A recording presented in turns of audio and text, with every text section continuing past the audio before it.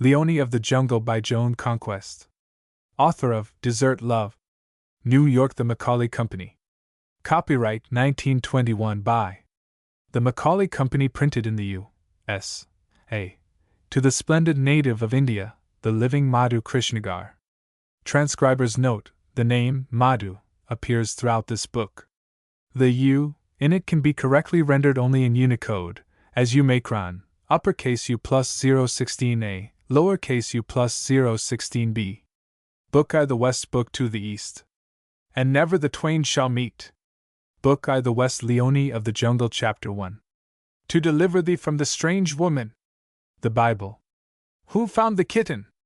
Me, quavered the childish voice. Lady Susan hath checked with her tongue against her rather prominent teeth at the lamentable lapse in grammar, and looked crossly at Leonie, who immediately lifted up the quavering voice and wept. Sobs too big for such a little girl shook the slender body, whilst great tears dripped from the long lashes to the tip of the upturned nose, down the chin and on the knee of the famous specialist, against which she rested. Stand up, Leonie, and push your hair out of your eyes. The thin little body tautened like an overstrung violin string, and a shock of russet hair was pushed hastily back from a pair of indefinable eyes, in which shone the light of an intense grief strange in one so young. Leave her to me, Lady Heth. The surgeon's voice was exceedingly suave, but with the substratum of steel which had served to bend other wills to his with an even greater facility than the thumb of the potter molds clay to his fancy. Leonie is going to tell me everything, and then she is going to the shop to buy a big doll and forget all about it. Please, may I have a book instead of... Leonie, that is very rude. Please, Lady Heth. Go on, darling, what kind of book? 'Bout tigers and snakes, so. And elephants. Real animals. Dolls, you know. She smiled as she confided the great secret. Aren't real babies, they're just full of sawdust. He lifted the child on to his knee, frowning at the weight, and smoothed the tangled mass of curls away from the low forehead with a touch which caused her to make a sound twixt sob and sigh, and to lie back against the broad shoulder. It was a long and disjointed story, told in the inconsequent fashion of a child of 7 and used to converse with her elders, and continually interrupted by the aunt, who, fretful and dying for her tea, jingled her distracting bracelets and chains, fidgeted with the Anglo-Indian odds and ends of her raiment, and disconcerted the child by the futile verbal proddings, which are as bad for the infant mind as the criminal attempts to force a baby to use its legs are to the infant body. So! And you found the dear little kitten lying quite still in the nursery this morning? Yes. Strangled. Do pronounce your RS, Leonie. The child shivered in the man's arms. Who told you it was strangled? Auntie.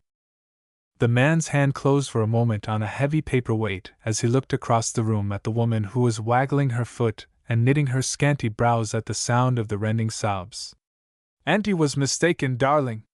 Kitty was asleep, tired out with playing or running away from the dog next door. Leonie shook her head. Kitty's dead, she wailed. Lying all black and quiet, like my dreams. There was a moment's pregnant silence, during which Leonie turned round and snuffled into the great man's collar, and he frowned above the russet head as he drew a block of paper and pencil towards him. What dreams, darling? Dawn, no, dreams I dream. The specialist sat still for a second and then laughed, the great kind laugh of a man with a big heart who adores children. Let's play a game, Leonie. You tell me about the dreams, and I'll tell you about my new motor car, and the one who tells best will get a big sweet. With a child's sudden change of mood, Leonie sat up, swinging her black silk legs to and fro, her eyes dancing, her lips parted over the even little teeth. I love sweets, said she. You begin. My car's gray, said Sir Jonathan Cuxon. What color are your dreams? Black, was the unexpectedly decisive reply. Black with lots of wet, and green eyes, lots and lots of eyes, and soft things I can't see, and noises like Kitty makes when she purrs. Yes? Yes. And people with soft feet like the slippers Nanny wears at night so that I can't hear them. And that's all. She laughed like the child she ought to have been as she bit the end off a big pink fondant which had materialized out of one of a dozen little drawers in the desk, then holding up the other end to the man laughed again spontaneously and delightfully as he pushed the sweet into her mouth. Then he put her on her feet, tilted the little white face back till the strong light shone into the opalescent, gold-flecked eyes, kissed the curly head and told her to run round the room, open the cabinet doors and look at the hidden treasures. May I touch them? Of course, sweetheart. I'm very sorry you didn't win, she said in her old-fashioned way. Because you are very nice. And she continued, suddenly harking back as a child will to a previous remark. And it is all very black, with a teeny, weeny light like the night light nanny lights, and… She stopped dead and buried her head in the middle of Sir Jonathan's waistcoat, fumbling his coat sleeves with her nervous little hands. Yes, darling, said the man, without a trace of expression in his voice as he held up a finger warningly to the woman who had rustled in her chair. And sometimes there's a black woman. And I'm frightened of her 'cause she calls me and pulls me out of bed by my head. How do you mean, darling? Does she catch hold of your hair? It must hurt you dreadfully. Leonie suddenly stood up, nervously pulling at the man's top waistcoat button as she furtively glanced first over one shoulder and then over the other. No! She doesn't touch me, she faltered. And I don't always see her. But, she laid her open palm against her forehead in a curious little gesture suggestive of the East. But she pulls me through my forehead, and when she pulls I've got to go. May I hold that elephant? The brain specialist looked straight into the strange eyes which smiled confidingly back into his. Just a moment, sweetheart, said he. What do your little friends, and Nanny, and aunties say when you tell them about the dreams? Leonie leant listlessly against the arm of the chair, and sighed as she flashed a lightning glance at her aunt who was turning over a periodical on a table by her side. I don't tell Nanny because I think she wouldn't really understand and… Silence. Well, darling? Auntie, she spoke in the merest whisper. Got awful cross the first time I did tell her. She was going out to a dance, and I was telling her whilst she was dressing. It was a lovely dress all sparkles and little rosebuds, and I upset a bottle of scent over her gloves. The scent too was like my dreams, just like, oh! I don't know, and I haven't any. Once more the man intuitively bridged the gulf. No little friends? How's that? Bimba died, she announced casually. She liked books too. It's very silly thinking dolls are babies, isn't it? That's why I love reading, it seems real. Lady Heth broke in hurriedly. We simply can't keep her away from books when she's in town. Of course, when we are in the country she simply lives out of doors. It is very difficult to keep her amused. She sulks when she goes to a party and always wants to go home. I don't sulk really, Auntie, I just don't seem to know how to play. She smiled a wan little smile at the woman who had no children of her own, and moved away slowly with a backward doggy look at the man. Good God! He muttered. Will you come here, Lady Heth? Chapter 2. When your fear cometh as a desolation. The Bible. Susan Heth rose. She had always intensely disliked her brother-in-law's old friend, failing utterly to perceive the heart of gold studded with rare gems that was hidden under a bushel of intentional brusqueness. But as she was under an obligation to him, she decided to make herself as pleasant as possible, and to obey his orders, however irksome. Great brain specialist, great philanthropist, she had rung him up in a panic that morning after having vainly ransacked her memory for some other human being in whom she could with safety confide her fear, and from whom she could expect some meed of succor.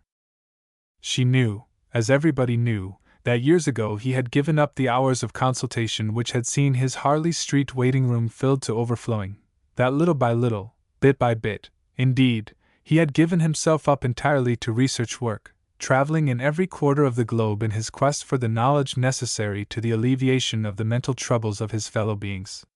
And that when he found it, or some part of it, he had hurried home, and having brought it to as near a state of perfection as possible, had flung it broadcast to the suffering, just as he flung the immense sums of money he made among the destitute for whom he loved to work without thought of the morrow. A genuine case of trouble he had never been known to dismiss, and Susan Heth had heaved a sigh of relief into the receiver when he fixed an immediate appointment. The spook of fear is not the cheeriest companion of the early cup of tea, and Nanny's words, allied to Nanny's face when she entered without knocking, had caused the silly, invertebrate woman to take immediate action for once in her life. Not for anything would she confess it, but she wished now she had listened to Nanny when, just a year ago, she had so fervently urged a visit to the doctor the first time she had discovered the baby girl walking downstairs one step at a time in her sleep.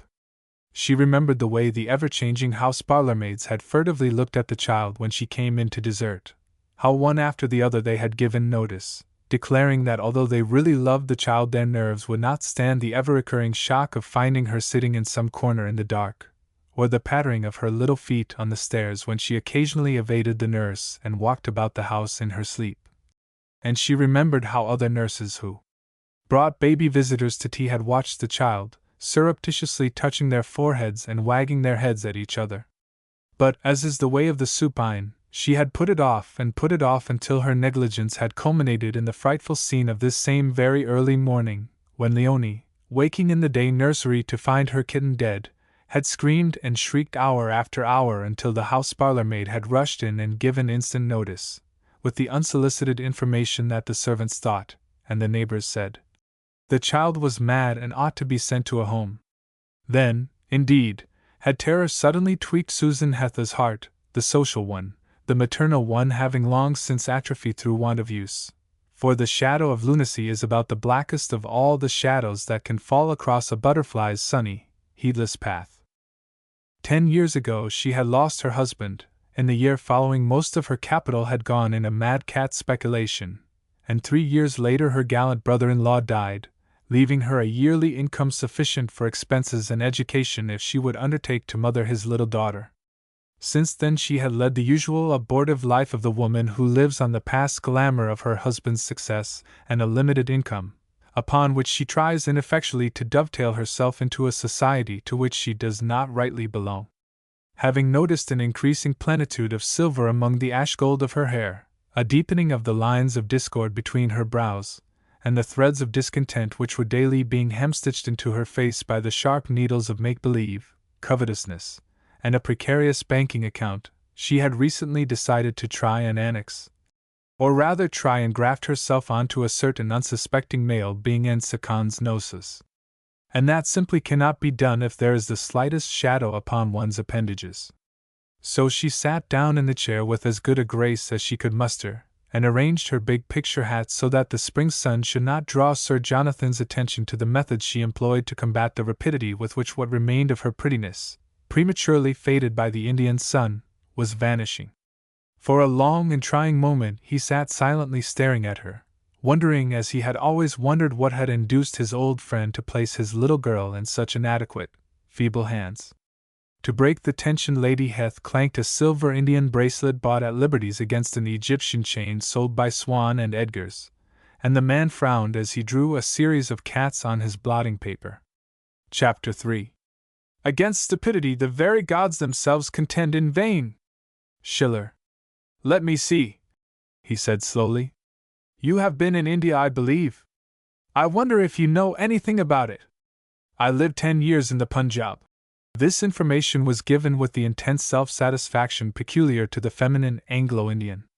With my husband, was added after a rather damping silence, who was knighted for certain, work he did in the Indian civil service.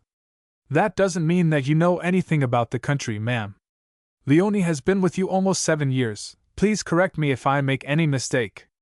She is 7 this month, you say. She was 4 months old when she came over from India. Did her ayah come with her, by the way? No. Had she been good to the baby? Yes. Yes. I know, they always are, but these dreams indicate that the child has been badly frightened some time or another. But she couldn't be frightened at 4 months. Vacantly interrupted Susan Heth, who could not see the trend of the conversation, or the need of the detailed interrogation. She would be far too young. Too young, snapped Sir Jonathan. Rubbish! Do you know why you are afraid today of falling from a height?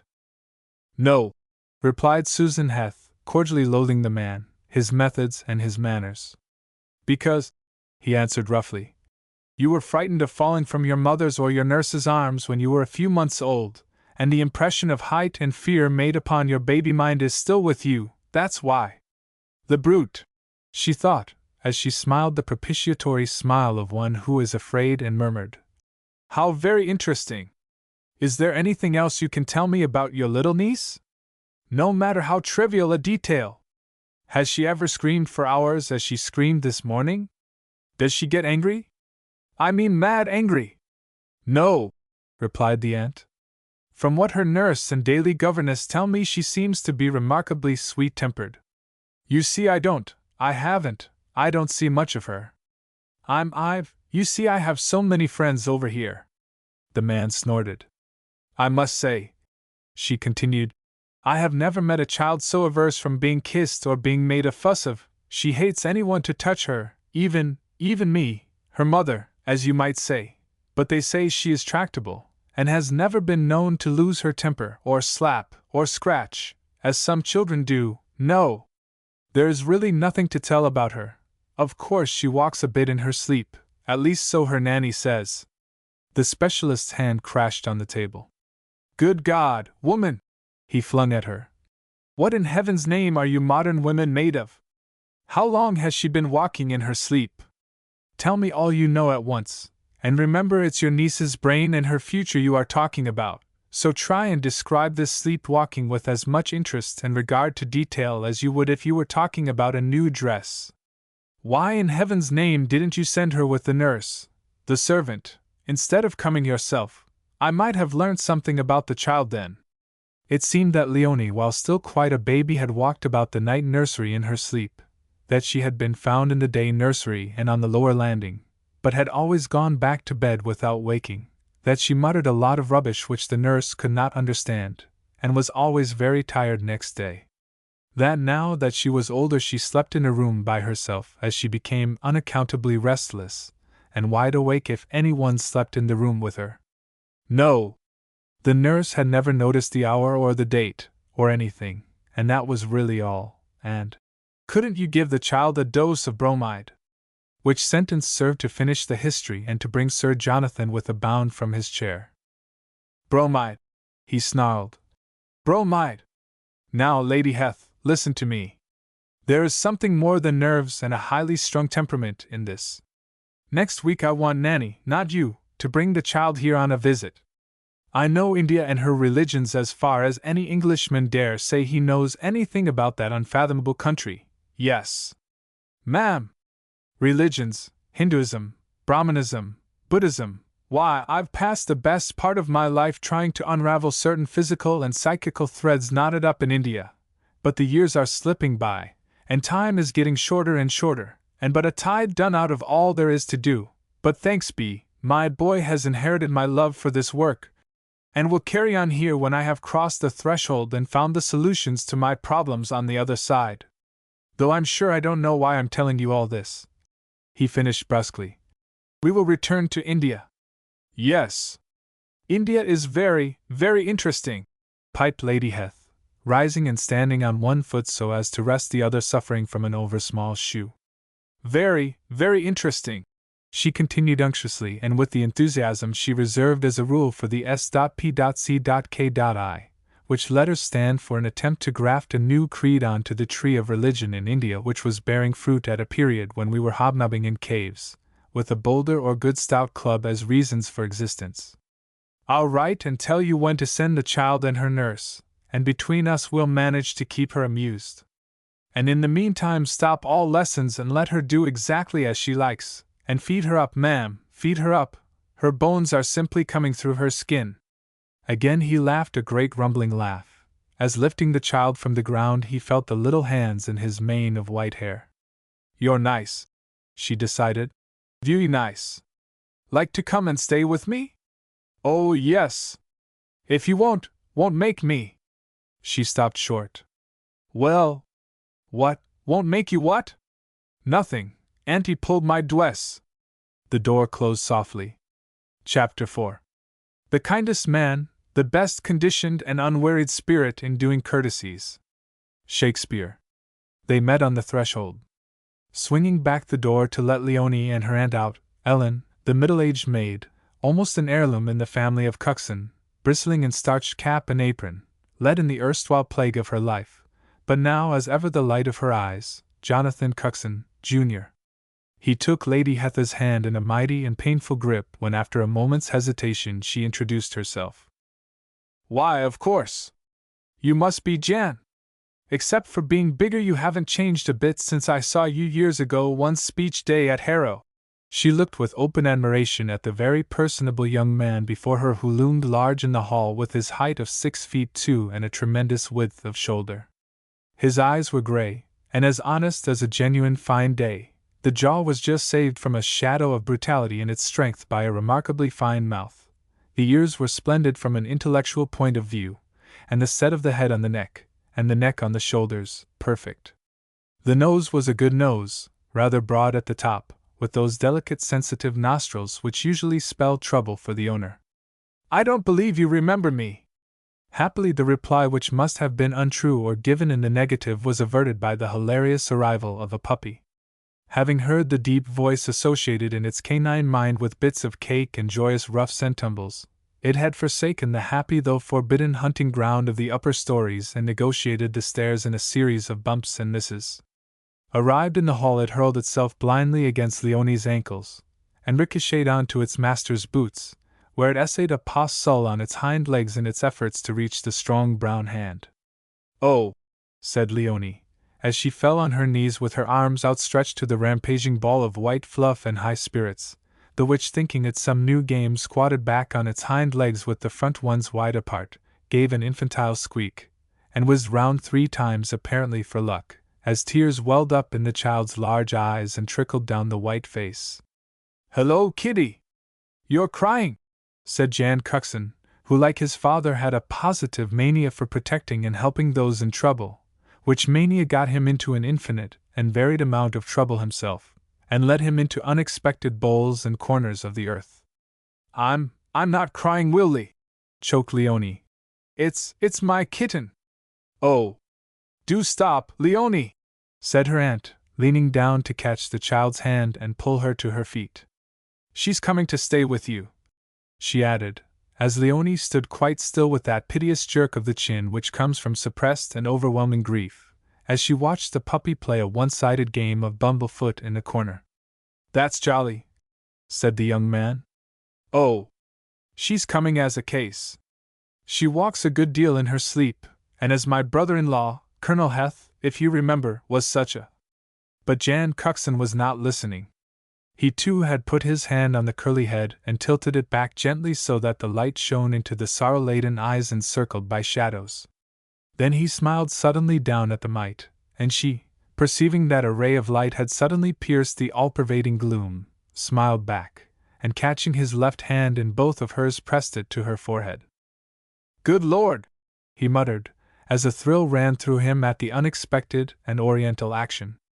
And fate, plucking in senile fashion at the loose ends which lay nearest her old hand, knotted too tightly together with a bit of rare golden strand she kept tucked away in her bodice. And what shall we do when you come? Can you ride? I know of a lovely pony a little boy rides. Leonie shook her head mournfully, feeling unconsciously but acutely the penalty of her sex for the first time in her life. I can't wide-assed wide, she sighed. I haven't any breeches. Jill and Maudie Weatherbourne always wide in skirts. But I can swim, she added quickly, and jumpin' out of my depth. I learned in the bath at the seaside. Oh, come along, child, do, broke in her aunt to her own undoing. And he jumps in too, though she says she doesn't, proceeded Leonie in a gallant effort to shore up her family's sporting reputation. I do not, Leonie. I can't imagine how you ever got such an idea into your head. But Leonie, nothing daunted, shook back her russet mop of hair and gave direct answer, to the confusion of the domestic who happily stood out of Lady Hetha's eye range. But, Auntie, I've often heard Wilkins tell Nanny that you've been in off the deep end before breakfast. Oh, do let me hold him just for ever such a little while. To save the expression of his face, Jan Cuxton had bent and lifted the pup by the scruff of its neck, and upon the piteous appeal put it squirming and wriggling in the outstretched arms. Great tears dripped all over the animal, though Leonie stood on one foot, bit her underlip, and squeezed the puppy to suffocation in a valiant effort to restrain this appalling sign of weakness. "Tell me what makes you cry like that? My kitten was strangled by someone this morning, and she was all soft and fluffy like." The words ended in a paroxysm of sobs muffled in the puppy's coat, whereupon it ecstatically licked every visible part of the child's neck, whilst Ellen, throwing decorum to the winds, knelt down and drew the shaking little figure into her arms. "Anybody in there?" suddenly and very gruffly asked Jan Cuxton, jerking his head in the direction of the room where the few and favored awaited the pleasure of the specialist. "No, sir," replied Ellen, as she disentangled one of the puppy's claws from the lace on Leonie's sleeve. "I'm going to call my father. I don't think you understand your little girl very well." He spoke quite gently, but his face was white with anger, that almost terrifying rage which surges over and through the mentally and physically strong at the sight, or thought, of cruelty to the small and weak. He whistled 2 exceedingly sharp notes, and plunged his hands into his pockets, where he scrunched up his keys and some loose change. Chapter 5. The liberal soul shall be made fat. The Bible. Well. Sir Jonathan walked over to the child and knelt down beside her as the maid rose and straightened her crumpled apron. "Let me have the doggy, darling." No. I love him. He's all soft and cuddly. I want to hold him for just a little longer." The child's voice was shrill with excitement as she pulled back from the encircling arms, her lips quivering, her eyes staring distractedly first at the younger man, then at the dog. "Would you like to have Jingles, kitty?"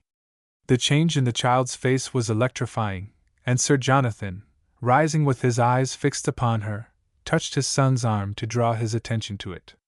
Tears like dewdrops on brown pansy petals hung heavily from the lashes, but the corners of the mouth turned up in an adorable smile, and waves of gratitude and delight swept up from chin to brow, obliterating the agony of the past hours.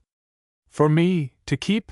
she whispered, as she stood on her toes in an instinctive effort to make the body reach and unite with the mind at the highest point of this most perfect moment, whilst her little breast heaved with the repressed sobs of her fully laden heart.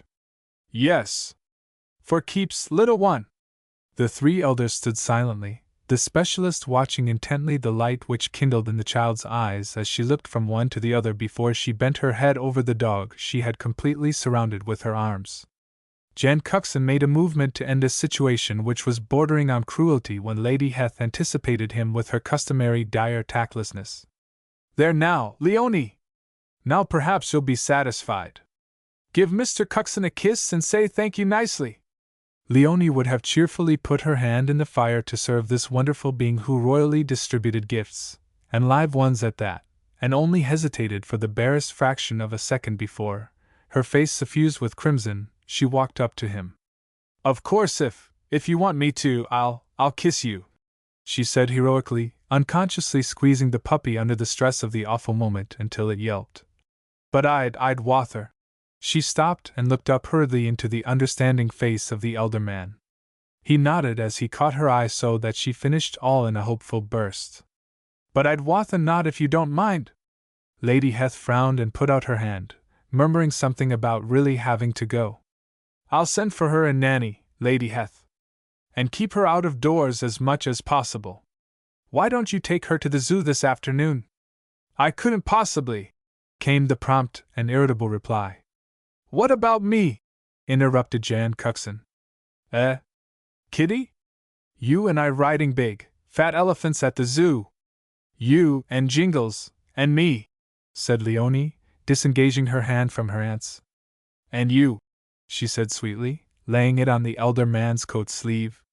Heaven had opened wide its gates, and she was for pulling everybody in with her, and her eyes danced, and so did her patent-shod feet on the rug. "It's too kind of you, Jan," broke in her aunt. "I really don't like to let you waste your time with a child." "Not at all, Lady Heth. I love kids and the zoo. Where shall I bring her to afterwards?" "Oh, Yes. Bring her to the Ladies' Union Club where I am staying. No. You'd better take her to her nanny, as they don't allow children in the club, thank goodness. They are staying in York Street, Baker Street, quite convenient for you. She trailed through the door as she spoke, pouring out a cascade of vapid thanks and announcing also that she had shopping to do at Debenham and Freebody's. She hadn't, she was going to catch an omnibus in Cavendish Square, being of those who, blindly extravagant in most things, think they economize when spoiling their clothes and temper in a penny halfpenny bus, instead of keeping both unruffled in a taxi, at 2 shillings. Ellen, returning later triumphantly with a taxi, held wide the door, a wide and loving smile across her plain face. You come too, sir, said Jan Cuxon. Do you heaps of good to ride an elephant? I only wish I could, boy, said the man as he laid one hand on the shoulder of the son he loved, and the other on Leonie's head. But I've much to do in that opium case, and I'm dining out, and shall read a bit when I get back. And I'm dining out too, more's the nuisance, otherwise I could help. Sure to be awfully late, as it's a farewell dinner to a fellow at the hospital. Well, see you in the morning. Goodbye, sweetheart, I won't forget the book, and just you make that lazy fellow show you everything. He bent and kissed Leonie as she lifted her face, which was an unheard of thing for her to do, and watched her as, hugging the struggling dog, she ran down the steps and was lifted into the taxi by her companion. With his foot on the step, Jan hesitated, then turned and walked back to his father. I don't know why, sir, but I do wish you'd come too, he said slowly, looking at the man he loved with a love past the comprehension of the younger generation of the present day. He put out his hand as he spoke and gripped the elder man's hard, then ran down the steps, jumped in beside Leonie, and turned to wave hilariously with her as they sped away to the zoo. The brain specialist went back thoughtfully to his room, and when he had closed the door stood for a long time looking out at the little garden with its one big tree. I wonder, he mused. I'd give a good deal to get at that Aya. Well, why not? I could start for. He looked round suddenly, then laughed as he passed his hand over his eyes. Funny! I thought someone opened the door. He moved to his desk and turned over his diary, showing blank page after blank page. Strange, he muttered. There is nothing written down after today, not a single engagement. I must have entered them in some other book, very careless of me. Chapter 6. And the wild beasts of the islands shall cry in their desolate homes. The Bible. God! Mrs. Henry Higgins called upon the Almighty in the vernacular of 7 Dials, sought gropingly for the members of her progeny who clutched her skirt, and fortunately kept her head. Henry James, no! Gertrude Ellen, you've got a better headpiece. Just yours slip along to the keeper and tell him to look slippy and come along quick and quiet. Gertrude Ellen, puffed up with pride at the pull she had had over her brother, slipped off, as her mother continued in a raucous whisper. Now if that young miss don't deserve a thorough good hiding. I'd take the skin off yer if any of yer did such a thing, straight I would. Drat yer, keep still, can't yer, you'll rouse the brute. She shook her skirts so that the half-dozen clinging children rattled like a bunch of keys, pushed her jet bonnet back from the shiny wrinkled forehead, and waited, her motherly heart a-quake in spite of her drastic language. Jan Cuxon was standing in front of the lion's cage at one end of the lion house, talking to his old friend the keeper, under the impression that Leonie was close beside him. But she, having taken advantage of their conversation and a practically empty house, had slipped quietly away, climbed the barrier near the far window, and was also holding conversation with a tiger from Bengal. The animal lay outstretched with his wonderful head close to the bars, and his unblinking opalescent gold-flecked eyes staring straight into the opalescent gold-flecked eyes of the child as she stood on tiptoe so that her face was almost on a level with that of the animal. Poor tiger! She was saying. I'm very sorry for you. I'm sure you're not so very wicked, and if you will bend your head I will stroke you behind the ear same as I did Kitty. Mrs. Henry Higgins gasped. Holding on to one bar tightly just near the tiger's mouth so as to steady herself, Leonie stretched, and thrusting her hand inside began to rub the tiger's head quite forcibly behind the ear. Nice? she inquired as the animal closed its eyes under the unexpected and unexperienced caress, then opening them lifted the beautiful head and yawned to the full capacity of the huge mouth, affording Leonie a front-row view of the splendid ivories and pale pink tongue. "Oh, said she admiringly, standing flat and patting the nearest paw. "I do like you though you do frighten me when you walk so softly in my dreams. Oh, She shivered with ecstasy as the tiger rolled on its back, displaying its soft white belly as it bit its hind foot with the abandon of a baby, then turned on its side, and leaping sideways to its feet, slunk off to the far corner of the miserable den, which is all a civilized country gives a wild animal in exchange for its jungle home. Meanwhile the Higgins brood, like hungry sparrows on a rail, were sitting open-mouthed on the lower steps provided for the benefit of those spectators who wished to revel with safety in the degrading sight of the royal beasts fed with lumps of bleeding meat pushed through the lower bar on the end of a prong. Rendered somewhat incoherent by fear and haste, allied to the ghastly English she had acquired in the streets and been allowed to retain in the council school, Gertrude Ellen had found it somewhat difficult to arouse the keeper to a realization of the impending disaster. But when he did look over his shoulder in the direction her dirty little hand was pointing, he swore a mighty oath and acted promptly. "Keep still, sir, for the love of heaven!" he whispered, catching hold of Jan Cuxon's arm as the latter made a step forward. "Don't let that there animal see yer. He's the blamedest, cussedest brute I've ever had to do with. Never had a civil growl from him since he came here over 3 years ago." Whilst speaking, the man had hurriedly discarded his boots and climbed inside the barrier, whilst Cuxon held the child quiet by her thin little shoulders. "Damn that woman!" went on the keeper. "Why can't she keep still? Sure as blazes if that there tiger sees her, which don't mean if he's looking at her, he'll go nasty and have that missy's and off." Mrs. Higgins, having clumped her brood into silence, was making frantic and what she imagined to be surreptitious signals of distress with her left arm, keeping her eyes glued on Leonie, who was clinging to the bars with both hands whilst calling upon the tiger to come back. He came back, half crouched, noiselessly, stealthily, the hair of the belly almost touching the ground, for all the world like a cat about to spring upon an unsuspecting sparrow. He came to a standstill within an inch of the bars and threw his pointed ears straight forward so that they stood out at right angles to the beautifully marked face, spasmodically twitched back the mouth without a sound issuing therefrom, and then lay down and pressed his head against the bars. The tiny hand was stroking the silky ears, patting the head, and prodding contentedly into the thick fur of the neck when suddenly with a mighty heart-quaking roar the tiger leapt up and back, and then hurled himself at the bars. The keeper had crept, bent double, along the inside of the barrier, and had most suddenly and surprisingly seized Leonie by the waist and wrenched her free from the bars to which she had tried to cling, holding her like a vice in his arms where she vainly kicked and struggled for freedom. Chapter 7. That man could not be altogether cleared from injustice in dealing with beasts as he now does. Plutarch. The whole house was in an uproar. The lions were trotting round and round, stopping to listen and snuff in the sawdust near the bars. The stumpy jaguar, black as ink, with a body like a steel case, was rushing up and down, rubbing its forehead fiercely as it turned. A lion and his mate were rearing themselves one after the other against the walls, half turning from the middle to fall almost backward in that peculiar movement which reminds one forcibly of great succeeding waves stopped and thrown back upon themselves by some bleak rock. People were pushing and straining to look in at the windows, and rattling the doors which had been hurriedly locked by the keepers who had rushed to ascertain the cause of the tumult, whilst the tiger made the place resound with its terrific roars as it hurled its huge weight again and again at the bars of its cage. "Come on, mother!" shouted the keeper above the din.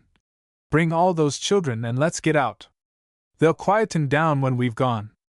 Can't you read?" He shook Leonie slightly under the stress of his agitation as he hauled her in front of the notice which commands you to refrain from climbing the barrier.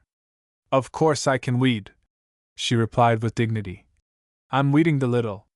"Well, read that." But, stammered Leonie, having read with difficulty. "But I knew the tiger, Mr. Keeper."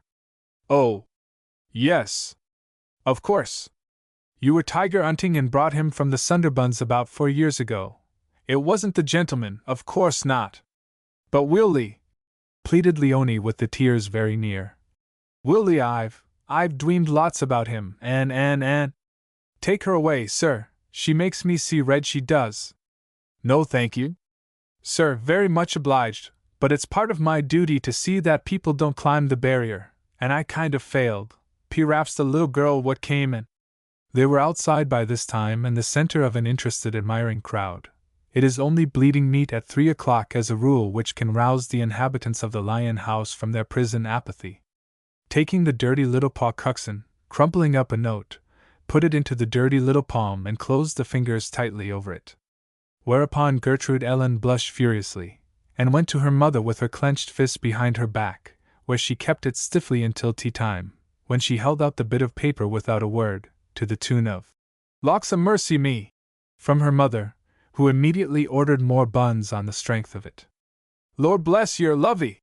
said Mrs. Higgins, whose bonnet was bobbing on the nape of her neck, leaving the wisps of hair to straggle unrestrainedly in the honest grey eyes, as she knelt on the ground and tugged Leonie's short skirts into place. "Yer did give us a turn, dearie, yer might avy 'ad yer and nipped orf by that there brute. Come 'ere, Lil and Herb, I'll ave yer eaten by the camels next." The bow-legged twins, with their spirit of adventure quashed, rolled back to mother, and stood wide-eyed as she ran her work-worn hand through the stranger's luxuriant curls. "Give us a kiss, lovey, and go and get some tea." For the second time that day Leonie moved to obey the same command, but this time there was no hesitation as she put her thin arms round the woman's neck and kissed her sweetly once and again. And the woman, who sensed something amiss in the quivering little body, held her firmly, patting her gently with the same hand which dealt out indiscriminately such resounding and often well-earned smacks among her own, and Leonie sighed and leant confidingly against the stout, badly corseted figure. "How comfy," she whispered shyly. "How soft you are. Auntie never holds me in her arms, and when Nanny does she's always full of bits of things that stick out." And then with a little scream of delight she was away, speeding over the gravel in the wake of a lumbering great form wending its way in and out of the crowd. "Cut along, sir, or you'll find her obnobbing with the gorilla next. I've never seen such a child for downright mischievousness." Cuxon cut along as bidden and for all he was worth, pulling Leonie up in front of the ticket office for elephant rides, and after purchasing tickets sidetracked her to a tea table. "Mind you bring Jingles when you come to stay." "Pumice," called back Leonie from her nanny's arms as she opened the door to them and lifted the tired, happy child from the taxi. But she didn't because she never went. Chapter 8. "And make my seated heart knock at my ribs against the use of nature. Present fears are less than horrible imaginings." Shakespeare.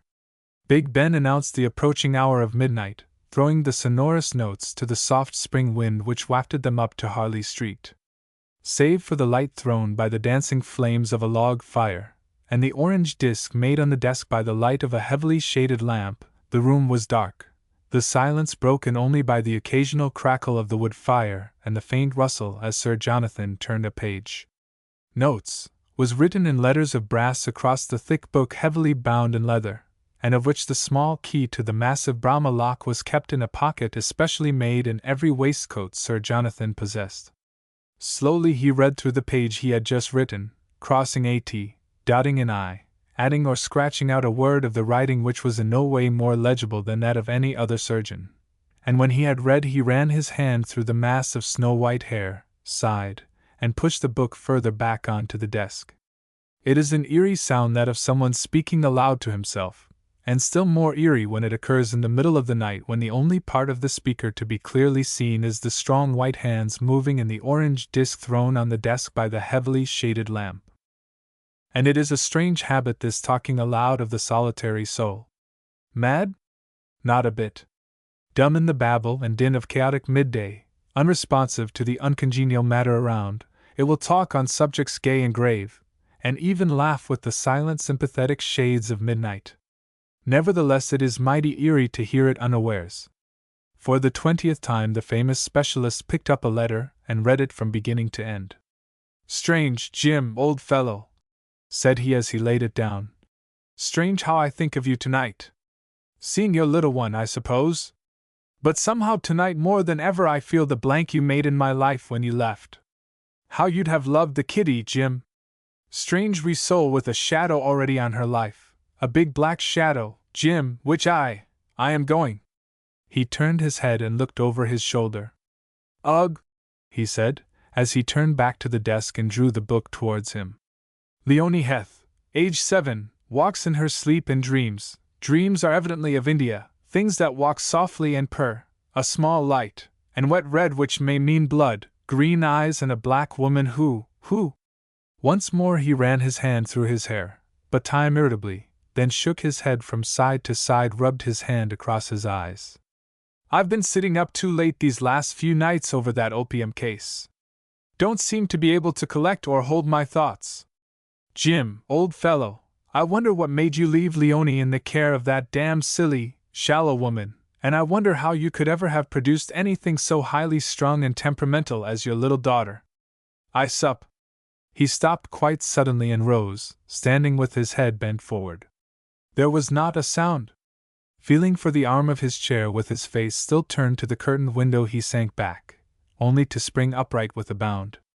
Noiselessly, swiftly he crossed to the window, and pulling back the curtain an inch or two peered out into the small garden with its one tree and border of shrubs. There was no sound and nothing moved.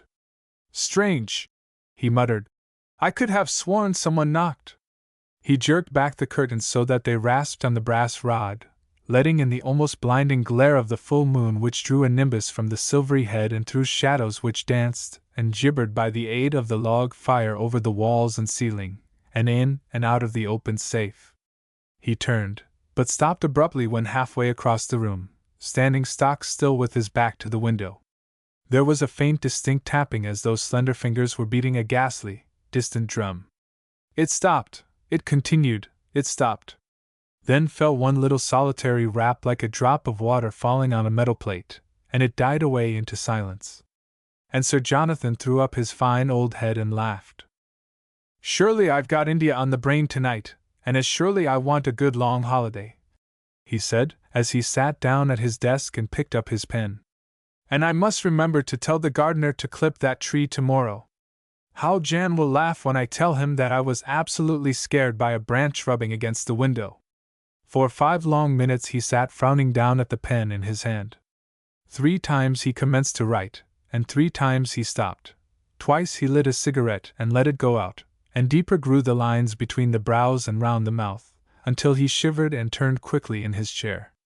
That felt just like a sea fog creeping up behind, stupid to keep the window open even in spring, he said as he picked up a log from a basket by his side and threw it deftly into the wide open grate, leant sideways to separate 2 brass ornaments on a table which had jangled one against the other, and sighing turned restlessly in his chair. Confound those great market lorries, he muttered, looking round the room with its cabinets and shelves filled with the strange and weird, beautiful and unsightly curios he had brought back from every corner of the globe. They shake the house enough to bring it down about one's ears. The moon was slowly shifting as he leant back and settled himself comfortably in the high leather chair. The room was getting darker, and there had fallen that intense, almost palpable stillness which envelopes most great cities after midnight, and against which his thoughts stood out like steel points upon a velvet curtain. Clear and sharp as steel they shot indeed, this way and that through his mind, but hold them he could not, analyze or arrange them he could not, either would his hand move towards the pen a few inches from the fingertips. God! He suddenly thundered, striking the arm of the chair with his fist. The answer is just there on the tip of my tongue, before my very eyes, within reach of my fingers, and yet I cannot grasp it. Ah! Why could it possibly be? He rose as he spoke and crossed to a massive bookcase packed to overflowing with books, switched on a light hanging near, opened the glass door, and ran his hand lovingly over the leather volumes. Then he very gently laid his hand on his left shoulder and turned with a smile lighting up his face, which abruptly went blank in astonishment. Upon my word, he said, whatever made me think that Jan had come in and had put his hand upon my shoulder? Old fool that I am tonight! For a moment he stood looking into the shadowy corners, then turned again to the case, ran his finger along a row of books until he came to one with the title. India, pulled it out and opened it under the light. The book opened quite suddenly and wide, and his eyes fell on the first few lines. Without a movement he stood staring down at the printed words, reading to the end of the page. Then he violently closed the book, thrust it back into the case, and closing the doors, pressed against them with both hands as though in an endeavor to keep back something which was trying to get out. No! My God! No! Never! Not that as an end, not for that baby, and yet. He moved across to the desk, sank heavily like a very old man into his chair and covered his face with his hands. Then very slowly and as though against his will he uncovered his face, and leaning forward stared across to the bookcase whilst he groped for the pen beside the book. And the cure, he muttered. The remedy, I must find it, I. His heart was thudding heavily with the merest suspicion of a complete pause between the beats. His hand trembled almost imperceptibly, whilst his eyes glanced questioningly this way and that. I don't understand, he whispered, just like a frightened child as he plucked at his collar, and moved his head quickly from side to side as though trying to loosen some stranglehold about his neck. He turned and stared unseeingly into the fire with the look of perplexity deepening on his face. Then slowly he raised his eyes, first to the delicate tracings of the Adams mantelpiece, then to the varied ornaments on the shelf. Tish! He said impatiently as they roved from the central figure of benign undisturbed Buddha, to a snake of brass holding a candle, and on to a blatant and grotesque dragon from China. For a second he stared uncomprehendingly, then raised his head. Inch by inch his eyes moved until they reached the top shelf of the overmantel and stopped. A shiver shook him as he lay back in his chair, his widespread fingers clutched at the chair arms, a tiny bead of perspiration showed upon the broad forehead. Staring down at him, shining evilly in the moonlight, was a glistening, unwavering eye. Just a slanting mother-o'-pearl eye in the battered head of a god or goddess of India, with features almost obliterated by the passage of centuries. For a full minute Sir Jonathan sat staring up at the eye which stared back, then moving with a convulsive jerk, ran both hands through the mane of silvery hair, as though to lift some crushing load from about his head, and turning sideways in his chair stretched out one hand between the eye above and his own as he clumsily seized the pen in the shaking fingers. Ah! My God! He muttered. The answer is still there, on the tip of my tongue, before my eyes, within reach of my fingers, and I cannot grasp it. Ah, yes! Slowly and with infinite pain he wrote, printing the letters in thick and crooked capitals, whilst his breath whistled through the dilated nostrils and one foot beat unceasingly against the desk. The answer to the problem concerning Leonie Heth is in the 3rd volume upon. His hand stopped suddenly when the fingers involuntarily spread wide apart, letting fall the pen which rolled across the book, and the silvery head turned inch by inch until the grey eyes had lifted to the one shining in the shadows. And there commenced a desperate, a bitter struggle for a child's reason, perhaps for a child's life, as the moon gently withdrew her light. Like the clammy wraiths of fog upon the moor, like the searching tentacles of some blind monster of the sea, fear crept upon the splendid old man in this still hour of the night. It held his hands, it was folded about his mouth, it pounded violently upon his gallant heart, whilst the eye looked him between the eyes, so that his brain was seared as strive he might to turn away his head he kept his face turned piteously upward. What is it? He muttered thickly, as though his tongue clove to the roof of the mouth. What is it that is pulling me, pressing upon me, choking me? I have no body, no hands, I have no power to move, And then he screamed, though but a whisper fell, as with a spasmodic jump of his whole body he flung himself round in his chair, and cowering low against the arm, peered into the deepening shadows. All round about me, he whispered. All about me those hands are pulling, and yet, and. He laughed until his face, a white cameo against a grey velvet pall, grinned like a mask of mirthless death, as slowly he raised one clenched fist and shook it weakly until it fell back with a dull thud, useless, against the chair. I thought I was afraid, I thought I saw death behind, but I shall not die until I have written, what is it I am to write, Yes. Searching sideways with his left hand he groped and found the pen, then very carefully, very slowly turned towards the desk. He drove the pen in fiercely, making a thick black mark. He pushed it until the nib stuck, spluttered, and broke as he flung out both hands as if grasping at something which evaded him. "Gone!" he mouthed, though there was no sound of speech in the room. "Gone, gone!" And he suddenly tore at his collar and his cuffs as though to break some bond which held him, as he glanced furtively about the room. For one long moment he sat leaning forward, staring far beyond the Indian screen upon which his eyes were fixed, and then slowly, almost imperceptibly, his head moved. The drawn white face had the hunted look of some animal at bay. The agonized eyes moved as the head moved, slowly, slowly, inch by inch, the breath coming stertorously as the mouth tried vainly to frame some word. The moon had gathered the last fold of her silvery raiment about her, and was creeping away through the open window just as Sir Jonathan looked straight up into the eye gleaming malevolently through the gloom. And as he looked the head moved gently so that the eye leered cunningly into the distorted face beneath. It hovered for a fraction of time on the edge of the shelf and fell, just as the old man, with a blinding flash of understanding sweeping his face, sprang to his feet, stood upright, swayed forward, and fell back sideways, dead, across his chair, staring across the room into eternity with eyes full of knowledge and infinite horror. Chapter 9. How have I hated instruction, and my heart despised reproof? The Bible. Oh, dear! The plaintive ejaculation fell on the drowsy noonday air, and the speaker fished a chocolate out of the box, offered her in heartfelt sympathy by her companion. "Buck up, old thing," said the latter. "These very same old exam rods were laid up in pickle for our forebears, and they survived the ordeal. The summer's here and the holidays are due, so let's grin and bear it, and what does it matter if you do mix your futures and conditionals? As long as it's French and you don't split your infinitives you're all right. The splitting, I believe, is a mortal sin in some cases, though I don't quite understand how, or exactly what it means. Seaview House is an establishment for the finishing of young ladies, which process includes the rounding of their anatomical angles by means of dancing and physical culture, and the polishing of the facets of their intelligence by the gentle manipulation of 3 or 4 foreign governesses and professors of music, singing, drawing, etc. These latter smile suavely through the excruciating half-hours they allot to each unfinished damsel, and tear their hair in private at the memory of the daily and hourly murderous executions of the old masters at which they must perforce assist.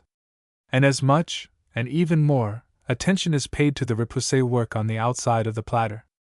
The hirsute covering is brushed and burnished until the heads of the 20 damsels bob about in the sun like globes of ebony, or straw, or Dutch cheese, or ginger. Finger-nails shine like old cut glass, just enough and not too much. Figures are repressed or augmented until they look more like figures and less like sacks of barley, or wood planks.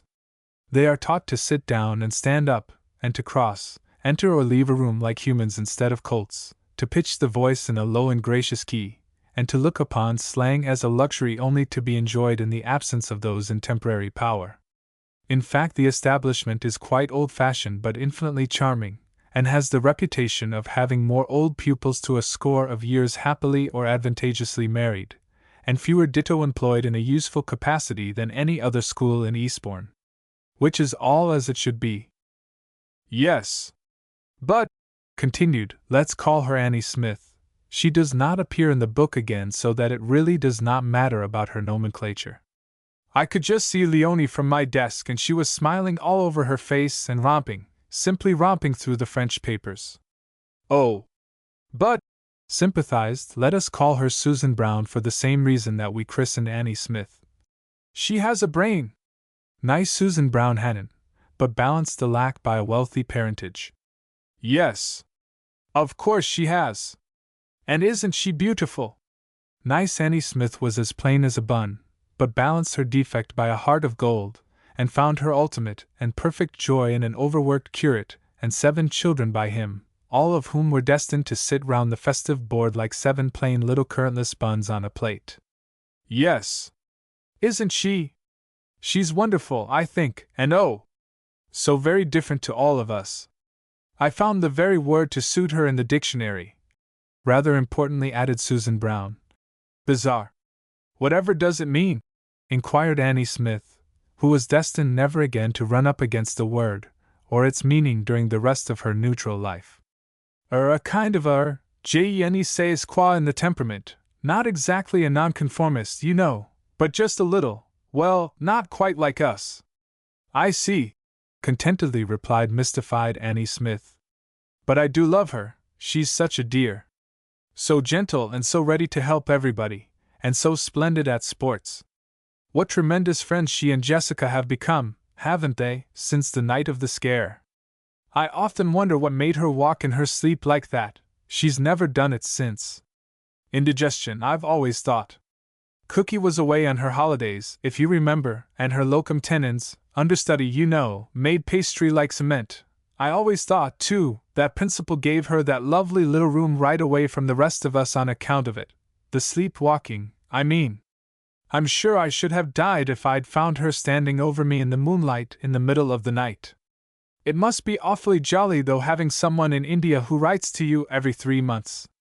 Isn't she lucky to have been born in India, and to have had an ayah, a kind of native nurse, you know, who still worships her, and writes to her, and sends real Indian presents, and to have had a VC for a father, Leonie, I mean?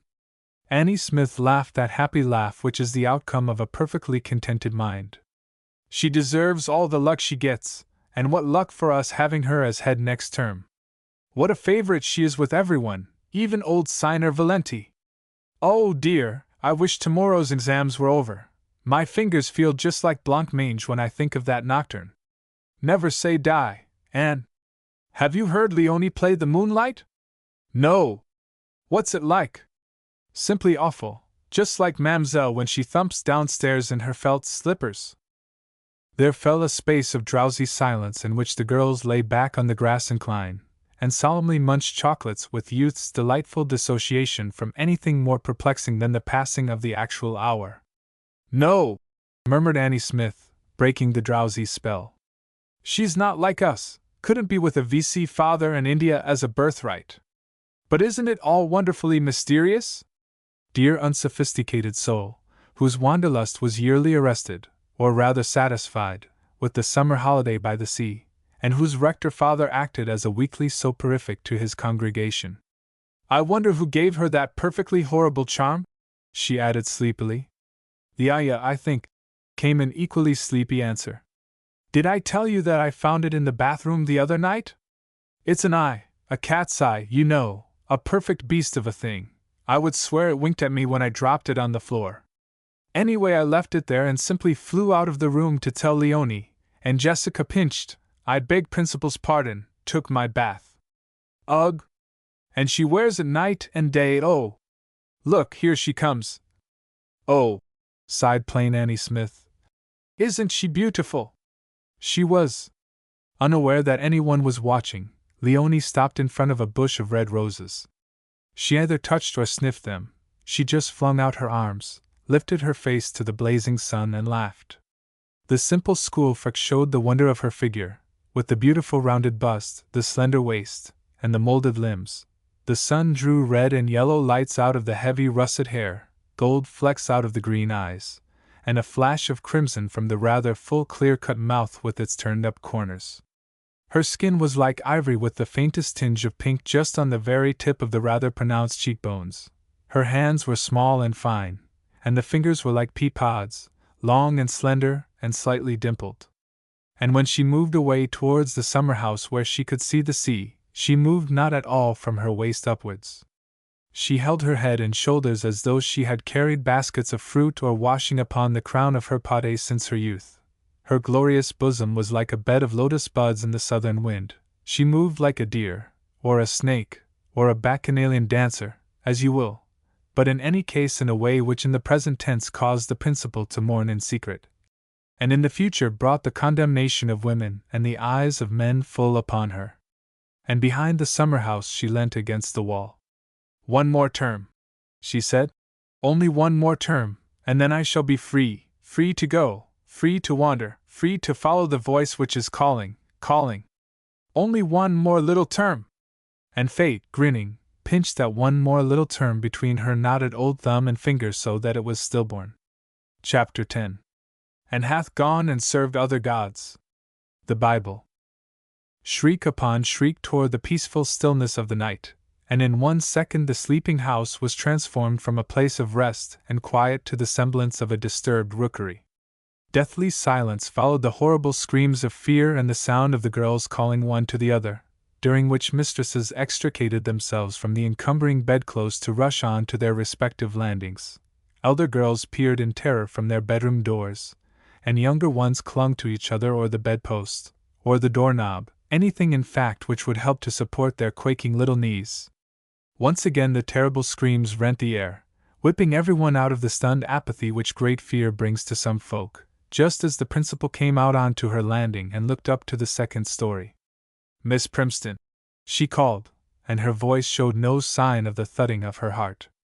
Pushed by one of those willing hands always so eager to thrust someone else to the forefront of the battle, Miss Primston, clutching her courage and a drab dressing gown in both hands, half ran, half slipped down the stairs. "We will investigate, Miss Primston, and the young ladies will retire to their rooms and shut the doors." In days long past the house had been well built after the excellent design of a wealthy old architect who had fled the place when Eastbourne had become a center for girls' schools and summer trippers. The full moon flooded the hall round which ran the galleries belonging to the successive stories, each crowded with girls in various designs of night attire who hung over the oak balustrades to watch developments. But they all leapt in unison, as though spurred into action by an electric shock, when a deep voice boomed from the shadows round a green baize door in the hall which led to the servants' quarters. Then a distinct sigh of relief whistled softly through the entire house when the electric lights suddenly blazed and the speaker was discovered to be Cook. Cookie in an emerald green moirette petticoat and a somewhat déclassé bed jacket, a tight knot of hair playing bob cherry with her kindly right blue eye, and a rolling pin clutched truculently in her red right hand. Dear old Cookie, who scolded and complained unceasingly, but who loved the entire school with a love which took the substantial form of delicious cakes, and buns, and jellies. "HIV come to investigate, Mum," she called up. "Burglars or worse got into Miss Jessica's room through them drat French windies, I'll be bound. Now just you stay where you are, Mom, and I'll go and see, and if I screams then come along. And I think a policeman might come in handy, there may be one on the beat." She waddled away to another green door always left open o' nights, and which led to the wing reserved entirely for the girls of the upper sixth, and where each one revelled in her own dainty separate bedroom. "The young ladies will retire to their bedrooms and close their doors. Mademoiselle, I depend upon you." With one hand on the banisters and one foot poised for descent, the principal pitted her will against overwhelming curiosity, and one. Backing like a flock of sheep before the sheepdog, they slowly retired and shut the doors, only to fling them wide open and rush to the balustrade in time to see the principal, followed by Miss Primston, hurrying down the stairs to meet Cookie, who had run back into the hall shouting at the top of her voice. "Come along, Mum! Quick! Miss Jessica's dead and Miss Gertrude dying. And where's Miss Leonie? Fetch her someone, it's a friend, little Miss Jessica, what's? The principal, whose face looked suddenly livid and old, laid a hand on Cookie's shoulder. "Run and fetch the doctor, Cook, please, it will be quicker than the telephone. I can trust you to keep your head. Dr. Mumford is too far away, fetch the new one at the end of the road. Please to send Brown, Mum, she's younger and quicker at runnin' than me. And I think I can help you, Mum," said Cookie quietly, unconsciously responding to the strength of her mistress's character. "And I'd like to fetch Miss Leonie, Mum, she's at to be depended on and clear-eyed."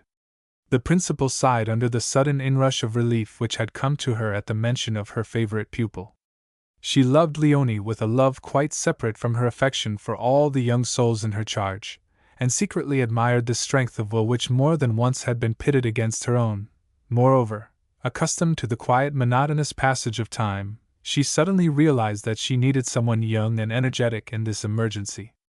And the girl she needed in her distress was kneeling on her bed with arms upraised above her head.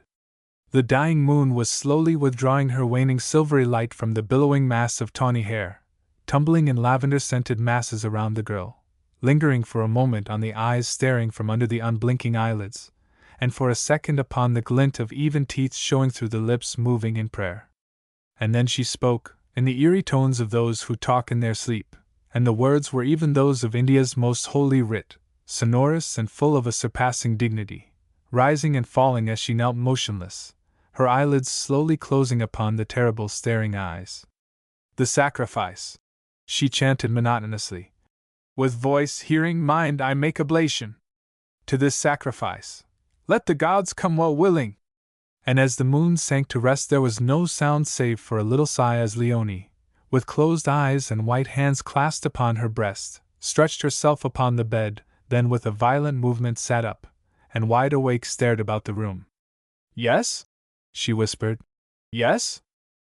And her strange eyes, with pinpoint pupils in a yellow-green circle, seemed to follow something which crept slowly round the bare walls as far as the chintz window curtain moving softly in the breeze of the coming dawn. The room was full of shadows thrown by a creeper festooned outside the wide open window.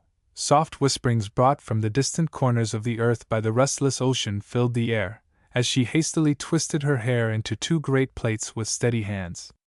Then she slipped quietly to the edge of the bed and searched with her bare feet for the crimson slippers, searched fearfully as though afraid of what they might touch whilst her eyes glanced this way and that through the shadowed room. "Who is calling me?" she whispered. "Who wants me?" But there was no sound save for the whispering of the distant sea. She bent her head sideways as though to listen, rose to her feet, and standing back against the bed, looked down at the shadows which danced about the hem of her garment. A swift furtive glance over her shoulder, and her hand stole to the crimson kimono hanging on the brass rail, whilst a jeweled cat's eye winked cunningly among the embroidery of her night-robe. "Come in," she said suddenly and sharply. "Don't stand outside the door, come in."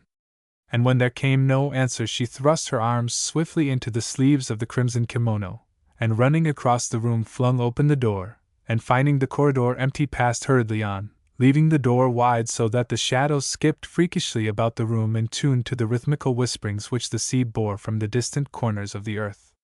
Chapter 11. "Thy brother Death came, and cried, 'Wouldst thou me?' And I replied, 'No, not thee.'" Shelley. The electric lights gave out a kind of fictitious radiance against the dull gray of the hall windows through which the dawn was struggling. The place was packed with girls. Some clustered near the baize door, standing nervously on tiptoe and with the intent of retiring precipitately if there should be any sign of the principal. Others hung over the stair or gallery banisters. The domestic staff stood round their own particular door, their white faces shining dully like Chinese lanterns. No one spoke or moved. In fact, they might have been posing for a photographer until those above suddenly swayed and bent this way and that, and those in the hall parted to give way to Leonie. Clad in crimson satin kimono, with feet thrust into crimson satin slippers and her hastily plaited hair hanging in two great ropes, she passed through them like a flame, emanating strength and resolve and a tremendous power of will. Although she looked neither to the right nor left as she ran swiftly and disappeared into the wing where lay her little friend, there was something very pleasing in the way the girls put out their hands to touch her as she passed, and something distinctly encouraging in the whispered remarks that followed her, and which might be summarized in the "Now it's all right," which under the high pressure of intense excitement almost burst from the lips of Annie Smith. Like an arrow she sped to the bed, unconsciously pushing aside the women who, almost frantic with fear and quite out of their bearings, were doing their best to grapple with the problem of life or death so suddenly placed before them. Kneeling, she turned the girl's livid little face towards her, vainly feeling for the pulse in the wrist and bruised neck, then sprang to her feet, faced the principal and took the situation into her strong, capable young hands. "What happened? And have you sent for the doctor?" Her usually sweet, clear voice was like the dull sound of a cracked earthenware pot when flipped by thumb and finger. "Yes, dear," was the quick reply. "The doctor will be here any moment, and hot bottles and blankets are being prepared."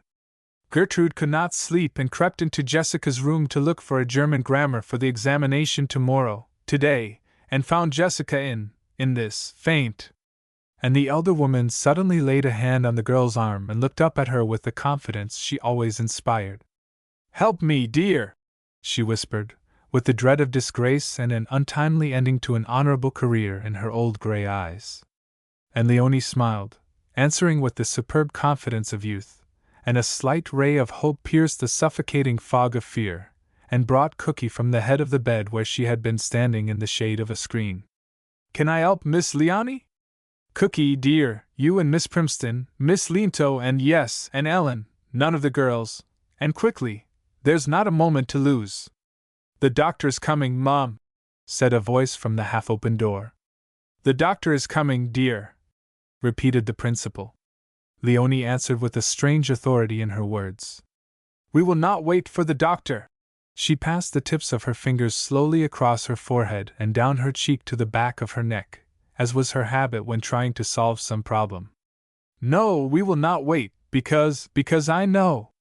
10 minutes later the door opened to let in a young man, who stood for a moment outlined against a sea of faces, and then turned and shut the door most decisively, and locked it. "Who thought of that, I wonder?" he said to himself, as he watched the 4 women kneeling round Jessica stretched out upon the floor. They were going through the movements used in resuscitating the drowned, and he, too, knelt at a nod by the side of the fat old woman in an emerald green moirette petticoat and a somewhat déclassé bed jacket, who was breathing heavily through the unaccustomed exercise. "Let us be a bit, sir," she panted. "She don't somehow feel, quite, as dead, like. Give us a chance. 1, 2, 3, 4. It's the reg'lar, as does it. Miss Lee, honest orders, sir, bless her." She jerked her head in the direction of Leonie, and the doctor looked. Behind her friend's head she knelt, her plaited hair twining like snakes to the ground, her eyes closed, her mouth slightly open, and the fingers of both hands pressing the temples of the child upon the floor, whilst to and fro, lifeless, dull, swung the great cat's eye from a gold chain about the neck. "Good God!" muttered the young doctor who, having traveled the world as ship's surgeon, knew that the scalpel and soda congestion do not constitute the whole of the art of healing.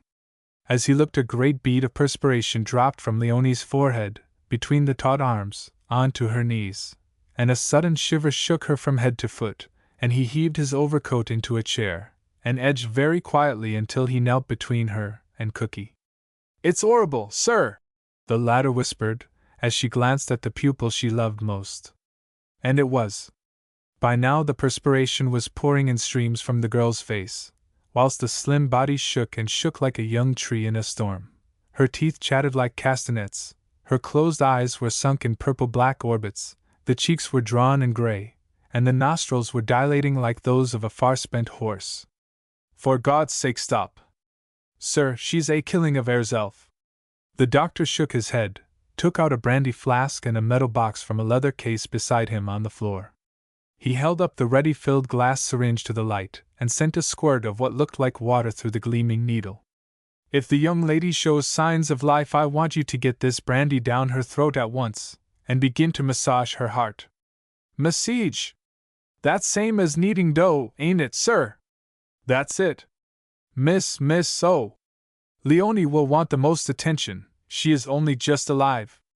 I will give her another 2 minutes, and if nothing has happened by then I'll stop her, though it'll be an awful risk." "What's she doing of, sir?" "She's forcing her own life, her vitality into her friend, she's practically raising the dead." "Lor, sir!" He had just raised his hand to touch Leonie, praying to heaven for the girl's reason, when she suddenly flung back her head. Up through the housetop, to the stars, the heavens, rushed the terrible cry, wailing as wails the wolf who has lost its mate, insisting as insists one who has staked his all on one final throw, imploring as implores the mother in the last dire throes of childbirth. What the language was, what the words meant, to whom the prayer was addressed, no one knew. But at the third terrible appeal to God, or fate, or death, or life, and even as those who listened outside and those who ceased their labors in the room stuffed their ears with their fingers and sobbed, little Jessica opened her eyes, and smiled just as Leonie, flinging up her arms, crashed face downwards on the floor. Chapter 12. The fixed events of fate's remote decrees. Pope. Vultures drowsed in the shade thrown by the crumbling, sun-cracked, heat-stricken mud walls and houses which lined the meandering unpaved streets, or rather passages, of a certain village in northern India. Crows were packed everywhere, taking no notice for the knots of the feast of filth and garbage spread invitingly around them, and in which sprawled the disgusting, distorted bodies of somnolent water buffaloes. Inside the house's hags, matrons, maidens, and little maids slept through the terrific heat of the noonday hours. In the distance the Himalayas, supreme and distressing, like a ridge across eternity, lay behind the turrets and minarets of the town which, thanks to the Indian atmosphere and the long distance, shone white, fretted, and well, exactly as you can see it any day in paint at the Academy or in Bond Street.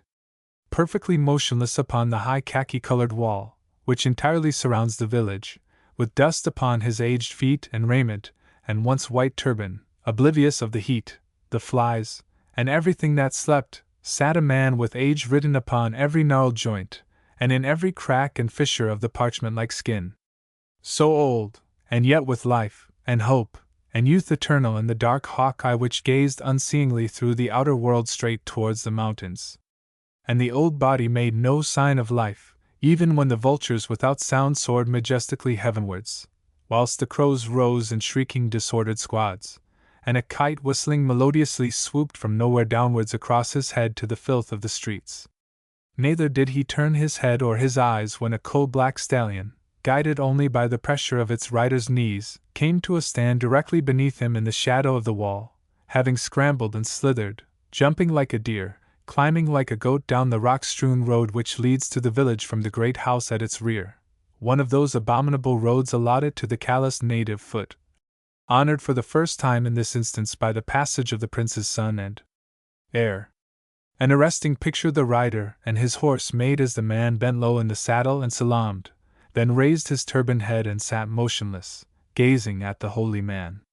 Minutes passed before, with arms filled with offerings and garlands of marigolds and jasmine swinging from his wrists, he slid from the saddle to the ground, and took his way up the narrow tortuous path which fate had marked out for him through all time.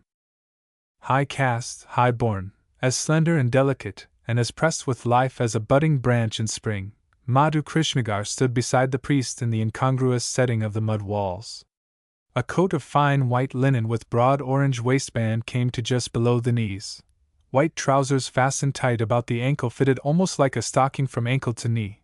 The slender, narrow feet were shod in native slippers.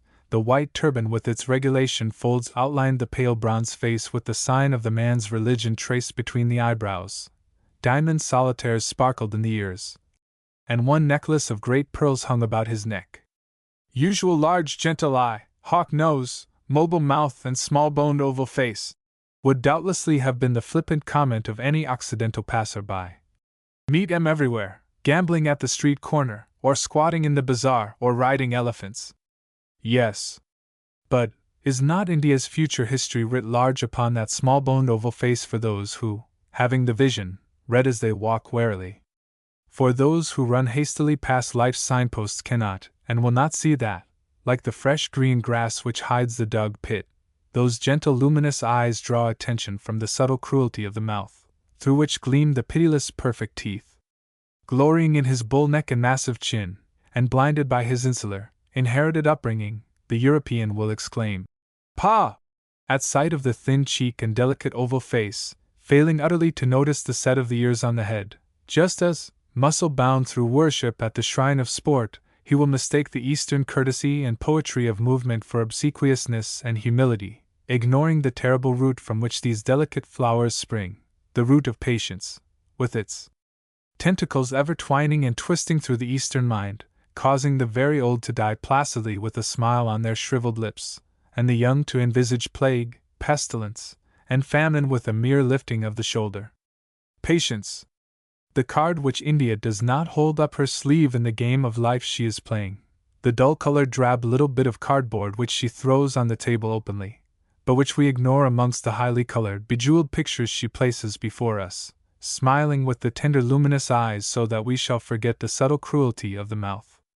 Placing his offerings at the holy man's feet, and laying the garlands gently about the bowed shoulders, Madhu Krishnagar, the son of princes, stooped and lifting the hem of the dust-covered garment, laid it against his forehead, then quietly sat down a pace removed from the ancient who took no notice whatever of his proceedings.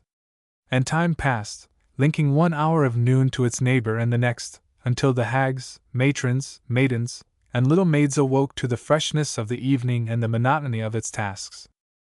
Kites called, crows screamed, men gambled in the shadows of the evening and the upstanding, distorted, disgusting water buffalo, while the two men, master and pupil in the religion of death, sat hour after hour without movement, staring at the mountains, the dwelling place of Shiva the Terrible, and the birthplace of Kali his bride. Far into the night they sat, until the last quarter of the moon had sunk to rest, when, with one single movement, the old man sprang to his feet, flung out his arms, and bent in utter humility, and cast dust upon his once white turban. His voice was but a shrill cracked whisper when he called upon his god from the crumbling top of the sun-baked, moon-drenched wall, and turning, lifted his travel-stained mantle and laid it on the young shoulders beside him. An hour had passed, and more, before the holy man's tale, which ran back through the past 17 years, was finished. And when it had been told, the high-caste youth trembled in the ecstasy of his religion, amazed at the enlightenment thrown upon his own enigmatical life, uplifted at the task before him. He trembled in the ecstasy of his religion, forgetting that love and passion and life ran just as riotously in his supple, perfect body. He leapt to his feet, smiting his forehead with clenched hand. "Give me a sign, O Kali! Show me that thou art pleased!" And he rent his garments in joy, showing the bronze breast with the blood-red marks of his terrible religion traced upon it. Then, thrusting his fingers in his ears, sank to the ground and buried his head between his knees. A black kid, the happiest of all good omens, bleeding with hunger, tripped and stumbled from a courtyard. Yet even as it found its mother and buried its little head in the warmth of the soft side, there had come across the plains a weird, long-drawn-out sound, fraught with disaster to those who believe in science. Long and shrill it sounded and ceased, and once again, to be lost in peals of indecent, discordant laughter. Uncontrolled, uncontrollable, loathsome sound which tears India's nights to shreds. The jackals had found at dawn. Chapter 13. A continual dripping in a very rainy day and a contentious woman are alike. The Bible. In the late spring, Leonie stood at a cottage window watching the rush of the incoming water as she listened to her aunt's ceaseless lament, idly wondering if both would reach high tide together, and if there would be any chance of slipping out for a swim before bedtime. She loved her aunt with the protective love of the very strong for the very weak, and smilingly found excuses for the daily tirade against fate, or ill luck, or whatever it is weak people blame for the hopeless knots they tie in their own particular bit of string by their haphazard bursts of energy, or apathetic resignation to every little stumbling block they find in their path. Daily, almost hourly, through the splendid North Devon winter the Anne had wailed, and bemoaned, and fretted, driving the girl out on the tramp for hours in the wind, and the wet, and the sun, only to return hurriedly at the thought of the weak, hapless, helpless woman in the cottage at Lee. Susan hath complained about everything, from the lack of society to the smallness of her income, plus a few scathing comments upon her niece's weather-browned face and the hopeless outlook for her matrimonial future. Her own bid in the matrimonial market and Sakan's noses had failed, and though hope had not taken it lying down, the passage of the years had not been lightened by what seemed to be a daily addition of silver threads to the jaded ash gold of her hair, and the necessity of a still more flagrant distribution upon her face of the substances she employed to camouflage the passage of old time. Ah me! That moment before the stimulating advent of the early cup of tea, when divested of our motley we see ourselves in the mirror as, thanks be, others do not, and laying eager hands upon that offspring of charity, the boudoir cap, wonder if it has been in hobnailed boots that the old father has tramped across our face during the night hours, dragging his scythe behind him. Leonie's schooldays had ended abruptly. Nothing definite had or could have been said, but it was not likely that the parents would see exactly eye to eye with their daughters, who wrote reams and whispered volumes of the delightful mystery which surrounded the girl who next term would be head of the school. Long and excited had been the conclaves with the principal, persuasive or threatening the arguments used, according to the parental temperament, and the upshot of it all was that Leonie had been asked to go, and proud, hurt Leonie had left, with a valiant smile on her lovely mouth, and a strange little questioning look that had only quite lately crept into the beautiful eyes, and which neither the outpourings of Jessica's love, A demonstration of affection from the entire school in the shape of numerous and weird presents, or the broken-hearted kiss of both the principal and Cookie had been able to eradicate. The girl felt that she had left under a cloud, which a slight attack of what the doctor had diagnosed as brain fever had not served to line with silver. He had insisted upon complete change and rest, and had called twice a day when Leonie was really ill, and 4 times when she was convalescent. So upon fair Devon had they decided, Leonie cajoling and smiling until she had obtained a year's lease, at an absurdly low rent, of the little cottage on the left of Lee Harbor, as you face the sea. It is a place of charm if you are willing to do most of the work yourself with the aid of a daily help. It is certainly rather like a bandbox with the lid on, and the ocean at high tide is only prevented by the harbor wall from invading your front garden, which is the size of a handkerchief. But if you sit at the window you can feel the spray on your face, and if you lie abed the tang of the air sweeping across the Atlantic will get you out at the double, and the smell of the pines, and the hum of the bees in summer, and the rush of the storm, and the crash of the waves in winter, are of God's own fashioning. What with shopping expeditions to that crime and brick and mortar called Ilfracombe, visits here and visits there, croquet, bridge, and picnics, the summer and early autumn months had not dragged unduly for Susan Heth. But when the last visitor had gone, and the first real storm had broken a window, then she had sunk like a lump of lead in a bucket of cold water out of which she refused to be lifted. Leonie was youth incarnate, causing even the courteous folk of Devon to turn and stare as she swung past with a cheery greeting in a skirt and hobnailed boots ending at her knees. For the first month, as one always does in Devon, she had walked herself to the verge of scragginess, then had gradually put on weight, as is the correct method. Her whistle could be heard in the woods and fields, and on the beach from Lee to Hartland Way.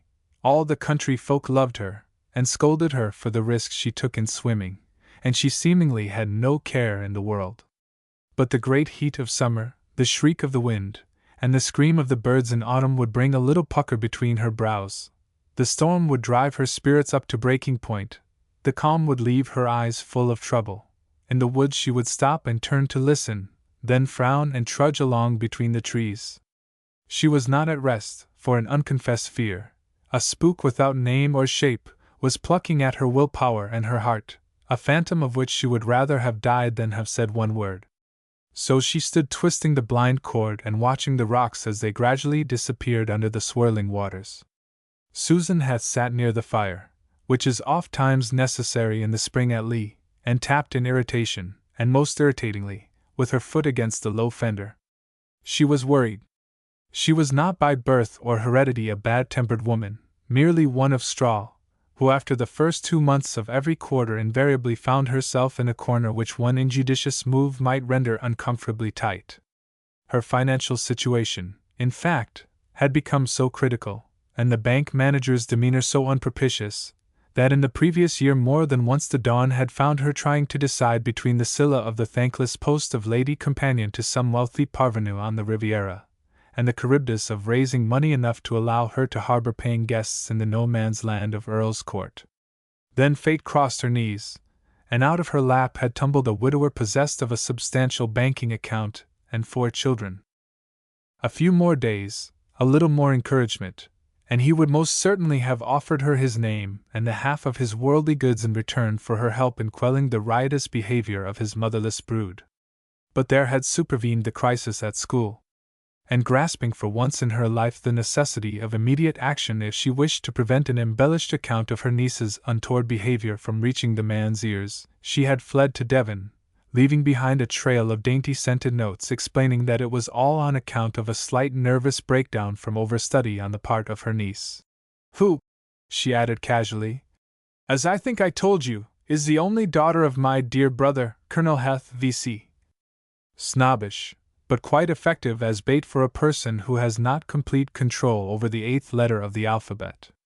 That very morning, quite unheedful of the beauties of the Little Witch village, she had gone to collect her mail lying at the post office, which in summer is almost hidden in its garden of flowers, and amongst an assortment of spring sale catalogues from emporiums, mostly situated in South Kensington, had found a letter from the widower, begging to be allowed to come down for a change of air. and an opportunity of laying a proposition before her. She had wandered up the side of the hill, unmindful of the birds and buds almost bursting with the intoxication of spring, had pitched the catalogues anywhere on the grass, as is the wont of the untidy who have no bond with nature, and had tried to solve the problem as she scraped the mud, with the aid of a twig, from her Louis Quinn's heels. But she was harassed, poor, hapless creature, for more than one reason. The words of alarm from the nurse, the innuendos from departing maidservants, and the direct warning from the old specialist which had long since faded from her mind, had been forcibly revived by the happenings at the school, and being one of those who invariably plump for the worst, and without giving the slightest thought to the criminality of the proceeding, she had definitely decided, if she could coerce the girl into falling in with her plans, to marry her to the highest bidder before worse could happen. But she was downright afraid of her niece. Afraid of her moral strength which dominated everything and everybody, ill at ease with the straightforward way she had of speaking her mind on occasions, and following up her speech with action. Never an untruth had she known to pass the girl's lips, not once had she heard her say one belittling thing about a living soul, and only twice had she seen the sweetness and gentleness swept with anger.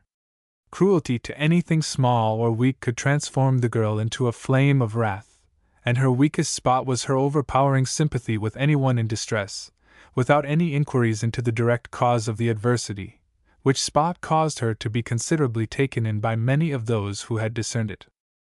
An almost abnormal moral strength, allied to great gentleness and pity, combined to make a character extraordinary in one so young, and which her aunt summed up and summarily dismissed from her mind in the trite sentence that she certainly did not take after her parents. She was considered slow by the youths, and perplexing and therefore to be avoided by the girls of her own age, and dull or frightfully conceited by the men who had fluttered round her almost exotic beauty until they had come up against the icy barrier of her supreme indifference. To those who knew her intimately, such as the fisherfolk and the farmers, and the tramps with whom she would sit and converse by the wayside and share her lunch, she was the most lovable, cheery soul in the world, which, of course, meant the county of Devon. Damn standoffish, what? Such had been the verdict passed by someone married who hailed from London town, when Leonie had refused to sit out a dance in a secluded shady nook. Just a bit of heaven, had said the tramp as he turned the corner in the lane, leaving Leonie sitting on the milestone pondering upon the man whose ragged clothes were out of keeping with the shape of his nails, and the timbre of his voice with his unkempt hair. But leaving all that aside, and in all conscience it was bad enough, the biggest worry hung as heavy and as threatening upon the horizon as does at times the monsoon over the Indian Ocean. Once upon a time Susan Heth had committed an indiscretion, nothing really wrong, she hadn't the nerve. But the nuisance of it was, that, in addition to the indiscretion, she had broken the 11th commandment, and had very nearly got hanged for her lamb. In the second year of her widowhood in the month of November, whilst her hair was still golden and her coloring unpurchased, she had dined à deux in one of those delectable, ghost-ridden, low-ceilinged sets of chambers which are tucked away in a certain inn within the Fleet Street boundary. Which is a silly thing to do if you do not own a car and a long-suffering discreet chauffeur. The diner à deux and a bit of a play had been the honest program, but the inevitable had happened in an all-enveloping blanket of a fog, on account of which everything in the shape of a hackney carriage had gone home, and an excursion on foot to the nearest tube rendered hopeless by the simple fact that you could not see your hand before your face. Which would not have mattered a bit if only, as the fog lifted and the clock of St. Dunstan's chimed the hour of 3 a.m., she had emerged from the narrow opening into Fleet Street with the aplomb or savoir-faire, which are almost twins, necessary to the occasion. She would then have beckoned to and smiled sweetly upon the young ruffian into whom she bumped as he lounged on his way to Covent Garden Market, and promised him just enough to bring her a taxi or something on wheels, into which she would have got if it had materialized, and been whirled away to safety in bed after adieus to her host uttered with the nonchalance necessary to allay the young ruffian's suspicions. Instead of this she had slunk from the opening with her host close behind, had bumped into the young ruffian and with an exclamation of dismay had shrunk back into the shadows and her host's arms. In consequence of which action the barefooted ruffian had shadowed them until they had met a four-wheeler, had held the lady's dress from the wheel and overheard the address given to the driver for which he had received twopence, and had disappeared into a doorway where he had spat on his unearned increment and made his plans. The upshot of it all being the admittance a fortnight later of young Wall Hickle, attired in his best and primed with her family history, into the presence of the terrified woman. He had simply asked for £20 on the nail in return for his silence. And she, scared out of her wits, instead of threatening him with the law, had given him a check, yes, a check, and he, with a flash of that cunning which was to lead him eventually to a seat amongst the plutocrats, had pocketed it and grinned. "I don't want more 'n 20 UV the best, Liddy, just to make a start, and I don't want to part with your and writin' neither. So just you send 2 rustlers, what means notes, of £10 each, registered to W. Ickle spelt with a H, 2H Apple Blossom Row, Coving Garden, afore this toime termore. And just you remember that H as long as your lives I've got your bit of handwritten. I ain't going to use it, but some day it might come in handy. Ardly loikely as how you'd buy £20 worth of veg from Wallicle Liddy, it ud want some H explanation." Then this soul made in the image and likeness of his God and found good, but hidden under the civilizing process of the 20th century which had given him the morals of a jackal and the status of a pariah dog, sighed as he looked round the dainty room. "Swelp me," he said, as he touched a satin cushion with his coarse, broken-nailed fingertips. If H understand why a woman the loikes UVU, with H everything she wants, can't run straight." "Oh, but," whimpered the woman, "it was all the fault of the fog, really it was." "Garn," replied the young ruffian as he opened the door and slammed it behind him. Chapter 14. "Surely I am more brutish than any man." The Bible. And just about midsummer fate tweaked the string to which was hobbled Susan Heth. A vulgar but resplendent bachelor middle-aged millionaire, sterling, not dollars, in order to set his gastronomic house in order, had taken a notion for the simple life for just as long as the notion should last, and a perfect bijou of a thatched cottage t'other side of Clovelly for a year. With the notion of buying the cottage at Lee in which had dwelt the 3 historic maids, he had swept one day through the village in the latest thing in cars. Balked in his intent, and with time upon his podgy hands he had rolled, minus the car, along the village path over the striphead of water and the sun-baked grass to the harbor. There he had bent, with ardor and misgivings, to pick up Leonie's towel, just as the soft wind caught her bathing cloak as she stretched out her hand with a smile of thanks. She had grabbed at the cloak and missed it by a bit, so that it had swept behind her, hanging from one shoulder like some Grecian drapery, and the rotund little man had trotted round her draped side, picked up the cloak by the big button, and completed his trot, covering her up as he moved. And as he trotted his little porcine eyes had glistened as they lingered upon the perfect figure, from the slim ankles to the confused face, and Leonie had blushed, though you could not have discerned it through the tan, pulled the cloak tighter and hurried across the road to the cottage gate. But with the clumsy swiftness of the elephantine, the man had run after her and opened the cottage gate just as Susan Heth opened the cottage door with the welcoming announcement that tea was ready. "Ha!" he had snorted as he almost ran up the path, leaving Leonie to stand still and stare in amazement at the little scene. "And I'll have some tea, too, Lady Susan Heth, and how'd you do? Long time since we met, eh?" Diamonds sparkled in the sun as the man stretched out an effusive hand, and a flame of anger sparkled in the small eyes as Lady Susan drew back frigidly. Not being of them herself, she set all the greater store on knowing those she considered exactly the right people. "I don't think I have," she commenced in her most primpsy voice, when she was interrupted with a perfectly odious familiarity. "Now you're not going to say that you don't remember our little meetings in Earl's Court and Fleet Street and—" The man spoke with an extreme slowness, as though keeping guard over each letter of each word. "And our little correspondence, come now." Leonie frowned and moved a step forward protectingly as her aunt caught suddenly at the door handle, and then jerked herself forward with outstretched hand. "Auntie dear." But her aunt was speaking in the falsetto of forced levity, and Leonie held her peace and waited for an opportunity to slip past and into the house. "Why, I do believe," said Susan Heth, suddenly metamorphosed by a certain tone in the man's voice into the terrified woman of years ago. "Yes. I do believe it is Mr. Walter Hickle. Sir Walter, if you please. Indeed, indeed, how very delightful, and after all these years. Leonie, this is. I'm one of your aunt's friends, Miss Leonie, bobbed up out of the past. Glad to meet you, hope we shall be friends too. Leonie, who had gained the door, looked back over her aunt's shoulder and spoke with a gentle courtesy very much her own. I always like to meet Auntie's friends. Not knowing the man from Adam, she spoke no untruth, but in spite of reiterated calls to come down to tea, she remained in her bedroom until the loud-voiced guest had taken his departure. While the two women were having yet another cup of tea, Sir Walter Hickle, millionaire, tradesman, and knight, sat down gingerly upon a rock and made his plans. He had made his plans as a bull-necked, offensive youth the first day he had pulled out from Covent Garden with a barrow piled with walnuts bought out of two rustlers, value of 10 pun each. I'll get there, he had informed the nuts as he tweaked his cap over one eye, and his red neckerchief into place, and had sworn a mighty and quite unprintable oath as he struck a huge fist into a horny palm at the corner of Ludgate Circus and New Bridge Street.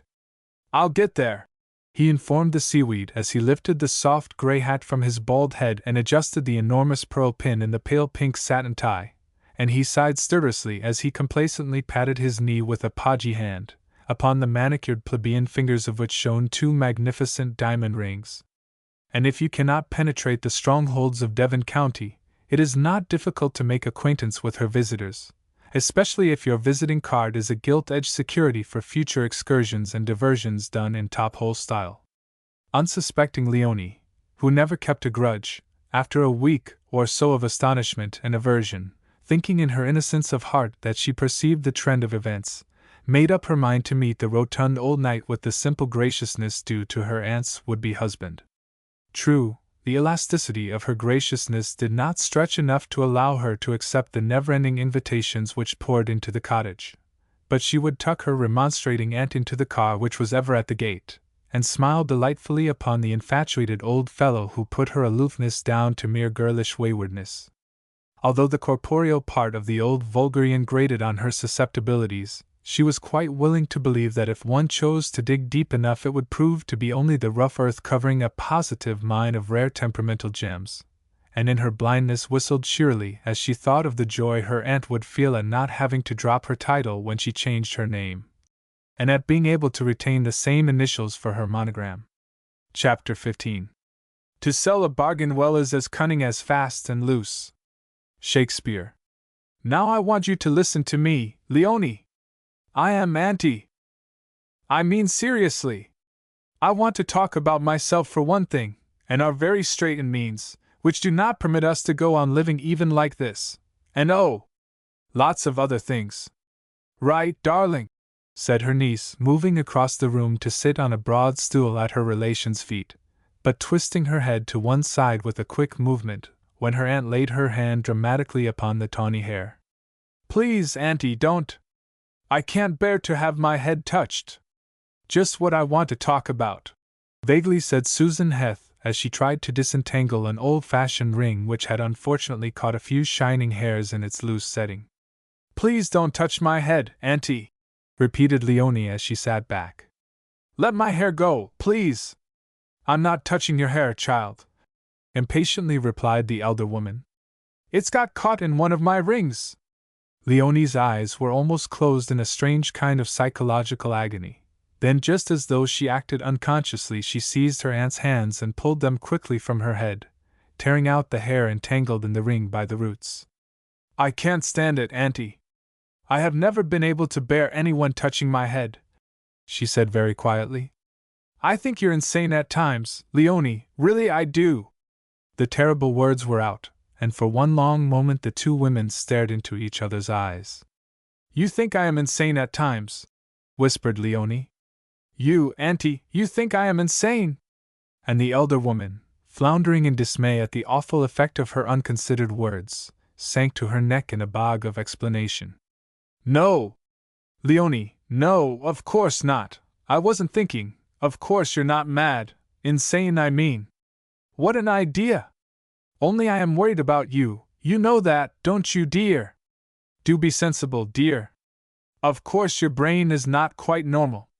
It can't be with all that sleepwalking, can it, and all your abnormally brilliant exams. Susan Heather's disjointed remarks sounded like the clatter of a pair of runaway mules, while Leonie clasped her hands tight as she sat crouched on her stool. Of course people will talk, you know, dear. They did when you were quite a baby and began walking in your sleep. And they did, you know, at school after that unfortunate child nearly got strangled by her sheets. I always do think that school fare is most indigestible, and so likely to cause blemishes on the skin. Leonie bowed her head.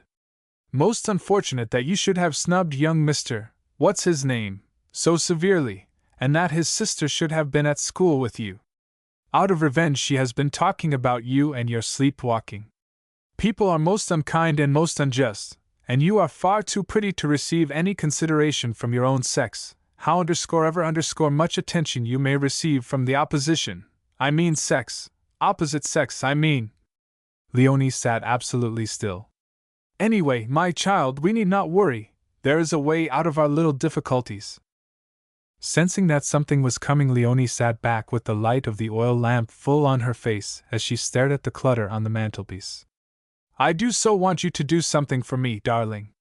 The tone of Susan Heather's voice and the touch of her hand on the girl's arm were as wheedling as if she were about to ask her to tramp into Ilfracombe on some trifling midnight errand.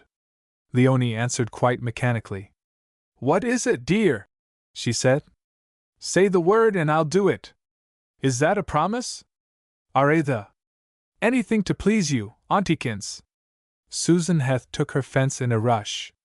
I want you to get married, she said abruptly out of pure fright, and wrenched at her bead chain when Leonie leapt to her feet.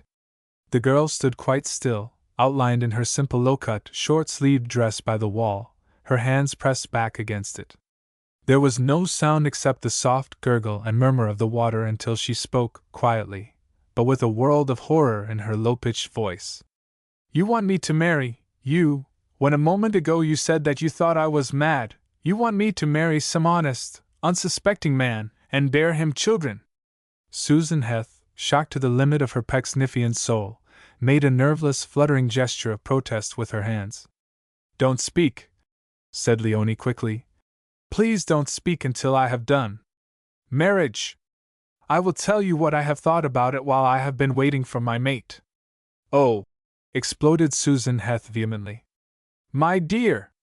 Surely you have not been corresponding with anyone? Leonie hesitated.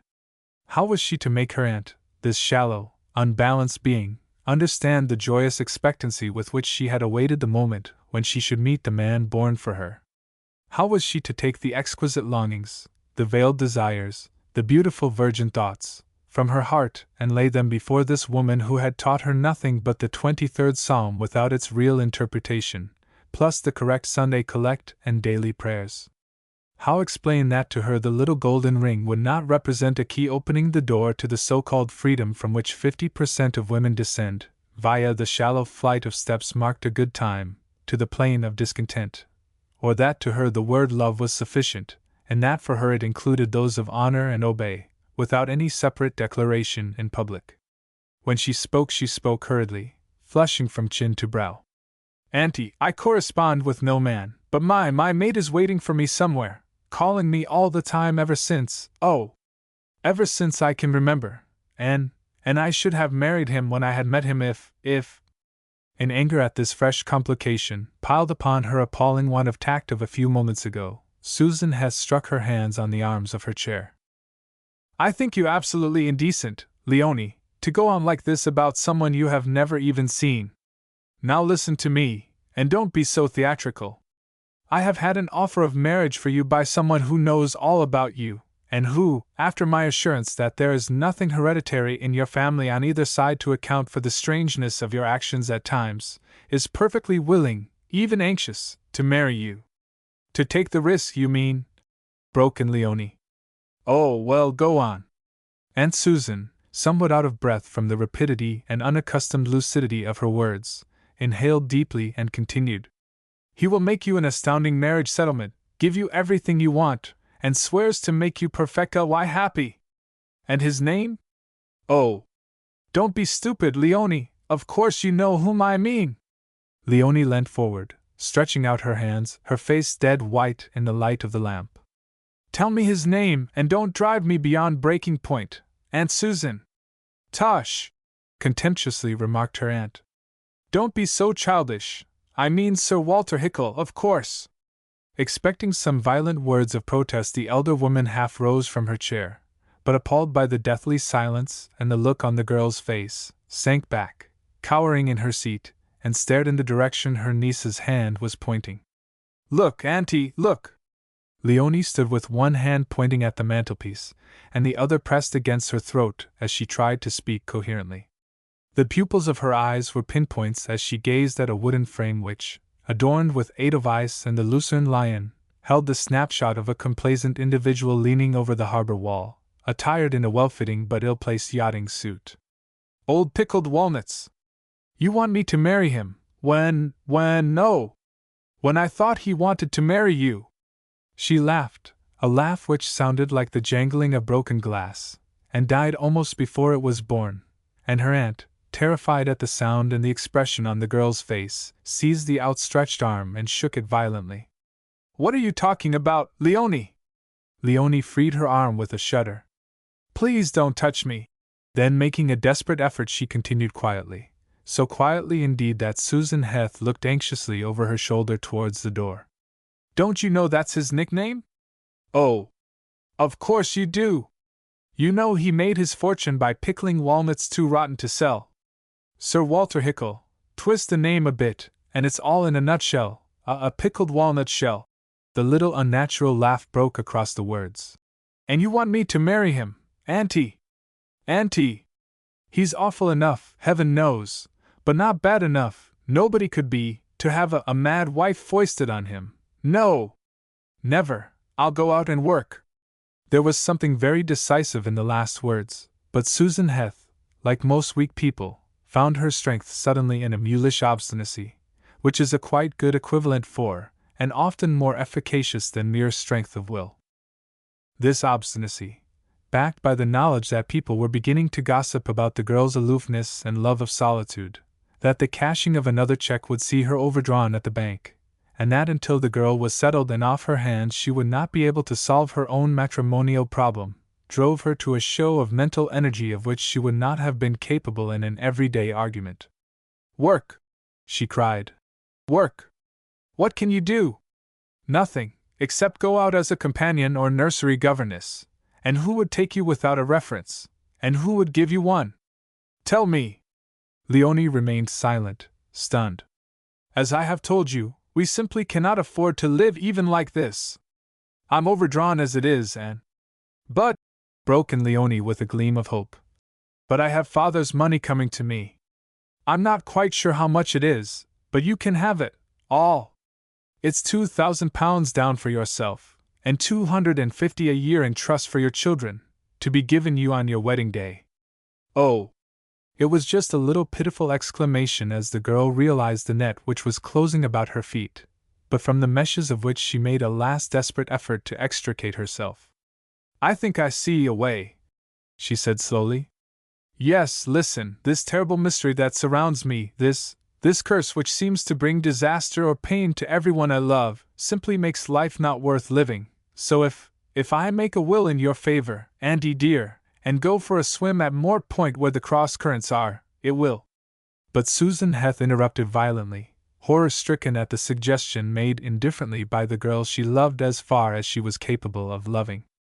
How is suicide going to help? She demanded shrilly. There would be an inquest, every bit of gossip, everything you had ever done would be brought to light. The verdict would be insanity. Oh, Auntie! Driven to desperation and without finesse, Susan Heth flung down her trump card. But I haven't told you the worst, she stammered, dabbing her eyes with her handkerchief, and peering from behind it at Leonie who, wearily pushing the hair off her forehead, stood apathetically waiting. That man, she jerked her head at the mantelpiece, has a hold on me. What, do you mean Sir Walter? Do you owe him money? Leonie stared in amazement as she spoke. Oh no, it's worse, came the reply, followed by a curtailed but sufficiently dramatic recital of the past indiscretion, to which Leonie listened spellbound. And you do believe that it was just a bit of bad luck, and that there was nothing really wrong in it all, don't you, dear? Insisted the woman who, like 99% of humans, forgot the real tragedy of the moment in the recital of her own pettifogging escapade. Absolutely, replied Leonie flatly. And you do see the necessity of giving in, now that he has threatened me with exposure if you refuse him when he proposes, don't you, dear? Absolutely, replied Leonie for the second time. There followed long minutes of silence which the swirl of the waters alone dared to break, and then the girl spoke. My life, she said very softly to herself. My lovely, beautiful free life done. The wind, and the birds, and the sea, Auntie, oh, Auntie, Auntie! And she turned and flung herself against the wall with her face crushed into her upstretched arms. Think of it, she whispered hoarsely. Think of it, my youth, my spirit, my body given into that old man's keeping. I who have kept my thoughts, my lips, my eyes for my mate that was to be, I who have longed for his love, for the hours and the days, and the months, and the years, even unto death with him. How could?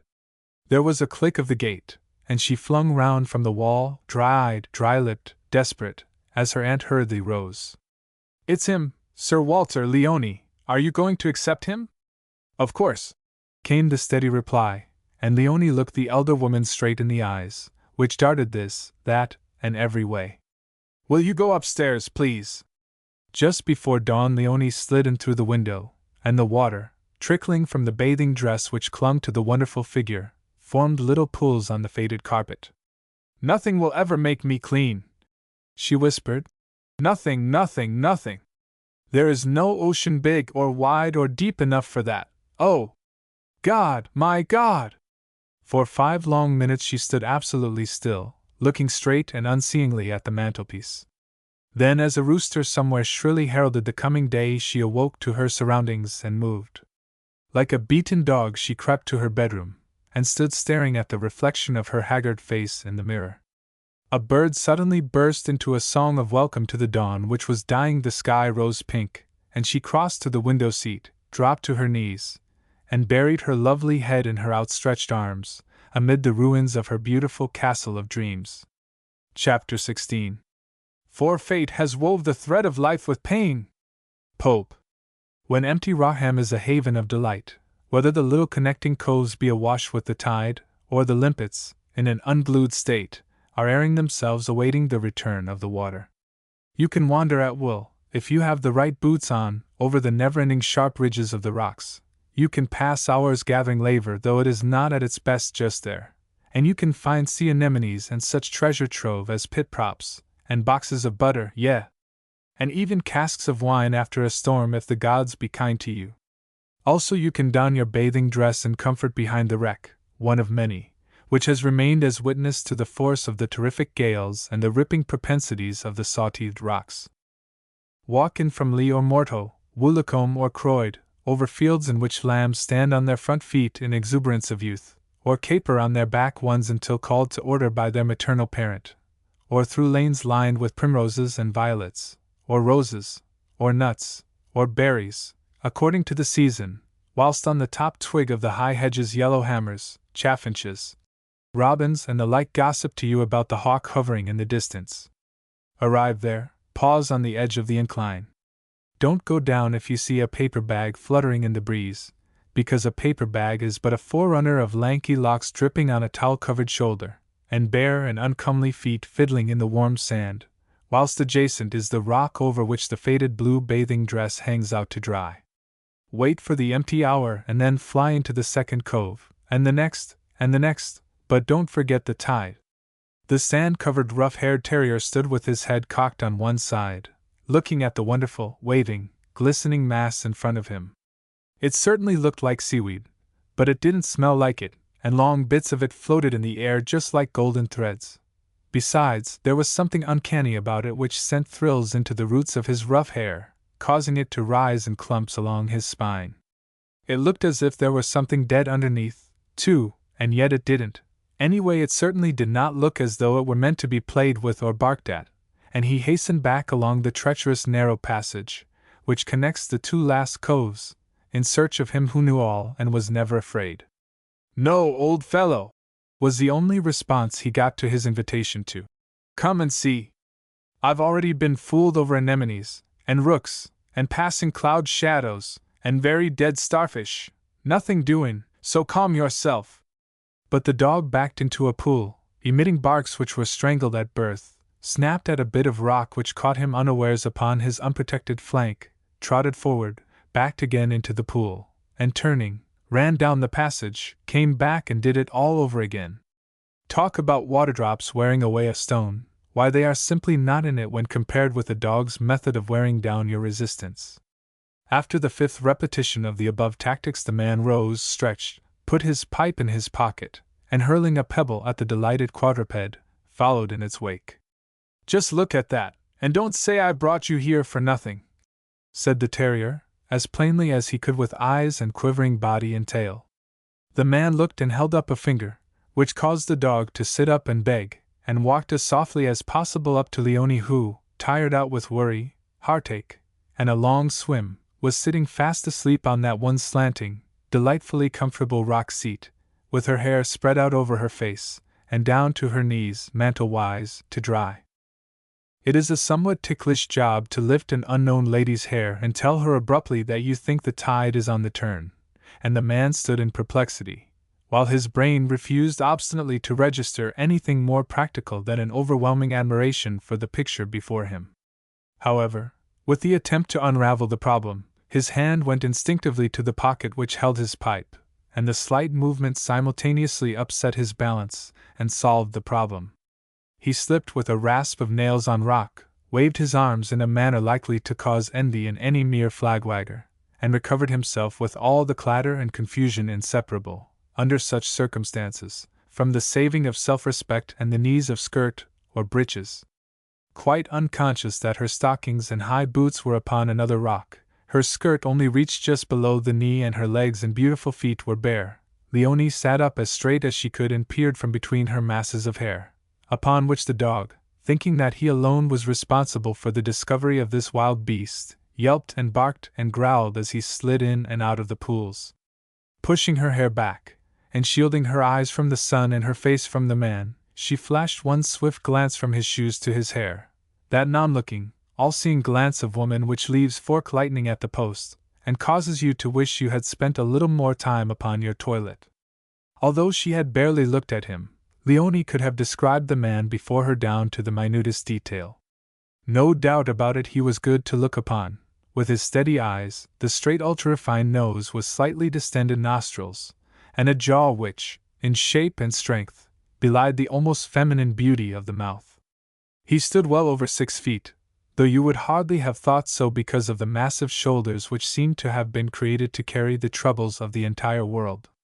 His hands, the outward, visible and infallible sign of the inner man, were perfect male hands, long and thin with square-tipped sensitive fingers, and a certain look of steel about the back and wrists. But although he had been looking at her steadily for quite a minute, owing to some inexplicable overpowering sensation which had seized upon him, he would most certainly not have been able to tell you the color of her hair or that her feet were bare. "I beg your pardon," he said quite suddenly and a little hoarsely, "but my dog brought me to you, and as I think the tide is on the turn, I thought—" But any further description of his thoughts was cut short in most unseemly fashion as, with an ear-splitting bark, the terrier hurled himself into the girl's lap, standing up to put its forepaws round her neck, wriggling and squirming until the 4 feet, collar, and head were thoroughly knotted in the beautiful hair. Leonie held on to her scalp to lessen the pain as stray hairs were literally dragged out by the roots, whilst tears of agony streamed down her face onto the man's hands as he held the squirming animal and endeavored to loosen its bonds. "Cut it!" "What? All that? Oh! I can spare it, but I can't stand the pain much longer, and I can't bear having my head touched. Look, I'll hold the dog firmly on my lap and bend my head, it won't hurt quite as much then, only do be quick." She put both hands on the shivering dog, who seemed to have sensed that something had gone aguily, and pressing him down upon her knees bent her head, and her hair fell in waves about the man's feet as he unclasped a pocket knife. What there was in the attitude, whether it was the humility of the bent head or the utter abandon of the waving hair about his knees, the man never knew, but he suddenly began to hack savagely and ruthlessly at the great strands until the dog was freed and flung far on to the sands. Then he bent and took hold of Leonie, lifting her bodily from her seat into his arms, crushing her desperately against his breast. Just for one moment he stared down with blazing eyes, the nostrils quivering slightly, and the lips drawn back enough to show the white even teeth, whilst the rough tweed of his coat marked her cheek, and the strength of his arms and hands bruised her body even through her clothes. Then he frowned, pushed her hair almost roughly right off her face, and looked at her with the dawn of recognition in his eyes. And for just as long Leonie lay quite still, her eyes half closed, her scarlet mouth opened slightly, enough to show the small white teeth. And then she was standing on her feet with her hands clenched in his against his breast. "You! And you!" she replied, striving gently to release her hands. "Forgive me! For God's sake, forgive me! I have no excuse!" A seagull perched itself on the point of a jagged rock, uttered its raucous cry, and was gone towards Bull Point Lighthouse shining in the sun. A flock of rooks suddenly swirled from the cliffs, screaming battle upon their opponents, as Leonie answered. "There is nothing to forgive. Some things are beyond our ken. Will you get me my boots and stockings?" Her hands shook ever so slightly under the strain of the control she was forcing upon herself, and the pupils of her eyes were strangely dilated, looking like bits of night sky set in a moon circle. But she spoke and moved quickly as the man, having brought the footgear and unwound the cut hair from the abject dog, leant down and picked up a tough seaweed root. "No!" she said sharply, laying her hand on his. "No! It's too late to beat him. I must! I say no! But you don't understand!" Her lashes lay like a fringe on the cheek over which swept a flood of color, as she whispered so softly that the lap of the water almost drowned the word. "Please!" Save for the murmur of the water, there was no sound whatever in the rock-strewn empty spot, and save for the swaying of the seaweed in the pools there was no movement, as those two stood close to each other and fate counted time. Then Leonie smiled radiantly and sat down upon a rock with a stocking in each hand. "Come and lunch in the next cove," her companion said in a matter-of-fact voice, carefully winding the cut strands of hair and slipping them, without asking permission, into his breast pocket. "It's not so sunny in there, and I've cold soup and cold chicken, salad, jelly and cream. Will you?"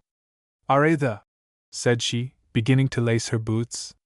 "And picnicking is fun in the last cove at Rockham.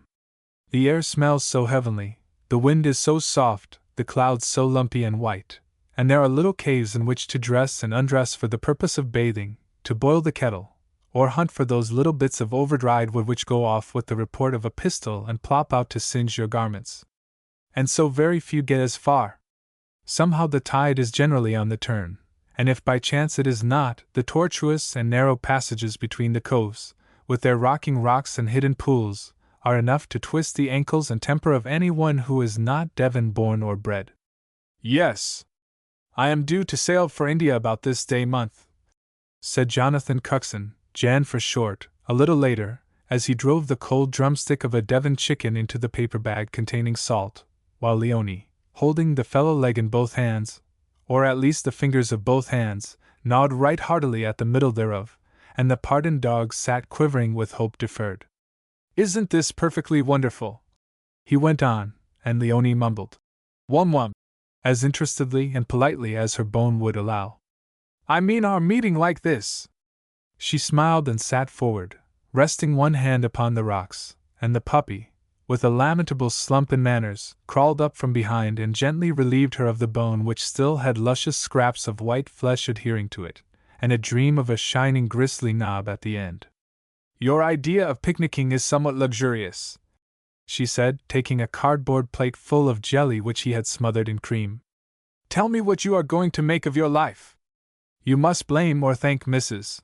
Pugsley for the luxury. I'm at Woolacombe, perched on the top of the hill, and she simply spoils me. Will you have a cigarette?" Leonie shook her head, and the two great, hastily twisted plates wriggled like shining snakes, causing the dog to lay one paw on his bone and snarl. "I don't smoke." "How delightful!" said Jan Cuxon. "I was sure you didn't. I love women who smell of lavender. Won't you smoke your pipe and tell me what you are going to make of your life? The plans have all been fogged up this morning, he said slowly after a moment's pause. How strange it all is. Do you know that I was going up to town next week to hunt up you, of all people? Do you remember anything of my father's death? We don't talk about it, said Leonie quietly, and the man looked at her with a sudden questioning in the steady eyes. I am taking on his work, you know, specializing in the brain. I have got through all my exams quite decently, thanks, I think, to his wonderful notes, have traveled a bit in the East, and before settling down intended to go to India. What for do you think? Leonie shook her head. Holiday? Yes, almost. You know I simply loved my father, and his very last entry in his book of notes was about you. One line was this: most interesting, shall go to India and find the Ayah. He died of heart failure, you know, and he must have written the last line before he died. It is, the answer to the problem concerning Leonie Heth is in the 3rd volume upon. There was nothing after that.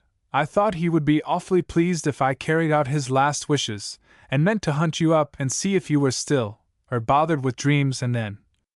He stopped short as Leonie leapt to her feet and ran back from a wave which had most unexpectedly swirled upon her from behind a rock. Quick! She laughed. Quick, the tide will be in. Where's the dog? The dog was cavorting with a crab in a pool. Jingles! Sternly admonished his master, who was heaving everything pell-mell into his haversack. By the way, what became of Jingles the First? A shadow crept into Leonie's eyes as she thought of the pain and disaster she invariably seemed to bring to those she loved most. He was run over. It was my fault. I whistled him across the road and a car caught him.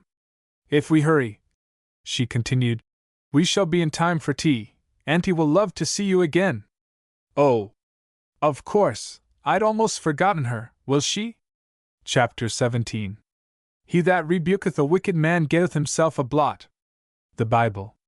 By all the ill luck in the world, Sir Walter Hickle was sitting in the patch called the garden, turning a small parcel elatedly over and over in his pocket, as Leonie, and her companion, and the dog came sliding down the hill towards the cottage. For the time being Leonie had totally forgotten the proceedings of the night before, which had metamorphosed her radiant self from a free into a bondwoman. Oh, she said, putting one hand unexpectedly on Jan Cuxton's arm and digging her stick fiercely into the ground, as the man in the garden half rose from his chair and sank back with a frown. Oh, she repeated. Tired, dear? Neither of them noticed the little endearing word which had slipped out so naturally, but Leonie's face was wan and her eyes were dead as she dragged herself down the last few yards, while her aunt fluttered down to the gate to meet them, with her mind and skirts in a whirl. Jan Cuxton! She exclaimed, offering a limp hand, and, how very nice! She continued, lying quite successfully. I should have known you anywhere. Do come in and have tea! And in the same breath, and with that strange cruel cunning of the shallow mind, which is the abortive twin of decent feminine intuition, she leapt at the difficulty she saw threatening, and tried to dispel it. Let me introduce you to Sir Walter Hickle, my niece's fiancé. Sir Walter ambled forward with outstretched hand as Cuxton, nodding curtly, bent to pick up Leonie's stick, which had clattered to the floor. A malicious gleam shone in the elder man's little eyes as he looked at the splendid young fellow who had seemed, physically anyway, so fit a match for Leonie as they tramped down the hill together, and though there was no sign of his inward perplexity and repulsion in Jan Cuxton's face as his eyes swept the obese figure of the notorious old knight, his jaw took a sudden, almost ugly, outward thrust with the birth of a mighty resolution.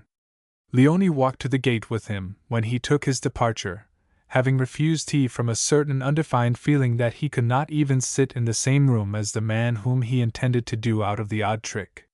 He crushed Leonie's hand as he looked straight into her eyes, so desperate and ashamed, and spoke very gently and deliberately as he slipped his hand to her wrist and pulled her a little closer. I shall be in the last cove tomorrow at 11, waiting for you. And naturally Leonie had responded to the mastery in the voice, as all women do respond when the voice is the right one, and a soft wave of color swept from chin to brow as she turned from the gate, and walked through the doorway straight to her bedroom, while her future lord pranced furiously among the bric-a-brac, and her aunt's beads and bracelets clashed against the china as she wrung her hands over the tea things, and portending disaster. Leonie sat down on her bed with her eyes shining like stars. The lid of her life's casket had opened wide, and from under a hideous heap of fear, disgust, lost illusions, and despair, hope had sprung, spreading her iridescent wings in the warmth of love. She sat until the shadows crept about her, then got up from her bed with a little laugh, and descended to give battle for her life and freedom. Think of every synonym connected with the word tumult, and you will get a vague idea of the storm which crashed about the girl's defenseless head as she stood with her back to the door of the tiny sitting room, with a perfectly gorgeous diamond ring sparkling and flashing in front of her upon a table. "I cannot marry you, Sir Walter, I simply cannot do it," she was saying, slowly and distinctly. "You must let me go. So please give the ring to somebody else. There are heaps of girls ever so much nicer than me." She smiled sweetly as she picked up the ring and held it out to the man, who snatched it from her as he sprang to his feet, and hurled it through the window. Then he moved to the other side of the table and leant both clenched fists upon it as he looked Leonie up and down. "You needn't wear the ring, my girl," he said slowly. "But no one picks Walter Hickle up one day and throws him down the next. You're going to marry me this day month, you take that straight from me. Let's hear why you've changed your mind so sudden, willing to marry last night, unwilling to marry today. Come on, now, out with it," he suddenly shouted, bringing his hand with a crash on the table as Leonie hesitated, blushing divinely. "Only because I don't love you, Sir Walter, and it's not right to marry without love." "Posh! There wasn't so much of this right to marry last night. Fallen in love with that young feller, me lad, I suppose? Where did you meet him? What were you doing? How? Leonie turned the handle of the door, but shrank back as the man, with a bound, flung himself at her and wrenched her hand free, and Susan Heth clashed her bracelets in bits as she put her hands tightly over her face, in her fright forgetting the mixture of colors she heaped on it daily in the hope of stemming the neap tide of old age. "Get out, you there!" snarled the man, lashed to fury by the whip of jealousy. "Get out, go away, wash your face, you look like a damned futrist, get out!" And not daring to pass the two near the door, she prepared to get, with a great loss of dignity, through the bow window. In fact, one foot was just over the sill when the man called her back. "Come back," he bellowed. "I want you as witness to what I'm going to say to your niece, the young lady what plays fast and loose with honest men." "Fast and loose, I don't think." Leonie shuddered as the veneer of refinement cracked under the strain of the man's rage, showing the brutality and grossness immediately underneath. She pulled her hand free, and backed towards the mantelpiece, against which she leant, staring at him. "I am not going to marry you."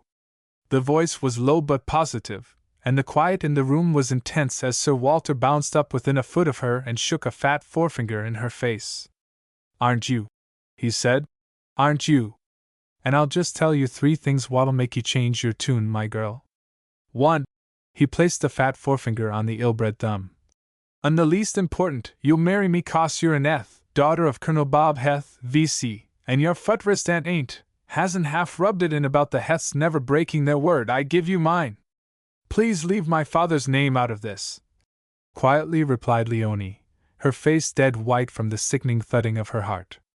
"Well, if you don't keep your word, Miss Tiger Cat, I'll run you in for breach of promise, and bring your father's name into court."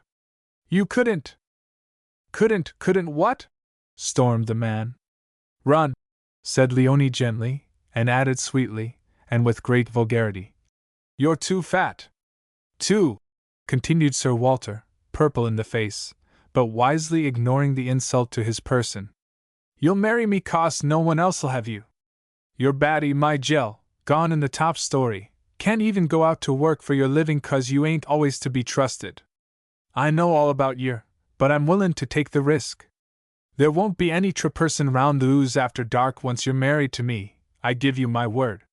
Course, if you like to go on spongin' on your aunt, obligin' her to live in a 'ole like this, well, that's your look out, 'ardly up to mark though, being an daughter of a VC.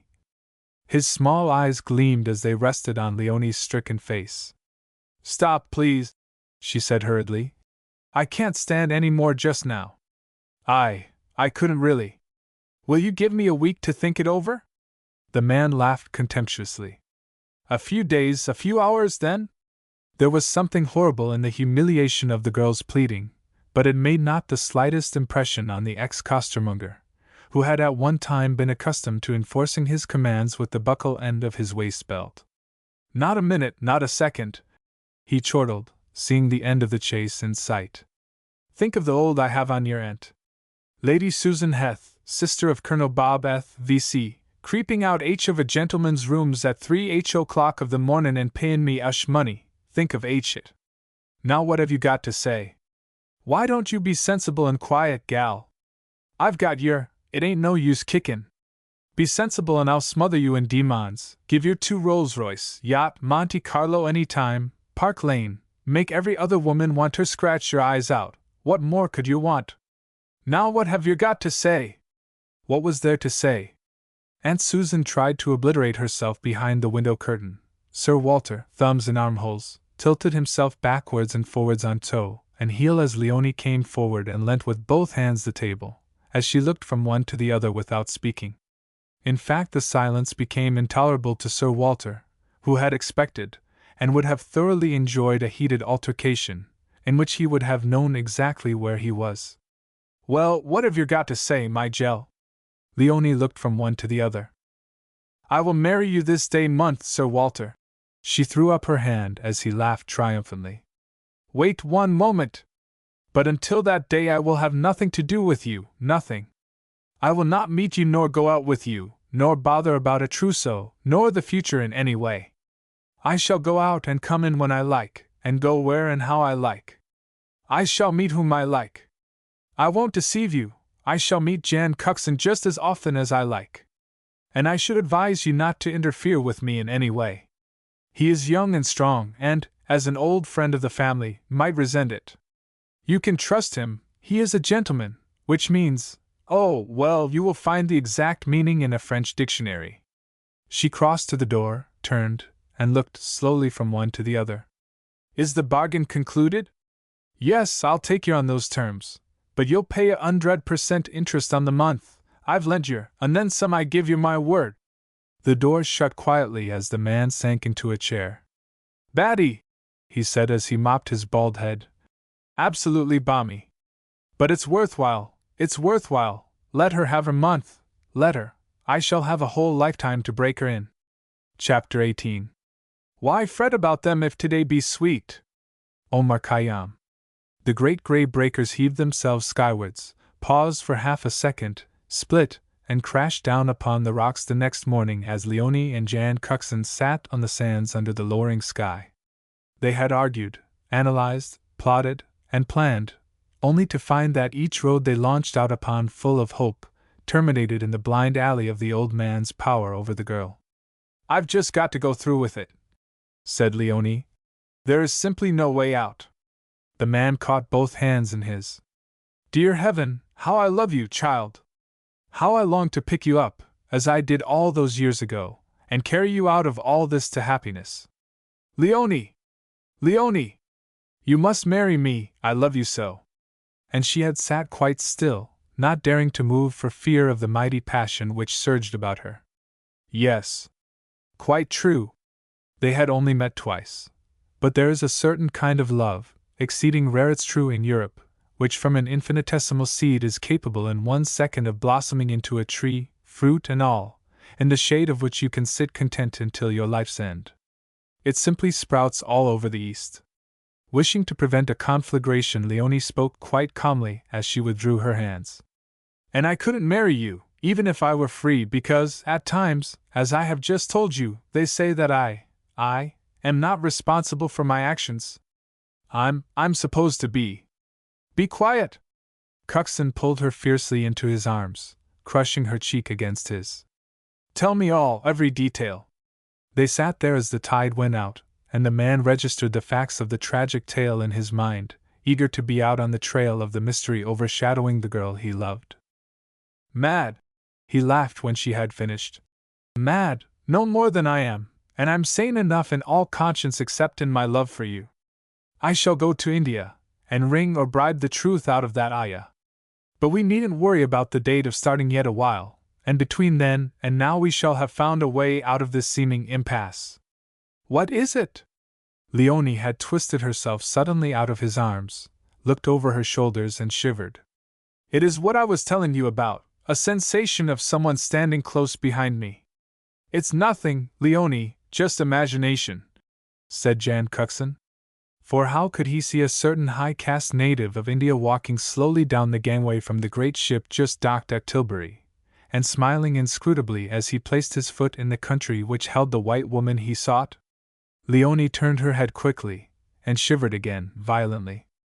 It was just as though someone had called me, she said, speaking just above a whisper. Look at me, dear!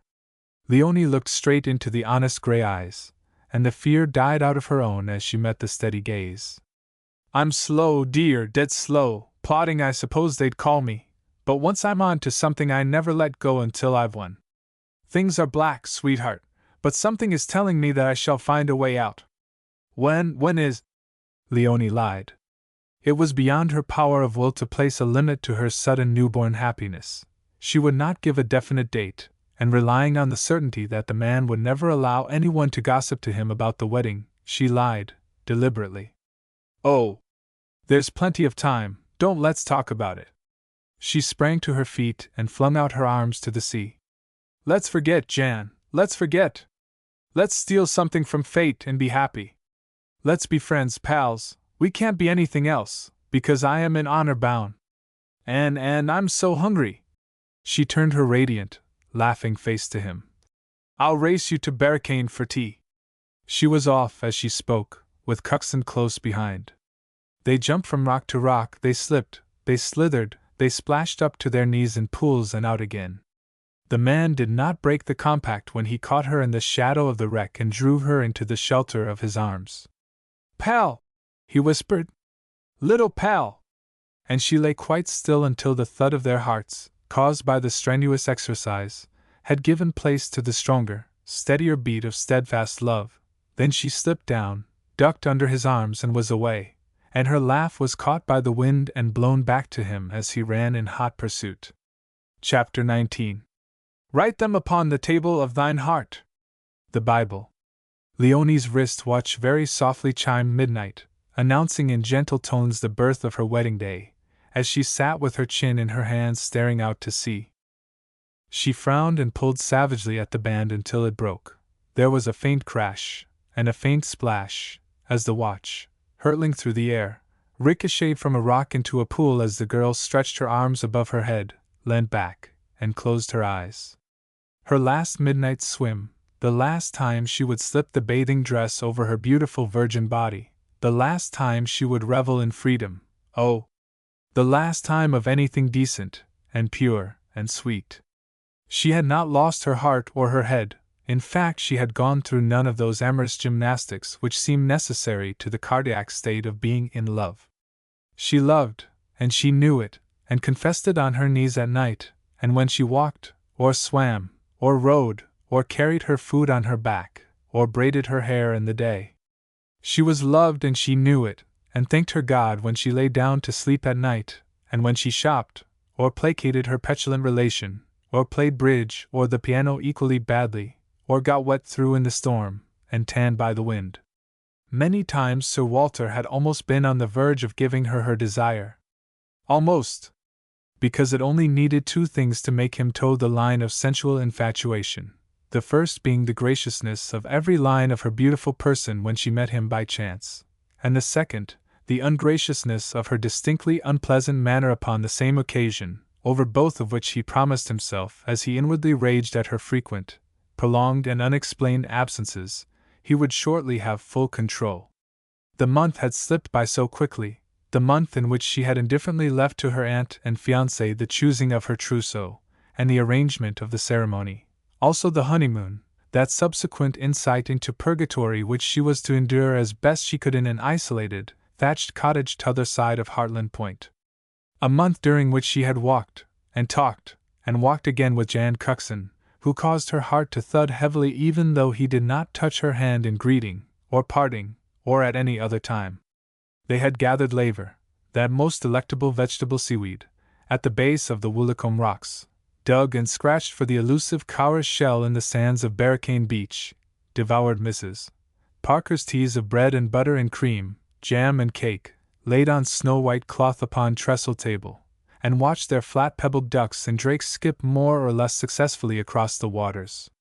They had tramped to Croyd, Georgeham, Saunton, and all the other lovely spots, and whistled over the lighthouse wall at Bull Point to be regaled by tea on a tray, handed over by one of the perfectly charming family of Howgago, which comprises the lighthouse keeper, his wife, and his bonny daughter. All this had been done by stealth. Creeping about the cottage in stocking feet at dawn, polishing the high boots before retiring to bed until they shone again, packing the haversack, creeping out of the cottage, vaulting the wall to the left to evade the gate which either jammed or creaked, and away up the steep incline, also to the left, and to wherever love listed.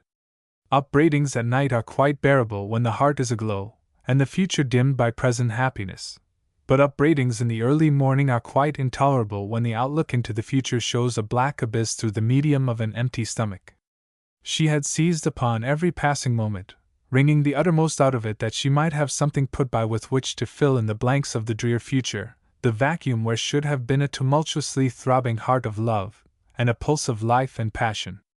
Also did she glean and garner, so as to be tucked in stray corners, memories of a flower in a hedgerow, a boat on the wing, a look in a dog's eyes, and the indescribable smell of a mixture of tobacco, sea air, and leather, and all the other little genuine antique, and ever new odds and ends of the collection labeled Love in the Heart Museum.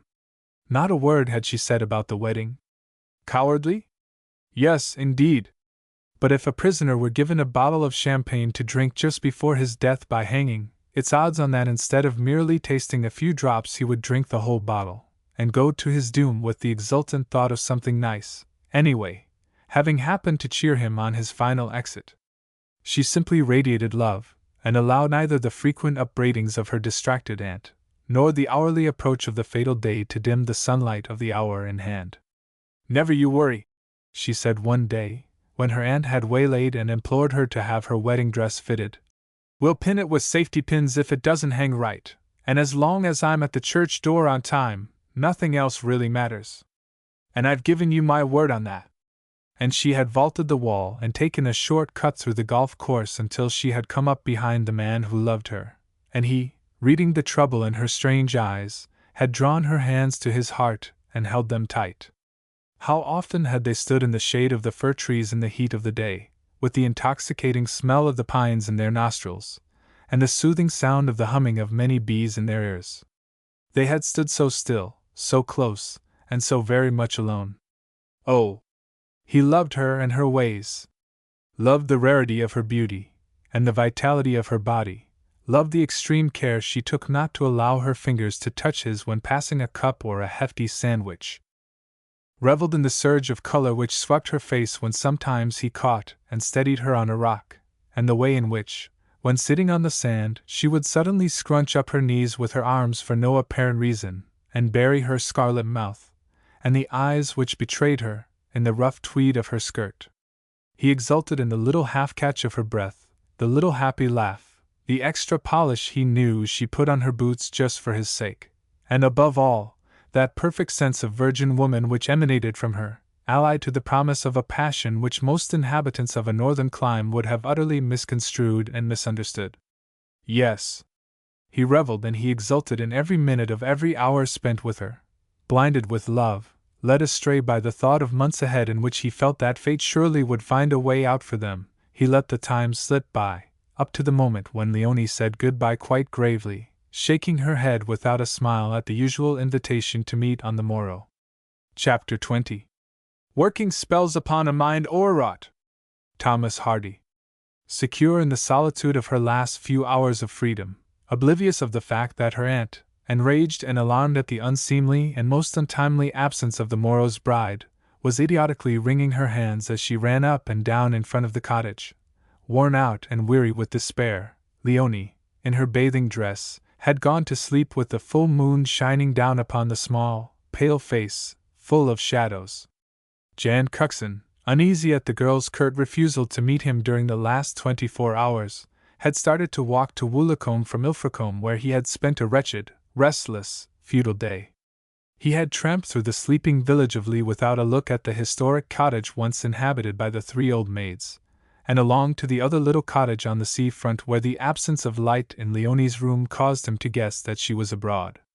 He passed as quietly and quickly as possible, having determined to avoid the place for fear of meeting the aunt, or old Hickle, and losing his self-control.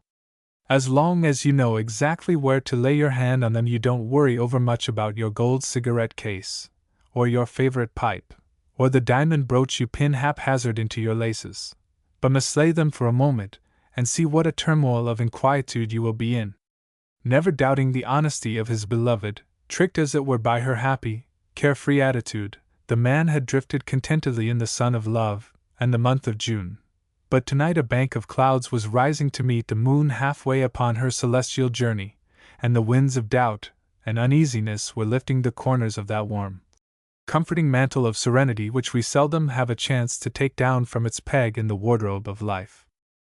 Yesterday she had left him with a flat refusal to meet him, and her eyes had been like the eyes of the dead, and her hands had been like ice, and her voice had been most uncompromisingly final.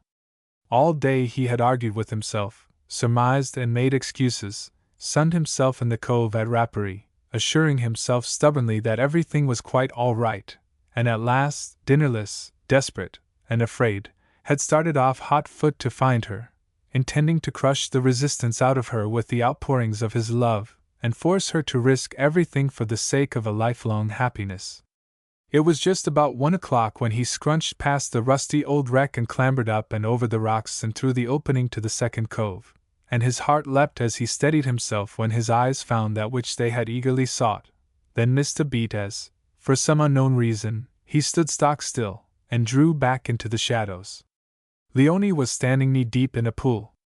The saw-edged rocks rose behind her, shining like steel in the moonlight. Great strands of seaweed swirled about her, for all the world like snakes, weaving in and out of the burnished hair which spread itself fanwise on the water about her knees.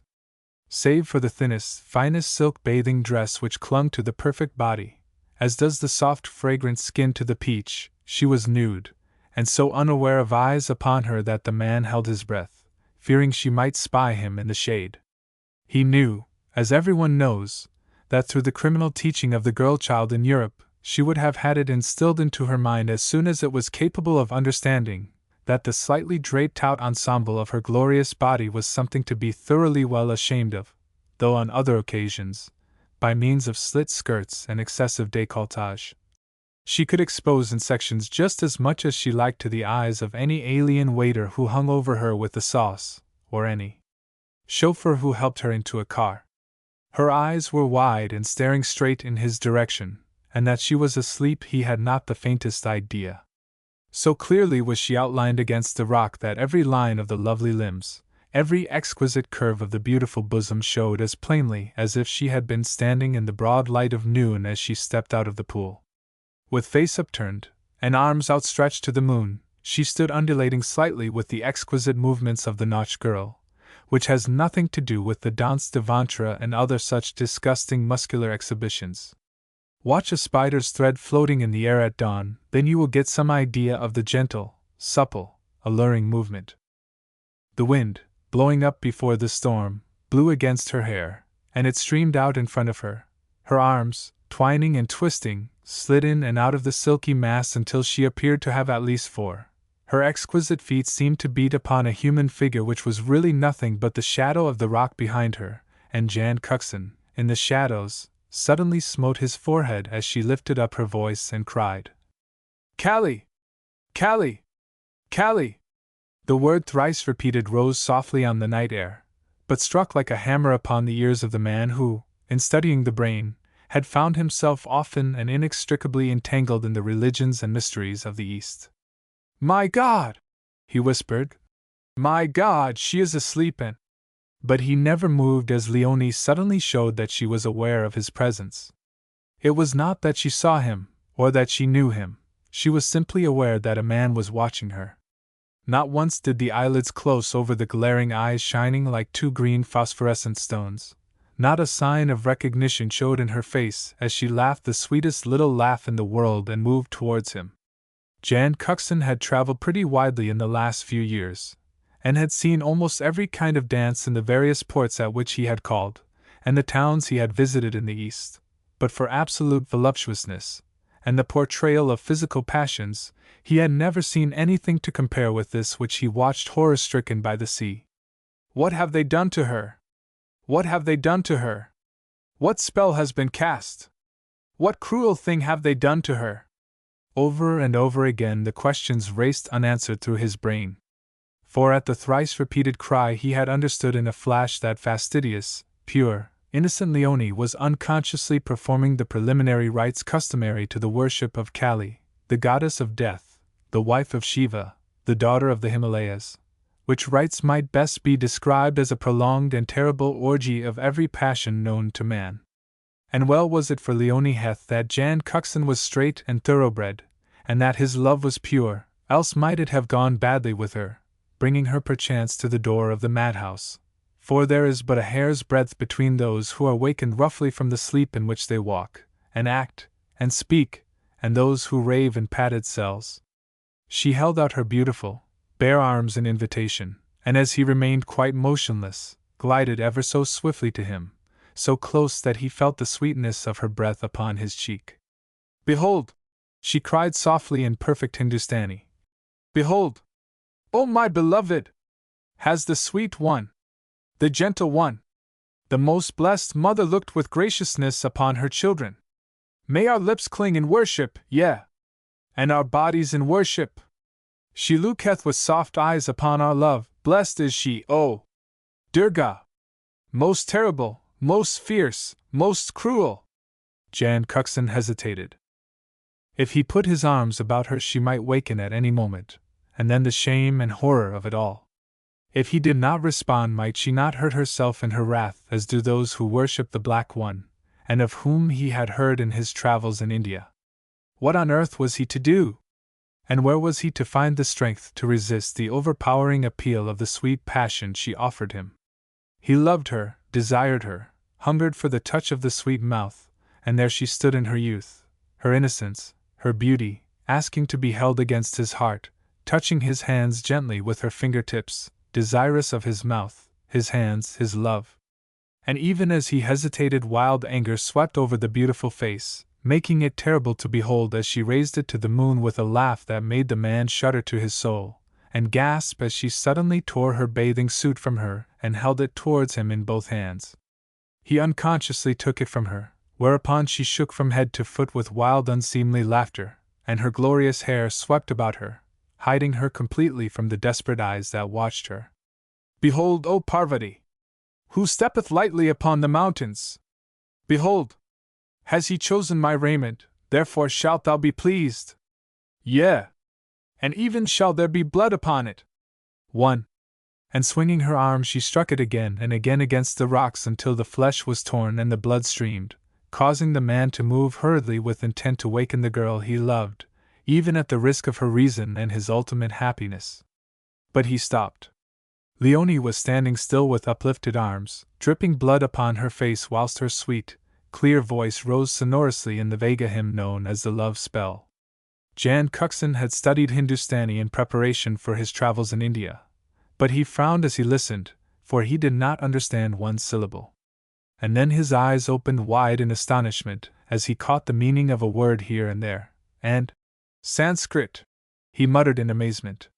Pulling a piece of pale green seaweed from the rock, she twined it, and whispered, "This plant is honey born. With honey we dig thee, forth from honey art thou engendered, do thou make us possessed of honey. At the tip of my tongue, honey, at the root of my tongue, honeyness, mayest thou be altogether in my power, mayest thou come unto my intent. Honeyed is my instepping, honeyed my forthgoing, with my voice I speak what is honeyed, may I be of honey aspect. Then honey am I sweeter than the honey plant more honeyed, of me, verily shalt thou be fond, as of a honeyed branch. About thee with an encompassing sugar cane have I gone, in order to absence of mutual hatred, that thou mayest be one loving me, that thou mayest be one not going away from me. Leonie swayed slightly as the words passed faintly and yet more faintly, like a moan, from her lips. Her eyes were closing slowly, very slowly, and she slipped to her knees, her bleeding arms held out towards the man before whom she knelt, as the breeze blew her glistening hair this way and that, exposing for a second, then hiding the glories of the exquisite white figure from the eyes which could not help but see. Drooping lower and lower, she stretched herself, face downwards, upon the sand, closed her eyes as the moon sank suddenly behind a dense mass of clouds, and peacefully went to sleep. 1. In one of the rites concerning the worship of Kali, women's garments are thrown in a heap, from which men choose indiscriminately. The garment he chooses gives the man a right to the woman who owns it. Chapter 21. And wilt thou leave me thus that hath given thee my heart? Say nay. Say nay. Sir T. Wyatt. What in heaven's name was he to do now? Touch her he would not. Let her know that he had seen her in all her unhidden beauty he could not. Yet the gurgling and rustling and whispering between the water and the stones told him that the tide was racing in, and that what he intended to do he must do right quickly. All he wanted to do was to gather her up in his strong arms, and wakening her with kisses carry her to safety. Safety from the sea, safety from the unknown spell which had been laid upon her, safety from the horrible future, a safety he felt which could only be found within the circumference of his arms folded about her in love. But instead he looked round for the garments she must have left somewhere, and seeing them, stepped quietly across the widening pools and gathered up the soft, sweet-smelling heap of dainty raiment, clenching his hands tight upon them to prevent himself from burying his face in the perfumed delicate things which he had not the right even to touch. A little knot of pale pink BB ribbon came away in his hand, and he twisted it around the seaweed rings she had twined about his finger, then untwisted them both and slipped them into his pocket, and stooped to pick up something which had slipped from the garments, and tinkled on the rocks. "Oh, you beauty!" he said as he held the jewel out in his open hand, and, "Oh, you brute!" he said again as the cat's eye winked cunningly at him with the knowledge of all ages in its lustrous depths. Then he went back, crushing his flimsy burden to his heart, and placing it upon a rock near the sleeping girl, strode off to the opening of the little connecting cove, where he stood in the shadows and called, "Leonie! Are you there, Leonie?" Leonie stirred, settled down again to sleep, and stirred each time the voice rang insistently. Who knows if love would have brought her back to consciousness, and the immediate necessity to rise and clothe herself, and flee for safety. Anyway, the tide decided and sent a little wave that thoroughly drenched her and brought her to her knees shivering and bewildered. "Tide in!" She glanced round hurriedly and drew her hand across her eyes. "Funny!" she said as she retreated before a wave which surged over the rocks and swirled up behind her. "But why, I've nothing on! And my arm, why, I'm simply cut to bits! And oh! I've been dreaming, and how dark it is! There must be a storm coming!" As she spoke, she hurriedly flung herself into her clothes, biting her lips as the lace and ribbons caught in the horrible gash in her arm, and was standing waiting for the water to recede before she jumped, just as a voice as from heaven itself called, "Leonie! Where are you? Leonie, the tide is coming in!" She did not wait, she jumped clear, stumbling and falling on the other side, ripping her feet until they bled. Then she got up and ran blindly, impelled by terror, pursued by the fear of something far more terrible than death. "Jan! Jan! Help me!" Without a word he caught her and lifted her, holding her closely. Never a word he said as they raced through from one cove to the other, either when the waters buffeted him nor when weeds twined about his feet, and rocks impeded him. Swiftly he carried her up the slight incline and laid her on the grass, took off his coat, ripped out his shirt sleeve, and tearing it into strips, bound up the bleeding arm. Then sitting down beside her he leant over sideways and picked her up bodily, clear from the ground into his arms. No mean feat with a toilet jug full of water, let alone with a hefty maiden weighted with grief.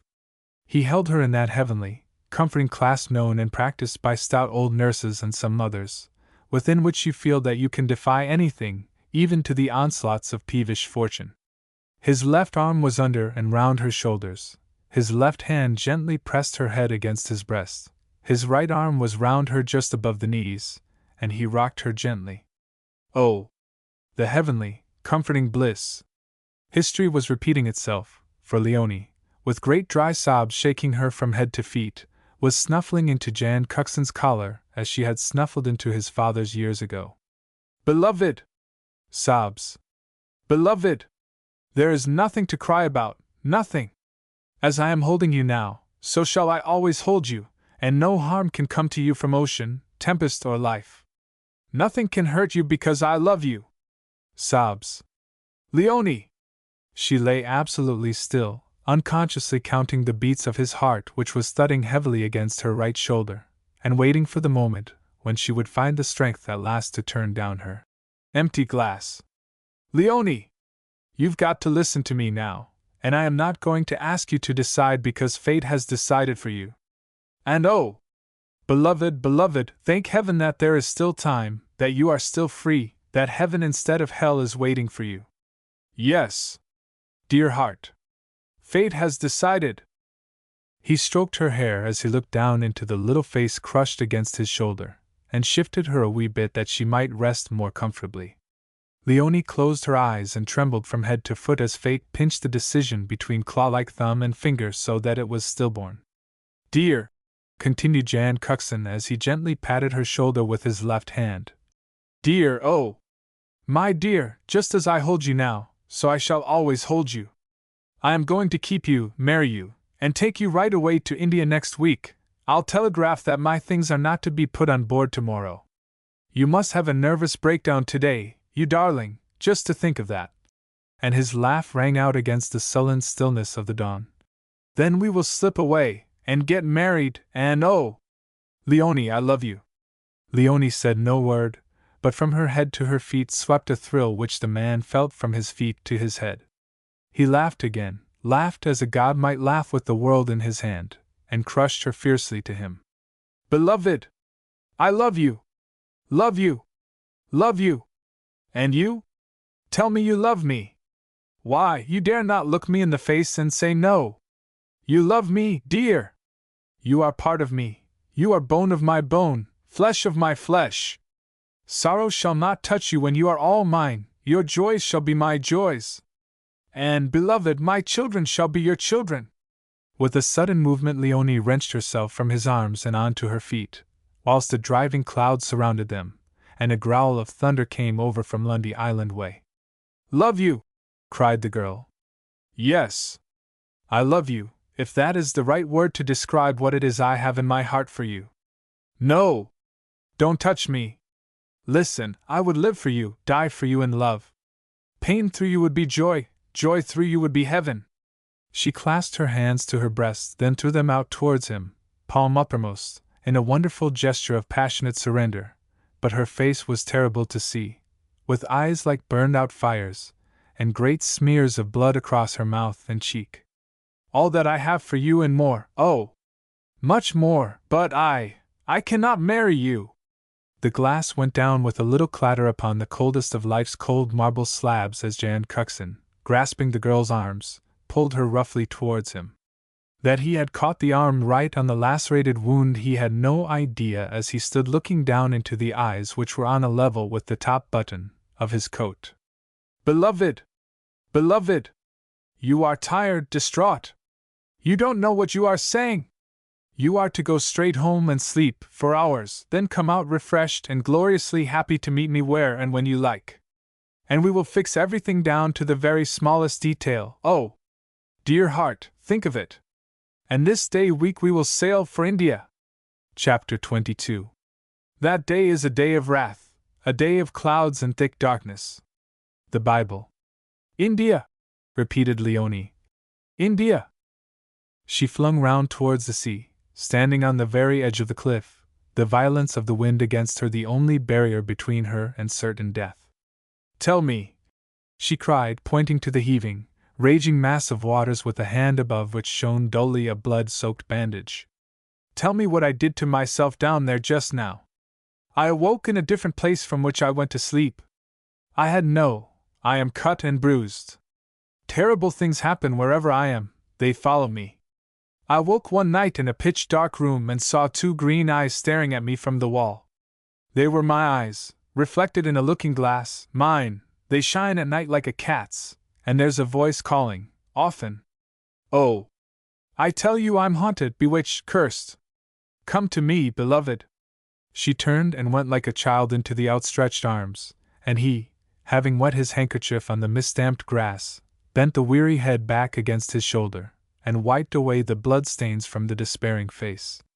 You walk in your sleep, Leonie, by reason of the workings of an overwrought brain, that is all. India is the problem, and your Aya is the answer. I think she frightened you somehow, made some deep impression on you, on your baby brain, and we are going to India to find her. It's very simple, dear. Once find the cause, we can easily find the remedy, and it will be much better if you come with me.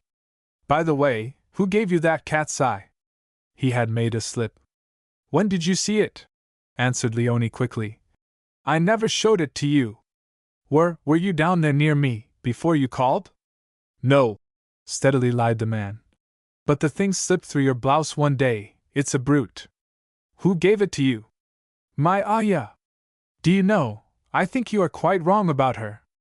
Auntie says mother told her that she nearly broke her heart when I left India, 17 years ago, and she writes to me regularly every 3 months.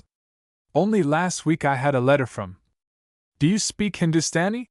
Interrupted Cuxon abruptly, with a frown on his face. Not a word. Or Sanskrit? Oh. No, either, but the letters are in English, evidently written by one of those letter writers, who get so much for each letter they write for the illiterate poor. And in every one she says how she loves me and longs for my return, and although she is very happy in the service of some Rani in the north of India, she wants to give it up and come to me. There was a pause, broken by the nearing thunder and the crash of the waves against the cliffs. Don't let's worry about that yet, dear, as everything is settled splendidly and... But Leonie pulled away and stood facing him with her hands in his against his heart. Do you really love me? The whisper was almost lost in the tumult of the breakers beneath. Love you, Leonie, love you! What would you forgive me through love? Forgive you? Everything. Dishonor could not touch you, and everything else I should forgive. Leonie tried to speak as she looked past him to the little green track between the downs which led to the world, and all it contained for her, and he, obtuse male, content in the plans he had mapped out entirely to his own satisfaction, and having blissfully taken the girl's consent to the program for granted, failed to read the agony written across her face in capital letters. Tell me that you will be content, dear. I'm rich enough, but nothing compared with, oh! Tell me, what do you like? What do you want? What do you really care for? She freed her hands and turned to look out to sea, where the day had been born in agony upon a bed of sullen, unbroken water. Then she looked straight down at the waves flinging themselves against the cliffs, drenching her with spray, moaning, fretting at the barrier, retiring only to do the same thing over and over again. What do I want, O man whom I love? I want a white house within high, white walls, on the edge of the sea. I want my arms full of children, yours and mine. I want love, oh! Love and yet more love, that is what I want. The man twisted her round and held her at arm's length, her heels within an inch of the edge, her body bent back over the chasm, and her hair, spreading like a banner in the tearing wind, swept about his shoulders and across his face, intoxicating him with its perfume and silken caress. Passion swept over him, he shook her like a reed, and her foot slipped off the earth into nothingness. But not a word said she, though she prayed that he might suddenly let go his hold and send her crashing to sweet death on the rocks beneath. You see what happens when you are decent and honest and have a mind to keep your word, just death rather than dishonor, and pain to others.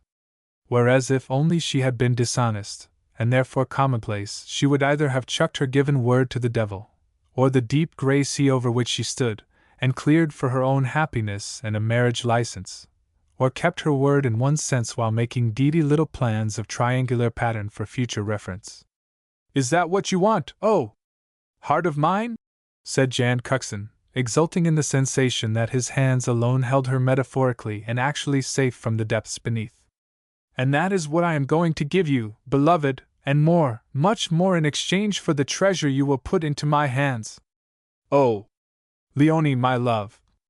And yet he did not kiss her, but pulled her farther inland and let her go as she essayed to free herself, having come to the absolute breaking point. What a wooing! The copper-colored clouds were massed above and about them, the trees bent and straightened and bent again before the wind, the sea heaved in huge unbroken waves right to the horizon. Lundy Island, Heartland, and Baggy Point had disappeared in a driving sheet of rain. How beautiful she looked as she stood in the storm, cut, bruised, and disheveled. Just for one moment she looked into the eyes of the man she loved, whose hands were outstretched for the treasures she could not lay therein, and then she turned and fled as a great streak of lightning rent the clouds, and thunder like heavy artillery crashed about their heads. She had not gone 20 yards when she stumbled and fell heavily. Her boots were being hurled here and there by the waves in the cove where she had left them. Her left foot was cut and bleeding badly, but a sudden desperate courage came to her when she felt herself raised and steadied. "I shall carry you to the foot of the hill near your cottage." She struggled as he lifted her, struggled so violently that he put her on her feet. "Don't touch me, Jan, don't come near me, because and the mantle of his satisfaction and content being suddenly rent into 1,000 shreds by the knife edge of his intuition, he put both hands on her shoulders, looked down into the misery of her eyes, and very gently said one word. Because, and she began to laugh without making any sound, her mouth twitching, her shoulders shaking. "Because I am to be married today at noon. Today! But you said—" "I lied. You lied to me." She made a little sound which reminded him of an animal agonizing in a trap, whilst the fury of his own pain drove him to hurt her even more. "Why lie? Why?" Her eyes blazed as she defied the storm, her hell and fate. "Why? Because I love you, because I love you so much that I wanted to cheat life out of 1 month of happiness. And I have had it, and I love you." She flung her hands up to the stormy skies and brought them down, clenched against her breast. "I love you, God hear me, I love you!" And with a terrible cry that went wailing out to sea she fled away through the lash of the blinding storm. Chapter 23. The lighted end of a torch may be turned towards the ground, but the flames still point upwards. The Satakas. The church was simply packed. The lucky ones, almost all women, wedged tight and fast, crushed their beautiful clothes against their neighbors' lovely raiment in the pews.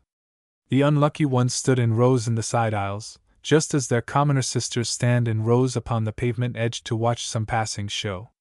Some, less hindered by superfluous adipose tissue, had managed to seat themselves upon the tomb of one Sir William de Tracy, who had one time unduly concerned himself in the murder of a certain Thomas à Becket.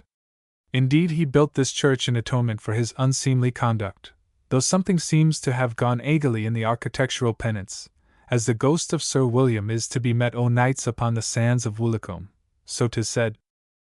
Some of the still younger fry among the spectators, I mean worshippers in this solemn ceremony, clasped the heads in effigy of dead squire, or dame, or knight, in order to get the necessary purchase for the task of pulling themselves up for just 1 second in the supreme attempt to catch a glimpse of the principals in the parade.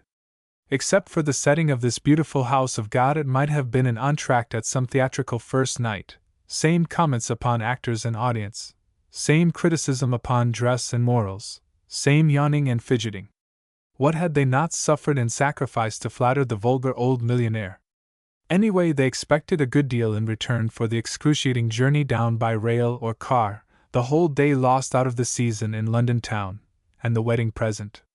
Unless you own the genuine thing in rank or reputation, how frightfully difficult it is to send an astute vulgar old millionaire the one present which will open his doors to you.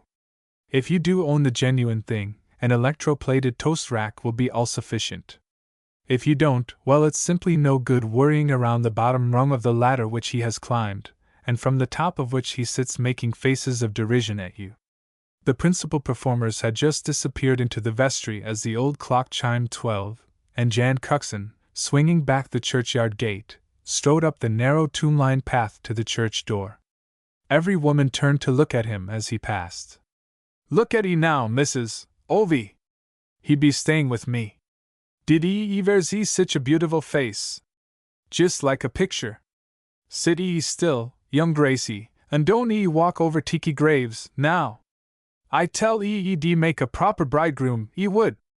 ISS I reckon, Ravy done mighty fine fair herself, Reve, Mrs. Tucker told me all 'bout un, but her be terribly young behind her for the likes of tiki old man. The country women patted and pulled at their best clothes, and turned their sweet, slightly bronzed faces, with skins like satin, up to the blazing sun. ISS Vray. That'er be Mrs. Pugsley. But did ye ever see the likes on they the satins and laces and jewels they vine wymen be wearin'? ISS. And look at old paint and stuff there be over the vases? Dear, dear now, the lips be turbly rayed behind un? Looks lick they'd been stealin' cherries. And their eyes be turbly black. Looks lick they'd been fightin' with their husbands.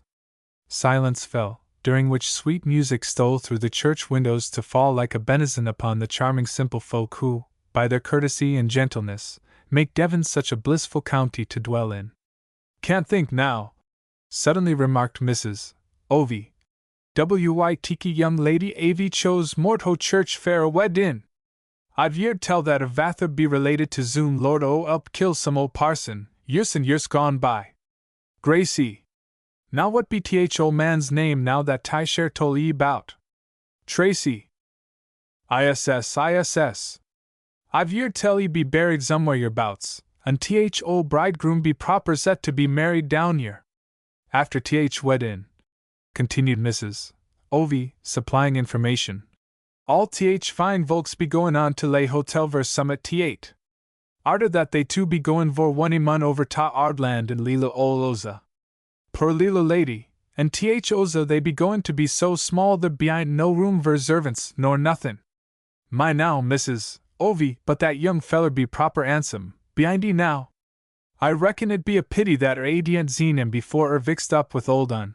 I remember when Bill was courtin' me, ow. And so on and so forth, whilst inside the vine wymen, from London town made comments after their own kind. Some women have all the luck, remarked an enamelled dame, whose bridge and dressmaker's debts were on a par with those of her 3 daughters who had safely, quite, but most unsuccessfully survived many seasons. I wonder how Susie managed it. Gawky young miss, isn't she? Just out of school. Really? Is she? Strange in her manner, you don't mean it, oh. Of course not, dearest. Fancy. Hates society, swims at night, walks 10 miles a day, yes, of course. Not quite Cosmos, what'd you call it, Maraud sewers, I believe, yes, did you like that draped effect? I suppose he did. Poor old Susie's up to her eyes in debt. Didn't the happy bride look ghastly? Wonder how she came by the accident, and what it was, and means, Yes. Very in a bizarre way. I'm damned sorry for her. Did you hear about the girl in the shop basement? Heavy. I should think so. Put the screw on what? Here the bride's settlement is simply enormous. And as they gossiped and criticized, tearing each other to pieces without zest, having already done it so often that their minds resembled rows of backyards piled with the rags and bones of their mutual enemies, or so-called friends, the organ played softly, and the sun through the stained glass flung dazzling lozenges of color upon the tiles and pillars. Then came that unmistakable rustle of anticipation, followed by the satisfied sigh of those who have patiently waited either for the hoisting of the black flag upon the prison wall, or the appearance of a popular bride in the doorway of the church. There was a shimmer of white and silver, and a strenuous tussle in the pews and aisles as the stereotyped march from Lohengrin crashed through the little church. Jan Cuxon made one step backwards, and stopped as his heel struck against the wall, then stepped forward and stood right in the path of the bridal party. Straight down they came without a halt. Gushing women who did not know her darted forward to shower the bride with their unwanted congratulations, hesitated and darted back with self-conscious giggles as they met the stony, unresponsive eyes in the death-white face.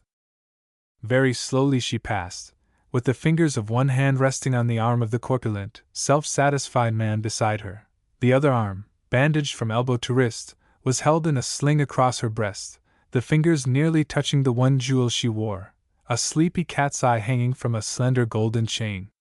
The happy bride was looking straight in front, down the road to Calvary, where stood a man outlined against the burst of light flooding through the door. She neither slowed nor hastened as she passed through the lane of twitching mouths and popping eyes and approached him. Then she stood quite still, a gleaming, living statue in shimmering satin and lace, and removing her hand from her husband's arm, laid it with a little gracious gesture on Joan Conquest's, and he, bending low, gently kissed it. An artist made the record-lightning sketch of his life when in a few lines he drew the dignity, the despair, and the tenderness of the girl's face, upon whose brow and above whose heart rested weirdly two great crimson stains flung by the sun through the colored windows. For one brief second her moonlit eyes looked straight into the steady gray ones, then the heavy lids sank slowly, and the faintest rose color swept from brow to chin, causing the artist to murmur to himself, "The ice floes are breaking," as, like the gallant gentleman he was, he tore the sketch slowly across and across. Two little words had been whispered loud enough to reach the ears beneath the orange blossom. "I forgive." When he had said it, Leonie once more laid her hand upon her irate husband's arm, and passed out into the sun to be met with the shrill cheers of the children who flung baskets full of wild flowers upon the bridle path, and the church was filled with a sound like a swarm of startled bees. Chapter 24. Many waters cannot quench love, either can floods drown it. The Bible. The girl kicked aside the jumble of clothes littering the cabin floor, and bending her head squatted upon the bunk, and incidentally, and quite indifferently, upon a crepechine blouse which badly needed washing, and casually watched her mother who was scrabbling through a cabin trunk in a manner reminiscent of a terrier ratting in a hedge. "Why on earth couldn't you stay on deck?" demanded the mother angrily, as she lifted the transformation from her brow and heaved it on to the upper berth, thereby unashamedly exposing a head not unlike a gorse common devastated by fire. "I can't find that. Oh! Here it is. What a state it's in. D'you think the Chinese man could iron it?" That was one of those hybrid negligées which can serve its turn as a bath gown, a bedroom wrap, or, covered with a genuine native-made tinsel shawl, bought at Tenerife but made in Birmingham, can pass as an evening gown in the tropics. The cabin was on one of the liners which, calling at odd places like Genoa, Naples, Algiers, etc., allows you to pick up letters brought by the mail boat to port said. The inhabitants of the inner, double-berth black hole, called by courtesy a cabin, were the mother and her last unmarried daughter who lived in Surbiton. The mother had successfully acquired a reputation as a worldwide traveler, and husbands for her numerous daughters amounting to a net total of 6, by dint of traveling the latter backwards and forwards over those heartbreaking routes which suffer from 2 weeks or more of going without a break. Try from Aden to Sydney with one break at Colombo, and the above long and somewhat involved paragraph will be easily understood. "I say, Mater, guess who gave me these? Have one?" Mater sat back on her heels, bumping her head against the washstand, plucked a Simon Arts from its cardboard nest, lit it, and emitted volumes of smoke from mouth and nostrils, until the cabin resembled the smoking room of any West End ladies' club. "Oh! Don't ask silly questions, it's too hot." "Who?" "The grizzly bear." "No." "He did." "He'd been ashore." "No." "Yes." "I'd been talking to him, and had just turned to say something to the babe when he slipped down the gangway. I do wish we weren't so hard up. It's an awful rag going ashore. He came back an hour ago, found a letter, and has been sitting up and taking notice ever since. It was a man's handwriting. I saw the envelope." Mater flung everything pell-mell into the trunk, pushed it back with the aid of her daughter's heels under the berth, bent her head and sat down beside her. "He looked so different that I actually asked him for a cigarette, and he gave me the box, and if it hadn't been for Mrs. Tomlinson's hateful little brat, you know, Muriel, we should have had a good long talk. The little wretch actually sat on the arm of his chair. It's extraordinary how he lets children worry him." "Yes. Dear Lady de Smythe has christened him the wet nurse." Which leaves no doubt whatever that sometime, somewhere the dear lady had been clawed by the grizzly. Why don't you get into your black sequin tonight? It'll be frightfully hot going down the canal, and you can slip on the scarf if you go up on the boat deck, as everyone does the first time they go through the Suez." "Yes, I might. The blue does want ironing," replied the daughter, taking a hand in that weird game of make-believe, which the majority of women play between themselves. For what ultimate benefit it is impossible to say, since from the moment the cards are shuffled they know, to a nicety, the tricks and maneuvers of each player. Anyway, the sequin was fished out from somewhere, and shaken and pulled this way and that. It consisted of a skirt of a kind, a waist belt, 2 shoulder straps, and a big jet butterfly poised just where, for the sake of decency, it was necessary, and as a toilette allied with the boat deck would doubtless prove most attractive to the man who was not in search of a wife. The man it was intended to subjugate, meanwhile, was lying full length on his deck chair intent upon a letter, oblivious of the noise of the harbor and the racket necessary to the boat's imminent departure. Jan Cuxton had read the letter 5 times and was just starting on it for the 6th, subconsciously congratulating himself on his foresight, or horse sense, which you will. His cabin was like nothing on earth, and in it, upon the outer edge of a dead maelstrom of his entire wardrobe, stood John Smith, cabin steward. John Smith is not his name, but who does not know, and bless him if they have ever traveled on this particular boat. He has a big, very black mole on the extreme tip of his nose, and is the cheeriest, most optimistic soul on the ocean wave, even those outsized waves in the bay at its worst. After the first lightning perusal of the Godsped letter, Jan Cuxton had given divers urgent orders for as much as possible of his gear in the hold to be thrown ashore. Imagine it, and the boat almost due to sail. He had then rushed to his cabin and initiated the maelstrom, until common sense had smitten him between the love-fogged eyes of his desire, whereupon he had heaved a huge sigh of utter contentment, propped himself against the door for the second perusal, rung the bell, countermanded all he had ordered, and left John Smith to it. He had pulled the letter out of its envelope, growled at a vendor of Egyptian wares, and turned with a wholehearted smile at the sound of a small voice. "Is old Vowley unhappy, Mr. Bear?" The man did not know that he had become the object of that loathsome habit of nicknaming all and sundry which a certain clique on every boat consider so smart. "I'm the happiest man on earth, water, I mean, little one." "Yes. Come along up, and why, Mr. Bear?" Followed a scramble, a gurgle, an arranging of infinitesimal frills. "Mummy calls old Mr. Grizzly Bear because you're quass. Mrs. Tom, Lisan says Mummy's quass cause wouldn't take the buns she wanted too. Why didn't take the buns? Buns nice, I think." An agitated nurse swooped down at this crucial moment, and recovered that which she had lost, leaving the man laughing aloud to the astonishment of all near him. Laugh! Why, he had not laughed since he had left Morto Church, either had he smiled at any time upon the boat, or upon anybody except the children, and now he laughed, all on account of an atrocious scrawl on many sheets of thin paper which he started once more to read. "I hope," ran the scrawl of the man for whom Cuxton had faggied at Harrow, "that this catches you at Port Said because—" followed a badly expressed bit of business. "London's had the shock of many seasons, by the way. You know that old brute, pickled walnuts.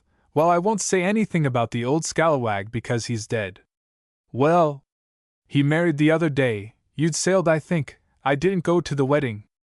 Did you know Susan, old Heth, VC's sister by marriage, up to her eyes in debt, sold her niece to pay them, I suppose, to the old millionaire? Wonder what hold she had on the girl. Anyway, they went off somewhere in Devon for the honeymoon, God help her. It seems that she had had an accident the night before, or something, and fainted, or something, directly after dinner, the wedding dinner, I mean. Did you ever learn composition on the hill? I didn't. The woman who looks after the cottage put Lady Hickle to bed and tucked her up, placed a bottle of port in, all came out at the inquest, old Hickle's room, and left the house. Next thing, about 2 o'clock in the morning, a shepherd or something saw a blaze and went to look. Cottage on fire, old Hickle burnt to a cinder, and the girl hauled out of bed just in time, gibbering in French or something in panic, I suppose. The charwoman thinks the curtains caught fire in the candle, and that the port had made the old man sleep heavily and that he was suffocated by the smoke. Full moon, too! What a sight it must have been! Place burned to the ground. I believe Lady Hickle is quite a girl and very beautiful, and is starting on a tour round the world or something. She'll get most of his millions, I believe. By the way, who do you think have fixed it up? Dear old Bumble and Diana Lytham. Heaven be good to him. Your turn next, old boy. Well, she'll be darned lucky who gets you. See how well I trained you, Jew, remember, etc., etc. The man sat still for some long time, then suddenly sprang to his feet and went aft. The dressing bugle had sounded, but he had not heard.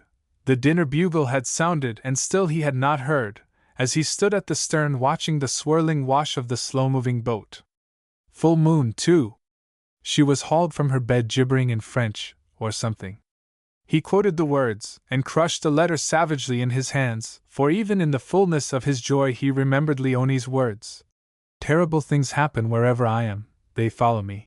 But in the greatness of his love he figuratively shrugged his shoulders, gathered his beloved into the safe haven of his arms, and closed the moonlit eyes with kisses. Whilst a jet butterfly fluttered in vain over a very décolleté expanse which covered a heart agitated by rage and disappointment on the boat deck. Chapter 25. And thy life shall hang in doubt before thee. The Bible. Leonie and her aunt were having tea at the Ladies' Union Club, of which the latter was almost an original member.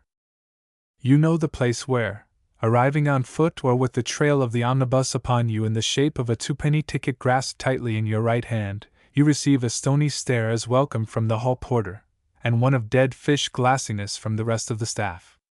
There is a certain air of geniality diffused around a taxi arrival, but a car, 2 or 8 cylinder, owned, borrowed, or stolen, well, there you win in honors, no matter what kind of private address you camouflage with that of your club.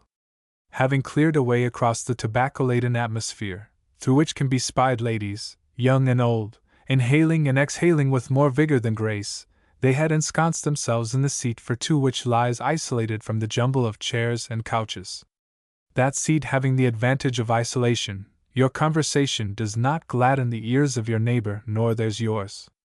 You know what that is like. If you don't, well, it's the kind that if written would read in italics, Aya, Kidmutgar, Pucka, Chotar Hazri, Sais, with reference, ultra distinct and emphatic, to Government House, Simla, and my dear old friend, General Methuselah. Just those little British odds and ends which go to the ruling, more or less, of the land of the peacock. Add to that the general, what shall I say, touch-and-go attire of the majority of the members. You know what it is like. Lace collars over reconstructed tailor-mades, pseudo-suede gloves, chiffon scarfs, generally rope and heliotrope of hue, odd-colored jerseys affiliated to odd-cut skirts, plus jangling oriental bracelets and chains, and mix that with a few puckered, leather-hued countenances and you get the club's principal ingredient. Anglo-Indian. Anyway, the place is conveniently situated, and quite bearable if you can put up with the waiter or the somewhat overdecorated and ever-changing waitress telling you, in front of your guests, that you can only have cakes and bread and butter for a shilling, everything else is extra. Cheery, when you may have been doing your best to make an impression.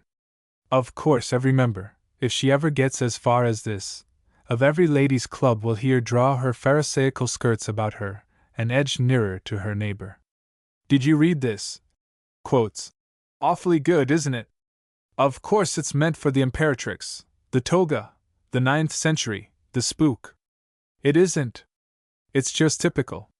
Is there any one thing in any one ladies' club to differentiate it from its sister establishment, especially in the canteen?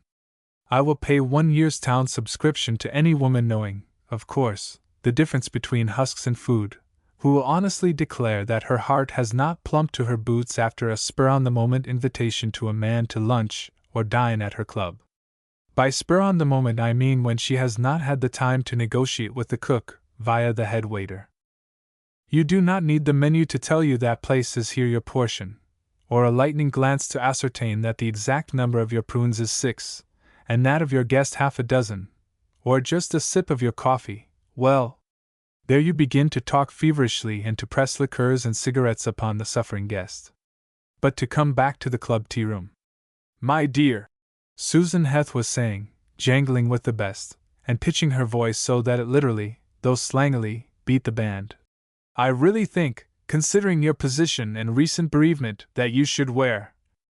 Please be quiet, Auntie, said Leonie, who in a grey and pale mauve confection looked like a field of statice against a pearl-grey sky. I came here to talk about you, not clothes. You see, I want to tell you how I have settled things before I sail. Her aunt fretted with a teaspoon, and spoke in the absurd peevish way which had been so attractive at 17. For the last time, Leonie, I want you to listen to me. Other way round, Auntie, said Leonie, who had chosen the club, of all places, for a last tête-à-tête with her relation, in the hope that the presence of others would serve as a dam to the flood of tears which had streamed almost unceasingly during the last month. But it's absurd, idiotic. Auntie dear, we've been through all that 100 times, and 100,000,000 times more won't make me change. I will not touch a penny of Sir Walter's money. Oh, Leonie, your husband! Not my husband in any sense at all, except for the awful name. Why, and she spoke with sweet, intense enthusiasm. Do you know they are going to build a house in Devon for blind babies out of my marriage settlement, and endow it, and have resident teachers, think of it. Leonie broke off to manipulate the tea things to the rhythm of a one-step. And all the rest of the money, Leonie, oh! It's scandalous! Oh, that! Said Leonie, maneuvering the milk out of a broken milk jug. Except for Sir Walter's special bequests, it all goes back to the family. They've almost all come to see me at the hotel, such honest, nice people, and oh! So grateful. Mrs.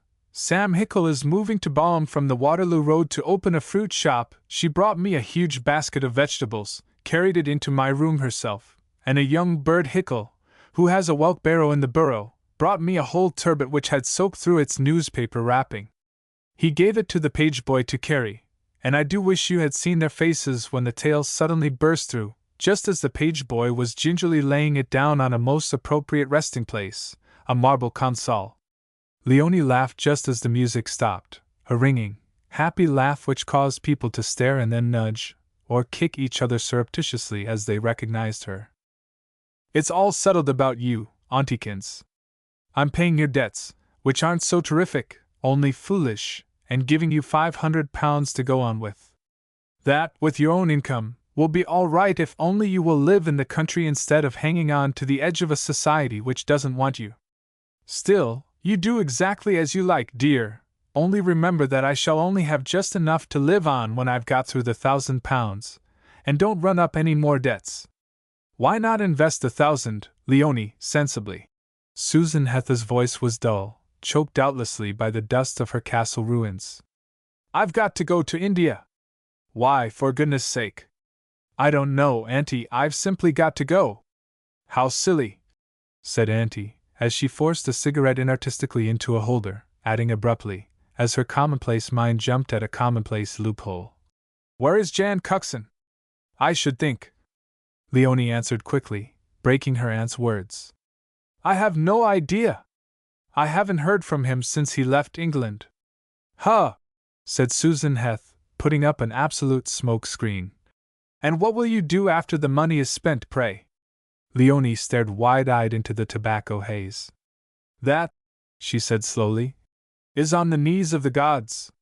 Talking being temporarily suspended by the band in the death throes of the overture to Zampa, the two women sat silent, one frantically trying to solve financial problems, the other with her head a little on one side as though trying to catch the thread of some conversation. A strange thing happened as the band stopped.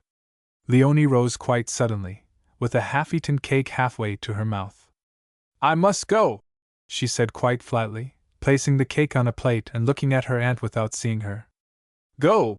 Shrilled Susan Heth, putting her fourth cup of tea down with an irritated slam. Where on earth to? But Leonie turned and walked away with never a word of explanation, and her aunt, with the thrifty side of her plebeian soul uppermost, turned to the task of getting through as much as possible of what was left of the 2 teas for which 2 shillings had been paid. The porter looked hard at Leonie when she asked for a taxi, hesitated for a moment, looked hard again, and refrained from putting the question hovering on his tongue. Seemed quite dazed-like, he explained later to his wife in Camberwell as she juggled with sausages. Pale as death, with a kind of funny look round her eyes. To the British Museum, Leonie said through the window as the taxi door closed, and the funny look round her eyes deepened into a line of perplexity between the eyebrows, as the cab bore her swiftly to her destination and her destiny. She walked swiftly up the steps to the institution she was visiting for the first time, and through the glass swing doors, just as though she was hurrying to an appointment. She turned, without hesitating, sharply to the left up the long flight of stairs, passed through the rooms filled with relics of Rome found in Britain, and stopped. Just for a second she put the palm of her unloved hand against her forehead, sighed quickly, with her head bent forward, then passed through the doorway, turned to the left, stopped, and said, "Yes?"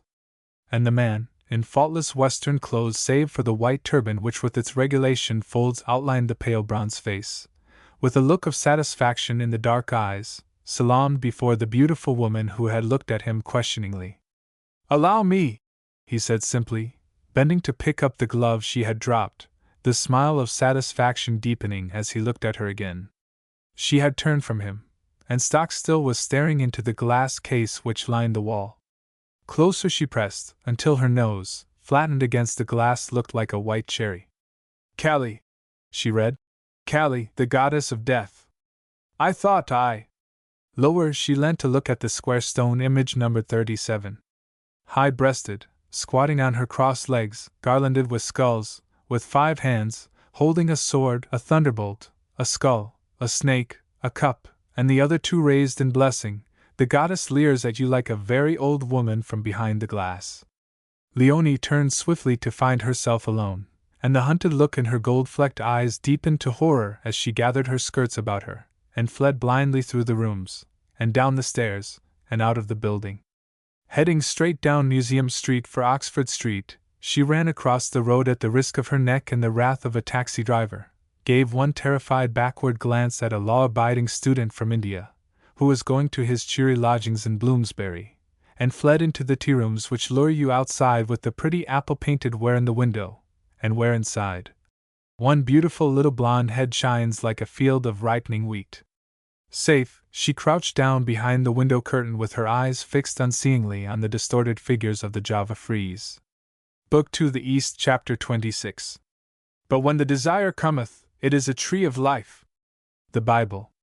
The first-class passengers, leastways the passengers traveling first class, lay stretched out side by side, one sex to starboard, t'other to port, divided, however, more by the fear of the eyes of the other sex, than by any hatch piled with chairs, or ship rule pinned upon the notice-board, and signed by the chief. Surely the hours of the tropical nights passed in sleep on deck are those in which we should return thanks for lacking the gift of seeing ourselves as the officer going on, or coming off watch, the fugitive apprentice, or some stray passenger see us. Human chrysalis, wrapped in the cocoon of sheet or unsightly night attire, with starboard boudoir cap awry, exposing the steel cracker or the lanky lock, unsightly petal extremities peeping from the unfeminine pajama, ruby lips, uncarmined, ajar, whilst to port like rocks from the ocean, unshaven chins rise unrebuked from blanket billows, and pajama button and buttonhole play touch across the unseemly, unrestrained and unconfined masculine torso. It was one of those insufferably hot nights you get sometimes as you turn into the Hooghly, when the smell of the land comes in sickening wafts, and the enchantment of the East is considerably lessened in your opinion by the oppression of the atmosphere. You are going up the Hooghly. You are passing the Sunderbunds. You can almost see the tigers squatting in rows at the water's edge. It is the East. It is India, also it is infernally hot, and having retired to your cabin to disrobe, you anathemize your stable companion who has been likewise inspired, curse your overworked cabin steward who has heaved your bedding on to the wrong site, rearrange everything and bed down. Everyone was asleep when the light of the full moon caused a subdued luster under the awnings, and a greenish light in Leonie's wide-open, staring eyes, as she suddenly swung herself over the side of her bunk and slid unhurt to the floor. She made an arresting picture as she stood listening intently, her flimsy garment falling away from her shoulders, leaving the slender white back bare to the waist, while she held handfuls of the transparent stuff crushed against her breast, upon which lay a jewel hung from a gold chain. Her feet were bare, her arms were bare, and her tawny mass of hair hung in two thick scented plaits to her dimpled knees, and she repeated some words over and over again like one insane or delirious. Hammaby ate high, Hammaby ate high, which being translated means, I come, I come. Without the slightest hesitation she opened the door of number 1 stateroom, which she had had to herself after port said, and which, as anyone who has traveled on this particular boat will know, gives on to the dining saloon, passed swiftly along the narrow passage past the notice board and the head steward's cabin, and stood among the human cocoons on deck. For a moment she paused irresolute, turned, and swiftly mounted the companionway to the bridge deck, her bare feet making no sound, her beautiful body shining like ivory through the flimsy garment she held gathered to her breast. Oh! Well for her was it that the ship slept, and that the awnings made it almost impossible for those on the bridge to see what took place on the deck. Though a report of sleepwalking on board would only have served to broaden the lines of laughter in the chief officer's mercurial soul, and deepen the lines of cynicism around the second officer's cynical mouth when the one relieved the other on the bridge at the matutinal hour of 4 a.m. And very well for Leonie was it that the captain had forbidden sleeping on his deck, and that the high-caste native who had come aboard at Colombo was sitting on the port side as she approached. Owing to his high caste, and the purity of his habits, the young native had passed the days apart from his fellow passengers since he had come aboard, and the days left were too few for the white folk to show any curiosity concerning the handsome man. You don't feel curious about anything after almost 5 weeks seafaring. You feel kind of stunned. Leonie, therefore, had not noticed him particularly as he sat apart with his delicate oval face behind a book when she approached, or passed his chair. Either had she felt the gentle luminous eyes resting upon her from the nape of her sun-kissed neck to her slim ankle. Nor did he now, long after midnight, make any sign when, without touching the rails, she came swiftly up the companion ladder, bending her bronze head to miss the edge of the awning, and he made no movement as she sped past him, crossed the deck to the starboard rail, and putting both hands upon it, swung her body back as you do when you are going to vault clear. No movement of his body, but he gave a jerk of his willpower which brought the veins out like whipcord upon his forehead, and drove the nails deep into the palms of his hands. And in response, Leonie's arms slackened. She stood quite still, staring out to where the sunderbuns lay hidden under mist. Then she put one bare foot upon the lower rail, and swinging herself up, sat sideways, leaning far over, in such a position that the slightest lurch of the ship would have sent her headlong into the water. The native's eyes narrowed to slits, and his nostrils dilated strangely as he pitted his will against the force which was impelling her. He dared not speak, he dared not touch her. For he knew that one moment of recognition, one breath of scandal touching himself and the woman he trailed, meant the crumbling of the altar he was building stone by stone to his God. For that reason he had taken the mail instead of the slow boat she had chosen, and had thought long before deciding to come aboard, even at Colombo. He was afraid because of the evening she had answered when he called her across London to his side, by the image of Calais the Terrible in a glass case, afraid that she might recognize him and be on her guard, undoing all that he had done in the last year in obedience to the mandate of the old priest.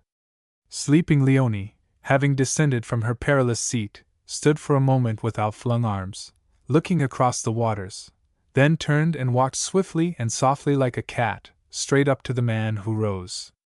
Sweetly she laughed up into his face as she laid one little hand upon the great white cloak which swung from his shoulders, unaware that in moving her hand her own garment had slipped, and that her beauty lay exposed like a lotus bud before his eyes. She came so close that her bare shoulder touched the fine white linen, and the curves of her scarlet lips wet but a fraction of an inch from his own, and her whimpered words in the Eastern tongue were as a flame to an oil well. "This plant," she murmured, with the light of unholiness in her gleaming eyes, "this plant is honey born, at the tip of my tongue honey, mayest thou come unto my intent?" He answered softly in the same sonorous tongue, and she swayed towards him like a flower. About thee with an encompassing sugar cane have I gone, in order to absence of mutual hatred, that thou mayest be one loving me, that thou mayest be one not going away from me. Where is the dividing line? What is it that causes the saint suddenly to fling aside his holiness and hurl himself headlong to perdition? Or the sinner to hurl aside his evilness and fling himself headlong into a monastery? The jogging of memory, mostly, I think. For what resolutions cannot be conceived and accomplished, or broken by the scent of a flower, the touch of a hand, or the feel of a piece of stuff? Love, sudden, overpowering oriental love consumed the man, passion scorched his soul, and desire shook him from his dark head to the slender feet. He was awake, and the girl was asleep, and craving to set his seal upon her in her unconsciousness, he bent towards her until the fierceness of his breath disturbed the lacy frill about her breast, bringing to view the jewels suspended from a golden chain. Instantly his joined hands were raised towards his face mechanically in prayer, his eyes burned with the fanaticism of his creed, and his face became old in knowledge. The dividing line? The lifted veil? Nay! Nothing but a jewel with the form and the coloring of a cat's eye, which had cunningly winked up at him from the secret places of the girl's bosom, so that she returned to her cabin with her body unscathed, and her soul on the edge of the precipice.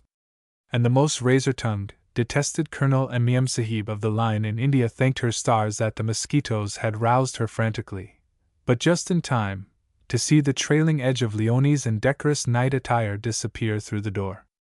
Aloofness, allied to perfect shoes and silken hose, will find a woman more enemies on board than all the pretty faces and frocks in the world, and if, in addition, she can heap on such items as a seductive face and figure, and if gossip via the newspapers can and does supply information as to the contents of her passbook, plus savory rumors concerning mysterious incidents in her past, well, 'twere better for that woman to stop at home, bob her hair, and take to that field of literature which is not bound on any side by the hedge of convention. So it came about that her friends, after stumbling up the gangway at the Kiddapore docks, with handkerchiefs held against their noses to protect them from the effluvia wafted from Garden Reach, lifted their eyebrows slightly at the frostiness of the adieus between their guest and her fellow passengers. And no one in the scramble and flurry noticed the elderly pock-marked Aya who had been engaged as Leonie's bodywoman as she lifted the hem of the Emiem Sahib's skirt and laid it against her forehead, and touched the instep of the high-caste native when he passed behind the girl and disappeared in the crowd of his countrymen, which opened up a way before him. An Aya, who, to the utter astonishment of her friends, had given up the high position of head bodywoman to a Rani of the North, in order to accept the humble post of Aya to a Emiem Sahib. A post she had gained by the baffling methods of the East which bind each man's work to that of his neighbor with an unbreakable, untraceable chain, and gained, too, over the sleek heads of many of her sister Ayas, who, armed with countless and phenomenally laudatory chits, had squatted patiently for hours in the servants' quarters of the bungalow at Alipur. Chapter 27. For lo! The winter is past, and the rain is over and gone. The Bible. That's Lady Hickle. The two men turned in their saddles as Leonie went by at a canter near the rails. The raking great whaler forging ahead like an engine of destruction was kept in check by Leonie, exuberant with health, the knowledge of a perfect seat and hands, and that uprush of spirits which an early ride on the Maidan brings, to some of us. Not the Lady Hickle? The same. Well, I'm damned. She's only a girl, and what a seat. Chucked the millions too, didn't she? Having a good time? John Thorne frowned as he backed his horse before answering. We're great friends, he said shortly, and the other man tapped his teeth with his whip. Thorne hadn't the slightest intention of implanting a snub, as the other man knew, knowing him and his most unfortunate manner. Friends, yes. They were friends, two strong, supersensitive characters drawn in sympathy one to the other, and John Thorne would have liked to have been a good deal more than a friend, but he had the sense to realize that the only kind of woman he could ever ask to share his rising fortune, bad manners, and worse temper, would be of the type designated in the short and unromantic word cow. One of those slumbrous, sleek creatures who stand knee-deep and content in a field of domestic trivialities, ruminate placidly upon the happy little events of the past hour, and always find a hedge under which to shelter at the first intimation of a storm. Lucky, lucky cattle who do not know the temperamental ups and downs, the mental lights and shadows, the physical and psychological upheavals, or the intense joys and griefs of the more highly strung goat. At that moment Leonie rode back slowly with some friends, and smiled at John Thorne. "No," Thorne went on meditatively. "No, she's not having a good time. I can't quite make it out. You see, although she was only married for a day, the defunct tradesman husband rather overshadows her father's splendid career, old Bob Heth, V.C., you remember. It would in this caste-bound country. Caste amongst us, ye gods! Then her clothes are really lovely, oh! Ripping! Make Chowringhee confections look as though they'd come from the Jersey or the Lal Bazaar. And it seems that she's living on her capital, and that her hair curls naturally." The other man laughed out loud. "Oh! You needn't laugh. Wait until you've been stationed as long as I have in Calcutta, then you'll—" Leonie had turned and was coming up at a gentle trot. "Gad! Isn't she beautiful?" said the newcomer. "Yes. I think that's really her trouble," replied Thorne as he moved to meet her. "Good morning, and don't come too near the devil. We were out in the fog this morning, and it has made him as touchy as anything. Isn't it a simply perfect morning?"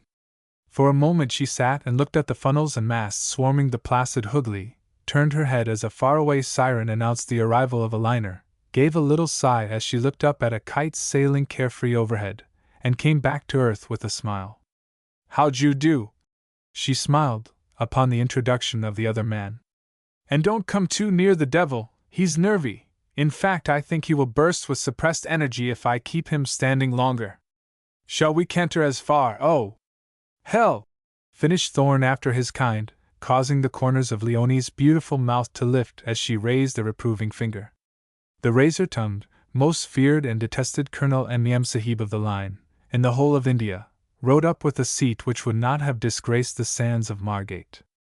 Thinking that she might as well share the pigskin, she had, upon her husband attaining his majority, taken a dozen riding lessons somewhere near Regent's Park, had hacked irregularly ever since, and still, when off her equine guard, talked about a horse's ankles. "Don't come too near the devil, Mrs. Hudson, he's so fidgety." "Nonsense!" brusquely replied the lady as she nodded to the men. "It's you who are fidgety. Comes of all your sleepwalking, brain fag or whatever you call it. You've inoculated the poor darling," she added, clapping her hand on the devil's hindquarters. Thorne made an ineffectual grab as the devil reared so straight that Leonie's face was hidden in the mane, and backed his horse as the whaler came down with a terrific clatter on the hard ground, scraping the Colonel M.M. Sahib's foot as she wheeled about, emitting silly little cries, whilst men tore up from all sides with desire to help. Up again he shot, pawing the air until it seemed that he surely must fall backwards, and men and women stared aghast until Leonie, raising her arm, brought her whip down between the silky ears. "Damnation!" said John Thorne as Leonie patted the devil's neck as he danced nervously on one spot. "Time I took him home," she said. "The size? No! I daren't give him to anyone as he is. Oh! Good morning. Saw your haute école stunt, Lady Hickle," burst out a lad who rode a fallen star in the shape of a discarded discreditable polo pony. "Simply topping. But the devil's a nervy demon, you shouldn't ride him, he'll get away with you one of these fine days." "What happened?" "He bumped into my horse, he's not safe to be out amongst us, indeed, he is not. Lady Hickle, I have been in cat." The rest was lost in precipitate flight with the Colonel M.M. Sahib's arms closely hugging her pony's neck, to the joy and the infinite delight of the rest of the spectators. Unseen, uncouth John Thorne, furious at the scant courtesy shown to the lady of his dreams, had brought his whip down heftily, just above the mangy tail of the Colonel M.M.'s pony. "I think I'll ride alone, if you don't mind," said Leonie with a ripple of suppressed laughter in her voice. "All the way to Alipur?" "Oh, it's not far, and I daren't trust the size, the devil would simply eat him." The boy sidled in between her and Thorne, to the latter's infinite annoyance. "Are you still keen on the shikar stunt, Lady Hickle?" He gazed at her adoringly, and she smiled back into the honest, merry eyes. Shikar stunt? Yes. You remember, Sundarbans, dak bungalows, shikari, wild animals in bunches, discomfort and all the rest. Say yes. Oh. Do. As Leonie slowly shook her head. It'll be such a rag. Major and Mrs. Talbot, she's a fine shot, you and me, and we've got to get another Fay. Woman costs a simply top-hole fellow walked into the club last night, who's wonderfully keen on it. We're kind of related, his father was my mother's second cousin. And the higher the fewer, interposed Thorne, as Leonie laughed. And what's the top-hole fellow's name? The youngster eyed the elder man with disapproval. Name, coming brain specialist, setting the old fossils in Harley Street by the ears, forgotten more than they've ever learned. Name, why, Jan Cuxon. Won't you come, Lady Hickle? Leonie had suddenly bent to adjust her stirrup leather. Her face was dead white, her eyes like stars, her mouth like a gate to heaven. Almost a year and not a word, not a sign. Tortured by doubt, racked with love, she had gone her way silently, blaming herself one moment for the ease with which she had shown her love, staking her all the next on the honesty of the man who had kissed her hand in forgiveness in the old Devon church. Making excuses, heaping the blame upon herself, wearying, wondering, and now? She lifted her face, which shone like the Taj at noon, and the worshipful company of men looked at her, almost stunned by its incomprehensible radiance. Yes, she said softly, without thought of the devil's nerve-storm. Yes, I will surely come. As she spoke there was a terrific report as the hind tire of a passing car burst with due violence, a sudden convulsive bound as the devil leapt with all 4 feet off the ground, and a thunder of hoofs as, with the bit between his teeth, he cleared for the open just as a man on a 16-hand bay turned in at the race stand opening. Chapter 28. To turn and wind a fiery Pegasus and witch the world with noble horsemanship. Shakespeare. The onlookers behaved in the orthodox runaway horse manner. Women screamed, or took the opportunity to manipulate a surreptitious powder puff. Men shouted and waved their topes, or shouted and performed equestrian gymnastics, and the jockeys en masse cursed their master's presence, and the more or less mythical value of their respective mounts. Just for that one moment in which anything occurring out of your ordinary rut leaves you practically stunned into inertia. Then things began to shape themselves, and for one unbelievable second Caste was thrown to the soft wind which was sweeping up the last rags of mist. Military mingled with commerce, the ICS which, written in full, means God's anointed, looked at instead of through the railway. Jute condescended to the tourist, and White ejaculated to Caffiolet as they all sat gazing after the retreating form of the devil and the pursuing shapes of one or two, who, fairly decently mounted, were pegging away stout-heartedly in a perfectly vain, but praiseworthy effort to save Leonie from certain death. And then a sigh of relief went up. A bay, stretched out, was flying like the wind, hoofs thundering on the hard ground, tail streaming, as, urged by his master's heel and voice, he strove to get to the tank before the runaway. The distance and the speed were too great, the horse and kit were not sufficiently familiar to allow the spectators to identify the one man who seemed to have a plan in his head, and a horse under him. The women strained their eyes in an endeavor to distinguish him, men kept theirs glued to Leonie who was riding straight and apparently making no effort to check the devil, and policemen, forgetful of their dignity, their status, and their red turbans, hung over the rails near the grandstand entrance with a riff-raff of taxi chauffeurs, pukka chauffeurs and sais. For the first 200 yards across the brown grass of the Maidan, Leonie thoroughly enjoyed the tearing gallop, having failed to grasp the fact that the devil was bolting, but after having spoken soothingly, and pulled firmly without making any impression, somewhere about the middle of the polo ground she awoke to the fact that something had to be done. They're in it. No! Miss, by Jove! The jockey bunched himself in an ecstasy of relief, and his mare danced with a fellow electrical feeling as the devil, wheeling sharply from the sparkling water in the tank, missed the lone tree by a foot, then gathering fresh impetus from the ever-nearing sound of thudding hoofs, tore towards the rails enclosing the 2 tracks. They are not high, but they are fairly close together, and 4 in all, and a horse, blind from fear or temper, is quite as likely to let you down at the first as at the fourth. But Jan Cuxon saw a gleam of hope. Surely the runaway would slacken, surely no horse could possibly take 4 fences at that terrific speed, and if he did slacken, then the bay, as nimble as a cat in spite of his weight, would catch up, and something would be done before they dashed headlong across the tram-threaded, crowded Kiddapore road. Except for admiring her seat and seeming calm acceptance of her inevitable and horrible end, he had not bothered about the girl as a human being. But he frowned suddenly in a vague effort of recollection when she stretched out her hand in a beckoning gesture for help to the man she heard racing to her rescue. "By Jove!" he cried, and "By Jove!" repeated the others behind, and "By Jove!" echoed the distant onlookers as, without hesitation or click of hoof on wood, the devil rose to the first, the second, the third and the fourth rail, skimming them like a bird, while the bay, just 2 rails behind, crashed over them with nothing to spare. Inky words take a long time to write, but Leonie's perilous career towards the river was merely the matter of a few cyclonic minutes, leaving the drivers of bullock and water buffalo carts, gharries and trams no time in which to make an opening for her tempestuous passage. "Wah! Wah!"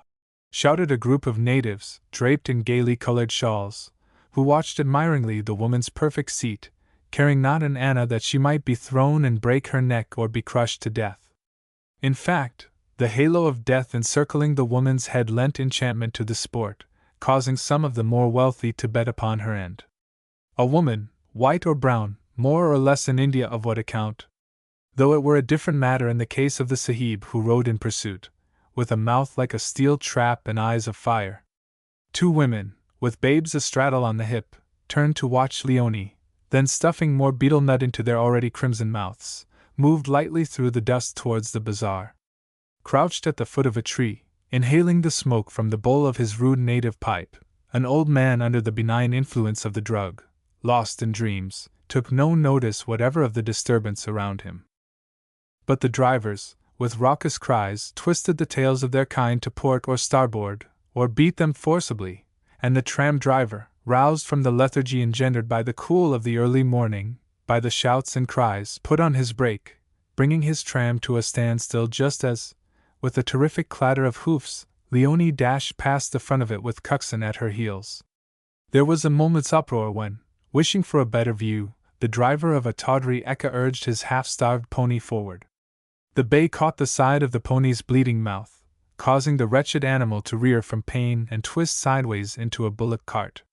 In its usual leisurely way the bullock swung itself also sideways, and almost under the bay's feet, causing him to lose a precious second, for which Cuxon made up by a ruthless use of his spurs, whilst before Leonie's eyes, quite close, through the trees, appeared the funnels and masts of the river craft.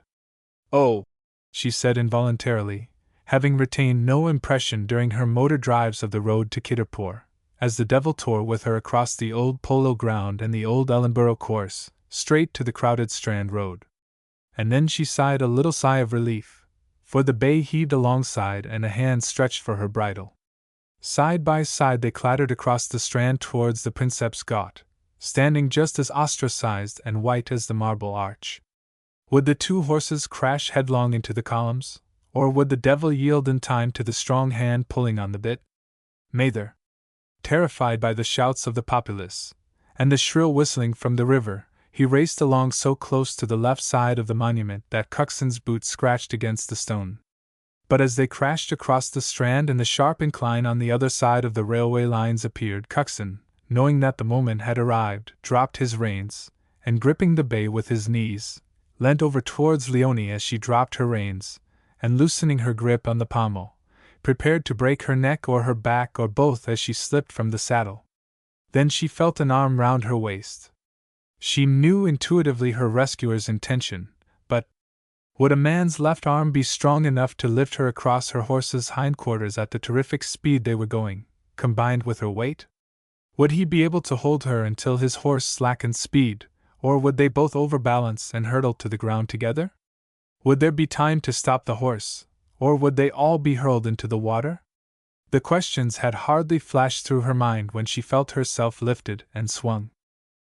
for one petrifying moment the bay, pulled savagely until blood stained the bit, reared with its double weight within a yard of the steep incline, then, yanked cruelly by its master, swung sideways and came down, just as the devil, striving at the last moment to check his wild career, hesitated for 1/2 second, then, pushed by his own terrific impetus, slid over the incline, and turning a complete somersault backwards, crashed into the water.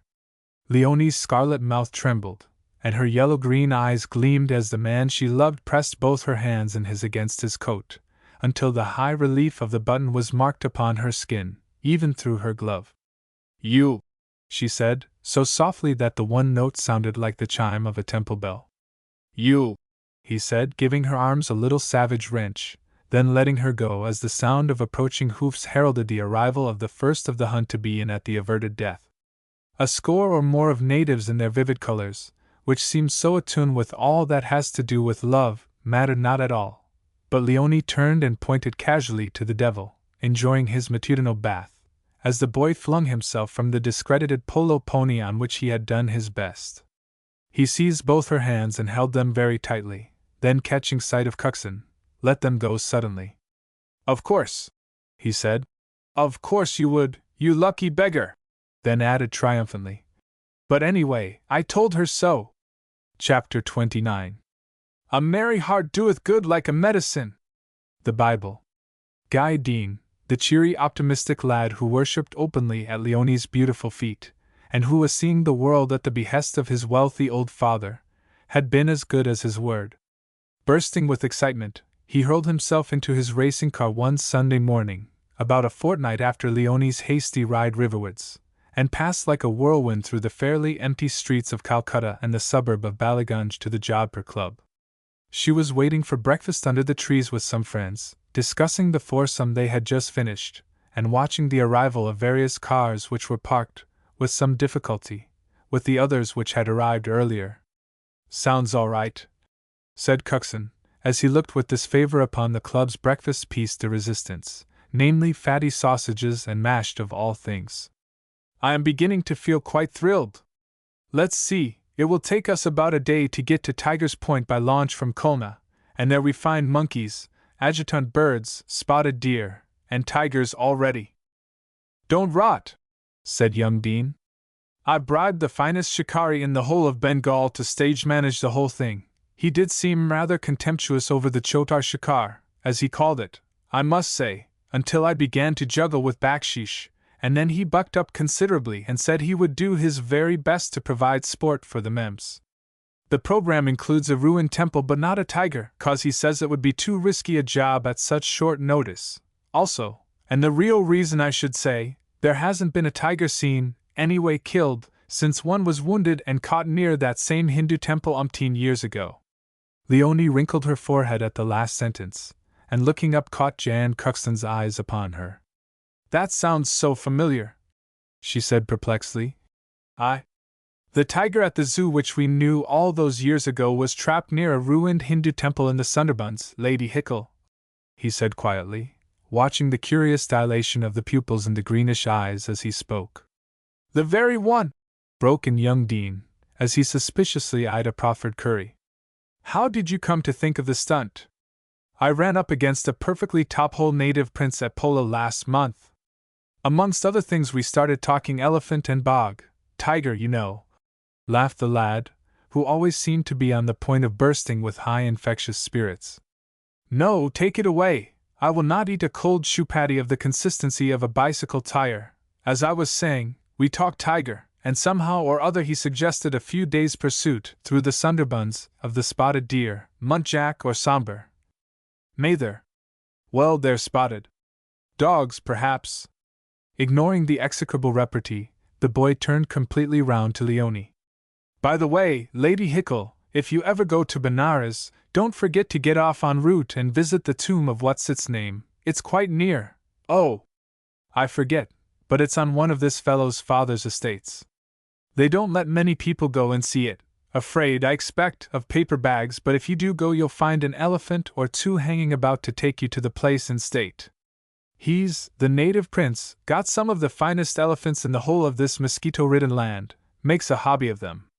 What happened to the original tiger? Noah pushed him into the ark.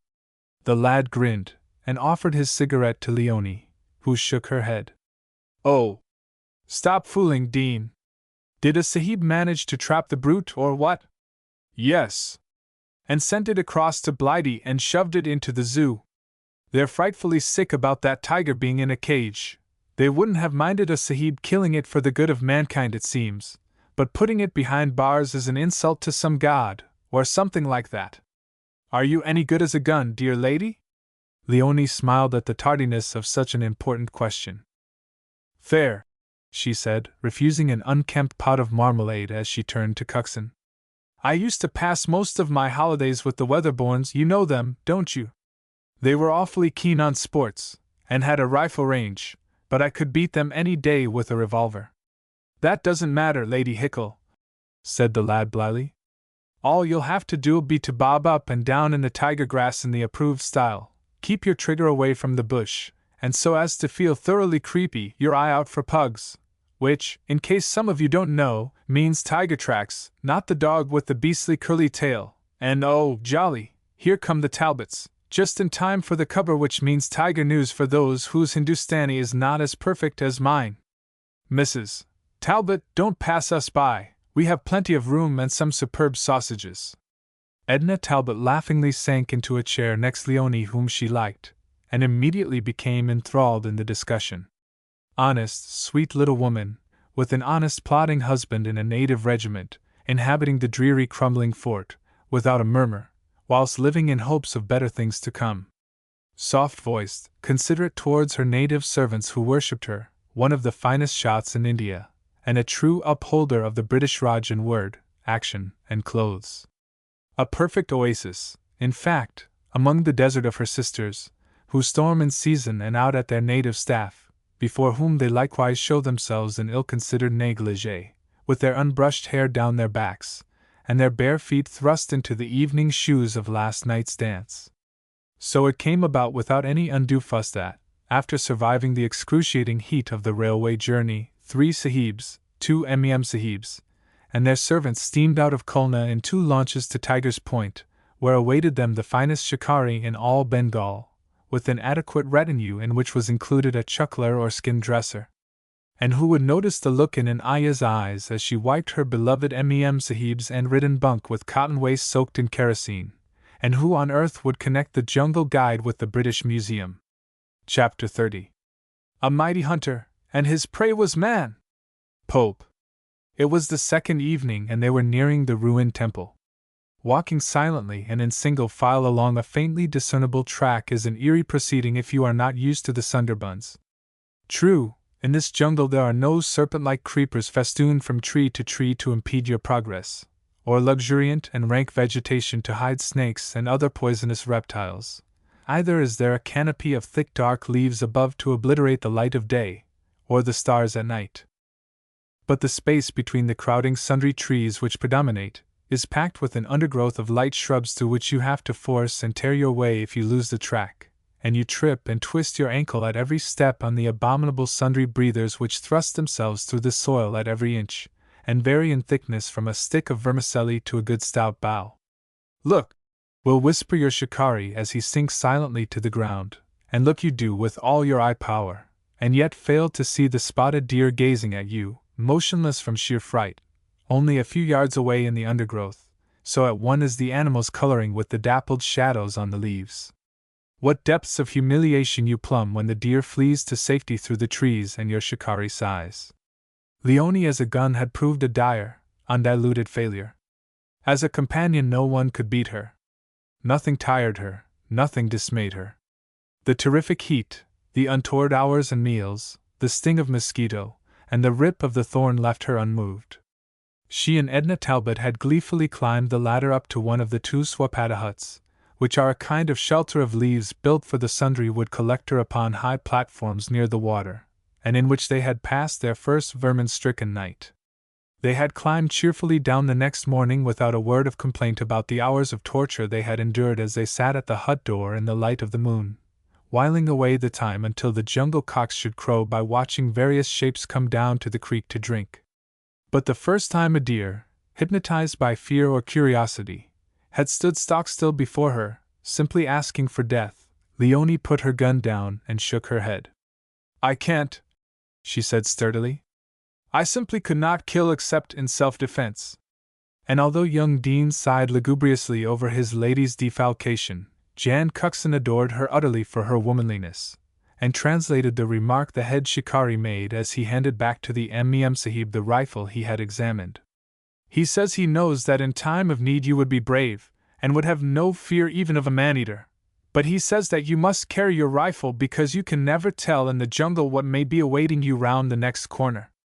As none of the party knew that the temple stood well hidden but quite close to the edge of one of the smallest creeks, open only to the narrowest native craft, they had no idea they were being taken there by a most circuitous route, and the shikari who did no thought that the silent guide was doing it purposely in order to give the sahibs an opportunity to add yet more to the ever-increasing bag of odds and ends, also to his bakshish later on. They were all longing to get to the ruins, more than desirous for their evening meal, aching to remove their boots, and the dust, and other evidence of a hard day's tramp.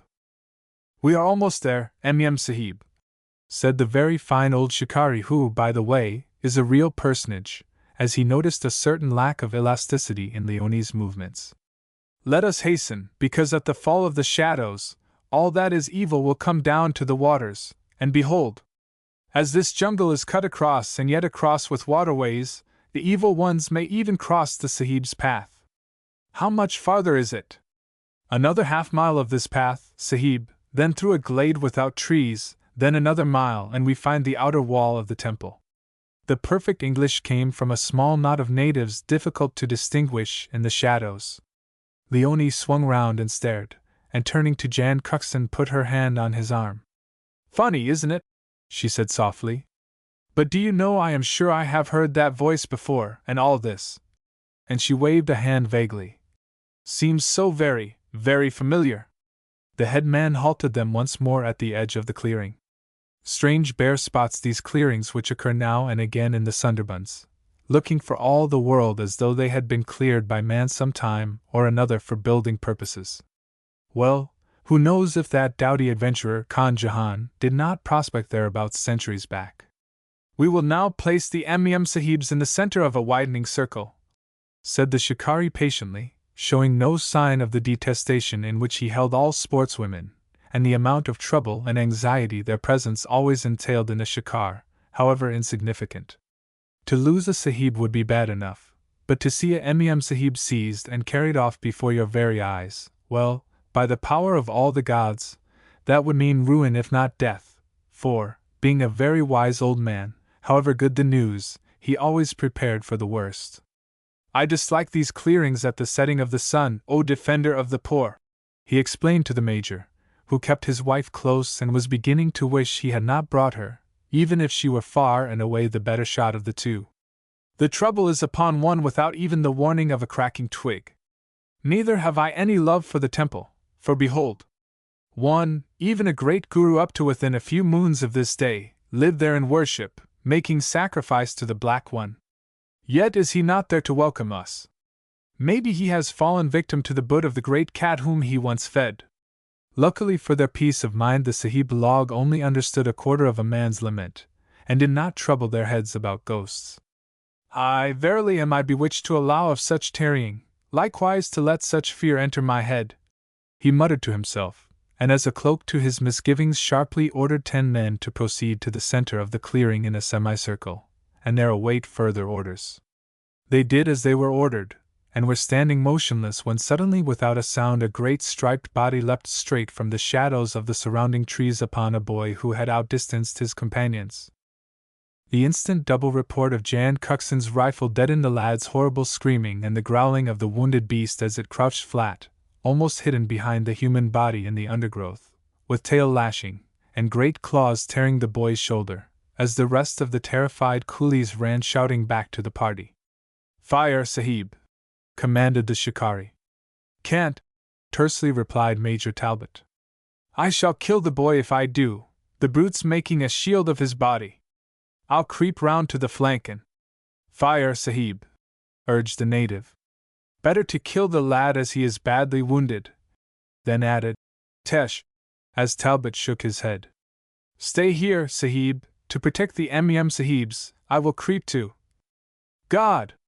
The words simultaneously escaped the three men as they and Edna Talbot raised their rifles.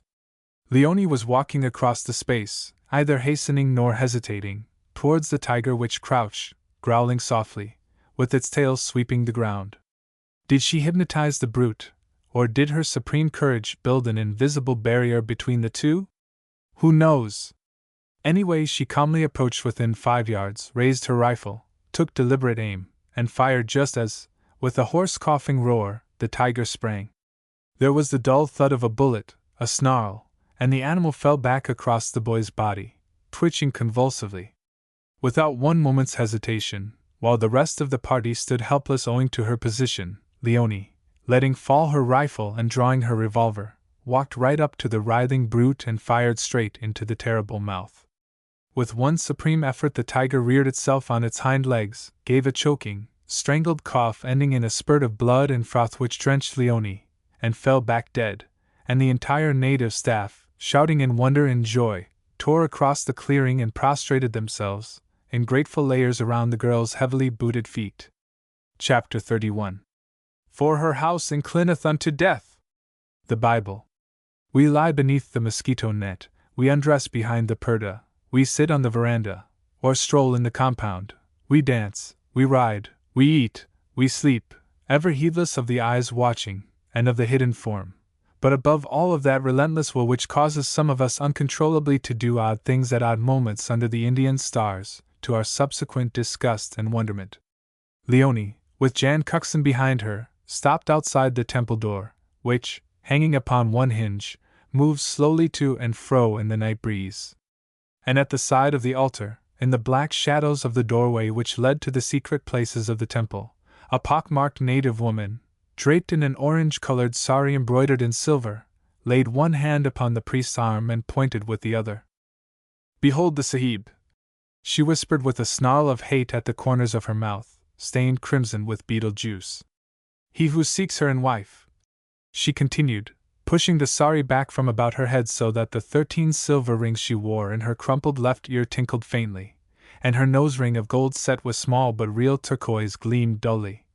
And once wedded she will return across the black water. O Father of the people, O Wise One, I love her and thou didst promise.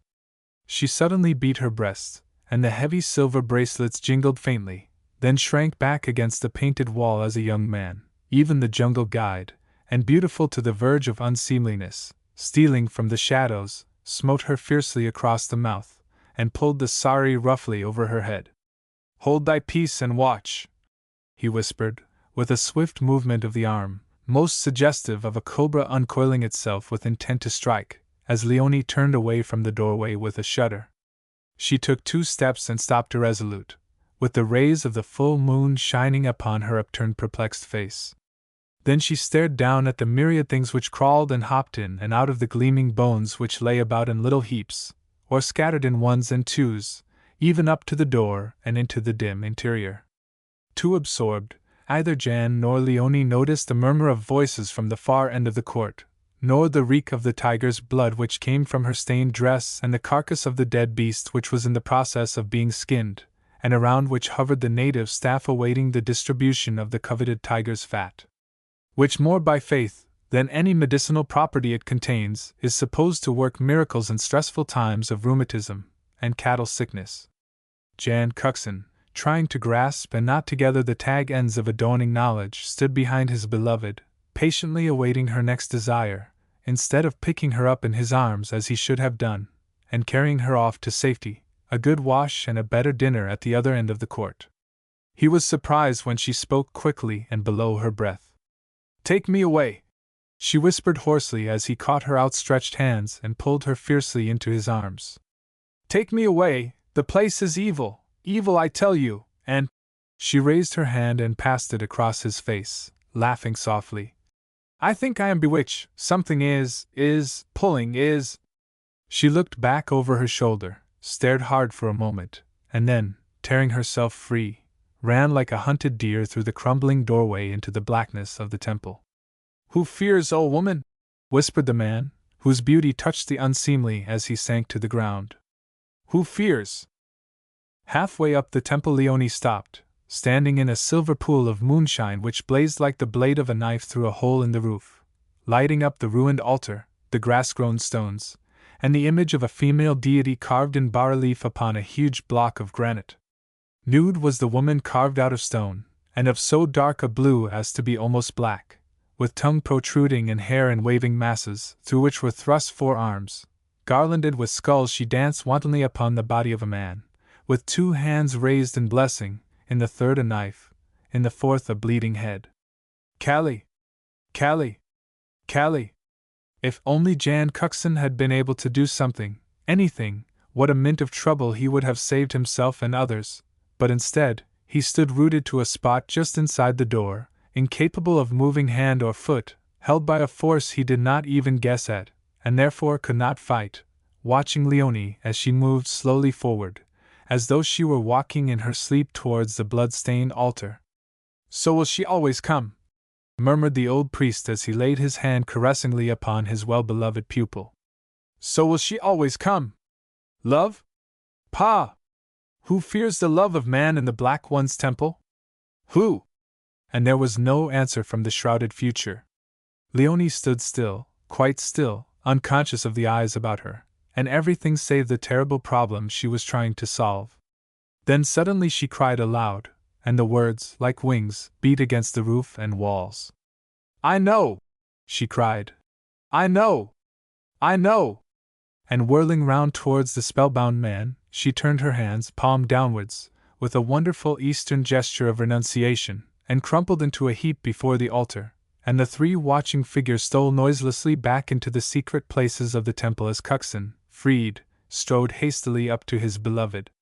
He gathered up the unconscious girl as tenderly as a woman, oh, a good deal more so, and turning her face to his shoulder, carried her out of the temple, stopping for a second to hold her more securely in his left arm as he bent to pick up something which glittered in the moonlight, a piece of orange silk heavily embroidered in silver, for which Leonie had ransacked the old, the new, and the Lal bazaars, a bit of her aya's sari torn and caught in a sundry breather.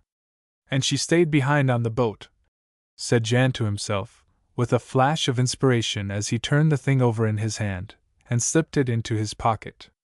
And though his heart ached over his beloved's mental and physical distress, he inwardly rejoiced at the untoward occurrences of the day which had supplied his solid, trustworthy brain with the outline of a key to the problem.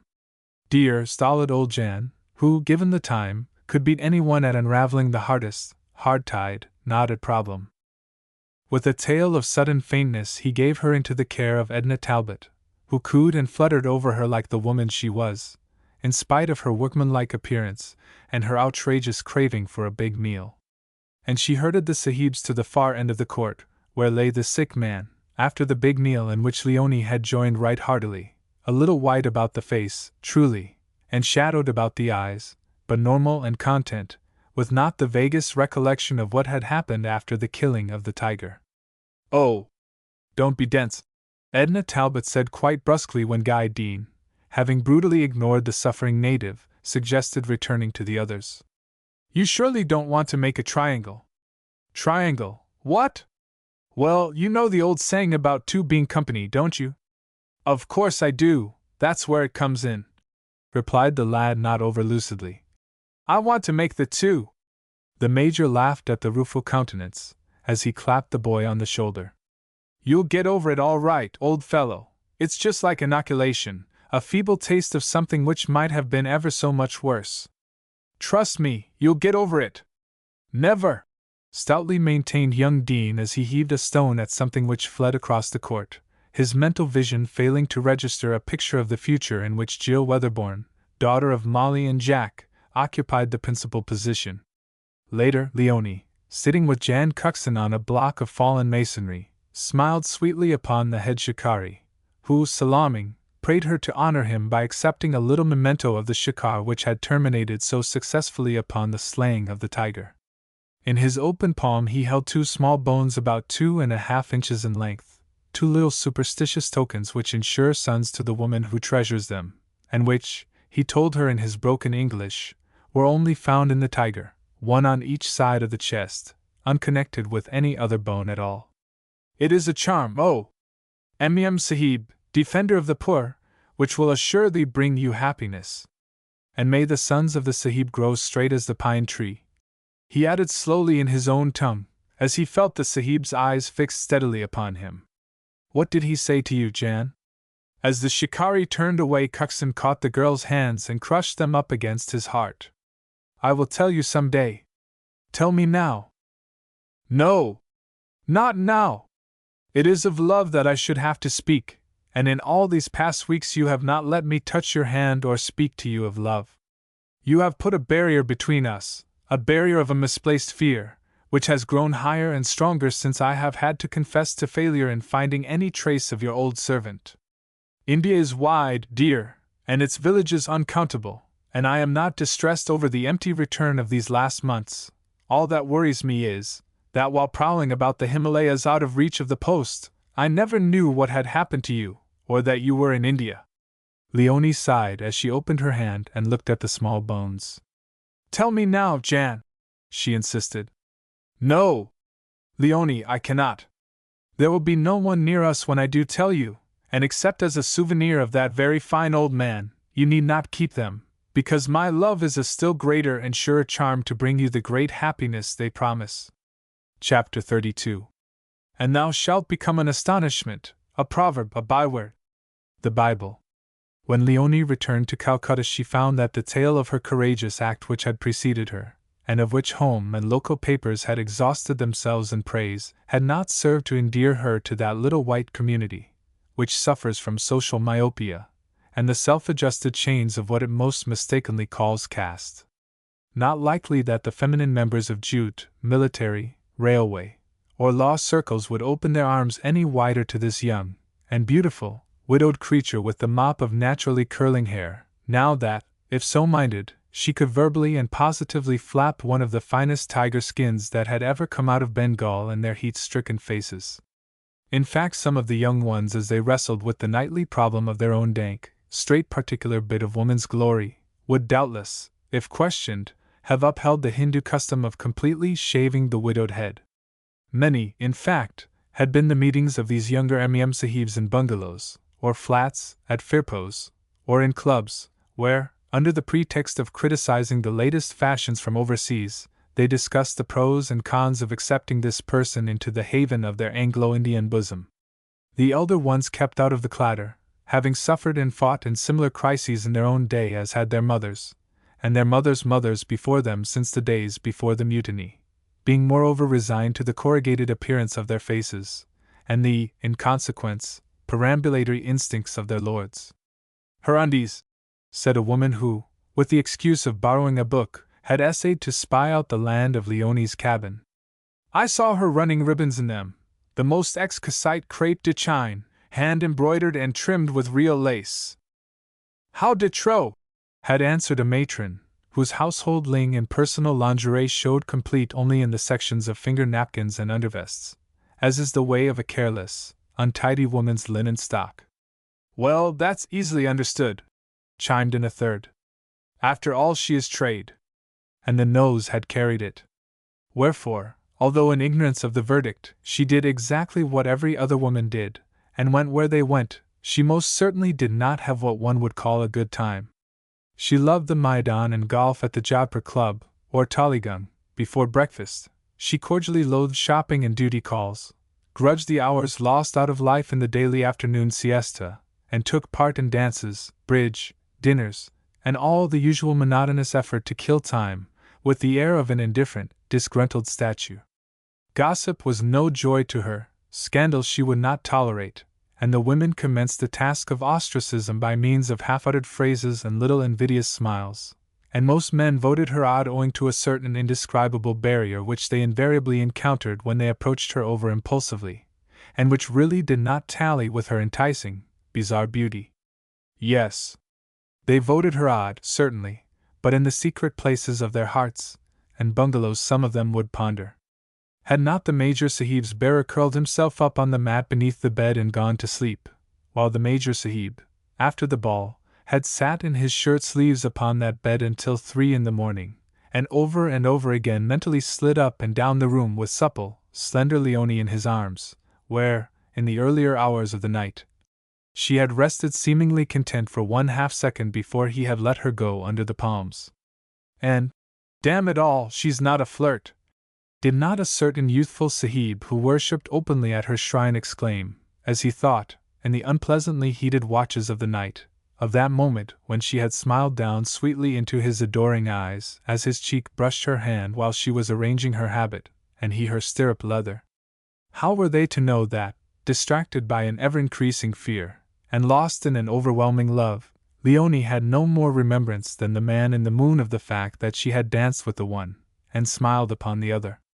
It was the final flare of the season in the shape of a ball at Government House, one of those mixed mass gatherings to which you are invited either on account of your rank, or your unblemished reputation, or the fact that you've had the forethought to inscribe your name in the visiting book. Leonie was standing with Jan Cuxon near an open door under a revolving fan which disturbed the outer masses of the hair she had piled haphazard upon the top of her small head, catching the great coils together with huge pins, and strengthening the entire structure by means of a finely wrought, diamond-hilted steel dagger, looted in the mutiny by a not over-punctilious forebear. "I wonder you don't cut your hair to bits," had once remarked before a multitude, an envious dame, whose curls reposed cozily in a box o' nights, and who had grave doubts as to the sincerity of Leonie's tawny locks.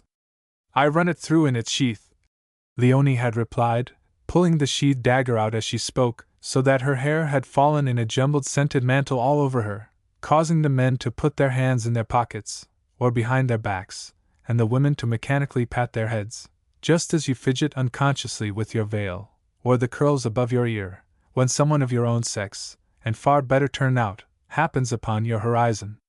On this night her absurdly small feet made her head look almost top-heavy, just as the uncorseted small waist emphasized the width of her shoulders, and the violet shadows enlarged the opalescent weird eyes looking wearily on the scene around her. Why didn't she go back to England if she hated it all so much? Because she couldn't.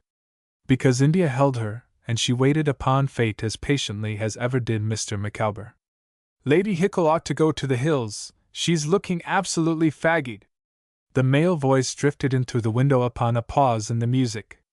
"Well, continuous sleepwalking's not likely to make you look your best, is it?" The damnable giggle at the end of the remark brought a frown to Jan Cuxon's face as he picked up somebody's wrap from a chair, put it round Leonie, and led her unresistingly down the steps into the grounds.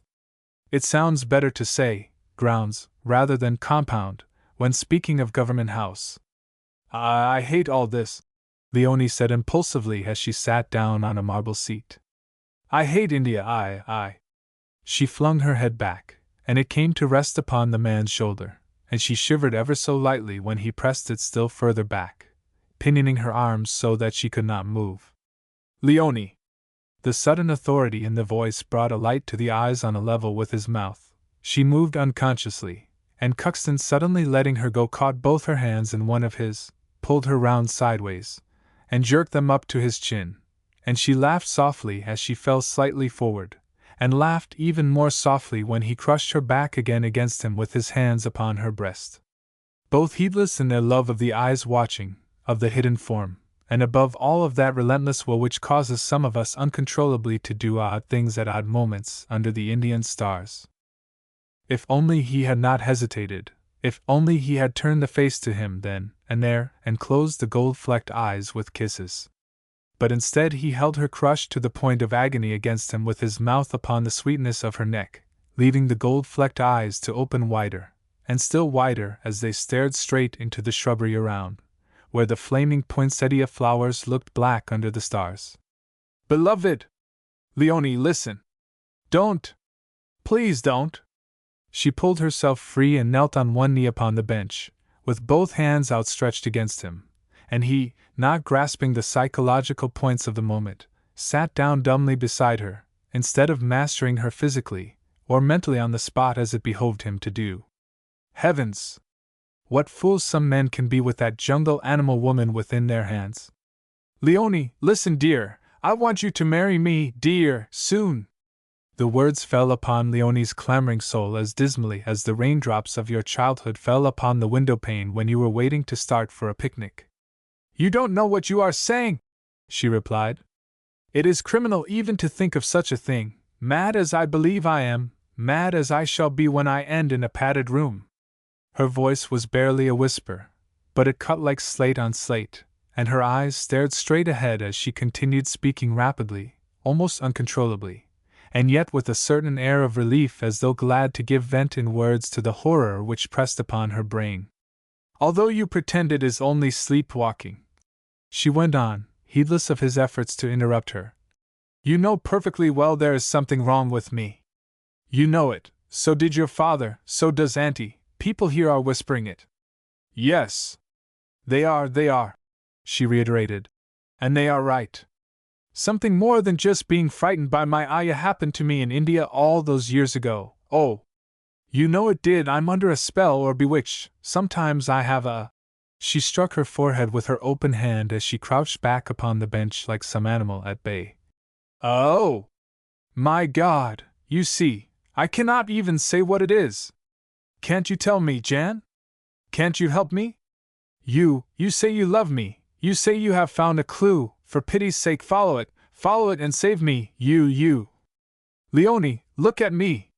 Something in his voice forced her to look at him, and her eyes shone like flat pieces of opalescent glass, so contracted were the pupils. But they widened even as she looked into the steadfast gray eyes, and her mouth relaxed into the shadow of a smile. Good heavens, why didn't he take her in his arms and smother her up against his heart, or put a bag over her head, or failing the bag, put his hand before her eyes? What fools some men can be with the woman they love within their reach! But instead he left her, hurt and humiliated and desolate, to sit half crouched by herself, whilst her eyes, against all striving, slowly veered round to the shrub. He held her hand, it is true, whilst he talked, but what good is that to a frightened woman whose heart is crying for protection, and whose body is clamoring to be forced into submission? "Dear," he said as Leonie stared at the poinsettia bush, "I am on the track at last, and in a very little time shall know exactly what happened to you all those years ago. There is only one link missing, and that I shall surely find, as I find everything when I set my mind to it. Then the whole thing will be cleared up, and this mysterious cloud lifted from you. Look at me, dear!" Leonie turned and looked at him blankly, and as he continued speaking, slowly, and as though against her will, turned her eyes back to the poinsettia bush. "I want you now in your distress. I want you in the storm as well as in the sunshine, dear. I love to see you smile, it would be heaven to make you smile. Marry me, beloved, now. Dear, won't you? Let me lift the cloud from my wife. Oh! Leonie, think of it, my wife!" Leonie answered mechanically, as though she were repeating a lesson and had not heard one word of the man's pleading. "What have you found out? And what is missing?" "I have found the woman who was your ayah." Leonie pulled her hands away, and pushing the hair off her forehead, sat quite still listening, but not hearing the music as it floated through the night air, watching without seeing the couples as they strolled about the grounds. And then she answered, but without any real interest, although very distinctly, shivering slightly as the man put the wrap over her bare shoulders. "Have you? And who is she, really? Of course I know her name, but what do you know about her? I have had no answer to my letters since I've been out here. Is the poor thing still working?" "She's not exactly working for a living, dear, and she is. He stopped short with a world of perplexity in his eyes, then went on as slowly and mechanically as Leonie had done. "Perhaps, dear, I had better not say any more until I have everything quite clear." And he drew his hand sharply across his eyes as Leonie sighed. "Very well," she replied gently. "Just as you think best. Tell me you love me, Leonie, let me be sure of that, let me just hear you say it once." She put out both her hands, and he took them and kissed them. "Dear, do you count me as so little? Don't you know, cannot you feel that a love like mine endures forever? Do you still want the little white house behind the white wall, Leonie, do you? Oh! Jan! Well, marry me, beloved, and give me the right to protect you from trouble and these slanderous, murderous tongues. Leonie's face was lovely to behold, swept by a wave of color, and with eyes like stars, but she shook her head, although a little smile parted the crimson mouth. No, Jan! Nothing will make me change. Not until we know and until I am cured. Do you think I would risk our love and our happiness? I shall never, never marry you as long as I have this longing to, this desire to, oh! What is it? Find out what has happened to me, find out what I do when I walk in my sleep, just how mad I am, and if the madness can be cured, and if it can, then I will. Yes, dear? I will. It was no pretty sight to watch her striving to speak, her mouth opening and shutting without sound, her hands against her throat. Then she looked at him suddenly, smiling sweetly, and put both hands in his, while he, sick with pain and unconfessed fear, changed the conversation abruptly by the grace of understanding. I think you ought to go away, Leonie, to the hills, for a change. It's getting frightfully hot, why don't you? Yes, I might, I think I will. I'm so tired of everything, so very, very tired. Where to, dear? Leonie bent her head a little sideways as though listening, made a strange little movement with both her hands, then placed the open palms against her forehead and replied. To Benares! She had barely whispered the words, so quietly did she speak, as the poinsettia flowers bent slightly, to a passing breeze, maybe. Chapter 33. Dona presentis cape laedas ori, ac lingui severa. Horace. Leonie's first long-distance journey was just like other people's first long-distance journey in India. And being of the type which revels in the new and unknown, she loved it. Who wouldn't? The seething masses of dusky humanity enchanted her. She delighted in the glaring coloring, the clank of the holy man's chains, the incessant call of the water carrier and sweetmeat vendor, and the clang of iron on iron which announces the train's departure. She absolutely thrilled on disrobing the first night in the little bathroom while her ayah spread her sheets and pillows and blankets upon the lower berth, and when her bodywoman disappeared through the door leading to the servants' compartment, she lay for a time watching the stars, and the glimmer of passing mosque, or temple, or tomb. Then she laughed aloud in sheer content, wedged Jan Cuxon's box of chocolate biscuits safely into the side of the bunk, and turned to the side table to look for light literature in the shape of a magazine. Having acquired the pernicious habit of eating biscuits and reading before going to sleep, she frowned upon the discovery that her ayah appeared to have left the books upon Howrah station, and had stretched her arm to rap upon the wall to summon the woman, when her eye caught sight of a paper volume lying under the opposite bunk. India is certainly a most dusty land, but a traveler can keep his railway compartment and boots spotless by distributing a few pièces to the dusky, cheery youngsters, who, salaaming, solicit the favor of using boot polish, or floor brush, to the mutual benefit of self and the sahib. Leonie, therefore, felt no repugnance when, clutching the table with her left hand, she made a long arm and secured the book, which proved to be a guide to India's most famous beauty spots. She turned the leaves casually and laughed. Why, I'd completely forgotten it, she said aloud, turning the book sideways to look at an illustration. The wonderful tomb Gaidin insisted upon my visiting if I ever went to Benares. How beautiful! Must be the tomb of some ancestor of that young prince he was talking about. Oh! How beautiful, and oh! How helpful! I suppose some Englishman must have left the book in the train by mistake. She had picked up a bit of paper which had fallen from the book, a rough timetable with directions in English as to the best means of getting to the world-famed monument. That decides it, she said sleepily as she switched off the light, pulled a miniature mosquito net, deftly arranged by the ayah, over her head, and the sheet up to her neck. We get to the station tomorrow, sometime, disembark, put luggage into cloakroom, find elephant and dak bungalow, and oh! Almost full moon, how delicious, ride out and see the. She slept, oblivious of the fact that she was carrying out implicitly the program mapped out for her.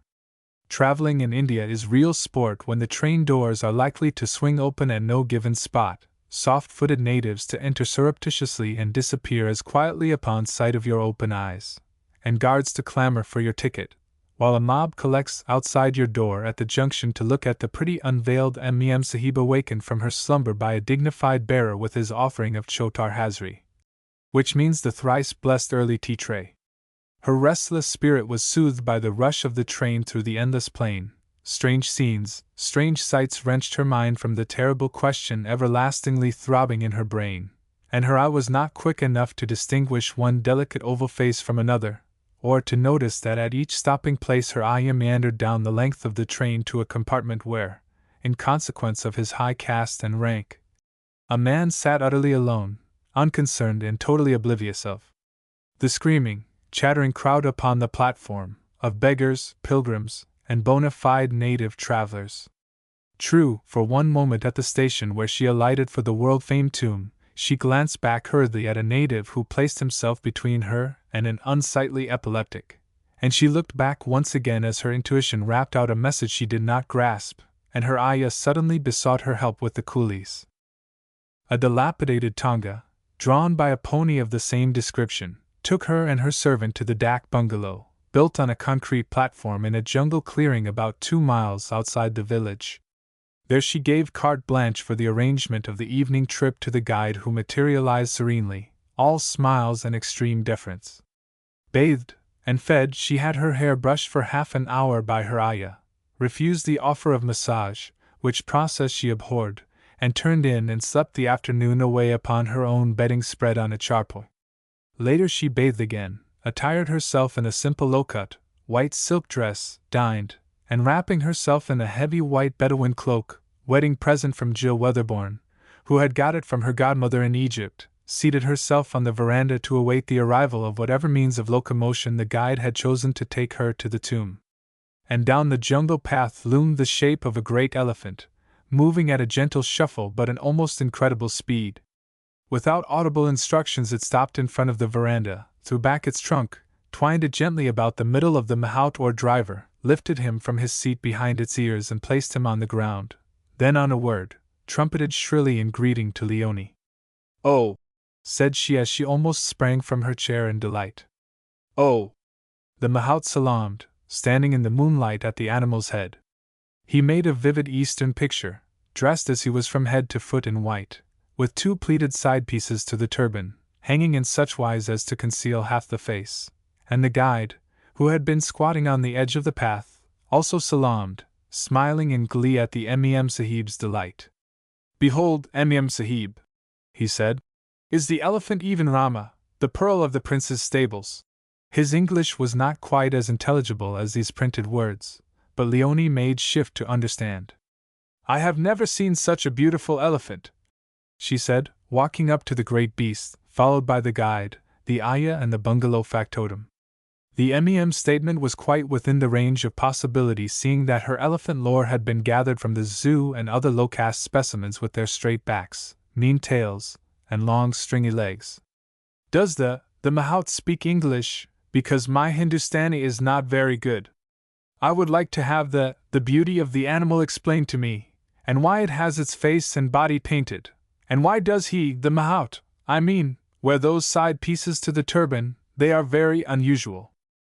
A moment's pause, during which the mahout stood like a rock, and then the guide, shuffling his feet, answered to the effect that the driver could not speak English, but that her humble servant would translate if the Mem Sahib would deign to listen to his mean speech, that the man was the prince's best beloved mahout, he added after a second's pause, and that the side pieces were part of the uniform worn by the prince's head mahouts. Not a bit of which information was true, mais que voulez-vous? So they all walked round Rama the Beautiful, the guide translating the soft Hindustani into lamentable English. Rama, it seemed, was a Kumaraya, a royal or high-caste elephant, and still a youth, being but 40 years of age, vi'd his ears. His height was 10 feet at the shoulder, and would the Mem Sahib note the perfect slope of the back down to the beautiful, long, feathery tail. Also the massive chest and head, with the prominent lump between the eyes so bright and kind, and full of knowledge. Notice also the deep barrel, and short, so very short, hind legs, the heaviness of the trunk, the plump cheeks which would indeed grace a comely elephant maiden, count the 18 nails upon the lovely feet, and place her hand upon the soft skin which fell in folds about the tail. Leonie did as she was bid and ran her hand also down the nearest magnificent tusk, with tip cut off and ringed about the middle with bands of gold inlaid with precious stones. Perfect ivory, continued the guide, 5 feet in length with tip, curving upwards with the curve of the sickle moon, and sloping slightly from each other as though in anger. Leonie smiled at the guide's verbal imagery, and put her hand upon a cream-colored mark near the base of the broad trunk. "Why, I thought it was paint," she said, speaking over her shoulder to the mahout, who, unperceived, held a fold of her white cloak in his hand. "This is paint, surely," she added, running a fingertip down the vermilion and white lines which covered the great beast's face and sides. It seemed that the yellowy-white blotches raised the animal's value above that of sacks full of rubies, and the painting of the face and sides served 2 purposes: one to render it easier for the animal to find favor in the eyes of the gods, the other to bring about the same result in the eyes of man, even as does woman when she accentuates the night blackness of her eyes with antimony, and the slenderness of her fingertips with henna. In state procession it seemed that Rama the Perfect carried a gold and jewel-encrusted howdah upon his beautiful sloping back, that what was left uncovered of his anatomy was hung with a net of silver, with tassels of pearls, that strings of seed pearls were entwined in the glorious meshes of hair in the beautiful tail, and that his nails were manicured, bracelets of golden bells hung about the ankles, and buckets of perfume poured into his bath. "The mahout has placed the humble cushioned seat this night upon the back, Em Sahib, so that nothing shall be between the Em Sahib and the light of the moon." Leonie gave orders that a succulent cake full of currants and flavors should be brought forthwith from her hamper, and having pushed it as far back into the mouth as possible, where it was demolished to the accompaniment of the most disgusting masticatory noises, laughed aloud when the elephant stood on its short hind legs to show its appreciation, and said thank you by means of a soft purring sound in the throat. The process of getting to the knees reminded Leonie somewhat of a sailing vessel she had seen rolling in a rough sea, but she settled herself comfortably in the cushioned seat and waited with glee for the mahout to get into position upon the animal's neck and order it to rise. "What is he waiting for?" she asked, as he made no movement. "He wishes to know where the ayah is to sit," answered the guide. "Ayah!" said Leonie, and laughed gently. "But I am going alone." The mahout said something swiftly. "The way is many miles through the jungle, Em Sahib. There is no dak bungalow, no people. The Em Sahibs and also the Sahibs go always accompanied." "I am going alone," said Leonie quietly. "Tell the mahout to get up." Upon a word of command the elephant got to its feet, and raised one knee. The mahout placed one foot upon it, and swung himself up to his seat upon the short neck, said something to the elephant, who moved off up the jungle path, while the servants salaamed deeply to Leonie, and again even more deeply in the direction of the elephant's head. Chapter 34. Some little talk a while of me and thee there seemed, and then no more of thee and me. Omar Khayyam. The elephant trumpeted before the gate. The 2 halves of the door opened from within, clanged against the sides, and the Derwans in scarlet and silver bent almost double as they salaamed before the white woman who passed under the red stone, centuries-old gate upon the back of Rama the Great and Perfect. The elephant knelt and Leonie stepped on to the marble pavement, placing her hand for one instant upon the mahout's arm to steady herself. She looked up and down the double line of cypress trees and gave a little cry, which was almost one of pain, at the sight of the glory before her, and pressing her hands above her thudding heart, longed with all her soul for the man she loved and had denied. For a moment she stood absolutely still, the heavy cloak swinging gently in the slight breeze, then walked down the steps, and like some ghost passed noiselessly beside the lily-strewn water tanks towards the marble, wondrous tomb. Madhu Krishnagar, waiting until she was well out of earshot, spoke to the elephant, bringing it to its feet, and gave a sharp order to the keepers of the door, which caused them to speed from the scene as fast as their feet would carry them towards the village where they had been commanded to stay until sunrise, leaving the girl, a prey probably to that inexplicably sensuous feeling which the desolation, and beauty, and pity of this place arouses in some, alone with the man who loved her as men love in the East. He followed her slowly beside the water tanks, and absorbed in his love and the joy of being alone with her, failed to catch the sharp call of apprehension when Rama, as faithful as a dog, and far more intelligent than many humans, rapped the ground smartly with the end of his trunk. Having been told by his beloved master to stand where he was until his return, and being obedient even unto death, he did not move, but he eyed the form which had slipped in through the gates with dislike, and shuffled his feet in distrust as the man disappeared behind the cypress trees. It was only a foolish curiosity-bitten Shudra, a wretched member of the lowest and most servile class, who, passing on his way to his miserable hovel, had noticed the gate open at the untoward hour of midnight, and the absence of the ferocious Derwans. His low caste, which is the least of all, had prevented him, up to this day, from entering what he thought must surely be paradise, and now he took the risk and slipped in, not only stricken with curiosity, but obsessed with a desire to tell a wonderful tale to his patient wife and 4 sons, who, because they were his sons, were doomed to remain of the lowest servile caste, as would be their sons far beyond the 3rd and 4th generation. How was he to know that a woman with unveiled face was visiting the tomb at midnight, or that she was beloved by his master whose word was life, or death, to those who served him? Leonie passed through the silver gates into the tomb, and stood beside the marble, flower-strewn sarcophagi, which lie side by side, and over which, day and night, hangs a lighted lamp. She did not move when a whispered golden sound fell gently through the shadows. Like a cobweb thread, so fine it was, like a thread of gold, so sweet it was, rising and falling, to rise again in one throbbing cry of love, pleading, insisting, despairing. The echoes caught and held it in the dim corners of the marble cupola, and answered cry with cry until the place seemed full of the sobbing of lost souls. Back and forth, at the girl's feet and around her head, surging over the dead lovers, beating against the walls and roof, to die away, sobbing like a weary child. Leonie, transfixed with ecstasy, stretched out her hands to catch the dying notes, and for that infinitesimal fraction of a second, when the golden sound crossed the boundary of human sense, felt as though she stood upon the edge of eternity. She turned to see the driver of elephants standing like a bronze statue outside the doorway. But speak she could not in that dim place fragrant with the loves of the past, either could she support the divine pain alone, and picking up a rose and a sprig of bay from the marble, tucked them into the V of her bodice and walked out. But she did speak, to remonstrate, in the sweetest, most imperfect Hindustani in the world, when the man followed her at a quite respectful distance. "It is not safe for the Emim Sahib to go alone," he answered. "A wild animal, a man, a snake, might be in hiding. The Emim Sahib should have been accompanied by her guide." Thus spoke Madhu Krishnagar, who had not one evil thought about, nor intent towards her, and who, having pushed the mandates of his religion into the background for this one night, was living in the intoxication of the actual moment. Leonie walked round the outside of the marble dream bathed in moonlight, occasionally stopping to ask a question of the man who followed.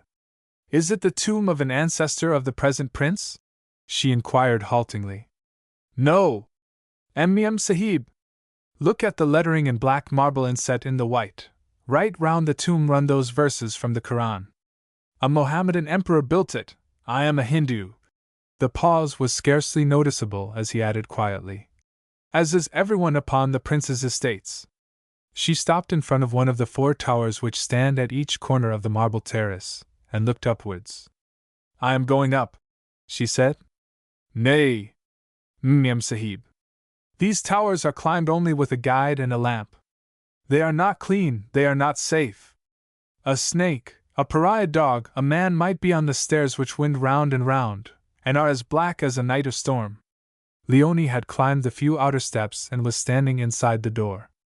Not once had the untowardness of the whole proceeding struck her, nor had she given a thought to the fact that the man with her was a low-caste elephant driver, not fit to touch her shoestring. She made no reply, and disappeared into the darkness. You can see fairly well up to one half of the tower, then pitch blackness surrounds you, and you begin to feel cautiously with hands and feet for that reason, also because just about here your head begins to whirl owing to the stifling atmosphere, and the architect's corkscrew design. She had no idea that the man, alarmed for her safety, was following her, and she stopped and gasped near the top, wondering how much farther she had to go, and almost wishing that she had not started, and so black was it that she did not even see the white turban which was on a level with the step upon which she stood. Then there was a glimmer of light and more. Presently it grew quite light, and she staggered up the last few steps, and reeled on to the small round cupola of the tower unprotected by rails. Well for her was it that Madhu, divining the danger, raced up the last steps in one bound, reached her as she stood swaying on the edge, and drew her quickly, roughly back into his arms, where, forgetting his role of servant, his religion, caste and color, he held her safe and crushed against his heart. She, with her eyes shut and her head spinning, remained there without understanding one word of what the man was saying. "And having held thee in my arms, how am I to let thee go?" he whispered, with his mouth near the scented masses of her hair. "Nay, I cannot, thou white, wonderful flower in a land of drought. Behind the purdah will I place thee, hidden from all eyes but mine. Thy body woman shall not touch thee, for I will be thy servant, and my hands will draw the lace from about thy bosom, and my hands will perfume thee, and my love shall encompass thee until thou swoon upon the ground even at my feet.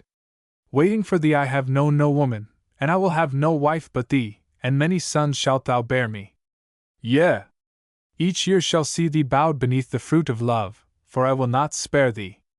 And thou shalt be honored before all men, a high estate shall be thine, and a flood of jewels and gold and grain shall flow at thy small feet which I shall kiss. And thou shalt veil thy face, for I would kill him, torture him who looked upon thee." Leonie opened her eyes and stared at the shimmering whiteness of the tomb, and she smiled and did not move, for the witchery of the full moon had fallen upon her. "Red!" she whispered, pointing to the dull glow of dead bodies burning somewhere near, and laughing till her teeth flashed between her scarlet lips. The man searched with one hand and found a small flat jeweled case in the folds of his turban, and opening it, with the long, deft fingers took out 2 pellets. He watched her as she lay upon his arm, and suddenly forced the pellets between her teeth, and himself laughed, as she grimaced at the bitter taste but swallowed them. He had not the slightest intention of doing her any harm, but with the whole of his vividly mature brain and virgin body, he delighted in the effect of the drug upon the woman he loved. There was no doubt about it that she suddenly awoke to the passion of the man looking down upon her, and responded to it. Wave after wave swept her from head to foot, causing her body, untrammeled by whalebone, to tremble against his, and he loosened the white cloak and let it fall, holding her pressed to him in her thin silk dress, laughing down at her, delighting in her eyes, her mouth, her throat. Handsome men are an everyday sight in India, but this man was as the gods, and Leonie, beautiful, drugged Leonie, looked at him from the corner of her eyes as looks the wanton, and laughed. "I will not kiss thee," he whispered, watching the color sweep her face at his words, and smiling at the thudding of the heart beneath his hand. "Nay, I will not bruise thee nor cause thee blemish until the purdah hangs between us and the world. Look not at me thus wise, and lift not the glory of thy lips, for I will not seize thee as a beggar seizes upon the pièce. I am thy king and thy slave, and I will carry thee to the gate. Nay, move not thy body for fear I throw thee upon the ground and set my seal upon thee. Lie still. And yet, why not, why not? Perchance has the hour struck." The man was crazed with love, and the girl intoxicated with the drug, and they were perched up there above the world alone, in the stillness of the Indian night. He hastily wrapped her in the cloak, and taking her into his arms, hid her face against his shoulder, and stood for a moment staring out towards the spot from whence had come the ill-omened jackal cry. "Not yet," he whispered. "Not yet!" Sure-footed as a goat he carried her down the winding stairs out into the moonlight, and across the terrace, and up the marble steps, and placed her upon the wide marble seat, and sat sideways upon it behind her, unwitting of the miserable wretch who watched from between the cypress trees. Leonie sat quite still until the mystery of the place, or whatever it is, entered into the innermost recesses of her being, and she held out her arms to the light burning day and night above the dead lovers, and sobbed. Madhu Krishnagar laid his hand upon hers on the cold marble of the seat, and lost himself in ecstasy at the tears which welled into the strange gold-green eyes and fell. Then, opening the collar of the white linen coat, he lifted a necklace of priceless pearls over his turban and passed it over the girl's head, holding it lightly until one end had slid down into the scented laces of her bosom where lay a cat's eye on a golden chain. "Thou white doe," he said, "thou virgin snow," and added fiercely, "give me the rose from above thy heart, that I may press it to my couch." Obediently Leonie gave it, faded and warm, and looked at him with a strange little gleam of anger in her eyes, and he, understanding that the effect of the drug was passing, and that wrath maybe would follow love, led her by the hand down through the double row of cypress trees towards the gate. Alas! A twig cracked under the wretched shooter's foot, snapping with the report of a pistol in the stillness of the night, and the man, feeling the hands of his gods upon him, fled like a hunted hare towards the gate. Madhu Krishnagar, with his face one blaze of fury, stood still and called. "Rama!" he called. "Rama, hold!"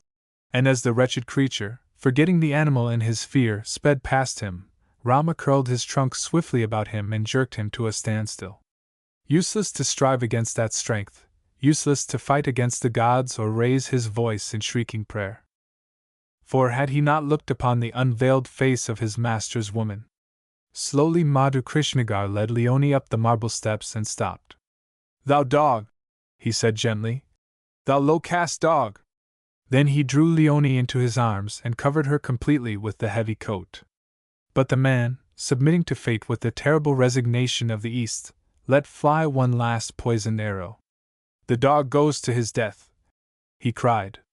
"But behold, the shame of the Lord is great, for have not the eyes of the low-caste dog rested upon the woman's face?" "Usko Maro! Kill quickly!" thundered the son of princes, and turned indifferently away. But even as the elephant threw the man upon the ground, and placing his foot upon his head, tore him in twain, Leonie wrenched herself free, and flinging up her arms to the moon, laughed and laughed until the night echoed and re-echoed with the horrible sound, stopping only when the smothering folds of the cloak were thrown about her. Chapter 35. "And thou shalt grope at noonday." The Bible. Jan Cuxon, hurt to the quick at Leonie's refusal to marry him, also at her rejection of his offer to accompany her upon her travels, shut his hurt away, and set his mind to the completion of his task. His suspicions had been aroused by the finding of that orange and silver scrap of sari near the temple, when the ayah had presumably been left miles behind on the launch, and fully realizing the futility of employing the methods of the West against the subtlety of the East, he decided to pit native craft against native cunning. The only result of the investigation, however, was that Leonie's present ayah had been traced back via the Rani's house to the days when she had been in the service of the Colonel Sahib Heth, V.C., but beyond that was a blank wall. She had suddenly left the Rani's service to become body woman to Leonie, without a single reference to the time when she had been nurse to Leonie as a baby. Who was keeping her silent, and why? And what was she doing, and who was she with in the deserted temple in the jungle? Whose tool was she? Certainly not the Rani's. She was wrapped up in her duties toward the fast-aging Raja, and her only son, who seemed much the same as other sons of princes. Having finally decided that the answer to the problem lay in the temple, to the temple he decided to go, more with the intention of having a look round than with any definite plan. The decision was made with the fixed though unspoken determination that if the solving of the problem should involve a sojourn of 10 years in India, for 10 years he would remain. He hired a guide and a coolie, both of whom looked exactly like any other guide and coolie, and having much to think out, and sure thinking being anything but a rapid process with him, also because he did not wish to draw too much attention to his movements, he chose as a means of conveyance the ugly flat-bottomed public paddleboat which floats unconcernedly down the Hooghly from Calcutta, through the bigger creeks of the Sundarbans, and up the Pusaka River to Khulna. If you want a few days' rest, or time in which to unravel a knot, pray take that means of locomotion. You can be dropped anywhere into a nooker or native boat which will deposit you for a few annas on any island you choose, but don't do it if you are in a hurry, or are filled with a desire to see the lesser creeks, and the quite small ones, where tigers are supposed to sit in rows upon the water's edge, monkeys to swing across the water by means of the creepers interlacing the dark and dismal trees, and crocodiles to lie in tumbled masses waiting to be turned into portmanteau, dressing case, or shoes. Cuxon's method and brain were rather like his gait. As he had said in Rotham Cove, he was slow. He could not and never had, even at Harrow, been able to run 100 yards without becoming most uncomfortably blown. But he could walk anyone to death at a set plodding steady tramp, accomplishing 20 miles without turning a hair, while after a series of terrific spurts, and enforced periods of rest, his companions would give up disheveled, sweating, and unpleasantly mortified miles away from the desired goal. Problems, mathematical or medical, were treated in just the same way. The more brilliant of his fellow students would seize upon a pen, fill reams of paper, and slap the result down triumphantly at the end of an hour, to find themselves later, and again with mortification at the bottom of the list, or not on it at all, whereas Cuxon, after hours of searching here and there in the convolutions of his grey matter, would light on a thread, a grain, or a speck of dust which he would proceed to turn inside out, or tear to pieces, the outcome of which process would be printed at length in the Lancet or some such enlivening journal. So he lay on the long chair in the corner reserved for sahibs, and was not too uncomfortable, nor in any way uneasy as to the result of his investigations, although all that he had to build his hopes upon was the word of a native, and a piece of orange silk picked out in silver with the dust of a sundry breather adhering, which lay in his pocket-book with a ring of seaweed, and some glistening strands of tawny hair. The serang, meanwhile, parleyed with certain gatherers of Galapata, which is a special palm leaf growing in the Sundarbans for the express purpose of thatching boats and swapati huts, and having discussed the ins and outs, and pros and cons of the situation with every male upon the boat, had transferred the sahib with his guide and coolie to a native boat. After a gratifying give and take in silver rupees, which are so much nicer to handle than dirty notes, and an old priest made sacrifice of a black kid unto his god, having been apprised in the mysterious native way of the approaching arrival of the last person on earth he wished to see. Chapter 36. What hath night to do with sleep? Milton. What a nuisance! Leonie turned on her bed and frowned through the chick at the two girls who had ensconced themselves in long chairs on the veranda outside her bedroom. Broad-minded and big-hearted, she had tried to overcome the intense irritation which the Eurasian manner of speech invariably aroused in her.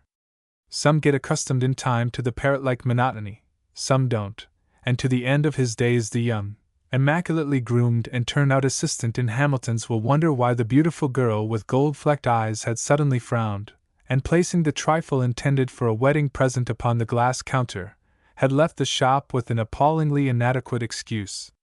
Fortunately for him, the pucker European has not been endowed with the gift of hearing himself speak as others hear him.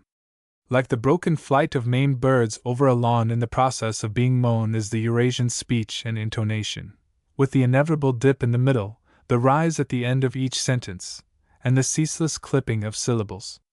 And Leonie frowned as she lay under the mosquito netting awaiting the warning of the dressing bell, and even felt thankful to a crow which suddenly perched itself on the top twig of a fir tree, and shrieked its condemnation of the sunset, the star just above its head, and the chatterers in the chairs.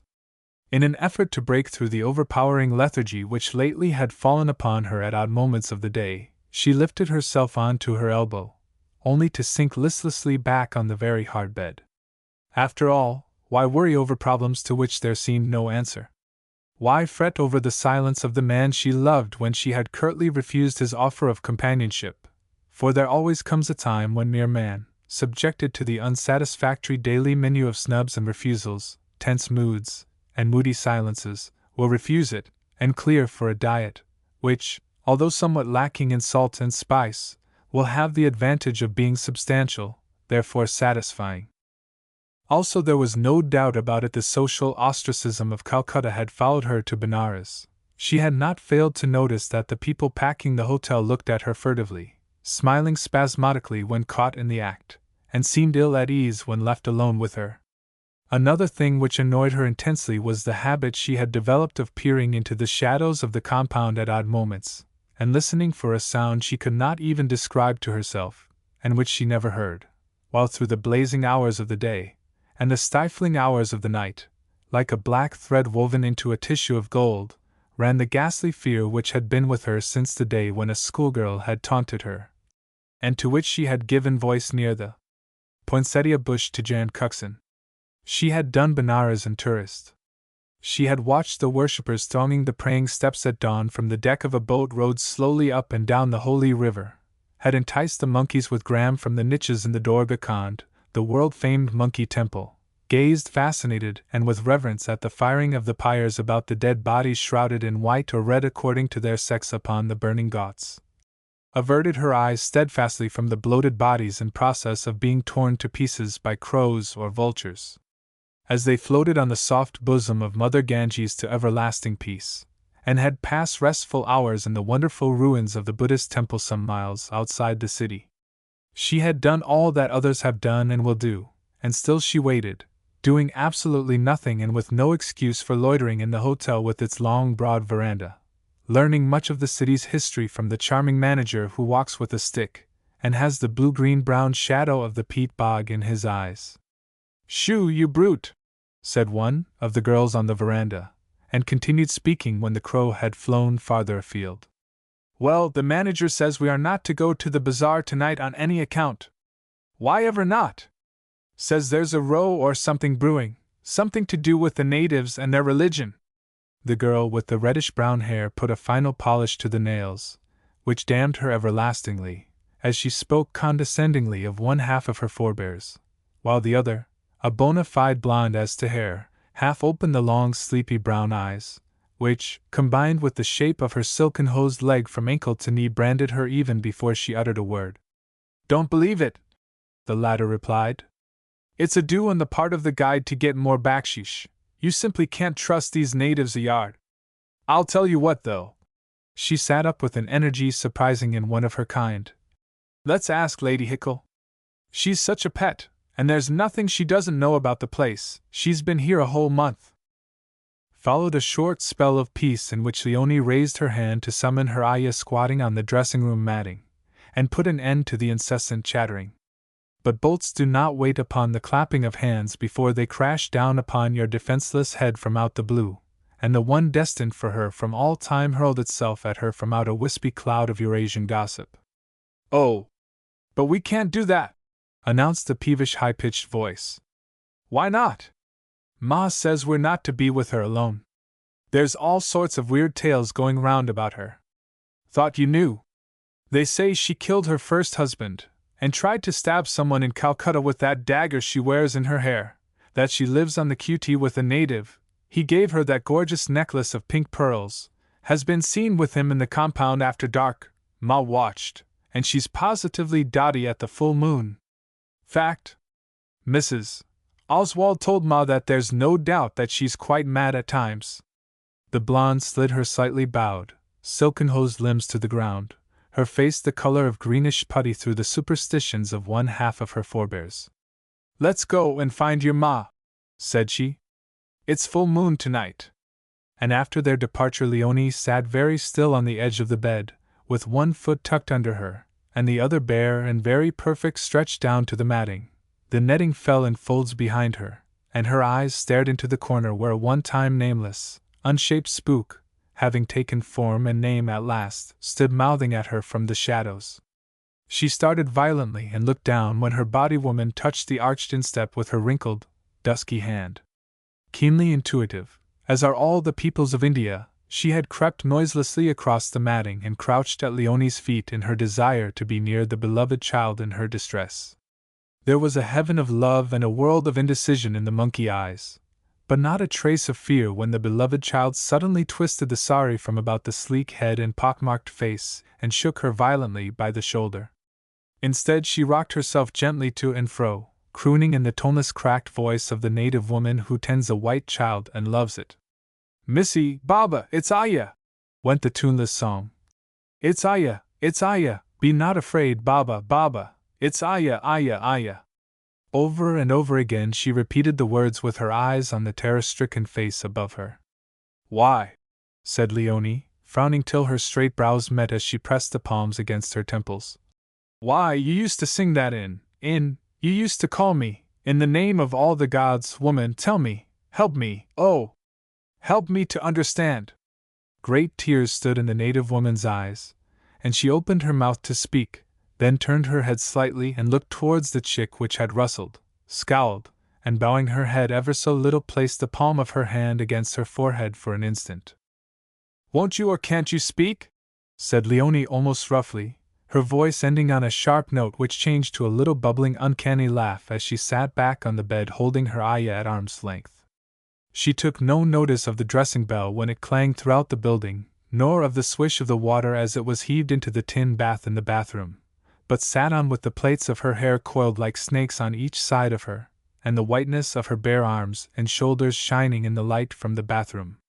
"Aya! Aya!" she said in a dull sing-song sort of way. "Do you know what they say? Do you know what they think? They say I'm mad. And do you know I think I am? Sometimes there's the sound of drums in my brain, great big drums beaten by giants, and sometimes the sound of bells.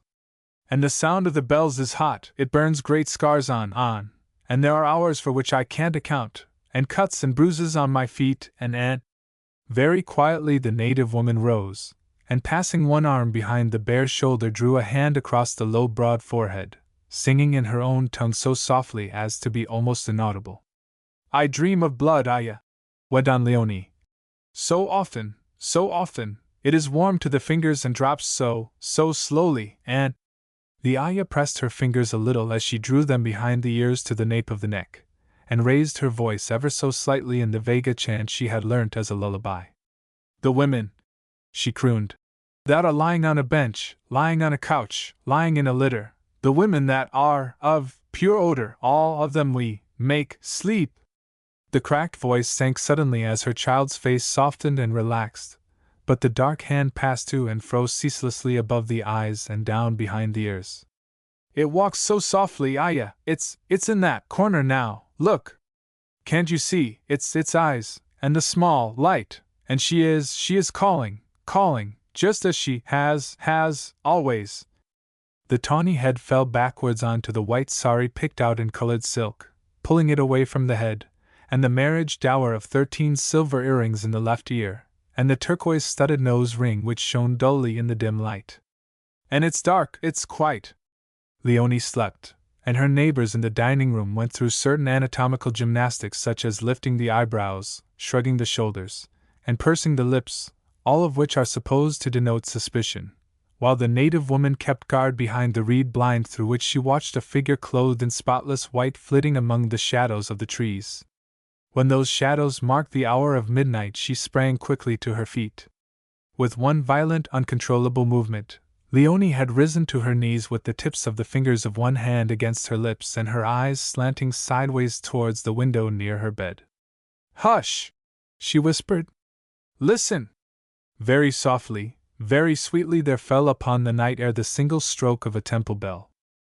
Once it fell, and twice, and yet again. And as it stopped the night was filled with the dull, faint throbbing of many drums. Calling! Calling! Calling!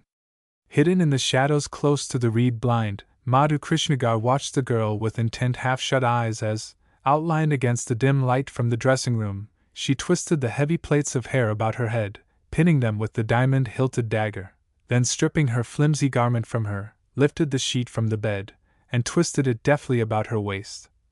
Watched her as she mechanically took a white sari embroidered in silver from the Aya, and without hesitation folded it in true native fashion about her body and small head.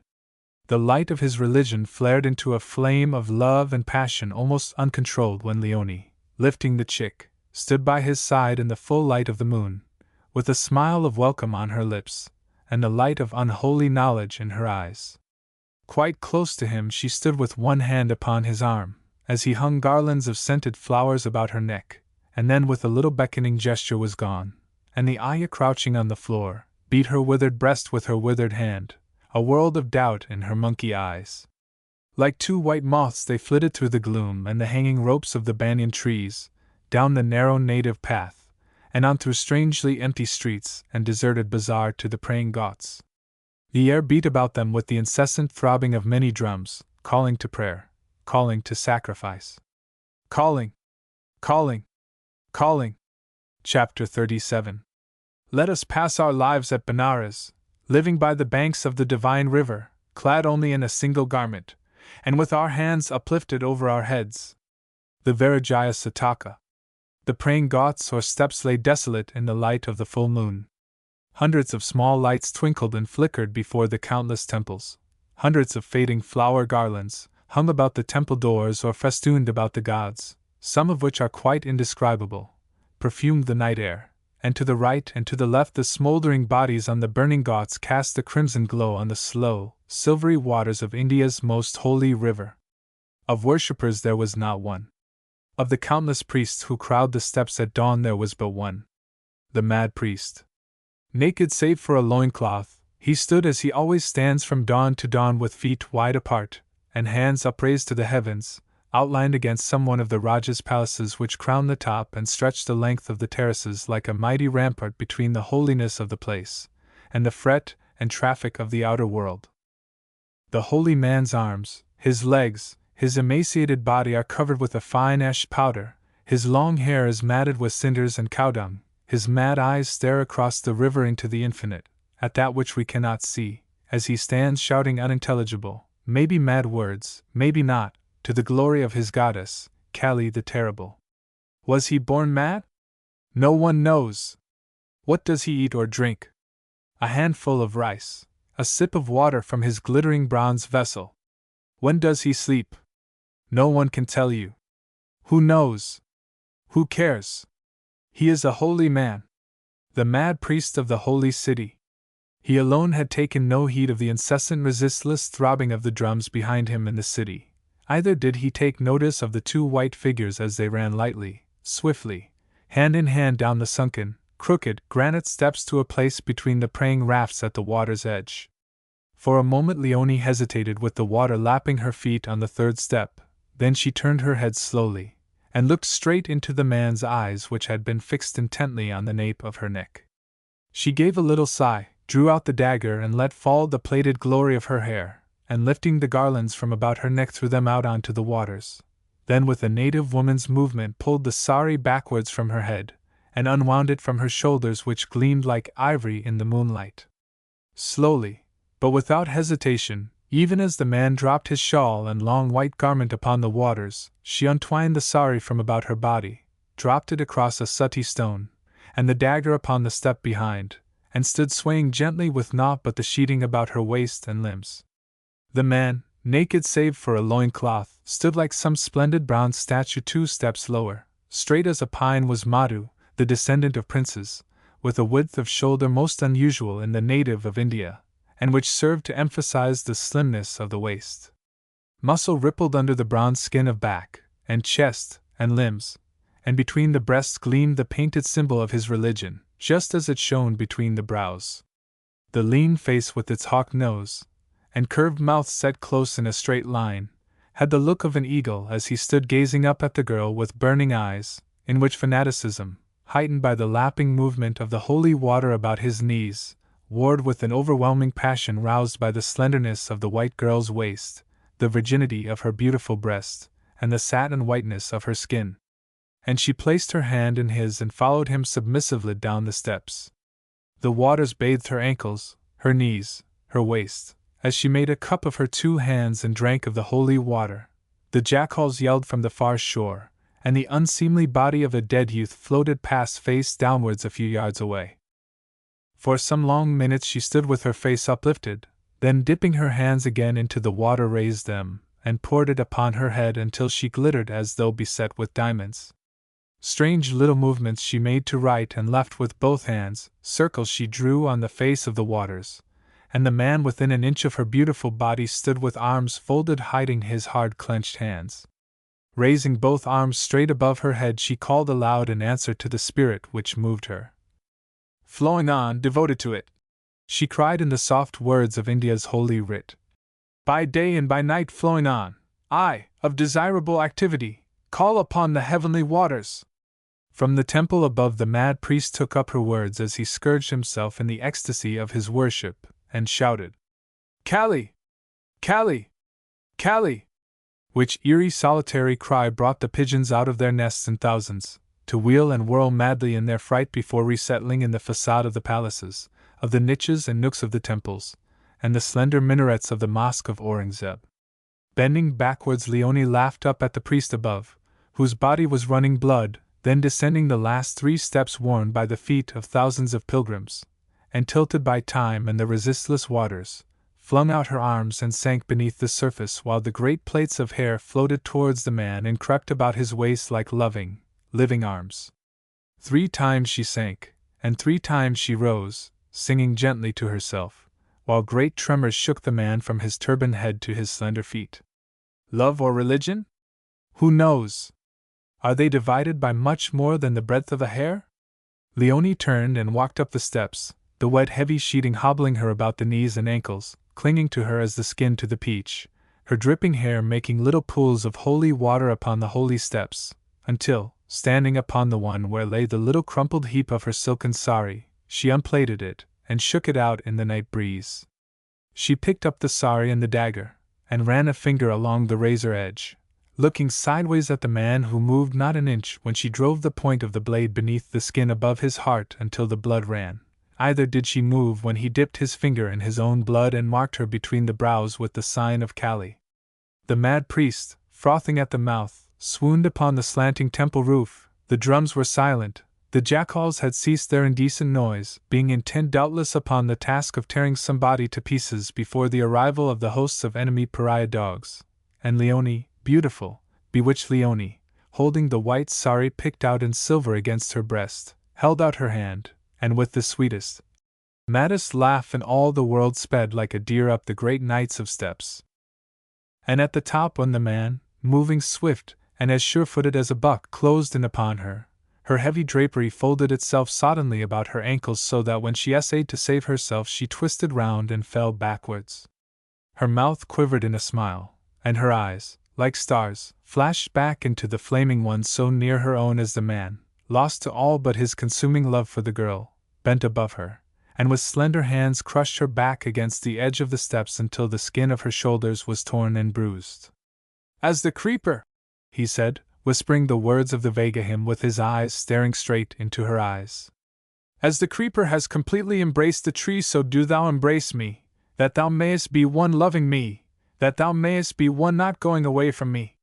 He smiled softly as she half raised her arms and whispered to her, the words sounding like a summer breeze blowing upon the hilltop.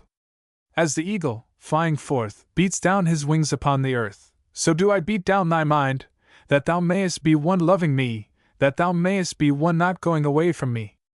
And his delicate fingertips pressed about her temples as he whispered to her, "As the sun goeth at one about the heaven and earth here, so do I go about thy mind, that thou mayest be one loving me, that thou mayest be one not going away from me."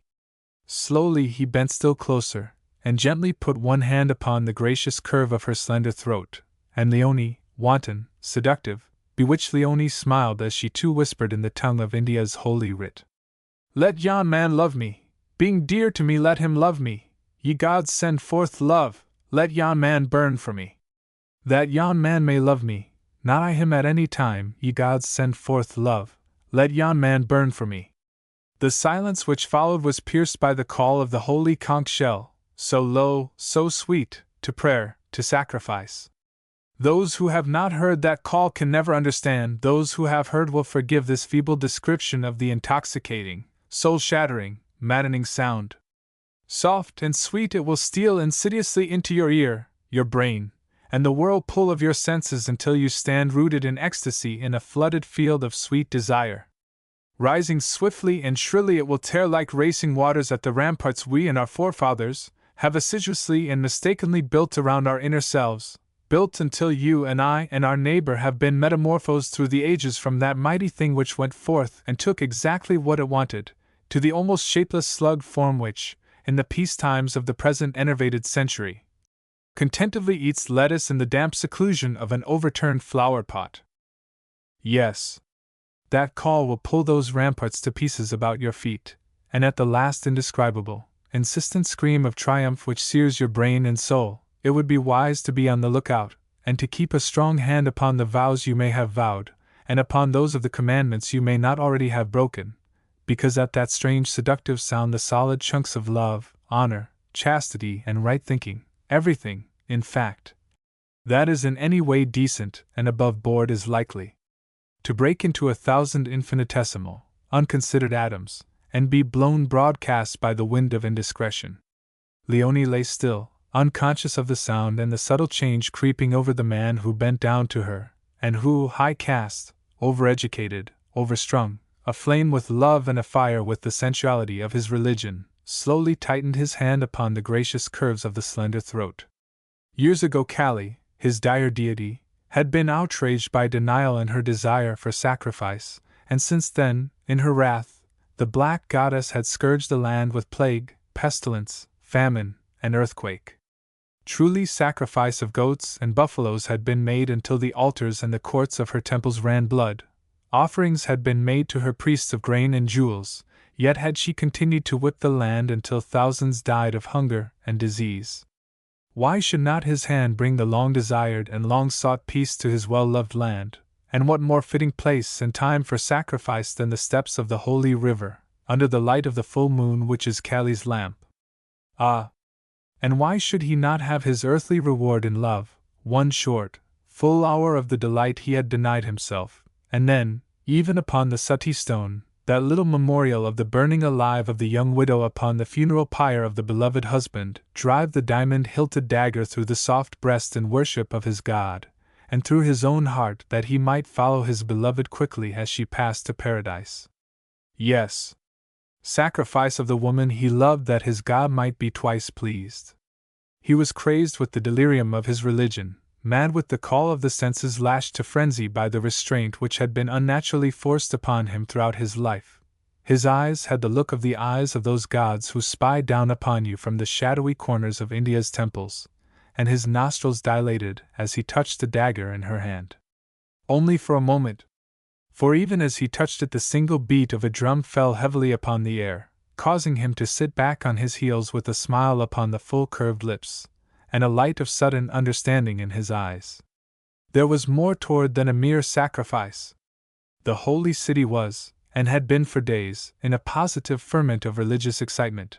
The bazaars were thronged with pilgrims who, by boat and train and on foot, had hurried to the city of 1,000 temples. Something unusual was in the air, although no one could clearly explain what it was. Something was to happen, although no one could name the hour or the day. Rice, and flowers, and jewels cemented with blood had been thrust into and pressed down until they completely filled the great crack which had suddenly appeared before the altar of the oldest and most venerated image of Kali, the goddess of destruction, in the holy city, and the foreigner had been warned not to place his profane foot within the precincts of the city upon this night of the full moon. The native laughed as he sprang to his feet, standing bare and exceeding beautiful beside the indescribable graven images. And he laughed as he searched in the folds of his turban, and having found the pellets bent down, and pressed them between Leonie's teeth, then jerked her to her feet, steadying her with his eyes. He flung her back against the kiosk wall, and encircling her with his arms drove them fiercely down and against her as he met his splendid teeth in the whiteness of her shoulder, in love, and taking her hand sped with her to the inner places of the city, shouting as he ran in the frenzy of his religion. Chapter 38. Neither let her take thee with her eyelids. The Bible. And making a tinkling with their feet. The Bible. The bazaars were moving in one solid mass in the direction of, but not to, the cow temple. For hours the endless streams had moved inch by inch through the narrow streets lined with shops and gaily painted houses, towards the heart of India's holy city. Young women and old, young men and old, children, fakirs and holy men pressed patiently forward, impelled and called by some mystic summons they could not explain.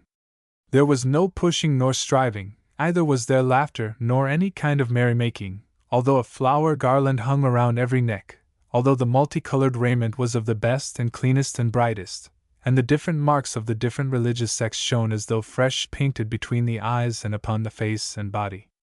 The holy cows walked slowly with the people, hung with garlands and painted on the face and sides, holding up the traffic as, unafraid, they snuffled their velvety muzzles in the unguarded baskets of grain, and pushed their way unconcernedly and by holy right across the human stream into the cow temple as they passed the ever-open door. There was certainly no pushing nor striving to get one before the other. but underneath the calm pulsated a certain restrained excitement, to be read in the light of the thousands of eyes, and the extraordinary spasmodic, almost uncontrolled, movements of the delicate dusky hands. Mothers would suddenly jerk their children up into their arms and press their little faces against one of the thousands of tiny shrines, where the gods sit all day and all night behind the bars through which are thrust offerings of flowers, of food, of jewels. Men would suddenly strip themselves of all except the loincloth, and, casting their clothing at the feet of some holy man, proceed calmly upon their way. One out of a number of beautiful, fragile girls, with cast-down painted eyes and half-veiled face, for no apparent reason would sidle up against some man, rest for one moment against him, and continue with him upon the road, his arm about her, crushing her body to his, and the drums throbbed, and the horns screamed in and around the temple of their goddess. Yet one did strive, and heedless of rebuke, did push her way ruthlessly through the throngs, slipping on the greasy pavement covered with refuse and cow-dung, sliding, ducking, squirming her way in and out, breathless and disheveled, with a simple brown sari slipping from about her sleek head and pockmarked face. Her monkey eyes flashed this way and that in search of something or someone she could not find. Her withered hands beat her withered breast. The sweat streamed down her face until at last the crowd gave way, and looking upon her as one mentally afflicted, helped her stumbling passage up to and through the temple gateway. Priests stood at the entrance to the outer court of the temple. They did not stand there, as do the ushers in the West, in order to keep the riff-raff, those humble, poverty-stricken children of God, from occupying the plush-covered seats in his house, but knowing the intimate connection between religion and the senses, and the limited space of the court of sacrifice and the temple itself, they stood there in order to keep a finger upon the pulse of that mass of humanity's passions. The full moon flung her silver on to the stained, worn flags of the roofless court. Hundreds, thousands even of tiny wicks and tiny earthenware saucers flickered in the niches and on the outer edge of the walls. Hundreds of torches flung a smoky veil around the restless figures passing in and out of the narrow entrance, and over dark heaps which lay at the foot of the walls and in the corners. Black heaps which lay upon dark carpets, heaps big and small which seemed to move, around which hung an overpowering, sickening stench of blood. Heaps revealed when touched by the fluttering drapery of some worshipper to be the decapitated bodies of goats and bullocks lying in their blood, and from which would rise the millions of ever-moving flies which had given them a semblance of life in the torchlight. Millions of flies, bloated offenses, which settle for a second heavily on your face or arm and fly slowly back to their feasting. It had been a day of stupendous sacrifice, and the place ran blood.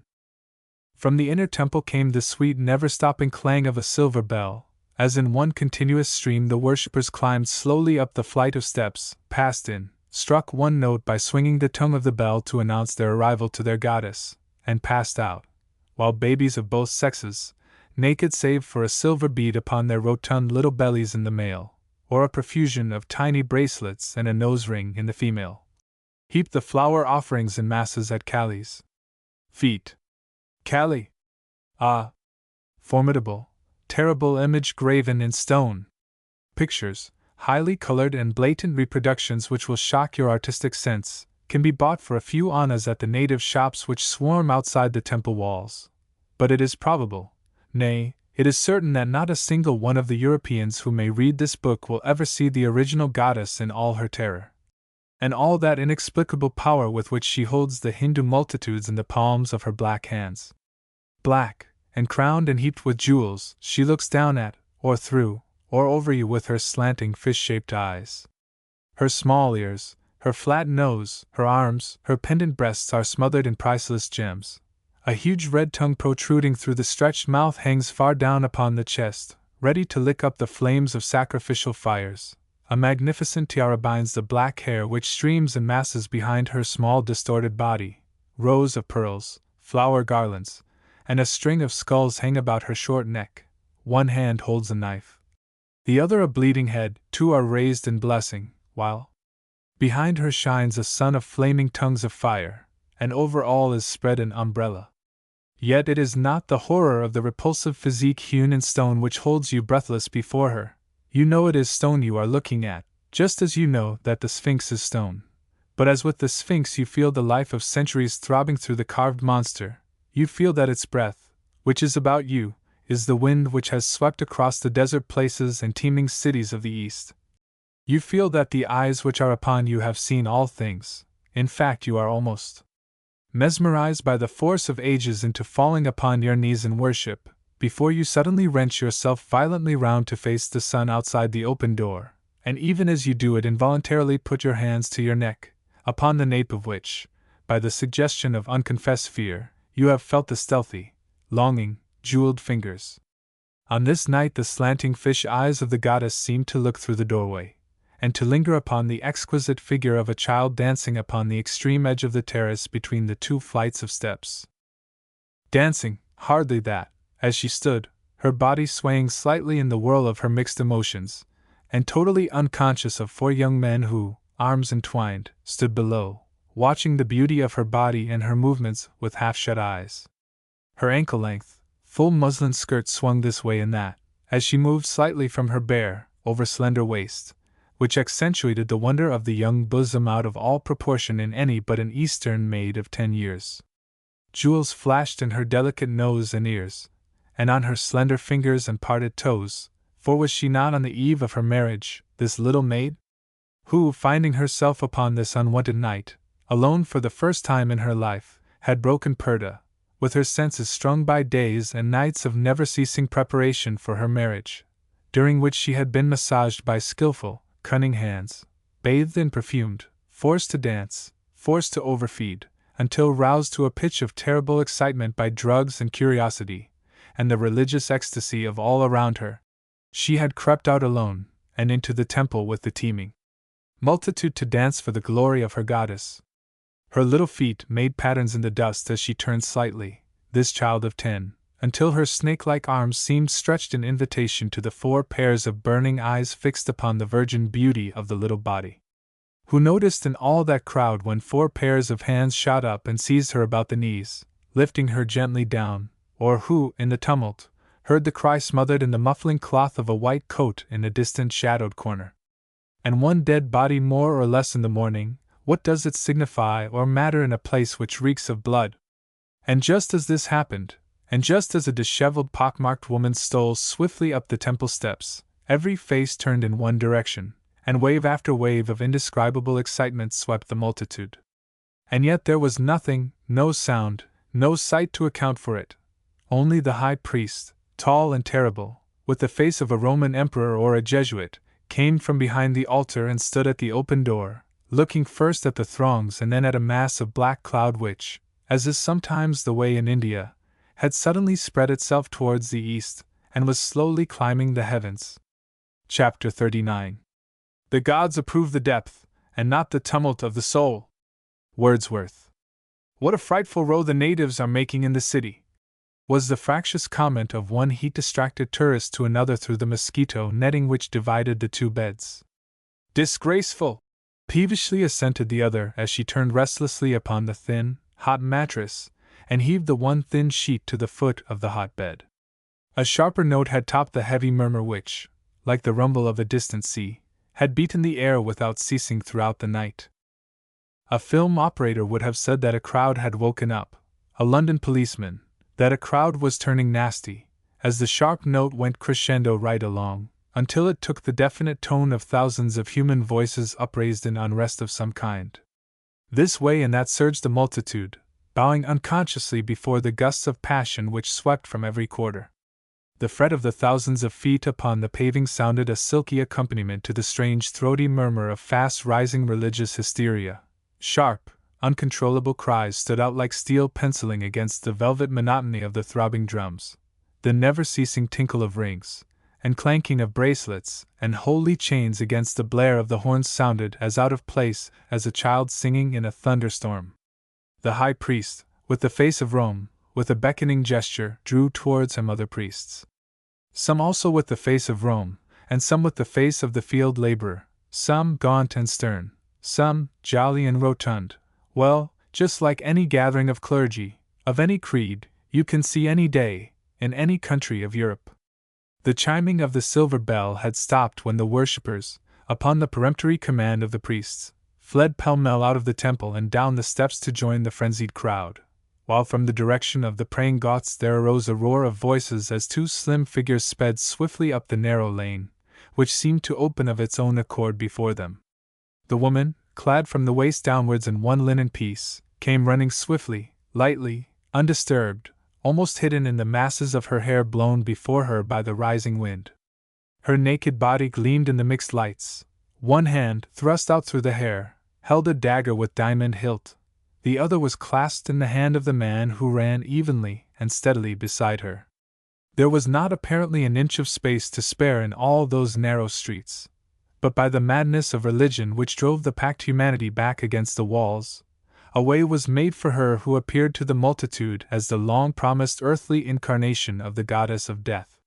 When she had passed, those who were against the wall remained there, standing crushed to death, supported by the indifferent neighbors who had helped to drive in their ribs, and those who had slipped to their knees in religious fervor, or by reason of the state of the street, also remained prone upon the ground, the mass of people treading indifferently upon their broken backs and necks, while the threatening heavens were rent with screams of physical agony and cries of sensuous delight.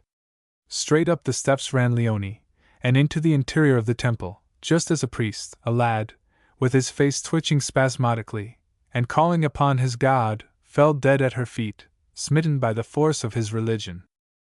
Leonie, throwing up her arms, laughed as she put her cut and bleeding foot upon the boy's neck, laughed until the place pealed and echoed with the unseemly clamor, causing the crowds outside, held only in check by the mental force of the handful of priests, to strain against the invisible hypnotic barrier, and cry to high heaven for a sacrifice.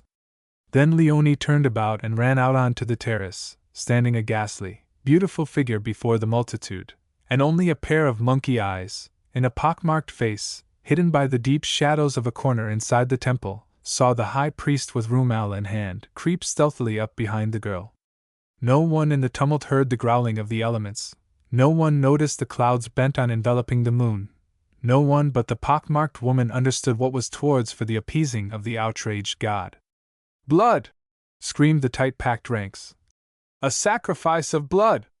Kali is hungry! Kali is thirsty! Give unto the Black Mother that which she demands!" Leonie flung up both arms and laughed, even as the high priest drew back one step, scowling at the averted sacrifice. "A sacrifice!" went up the cry from thousands of throats. "A sacrifice! A sacrifice!" Again Leonie flung out both arms, and just as the rumal was slipping over the small head, with the scream of a tigress whose cub is in danger, the ayah leapt straight at her beloved child, wrenching the knotted handkerchief from the priest's hand. A horrible cry of disappointed blood-lust shook the very earth. Drums beat, horns screamed, daggers flashed in the dense mass, and fingers met round many a throat. They were mad indeed, the people, but none so mad as Leonie as she stood with feet apart glaring down at the ayah's sleek head, which she held by the hair, in one hand. So mad was she that the priests drew back as from one divine, all but the high-caste youth who stood unnoticed amongst them and who advanced one step as Leonie raised her face to the moon. "She of the full moon," she chanted, "was the first worshipped one with depths of days of nights. They who, O worshipful one, gratify thee with offerings, those well-doers are entered into thy firmament." To which the waiting multitude thundered a response. "A sacrifice! A sacrifice! A sacrifice!" Over and over again went up the cry as men and women and children fell foaming to the ground. And conches and kettledrums, tabors and drums, and cowhorns blared. Then came a silence, deep, sinister, and foreboding, only for 1 second before it was broken by a gasp, the catching of the breath and ecstasy of thousands of mankind.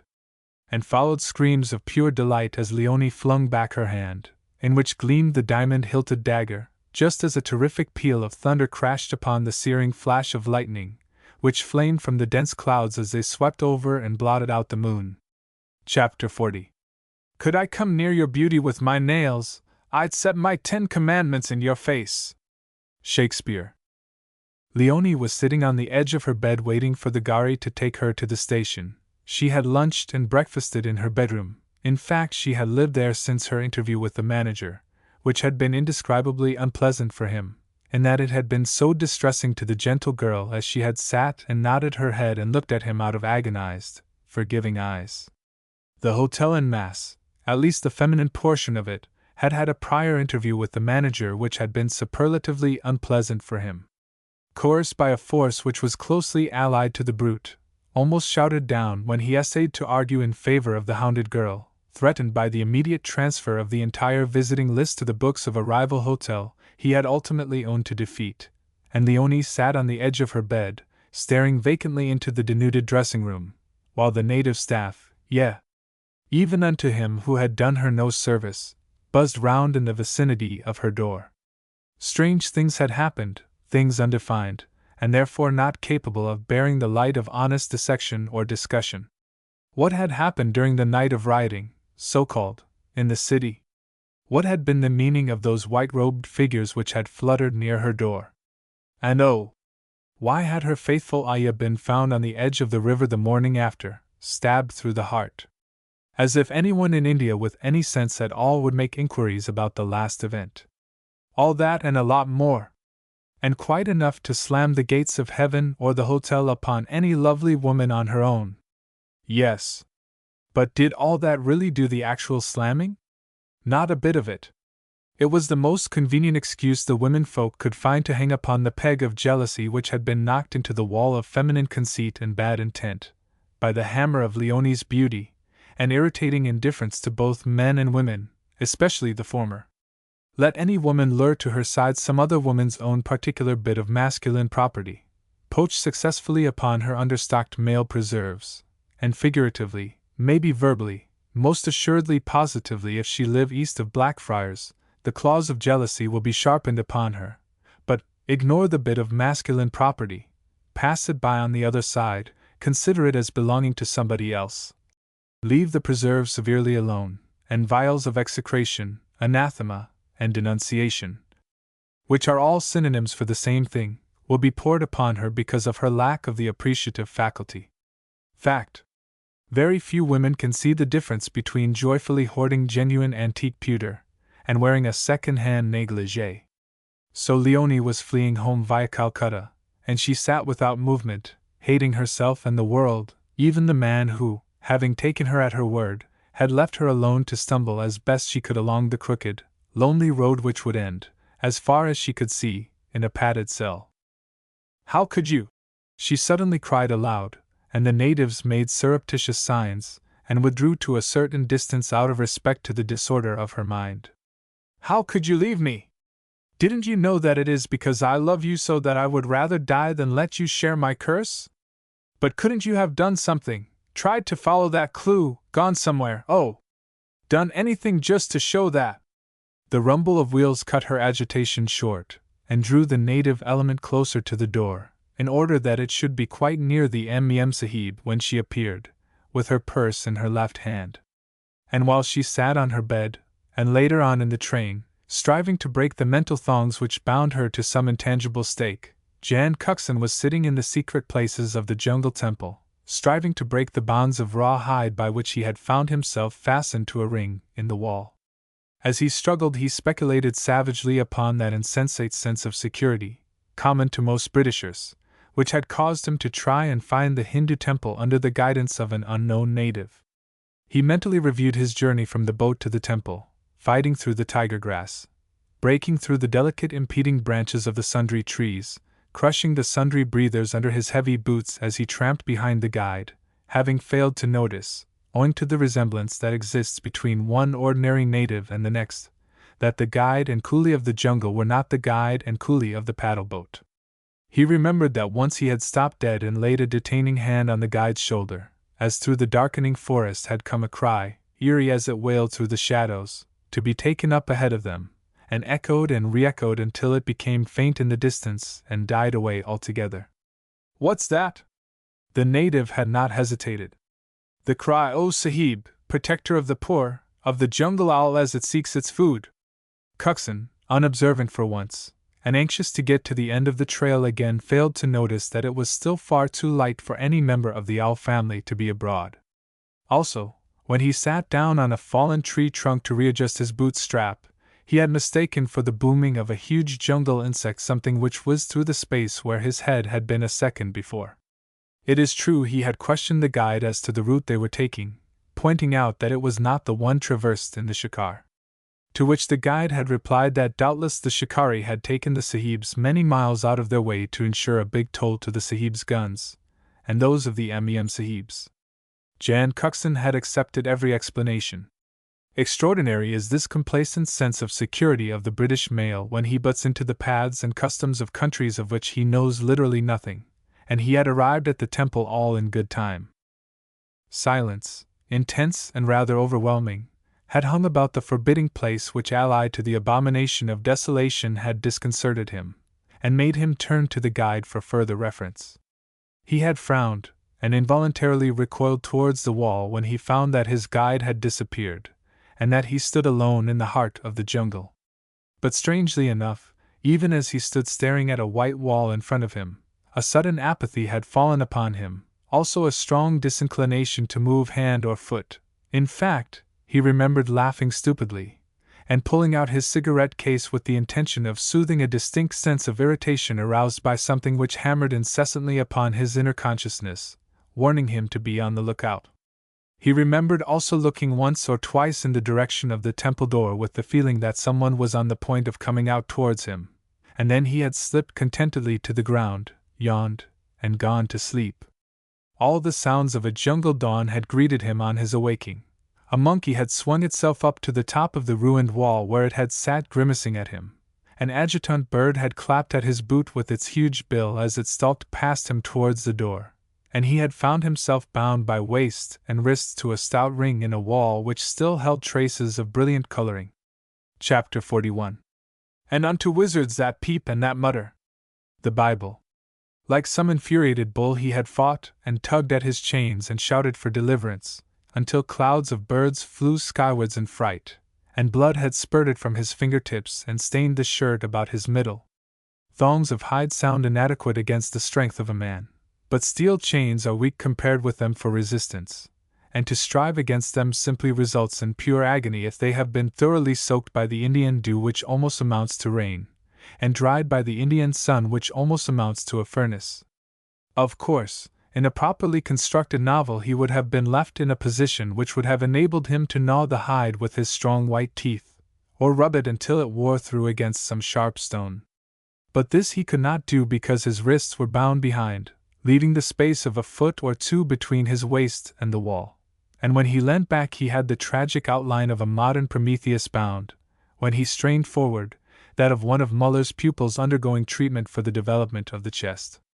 Neither could he, contort himself as he might, have brought his teeth within gnawing distance of deliverance. Moreover, ruins exposed for centuries to the soft manipulation of a jungle climate show no sharp stones. They are rounded and polished by the passage of time, soft feet, and that which crawls upon its belly. At length, however, peace quite strangely fell upon him, and though he could not move, the agony of his hands and lacerated waist vanished entirely. Such perfect peace that he leant back against the wall and idly tried to count the myriad tiny dainty hoof marks in the dust between the doorway facing him and the ruined archway on his left. He did not think it strange when turning his head he discovered an ancient priest seated against the wall with his mahogany-colored old body outlined against the dull blues and reds of the painted stones, and his eyes, bright with religious fervor, fixed through the crumbling arch, beyond the delicate sun-dried leaves, the blazing sun, and the steel-blue heavens, upon eternity. The fine old man had no intention of torturing the white man, he had merely bound him to the ring until his goddess should inspire him, her servant, with her wishes concerning this stranger who was intimately connected with the white woman in the care of his beloved disciple, even Madhu Krishnagar. Neither did he intend to starve the white man nor bring him to the point of madness from thirst, but accustomed to hours and days of self-subjection in which he either ate, drank nor felt the need of material sustenance, he failed to take into account the inner cravings of a man when he had been tied for 2 nights to a ring in the wall.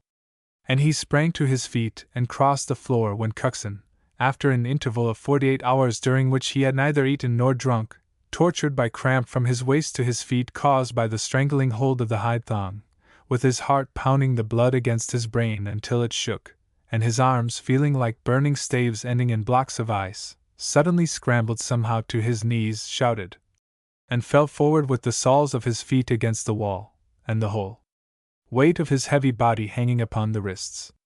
It was but the work of an instant and a flashing knife, and he lay face down upon the floor at the feet of the priest, who passed swiftly through the doorway out into the jungle, and returning as swiftly, bound great green shining leaves about the wounds, and squatting on his heels gently massaged the black and swollen arms. A holy man!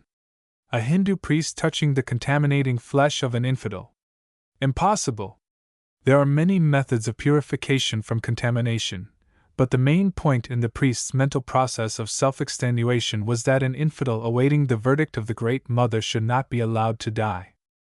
Therefore more green and glistening leaves were placed upon the floor, and food, and water in coarse earthenware, set upon them, until Cuxon had revived sufficiently to eat, and enter into conversation with the priest, who, seeing no reason to withhold the information sought, and secure in the knowledge that the spreading jungle tied the Sahib to the temple even more securely than the thongs of hide, gradually unfolded to him the dark history of the girl he loved. 18 years, began the tranquil voice of the old man. As the Sahibs count the passing of the moons, have gone since a high caste woman knelt at full moon in this temple at the foot of the altar of Kali, the goddess of destruction. Kali the Black One, daughter of the Himalayas, wife of Shiva. Durga the inaccessible, Uma so sweet. Chandika the fierce, Parvati who steppeth lightly upon the mountains. Bharvi the terrible, Kali of death, Kali. Kali. The old priest, who had leapt to his feet under the exaltation of his worship, sank down again upon the floor, and continued his tale in the Indian tongue. The high caste woman, chief wife of a great prince of northern India, held in her arms her first, her only son, a weakling, a sickly babe nigh unto death. Thrice had she been shamed by the birth of a woman child, and now her crown, her glory, her great gift unto her lord was like to die. Followed only by her body servant, she had sped from her palace in the shadows of the everlasting hills, even unto the southernmost limits of Bengal, a pilgrim to this holy, secret temple where I pass my last days in sacrifice and worship. I, even I, foremost Guru, once teacher of the thugs, those beloved servants of Kali, before the law of the white man forbade their sacrifices unto the goddess. Jan Cuxon, knowing of the sacrifices both human and animal offered in bygone days to the terrible goddess, shivered as the horror of the place seemed to close in upon him. The high caste woman, demanding from the goddess of death the boon of life for her son, cast her jewels upon the altar and made promise of cattle and grain and her 3 daughters as handmaidens in the secret places of the temple. And I, aforetime great among the thugs, lamented that I had but a coal-black kid to offer as a sacrifice, for behold, Kali demands life for life, and will not be denied. Flowers flung by the woman, O white man, strewed the stone floor upon which I have worn a path during the passing of the years. Hundreds of small lights flickered in every corner, causing the shadows to dance about these weary feet, and the eyes of the great gods to shine from the corners of the roof. And without I heard against the wall the rubbing of the great tiger, as it waited for the blood sacrifice which it nightly devoured before the dawn. The striped cat upon which Kali rides forth at night on her journeyings through the jungle. Even as I plunged the sacrificial knife into the neck of the unworthy sacrifice, I heard footsteps as of one running swiftly, and behold, there came a low-caste, pock-marked woman up the middle of the temple, who flung herself at the feet of Kali, laying a sleeping babe upon the altar steps. Ah! Barely whispered Jan Cuxon with his eyes fixed upon the fanatical old face. And behold, the low-caste woman was Aya in the services of one, even a great Colonel Sahib, who, being raised above his fellows, was hastening back across the black water to his own land, taking with him his one wife, and the one child of their union. Loving the white girl child with the great strange love of the servant of India for the offspring of the Ferengi, the Ayah had secretly brought the babe in the absence of the M.M. Sahib upon visits of farewell, that I might dedicate her to the goddess, binding her in spirit forever to the land of her birth. The white man sat in silence when the old man sprang to his feet, standing relentless and formidable in the light of the one lamp. Seest thou? Seest thou, Sahib, my sin? The sacrifice was within my hands, and yet I spared the child because of the woman's beseechings. I hesitated, yeah. I even asked a sign. Aye. And the sign was good, twice pleasing to the goddess of death, for behold the owl hooted not, either was the voice of the jackal uplifted as the doe, coming from the right, looked through the open door. With the high caste woman I made covenant, that her male child in return for his life should be a servant of the Black One, obeying in all things the mandates of her priests. And I held those sleeping babes upon my arm, and within the lips of the girl child I placed the goer, the sacred sugar, and around her neck the rumal, the noose of sacrifice. And I cut the sign of Kali between the breasts of the man child and between the breasts of the woman child, and marked him between the brows with her blood, and marked her upon the forehead with his blood, so that his mind should be her mind. And her will I bent to my will, that her eyes should open in sleep at the light of the full moon, and that she should go forth upon the mission of the Black One, making sacrifice to the spouse of Shiva. And yet, though she be bound to the secret temple and to Kali, and to the son of princes until death shall release her, the Great Mother is not pleased, nay, her wrath is terrible at the averted sacrifice, and India, my land, has suffered through my fault. The priest stood motionless, staring down unseeingly upon the man at his feet, who spoke softly. And what became of the white child? The white child, the infant Ferengi? She lay asleep in my arms with eyes wide open, and the high caste woman, picking up a jewel, even one of the color and shape of cat's eye, smeared it with the blood of the kid, placed it above the heart of Kali, and then hung it by a slender golden chain about the neck of the woman child. And the women, content, departed, bearing with them the united babes. But since that ill-begotten night my land has travailed in agony, stricken with plague and pestilence and famine. And Cuxon scarcely breathed the word. The light of the moon slipped over the ruined wall, drawing a nimbus round the old white head as the tall thin figure and the snow-white garments swayed slightly. I waited for the command of Kali, and after many years I sent my beloved disciple, the son of princes, across the black water to bring the white woman by the force of his will back to the land of her birth and up to the altar steps. And now I wait for a little while. The old voice rose to a thin shout of triumph which lapsed into silence as, totally oblivious of his prisoner, he sank to the ground, lost, quite suddenly, in that wonderful abstraction of the East in which the native can find escape from the trials of life at odd moments, and in unaccountably odd places. During the long silence that followed, Jan Cuxon sat patiently puffing at his pipe and trying to piece the strange tale together, until at an advanced hour of the night he once more felt the hawk-like eyes fixed upon his face. Eagerly he picked up the thread of the story as though there had been no lapse. You mesmerized her, you say, 18 years ago, and you pretend you can still bend her to your will? Nay, Sahib!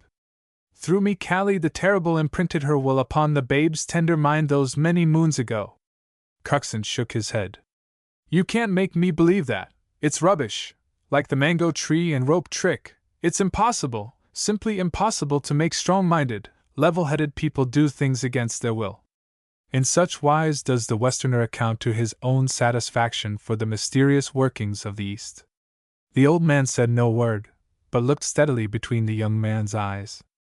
If the Sahib will look to his right hand. Cuxon turned his head and started.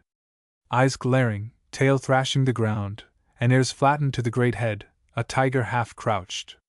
The devil! He ejaculated, as the mouth of the great animal twisted spasmodically. Here's a fix. The Sahib will place his hand upon the tiger's head. Not much! The Sahib is afraid. The quiet scorn of the words struck Cuxon like a whip, and he stretched out his hand impulsively towards the smooth head with flattened ears and glaring eyes. There was not a sound, though the tail swished the ground, and the huge mouth opened slowly, showing the splendid ivories. The Sahib, if he is not afraid, will close his hand firmly upon the throat. Cuxon's hand closed gently upon the striped skin. Then he exclaimed sharply on perceiving that the only thing his hand grasped was air. Why, what, how the… The old man nodded his head gently, and answered without a smile. It was the will of the Black One that the Sahib should see the steed upon which she roams the jungle at night. But Cuxon was British, and would not be convinced. I don't believe it, he said shortly. That was a tame animal, which strays in and out of the temple like a tame cat. Will the Sahib look at the dust upon the ground? Is there sign of feet, marks of the body, or the lashing of the tail upon the dust? Truly the dust, save for the deer marks, was undisturbed, but Cuxton shook his head stoutly, and refused to believe the evidence of his own eyes. The Sahib will not believe!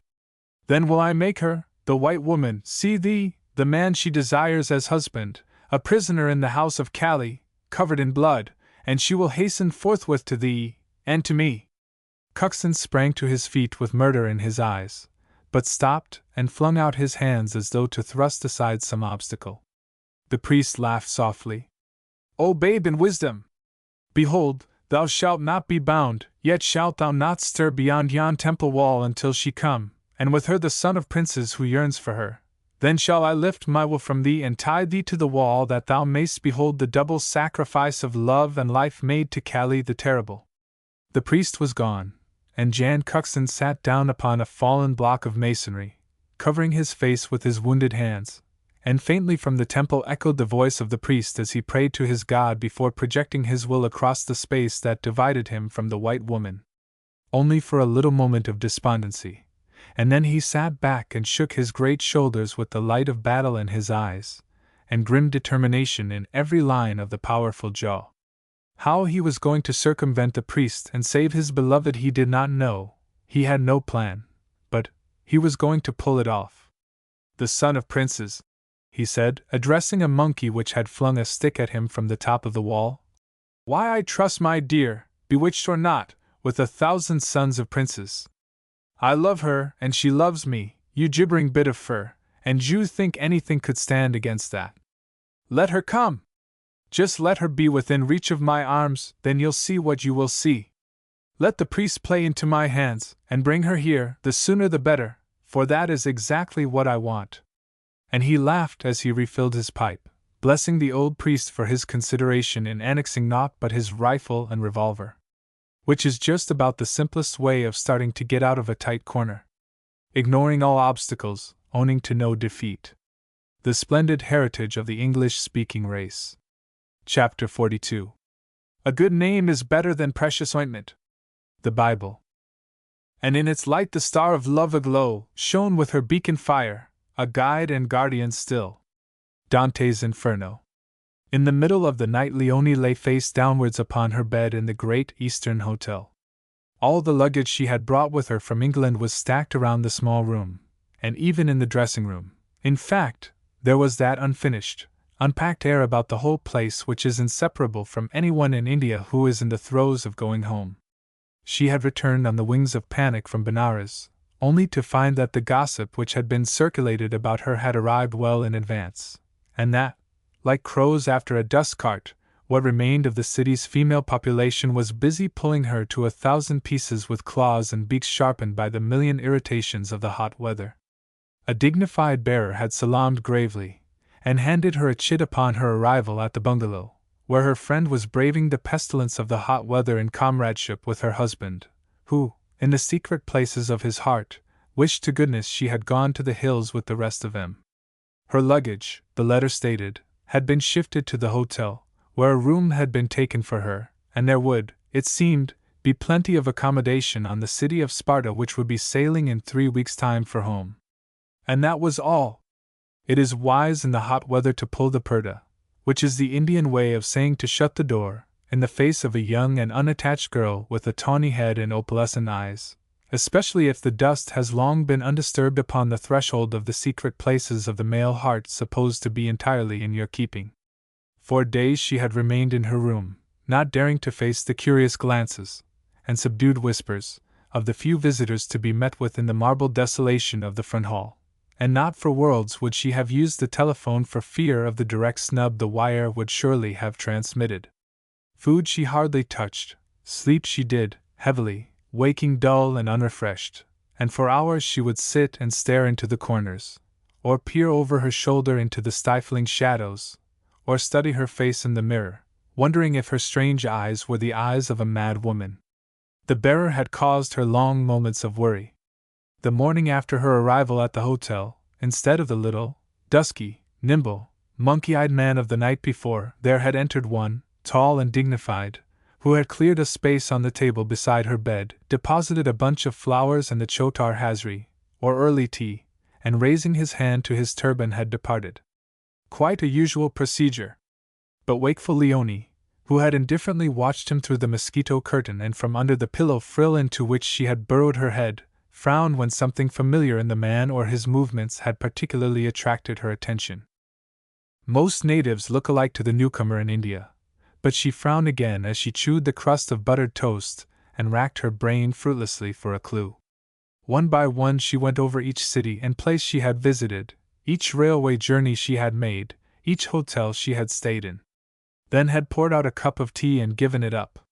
Having fruitlessly worried over this seemingly insignificant detail of an Indian day's routine, she had impatiently countermanded the early tea for the following mornings, and had indifferently left the really lovely flowers which came up regularly on every tray, to the fantastic arranging of the little dusky man who looked at her like a wistful monkey, and slipped nimbly about the room in her service, and who, likewise, rejoiced greatly over certain bakshish which he, with the joy the native has in all intrigue, imagined to be the outcome of love.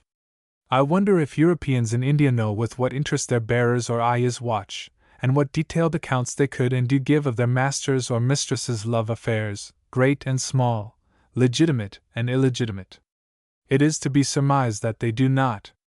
They were not the eyes of the nimble little bearer that were watching from the bathroom on this particular night, when Leonie very quietly raised herself in her sleep and, flinging back the netting, sat staring silently into the corner nearest the door. She half knelt, half sat, with a faint look of surprise on her face, which changed slowly to absolute amazement, then to the faintest suspicion of love and happiness, during which transition her smile reflected the glorious lights of the seventh heaven. "Oh, beloved!" she exclaimed, and laughed softly, the sound falling eerily in the absolute stillness of the night, the shadows dancing eerily upon the plaster walls as she threw out her arms. She flung them out in a beautiful abandonment of love, and the hidden eyes glistened as they watched the fingers slowly curl and clench as a look of horror crept gradually over the whole face, blotting out its sweetness and light, changing it into a veritable mask of terror. A horrible dream! A nightmare! If you like. The label of casual explanation, tied by the string of ignorance, never did much harm to any psychological package. Leonie was apparently asleep and evidently seeing things, so perforce she must have been dreaming, for what else could she have been doing? Anyway, her heavy, unrefreshing sleep, induced by fatigue, mental weariness, or a superwill, was very gradually being turned into a thing of moving shapes. The shadows in the corner had lightened and lightened again, lifting at last to show a half-ruined, roofless room and a banyan tree outside an almost perfect archway. A wick in a coarse earthenware saucer flickered feebly in one corner, 2 deer pattered swiftly across the flags and out of the door, and very slowly a man jerked himself onto his knees and twisted his death-white face towards the coming dawn. Joan Conquest, suffering the tortures of the damned, chained by his rashness and his love to a ring in the wall with thongs of raw hide, which were drawing blood from his wrists and staining his shirt about his waist. This way and that he wrenched and tore, then stopped quite still, glaring into the shadows. This way and that again, hurling himself back against the wall, flinging himself forward until the agony of the thongs seemed to be beyond all human endurance. Just for one ghastly instant, 1 second, he stopped, staring straight into the eyes of his beloved, seeming to call insistently for help, his face distorted until it lost all human semblance, then pitched forward, hanging unconscious upon the thongs just as a priest, thin and gaunt, with knife gleaming in his hand, rushed towards him, and Leonie, with a piercing shriek, sprang straight out of bed, flung herself violently against the wall, and woke up with her hands feebly groping over the colored plaster. And next evening the news that Lady Hickle had left the hotel without her luggage, destination unknown, streaked like lightning through the almost deserted Chowringhee, the Strand Road, the Maidan, and clubs and bungalows. What a godsend is a bit of gossip in the hot weather, when your neighbor's looks, wardrobe, and morals have been threshed bare, when the mail has not arrived, and the hill news has only served to upset your temperamental digestion, In fact, there were little whirlpools of excitement in the Saturday Club's stifling atmosphere, serving to add a passing zest to the heat-stricken evening hours and pegs which no amount of ice seemed to cool. Every man, high or low caste, white or not, who met Leonie, figuratively cast himself at her slender feet. Men ran to do her service, they smiled in doing it, they mopped their heated brows and cheered up, even at 102 in the shade, when she happened along to ask some good office with a smile on her red mouth. She had paid her outrageous bill, left orders concerning her outrageous luggage, and walked out of the hotel almost unnoticed, because of the witchery of her most gracious manner which served to make her path easy, where men were concerned of course, and without let or hindrance she had cashed an outrageous check at her bank which left a few rupees to her credit, and had walked through the building to give orders as to her mail, and ask advice of the fair-haired, courteous young Englishman who rose from his table as she turned away with the sweetest words of thanks for the trouble he had taken in finding out for her how to get quickly to the Sunderbunds. "I wonder why she's going there, of all places, in this infernal heat, and in such a desperate hurry, and I wonder if she's going alone," he said half aloud as he drew beetles on his blotting paper, and frowned as somebody, breathless from heat, sank heavily into the chair on the other side and slapped some documents onto the table. Leonie was acting quite subconsciously in all she did on that blazing morning. Which does not mean that she was still walking in her sleep with her eyes wide open, or that she was not aware of her own movements. Not at all. She was wide awake with a fixed determination to get to the temple in the Sunderbunds as quickly as she could. Why, well, who knows? As far as the dream was concerned, her mind had been a perfect blank when she had awakened the previous night groping over the plastered walls, but branded across it, in letters of blood, had been the one word Sunderbunds, standing out clearly against the fog which surrounded something terrible she could not understand. No, she did not understand, but she knew that everywhere she looked she saw the lettering, and that every sound she heard, the soft slur of the lift, the throb of the motor engine, the call of the indefatigable kite, cried the one word aloud, and that in some inexplicable way the resistless summons was connected with the man she loved. What was she to know of the working of an Eastern mind in the secret places of a Hindu temple?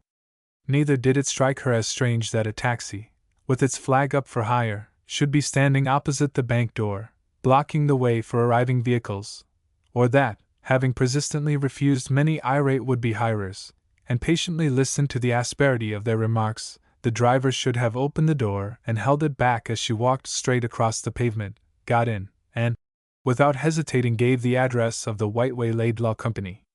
It might have seemed odd to a stranger. Still more odd would it have appeared to any chance passerby if they had overheard the following short conversation as Leonie got out at the shop. "Can you drive me afterwards to Khulna?" she asked in her best but inefficient Hindustani. "Even so, M.M. Sahib," promptly replied the lithe, good-looking son of the East as he salaamed. "If the M.M. Sahib will pardon her servant, he would advise driving to Jessore and resting the night there at the Dak bungalow, that is if the M.M. Sahib is not in too great haste." Leonie frowned, only understanding half of what was said. "Don't you speak English?" "No, M.M. Sahib, but my brother, who lives near the New Market but a minute's drive from here, speaks the M.M. Sahib's language. Also, he is a good bearer, having traveled widely. If the M.M. Sahib permits, I will call him to accompany her on her journey to Jessore." "Very well," said Leonie, beckoning to a boy, who sprang towards her with a huge basket which, for a few annas, he would carry round the entire building after her, and into which she would throw her purchases of all sizes and shapes. He emerged some time later jubilantly staggering with basket and hands full. What a priceless M.M. Sahib who had not once complained about the price. The brother had materialized. Oh, those brothers and fathers, and mothers and sisters, and all those relations who are always so strangely near at hand in India. "If I may offer a suggestion," said the soft voice in the delightfully choice English of the educated native of India who has sojourned in England, "it would be that we drive only to Jessore, stopping at Bandong Dak bungalow for tiffin. If the M.M. Sahib is sightseeing, I will arrange everything in the most convenient and pleasant manner for her. From here to Khulna in one day would be a long and wearisome journey in this great heat." Leonie half turned with the slightest frown as she passed her hand over her eyes. Once again had come that suggestion of something familiar, a suggestion too fleeting to be caught. You can do exactly as you think best as long as I start for the Sundarbans tomorrow morning. The public boat does not start for 3 days, Sahib. I can hire a private launch, can I not? Money is no object, only speed. Easily, Sahib. Consider it arranged. Leonie lifted her head for half a second, showing her face deathly white, the crimson line of her beautiful mouth and the shadow-encircled eyes emphasized by the dark green silk lining of her topi. She glanced quickly at the dignified figure beside her on the pavement, and looked away. You do not, as a rule, recognize people you have met in your sleep. Either had her memory been impressed with the passing glimpses she had caught of the handsome face in the British Museum, and during the Chotar Shikar. No, in spite of the tugging of her memory, there was nothing to link this person in the spotless white turban and full-skirted coat of the bearer to her fastidious self. Neither did that strange anonymous gift of glorious pearls which was round her neck even then, or an unaccounted-for mark upon her shoulder, help her in any way. She leaned back listlessly as her newly acquired bearer arranged the newly bought suitcase and the various packages. It was an absurd way of starting out on a jungle trip, picking up a car any old how out of the streets, and a bearer from the labyrinths of the bazaar without even glancing at his chits, which, even if she had, would probably have been forgeries. She had certainly had the sense to put on her knee-high boots and knee-length skirt, a low-collared shirt-waist and sports coat, also a topi. But, wishing to leave no clue as to her future movements at the hotel, she had slung everything else pell-mell into her trunks, locked and left them to be fetched and stored at her bank. It had obviated the calling of a car and the giving of an address to the hall porter, but it had forced her to buy everything she might be likely to require for a day or two's sojourn in the waste places of an Indian jungle. She had thought of everything with one exception, and that, of course, the one item which should have been the most important on the list. Of weapons of defense she had none. But then, what was she to know of the workings of the mind of the man sitting with his back to her as the car turned and sped swiftly down the streets, which seemed to stretch endlessly, until you strike the heavenly tree-lined road which leads you through Dum Dum and other well-known places to the river edge. Chapter 43. Thence shall I pass, approved a man, for I removed from the developed brute, a god though in the germ. Browning. Blazing hot simply did not describe the degree of heat which pressed down upon and around Leonie, as she sat totally unconscious of it on the veranda of the Bangong Dak bungalow. For the benefit of those who have not experienced the assorted joys of traveling in India, a dak, pronounced dork, bungalow is a traveler's rest, humble or spacious, presided over or not, as the case may be, by a simple and courteous native. They are to be found dotted about everywhere, in jungles, on roads, and outside ruined cities, and there you can stay for an hour or a night, sleeping in comfort, provided you have brought your own bedding and mosquito netting, eating according to the contents of your hamper. In the cooler hours vivid flashes of orange and black, or black and red, or turquoise blue and green, or white flit across from tree to tree, parrots chatter, crows scream, and the brain-fever bird soothes or irritates you according to your mood, and you tap your fingers on the table in time to the metallic anvil cry of the coppersmith bird, until a tiger ant or some such voracious insect claims your undivided attention. In the heat of noon the only sounds to break the intense stillness are the metallic anvil cry of the aforesaid coppersmith bird, and the never-ceasing call of his brain-fever brother. Except for your own there is no movement whatever, the voracious insect is always with you. Quite alone in the bungalow, with her back to the open bedroom, Leonie sat undisturbed, with her eyes fixed unseeingly upon the tree-lined road, and a torrent of disconnected thoughts swirling through her mind. Exactly what she was doing, and why she was doing it, she had no idea. She only knew that do it she must, and was content to let it rest. Program or plan she had none, only an intolerable desire to get to the ruined temple in the jungle. For what? She had no notion. She had to get there quickly, that was all she knew.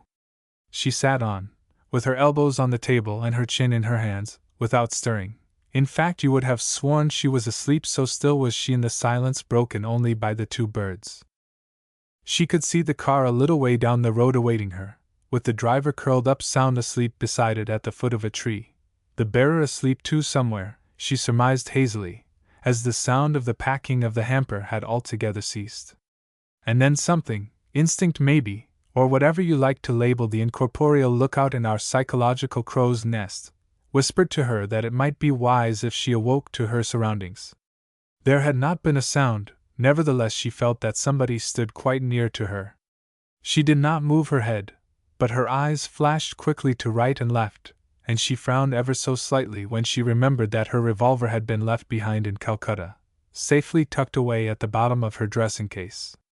As is the usual way when a revolver is owned by woman. Nothing stirred except the little curls on the nape of her neck, which quivered when she shivered involuntarily.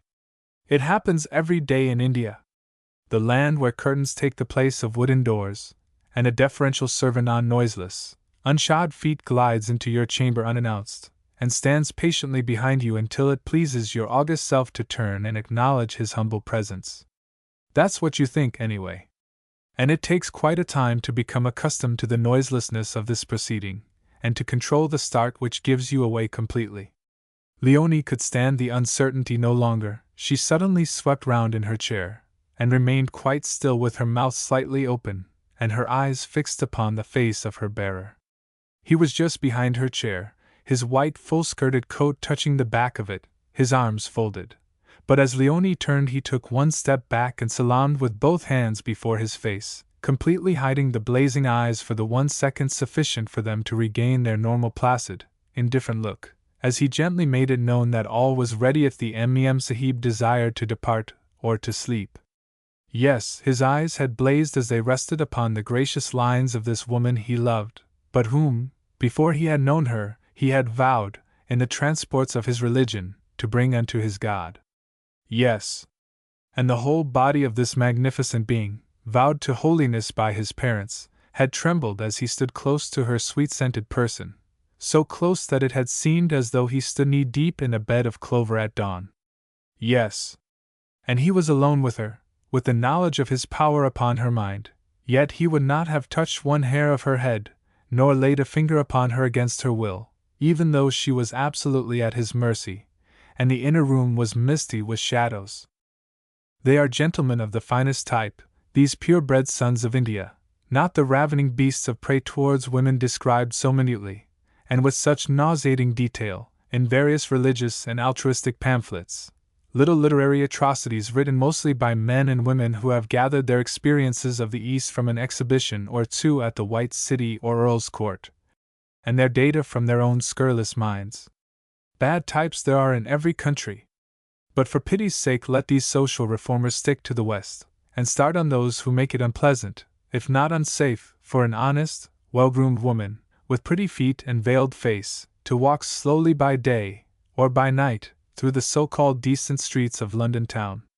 Let them leave the fine, cultured men of India to their own gods and their own customs, remembering that their ways are not our ways, for which those of them who have tarried in our country return thanks as, laying an offering of thanksgiving before their God, they lift the purdah, behind which awaits the modest, gentle little maid, perfumed with the scents of the East instead of the aroma of whiskey or brandy pegs allied to the tobacco of Turkey or Virginia, and unbesmirched by the close embrace of the foxtrot which caused a certain Maharaja, on a visit to England, to remark to an Englishwoman, "Why, I thought, well, perhaps 'twere better that the damning commentary should be left unwritten." It was late in the evening when Leonie questioned her servant. "Does the serang know exactly where I want to go? And how quickly can he get there?"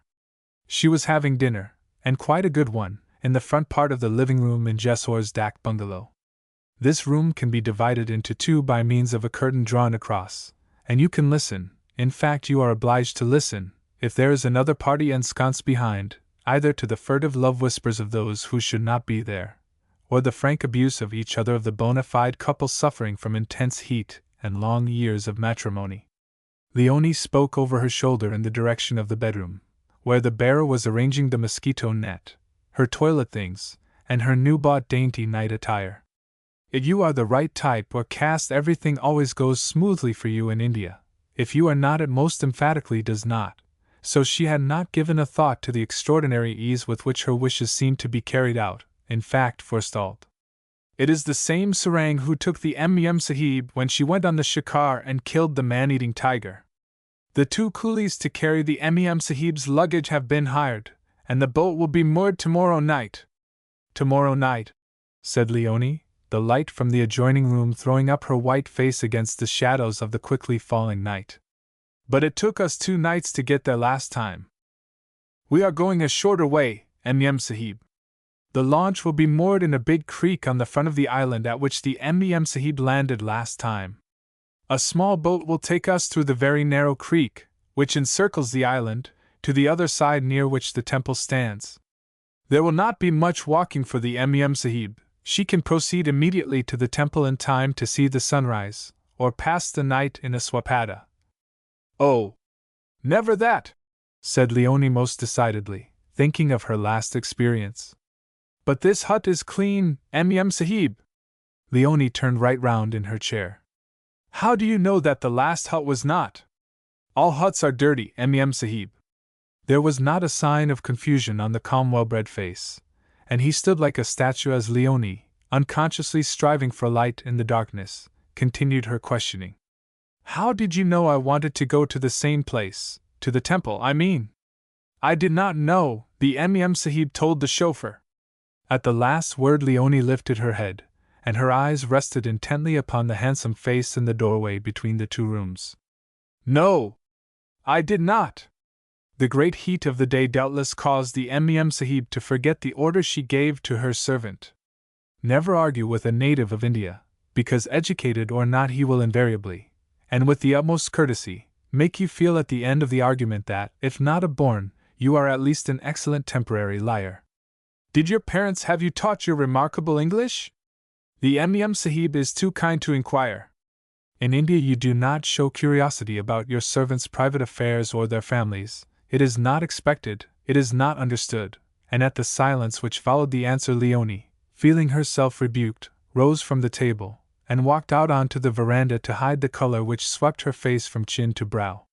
In the middle of the night, when suddenly and unaccountably aroused from a restless doze, she spoke sharply as her eyes rested on a white figure prone upon the floor in the reflected light of the moon. Bearer! Her voice was indignant, and the man with one movement rose to his feet and salaamed. What do you mean by sleeping in my room? Dear heaven, how he loved her as she sat like an image of wrath behind the mosquito net with the sheet pulled up to her neck. There are 3 doors to the Mem Sahib's bedroom, and as the blinds fit badly, except for the presence of her servant, there is nothing to prevent a pariah dog, a jackal, or a thief from entering. Please leave my room and sleep somewhere else. I do not like it, and I am quite safe. Leonie, feeling acutely the want of dignity in her bunched-up attitude, did not know what to say when the man refused suavely, but point-blank, to leave her. I regret that I cannot obey, as the Mem Sahib is in my care, and I am responsible for her safety. But until the day breaks I will keep watch at the foot of the bed where the Mem Sahib's eyes cannot rest upon her servant. Oh! Leonie! Leonie! With that strange, angry, and unaccounted for mark still upon your shoulder, if only you knew what a fuss you were making over nothing. But she said thank you quite nicely when Chotar Hazri was placed beside her bed in the early morning, to the refreshing sound of water being heaved into the tin bath in the dressing-room. Chapter 44. If thou faintest in the day of adversity, thy strength is small. The Bible. Jan Cuxon was walking round and round the ruined chamber, pausing at the doors as he passed them to look out at the seemingly never-ending jungle. He would have reminded any onlooker of some caged beast as he went monotonously round and round. He was rather a desperate sight, too, with harassed eyes and a gaunt face, and his open shirt exposing a somewhat emaciated chest.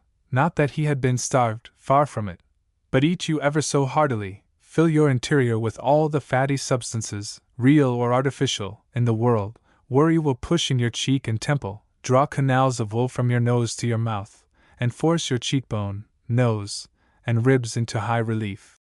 Of course he ought to have had a many days' growth of beard all over the face, but, owing to one particular fad, he had not, and thank goodness.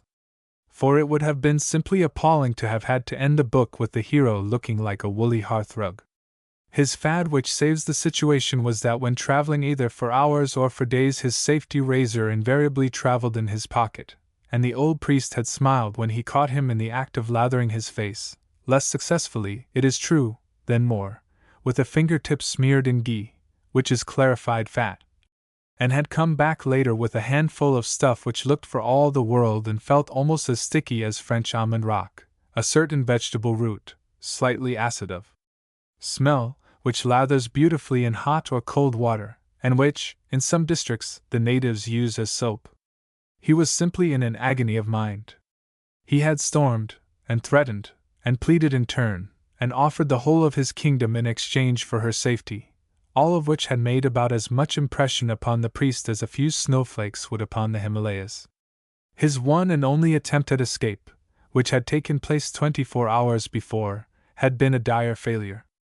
Roaming around the courtyard outside his chamber, which seemed curiously near, and yet cut off from the rest of the temple, he had heard the tinkle of silver anklets, the sound of a native woman's high-pitched laugh, and the bleating of a goat.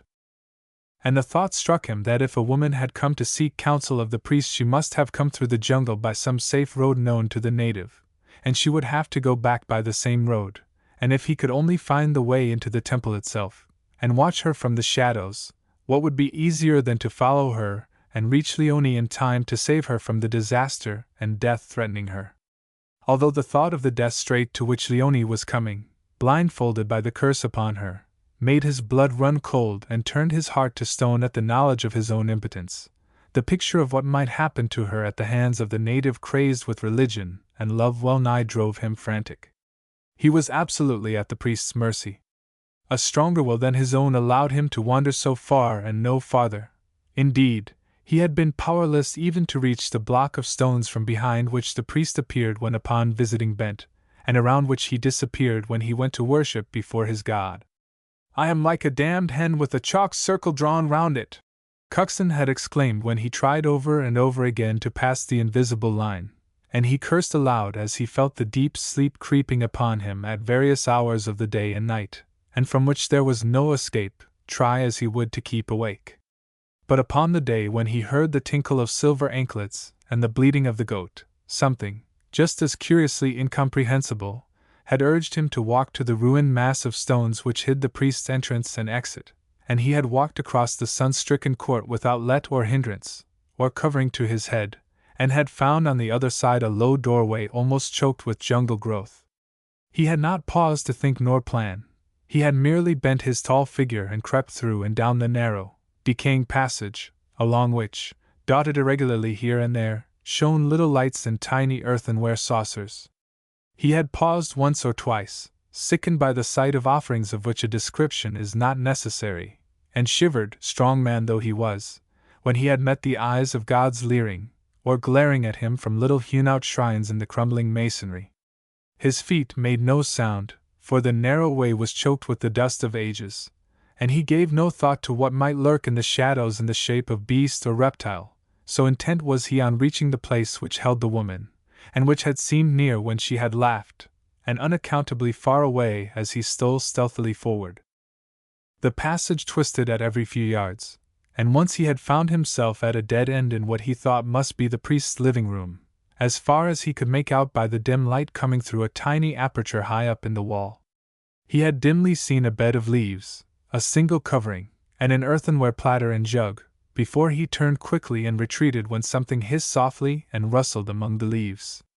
Having got back into the passage and made some considerable headway, he was almost choked, when on turning a corner he had been enveloped in a sickly sweet smell of many flowers, allied to some sickening odor to which he could give no name, and then he had stopped dead, and flattened himself against the wall as he realized that he had come out by the side of the altar into the temple itself.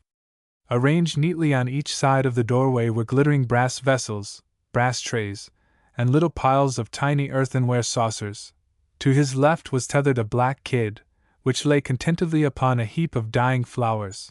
Near it was what appeared to be a miniature guillotine stained almost black, and above his head, in front of him and hanging from a hook in a huge, upstanding block of granite, glittered a short, needle-pointed knife.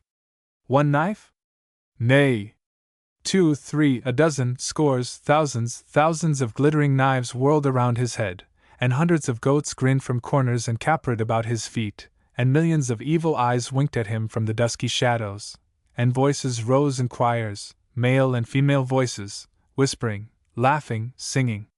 Louder, still louder, rising like some all-conquering flood, while silver anklets clashed until the brain was nigh to splitting with the din.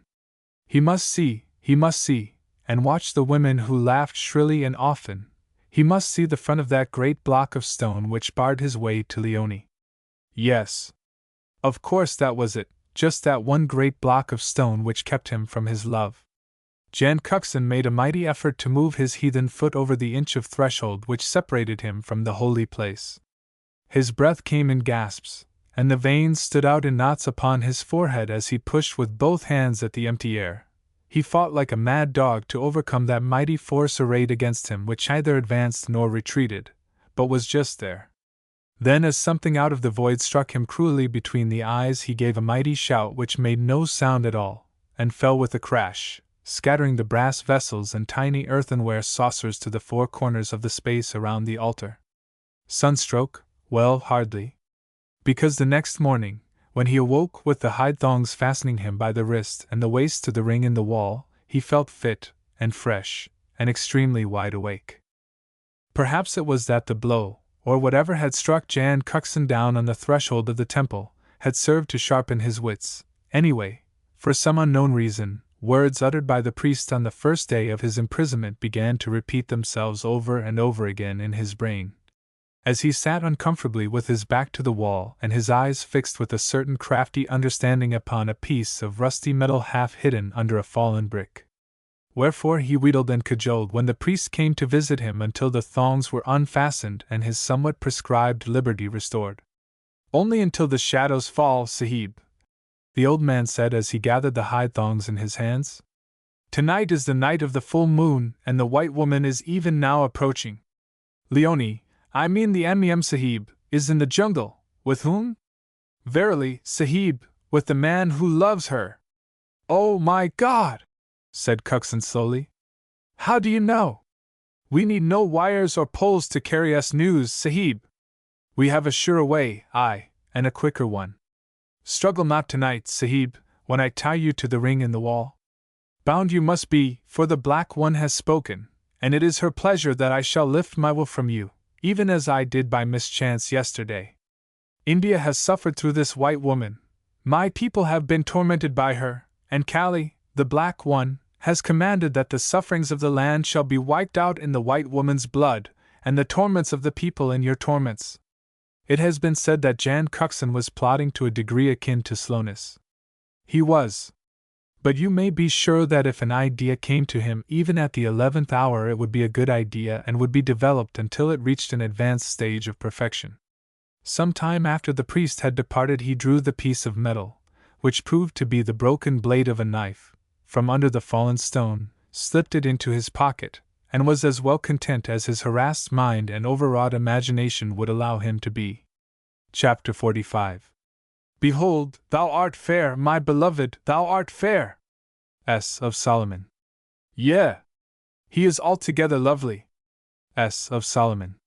With her bearer's hand to balance her, Leonie stepped off the gangway into the rocking, canoe-shaped boat, made in the dim past by digging out the interior of some tree trunk, and in the bows of which were huddled the coolies with her luggage. Two bronze-hued rowers, nude save for the loin-cloth, paddled the boat round the bends of the narrow creek with a dexterity due to habit, and then by chance or misfortune wedged her firmly into a glutinous mud-bank from out of which it took the 5 men 2 hours and every ounce of their united strength to push her. It is not wise to wade waist or knee-deep in a Sunderbun's creek, and clear a boat with a yo-heave-ho for fear of some festive mugger, which means alligator, lurking in the mud. She had therefore no option but to pass the night well above the jungle perils in the Swapada hut, like a cockatoo screeching defiance at a cat from the safety of its perch, and to which safety you climb almost flat on your face by means of a rocking, slender bamboo ladder, and with about as much grace as a monkey manipulating a stick. There was a sharp tussle of wills after the dinner of which Leonie partook on the small platform which comes between the top of the ladder and the low door of the hut. Having arranged her bedding and mosquito curtains as best he could, and seen to it that one of the low-caste coolies negotiated the ladder with a gourd of water upon his head and placed it upon the floor in the Emem Sahib's bedchamber, her bearer, when Leonie retired for the night, drew up the ladder and curled himself up in a corner. Almost stifled by the heat of the interior, she came out again in search of fresh air, and stared in amazement at the white figure as he sprang to his feet perilously near the edge of the platform. No! Nothing would move him from his post during the night, nothing. But I am perfectly safe up here, remonstrated Leonie. When you have gone to the other hut I can quite easily pull the ladder up. Even so, Emem Sahib, quietly replied the man. But the Emem Sahib is not accustomed to these heights. There are no railings to the platform, and one false step would send her crashing to the ground. But I am going to bed, Leonie persisted. Besides, if I did move I can see quite plainly it's almost full moon. There was a barely perceptible pause and then, Yes, Emem Sahib, it is the full moon. Leonie, stricken dumb in the belief that the story of her mental plight had reached even to the bazaar, turned back and re-entered her so-called bedroom, drawing a purdah made of galaputta leaves across the door, and leaving her bearer to his own devices and thoughts, which were utterly of her as he divested himself of his outer raiment, and nude save for the loincloth, sat like a bronze statue in the overpowering heat of the night, and even as the eagle flying forth beats down his wings upon the earth, his thoughts beat down so forcibly upon her mind that at midnight she arose in her sleep and lifting the purdah walked out onto the platform. She walked straight forward, too far from the man for him to pull her back, and in too deep a trance for him to have stopped her with safety to her brain. His face was that of one tortured as he rose to his feet and threw out his hands, and the sweat came out in great beads upon his forehead under the supreme effort of will, which pulled her up within an inch of certain death. For one long moment she stood with arms upstretched to the moon shining in all its glory, then swung round and crossed to where he stood against the hut. Yes? She said gently. You called me. The man drew his breath quickly as he looked at her, and forgot his gods and his love, and his passions and the innate nobility of his soul. She looked for all the world like a mere schoolgirl in her overlong, kimono-shaped, diaphanous night garment, with her hair hanging in two great plaits, and her eyes and mouth lit by the suspicion of a smile.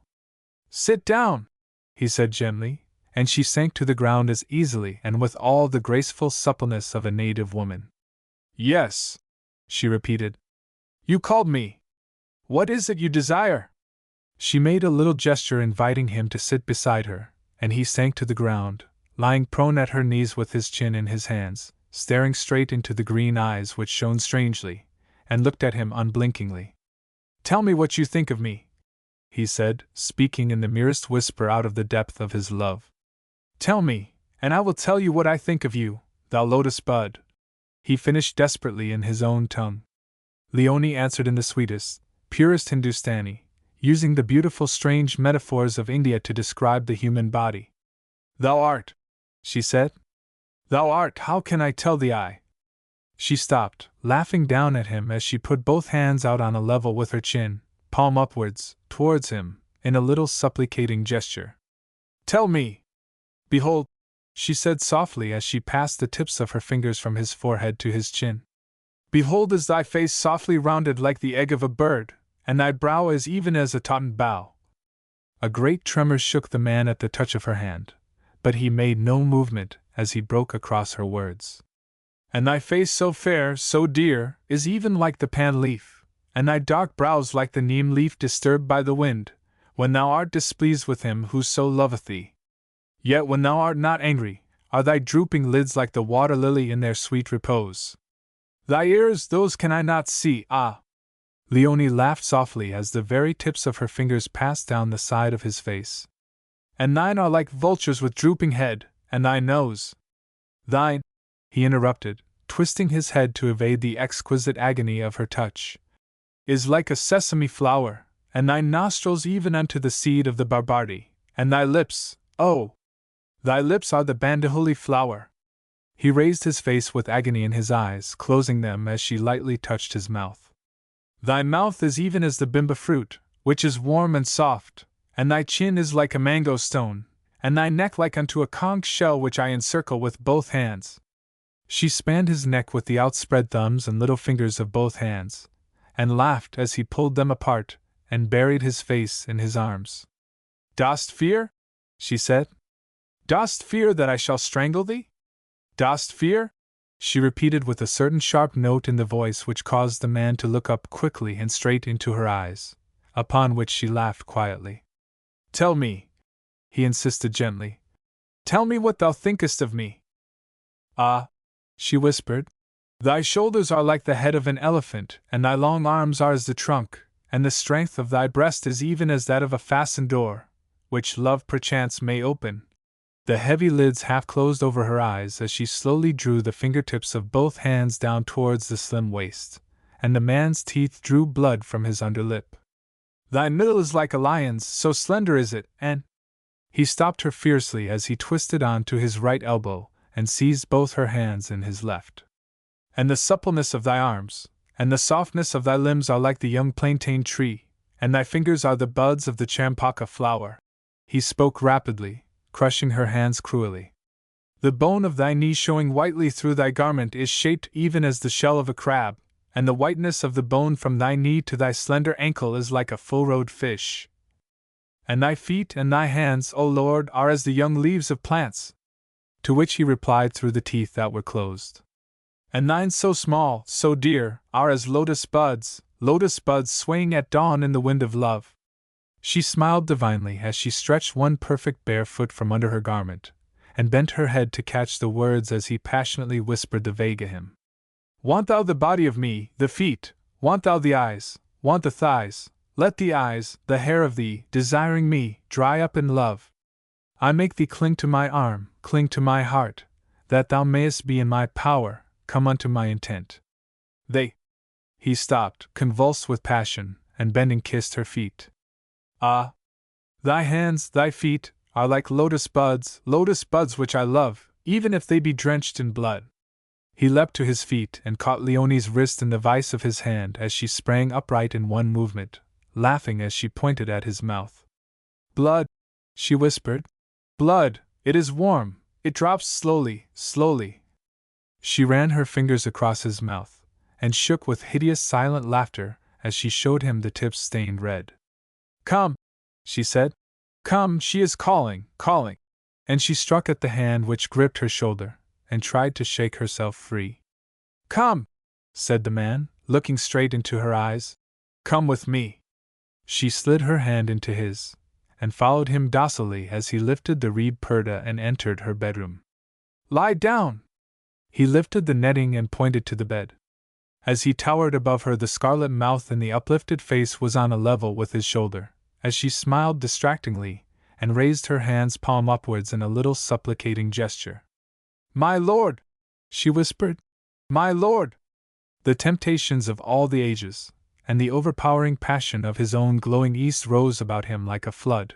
He shook from head to foot as she laid herself down and drawing the sheet about her whispered again. My lord!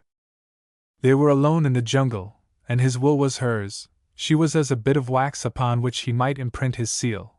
There was no one to say him nay if he should draw her unto his intent.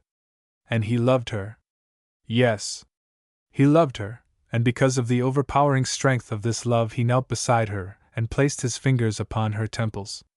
Sleep, beloved, he whispered. Sleep, the women that are of pure odor, all of them, we make sleep.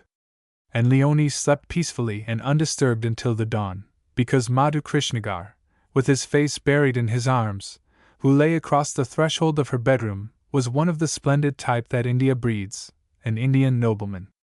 Chapter 46. Out of the abundance of the heart, the mouth speaketh. The Bible. One thing after another happened to prevent Leonie from continuing what remained of the journey during the cooler hours of sunrise.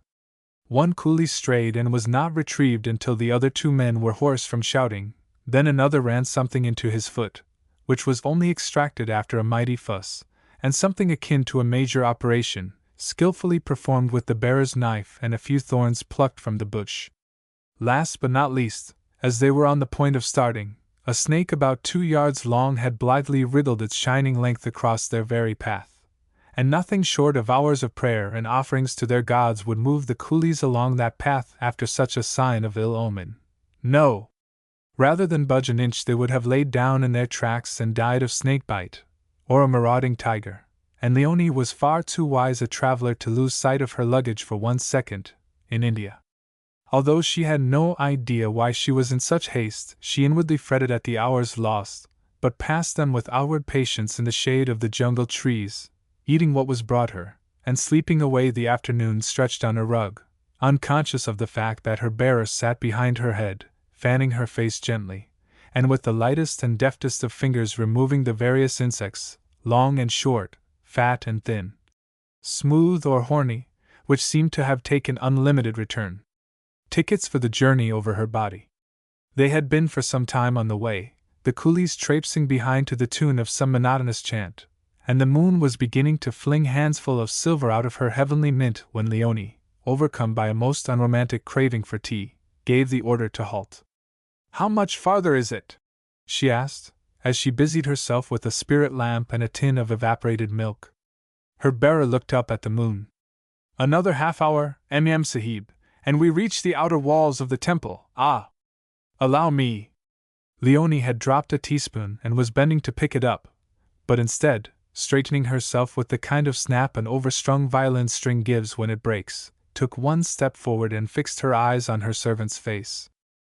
"Of course," she said, speaking half to herself. "Of course, no wonder I thought I knew you. I saw you in London once, and it was you I saw on the station, and your voice." She clasped her hands together and took a step quickly backwards.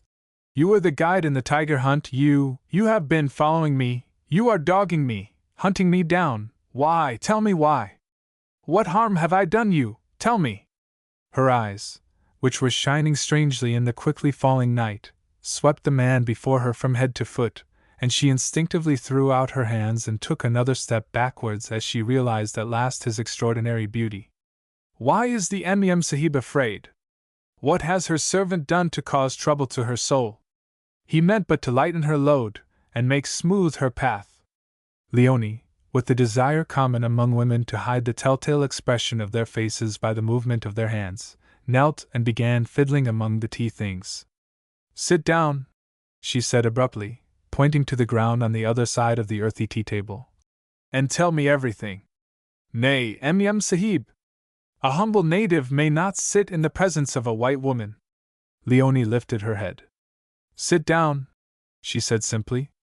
And there in the heart of the jungle, by the side of the fire that had been lighted to scare off any animal, they sat, those two splendid specimens of two splendid races divided by custom and color, while he told her the strange story of the night on which they had both been dedicated to the goddess of destruction, and the happenings thereafter.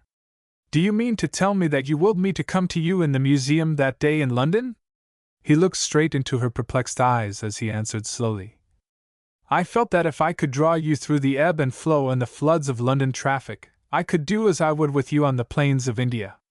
I did not know you, then. And the priest has made me come to the temple, against my will? Even so. And what is to happen to me there tonight? A danger threatens you, beautiful white woman, a great danger threatens you from which I alone can save you, and will in spite of all the gods. You will save me, you, and why? Because I love you." The words were out, and Leonie, springing to her feet, drew back as the man rose and stood motionless in the dancing shadows thrown by the fire. "What do you mean? Oh, how dare you? How dare I, tell you that I love you and want you for wife? Why should I not love you from your beautiful head to your perfect feet? Why should you not be my wife? Because I am what you call black? Because of this coloring of my skin which, outside my own land, damns me to eternity, and bars me from all that I desire? Nay, you shall listen, and you shall answer. You will you not?" The voice had dropped from the pitch of fierce denunciation to the sound as of a deep river flowing in pleasant places, and Leonie nodded mutely, succumbing, as is the way of woman, to the entrancing pastime of playing with fire. She closed her eyes and clasped her hands tightly together when the man, stepping across the barriers of interracial convention, came and stood just behind her shoulder without touching her withal, and spoke in his own tongue. "Ah, woman, I would call thee wife. Behold, I have much to offer, a great name, vast wealth, palaces, broad lands, jewels, elephants, villages, the esteem of my people, the love of my father and of my mother, of whom I am the only son. All of which is nothing, nothing compared with my love for thee. A love as virgin as the snow upon the everlasting hills, swifter than Mother Ganges, deeper than the Indian Ocean, and higher than the vault of heaven. What matter custom, or law, or regulation, or color, when such a love as mine is offered? Thou as my wife, thou, and thy children my only children. Am I not beautiful? Even as beautiful a male as thou art a female? Would not the days and the nights, the months and the years be as heaven, together? Love me, nay! Say but that I may call thee wife. Give me thy promise, and I will save thee. Save me? From what?" Leonie turned and faced this splendid lover, shivering slightly as a low moaning wind rustled the leaves of the trees and stirred the undergrowth. "Even from death!" "Death?" she said quietly, looking straight into the man's eyes. "Death for me? Why, I thought I was being willed to the temple to make sacrifice to your God. Tonight thou must surely die unless I save thee." "Oh, you are mistaken," came the quick, decisive reply. "Why, if I was murdered, the whole empire would be up in arms. The British Raj would not know," was the quiet answer. "Oh, but you have not seen the fort of Agra, the sad, dead palace. There, in the dungeons, is a beam stretched across the hidden wells and marked with the fret of a rope. Many a beautiful woman has swung from that beam by neck, or feet, or wrists, and her body dropped through the well into the holy Jumna without the knowledge of any save her master and her executioner. Oh! Don't! Twice," continued the quiet voice relentlessly.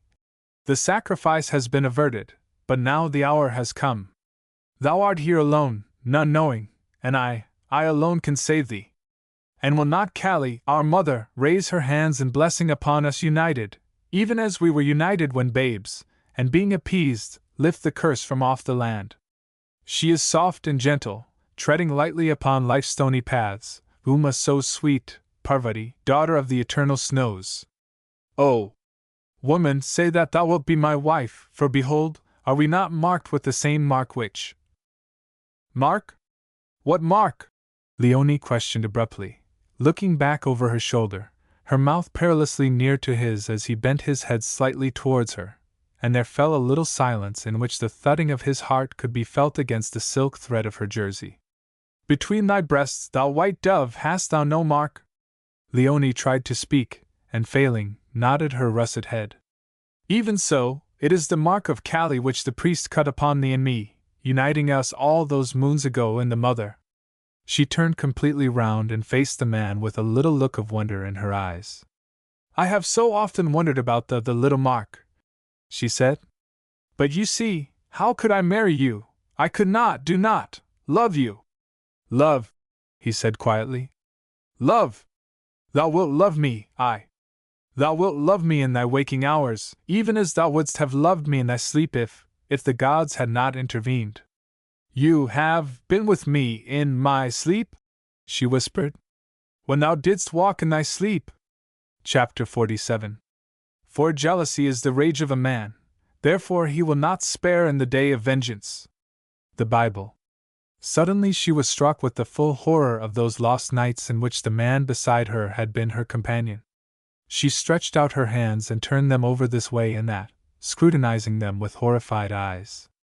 She touched her mouth with her fingertips and drew them with a shudder down her neck, and her breast, and her waist, as she looked upon the beauty of the man before her with his passionate mouth and gleaming eyes. You have been with me when I have walked unconscious in my sleep, you have." He interrupted her hastily, divining her thoughts. "Yeah," he said. "I have been with thee when, under the influence of my God, thou hast walked in thy sleep. I have watched over thee and helped thy cut and bleeding feet over the roughness of the roads, as I would help them over the perilous road of life. I have not touched thy hand save in support. I have not touched the glory of thy mouth with my mouth, because thou couldst not give me thy consent so to do. Dost think it has been a child's task to keep my hands and my kisses from thee? Behold, I had but to make a sign, and thou, in thy unconsciousness, would have come unto my intent. O thou bud of innocent fragrance, thou fruit ready to the plucking of loving hands! Aye, thou art in my power, and even have I seen thee in. Ah! Said Leonie sharply as her hand slid to her shoulder, and the words came through her closed teeth. You lie. Lie. Yes, lie. You have not touched me, you say, either have you kissed me, but you, and only you, can tell me what the mark is on my shoulder, a mark I shall carry to my grave. The man threw back his turbaned head and was about to make reply, when, with those shrill cries which betray great fear, a troop of monkeys passed them, chattering as they ran swiftly on all fours, or swung even more swiftly from tree to tree, and the native looked after them, and up to the sky, and over his shoulder along the narrow path by which they had come, showing black and white in the alternate lights and shadowings of the moon. Answer me, said Leonie more sharply than she knew, and with a woman's superb indifference to any event or signs of approaching event outside her own love orbit. Nay, answer thou me, replied the man who, expert in the knowledge of jungle signs, yet put aside all thoughts save of his love for the woman. Tell me that thou wilt be my wife and the mother of my sons, thou beautiful woman. Tell me that thou wilt come unto me this night, wedded to me, by yon old priest, and that, within the arms of Uma so sweet, of Parvati who steppeth so lightly, I may set my seal upon thee, lifting from thee, as I and the priest only may lift, that which thou carriest the curse from about thee, bringing thee to happiness in the shadow of the temple. But something had happened to Leonie, bringing her to a pitch of excitement foreign to her in her waking hours. She looked swiftly to right and left, and over her shoulder, and up the narrow path they must go to the temple, and up to the sky she could see faintly through the trees, and into the eyes of the man watching her intently. Then she clasped her hands tightly and moved close to him, her face as white as death. And the Sahib, the white man, where is he? The native of India weaves and fashions the cloth of his cloak of love out of many colors. Gorgeous colors, blinding, dazzling, in which predominate the scarlet of passion and the emerald of the supreme male's jealousy. And all, from the sweeper to the highest of birth and caste, wear this wondrous garment in India, though not one out of the teeming millions fashions his cloak upon the pattern of his neighbors. Madhu Krishnagar, the son of princes, with eyes dimmed by the brilliance of his own particular garment, failed to perceive that Leonie, too, was wrapped in a love mantle. The Occidental mantle, made of honest homespun, uniform in color, and with a wide hem to allow for shrinkage, but guaranteed to stand all weathers and to last a lifetime. He might have been flicking a fly from his sleeve, so indifferent was his answer in his blindness. The white man? He is bound to the temple walls, awaiting the woman he allows to walk unveiled and alone throughout India. Ah, said Leonie, with that little hush in her voice which is heard in the mother's when she first sees her newborn babe. I am sorry, she continued quietly. So sorry I have not been honest with you. I cannot marry you because... She stopped and turned as with a sound like the tearing of silk a flock of birds suddenly flew from the treetops and whirled away into the night. Because? Because, woman? For a moment Leonie unconsciously watched the flight of the birds, then swung round, arms stretched wide, eyes shining, and her face aglow. Because I love the white man in the temple who is tied to the wall, that is why. Her voice rang clear and true under the sky, and she stepped back quickly and threw out her hands as the man spoke. For the banked-down fires of his passion and his love, and the hurt to his race, and his own sudden-born agony flared in 1/2 second into a mighty, awful conflagration. The flame of his words licked at her feet, and the hem of her garments, blazed across her hands with which she hid her face, and swept right over her from head to heels, and yet he did not touch her nor raise his voice 1/2 tone. Thou woman! Then shall no man have thee, for I will drive my dagger through the white man's heart before thine eyes, and watch thee, thou beautiful thing, wed him in the shadow of death. And Leonie, catching the look in his eyes and the set of the mouth, knew that he meant what he said, and she laid her hand on his arm, so that his agony was increased 1,000-fold as he looked down upon her whom he had lost. "You could not do that?" she whispered. "Could not kill the Ferengi?" And the hate in the old mutiny word was terrible to hear. "What else should I do to him who has stolen the sun from my sky, the fragrance from my rose?" The man seized her by the wrist, and pulling her to him, bent down, whispering soft, passionate words. "Shall I tell thee, love flower, what love is? It is the gold of noon, and the silver of night, the might of the lion, and the soft cooing of the gentle dove. As the slender vine around the straight palm, so will my love twine around thy heart. Yea, and even as the banyan tree sends out branches to draw dew from the rounded breast of earth, my love shall yearn towards thee. Day and her lover, night, with the dawn and the sunset their children, the stag and the gentle doe, with their fierce horned offspring, and their offspring as round and smooth even as thy throat. So will our union be, for behold, my love for thee is so surpassing that our sons could but be of the most perfect manhood, and our daughter, why, she will be after thine own fashioning." The man's eyes shone as he felt the trembling of the girl, and he pressed her, tempting her, reveling after the strange way of the East in the agony of the defeat his victory would bring him. "And to save the life of the white man, thou opening bud of the passion flower, wilt thou not come unto such a love as mine, to the shadowed corners of my palaces, to the fragrance of my courts, wilt thou not?" Then a strange thing happened, unheeded by the two sorely tormented souls. A great form crashed across the path behind them, followed by the bounding passage of a herd of deer, and from all around came the sounds of animals fleeing in panic, as Leonie lifted her face to the man's with a desperate resolve in her stricken eyes. And the man, reading the answer, bowed his head to her stone-cold hands and crushed them to his heart. "Thou wilt marry me, tonight?" "For the sake of the man I love," came the steady answer. "To save his life I will be your wife." "No, wait. On these conditions: that he is set free and shown away to safety, that I follow him in secret, and see that he is safe, and that you tell him that I am dead. Swear that to me before your gods, and I will keep my promise. Swear that you will tell him that I am dead."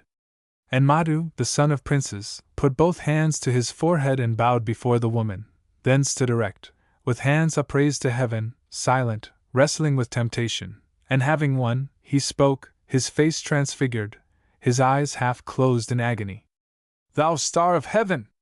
Thou highest point of the everlasting hills, behold, hast thy great love triumphed. I love thee, but my heart could hold no wife who loved another as thou hast shown thou lovest this man. But, alas!" Leonie, swept off her balance in her great relief, broke across his words. "Let us hasten quickly, quickly. You will tell the priest, you will help me to set him, the man I love, free. Oh, come quickly, quickly!" In her callous but uncalculated desire to use this man as a lever wherewith to heave aside the mountain of trouble which threatened to overwhelm Joan Conquest, and, with the inexplicable cruelty of the woman who loves, and will blissfully put a whole community to torture as long as her beloved is saved a single hurt, she asked the one impossible thing. He moved so quickly, fiercely, closely to her that she backed until she stood in a patch of moonlight which shone upon her face. Higher she raised her face, and still higher, as she looked back straight into the eyes intent on hers. And Madhu Krishnagar laughed savagely as he looked down upon her. "Go!" he commanded. "Go up the path to the temple gate to meet thy fate. The mother claims thee, and may thy blood and the blood of the white man who has stolen thee from me flow upon her altar before she shakes the earth in the fury of her displeasure." Tortured, his soul sought relief in the fanaticism of his religion which flared in his eyes. Consumed with love, he called her back as she turned to do the bidding of a stronger will than her own. "Come!" She stopped and turned, gave a vacant little laugh, and crept into his arms when he held them out, and closed them about her without touching her. "Ah," he whispered, "now that thou comest to me unknowingly, I will have none of thee. I love thee, love thee, love thee! Go to thy death that my task may be well finished, and that everlasting torment may be fastened upon the soul of him who stole thee from me. Go, beloved of my soul, rose of the morning, delight of my heart! Ah, my love, go to thy death!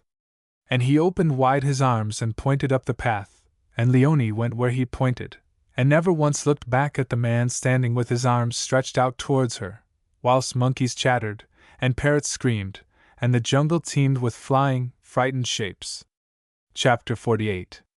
A whirlpool of uncertainty, a prison of punishment, a basket of illusion, the open throat of hell. The spring Sataka. A brick and some plaster clattered about Jan Cuxon's feet as he crossed the temple chamber, and stood looking out at the jungle, and the animals of all sizes and shapes which were hurtling through the undergrowth. For a minute he stood twirling the rusty knife blade between his fingers, then hid it carefully behind a block of broken masonry. Better so, he muttered. Not much good as a weapon of defense, but better than nothing. Might put the old man on the track if he happened to find it on me when he comes to tie me up. My God! To think of it, I, strong and healthy and sane, at the mercy of that old priest, actually under his will, hypnotized, forced to do exactly what he tells me. Please heavens the Guy will hold the plaster together round the ring, and oh! I can't stand much more of this suspense.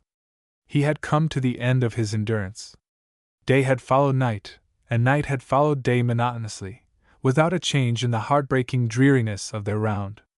During the day he had watched the jungle over the outer wall for hours, rewarded by an occasional glimpse of deer, once by a striped yellow shade which had slunk between the trees, causing him to yearn for his rifle. At night he had lain gazing at the stars, comfortable enough upon a thick bed of leaves, untroubled by the mosquito which, as he had learned, does not thrive in the Sunderbun's jungle, and day and night over the wall, or up at the stars, he strove to look into the future and found a dreary blank. But upon this night he turned with a smile and a question on his lips when the priest suddenly emerged from behind the heap of stones and hurried across the flags towards him. Haste, Sahib! The mother is infuriated at the long waiting, and I go to make sacrifice to appease her. Haste, for it is not good for man if she stamps with both her holy feet. Come, and struggle not. Nay, look not at me in such fashion lest I lay the stress of my will upon you.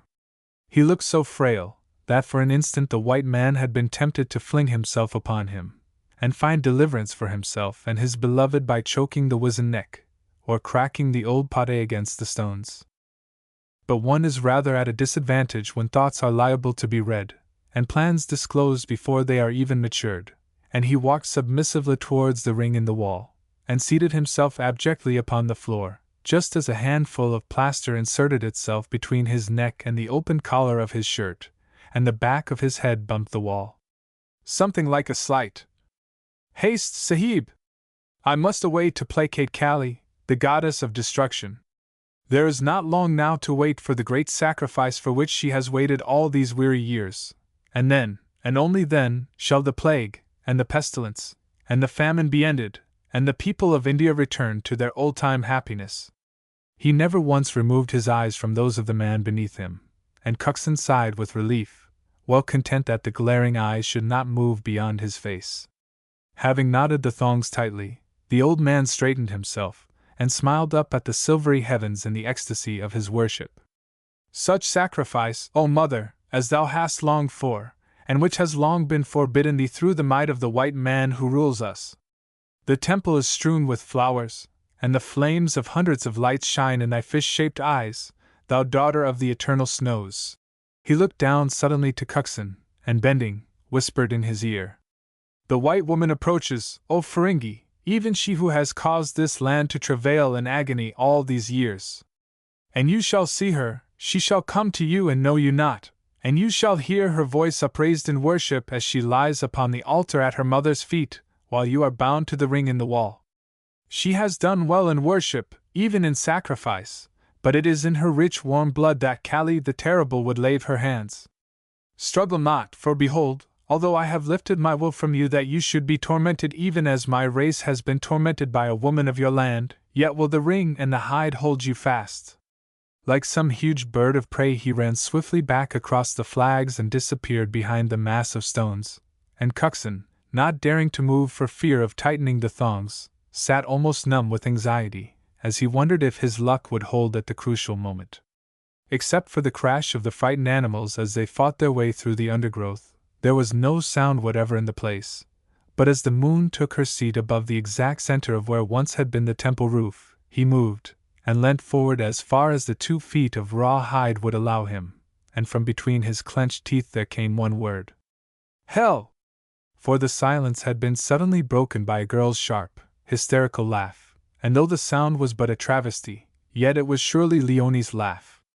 Twisting his arms in the space the 2 feet of raw hide allowed him, the slow, sure, desperate man with a mute appeal to his God, sought and caught the iron ring in his hands.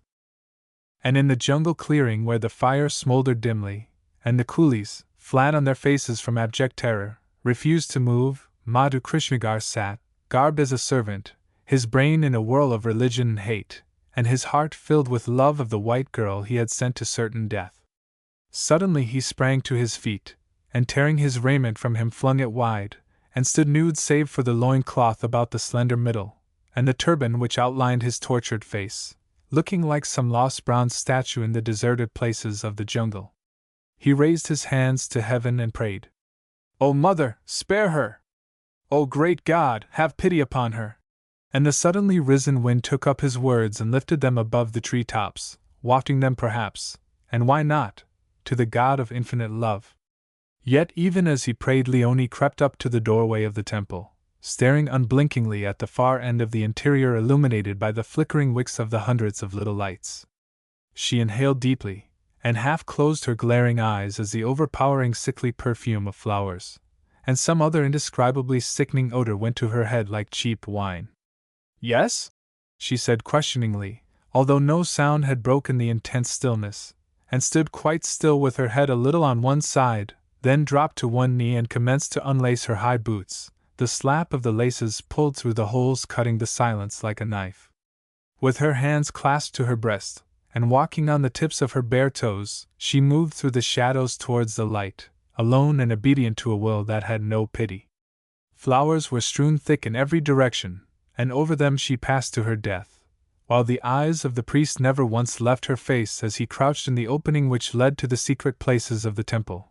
He even smiled when she came to a standstill in front of the altar and swayed, slightly overcome by the heavy atmosphere even in her trance, and he nodded his head gently when she bent down, and gathering handsful of the flowers, flung them up above her head and laughed the hysterical, crazy laugh which had reached the ears of the man she loved.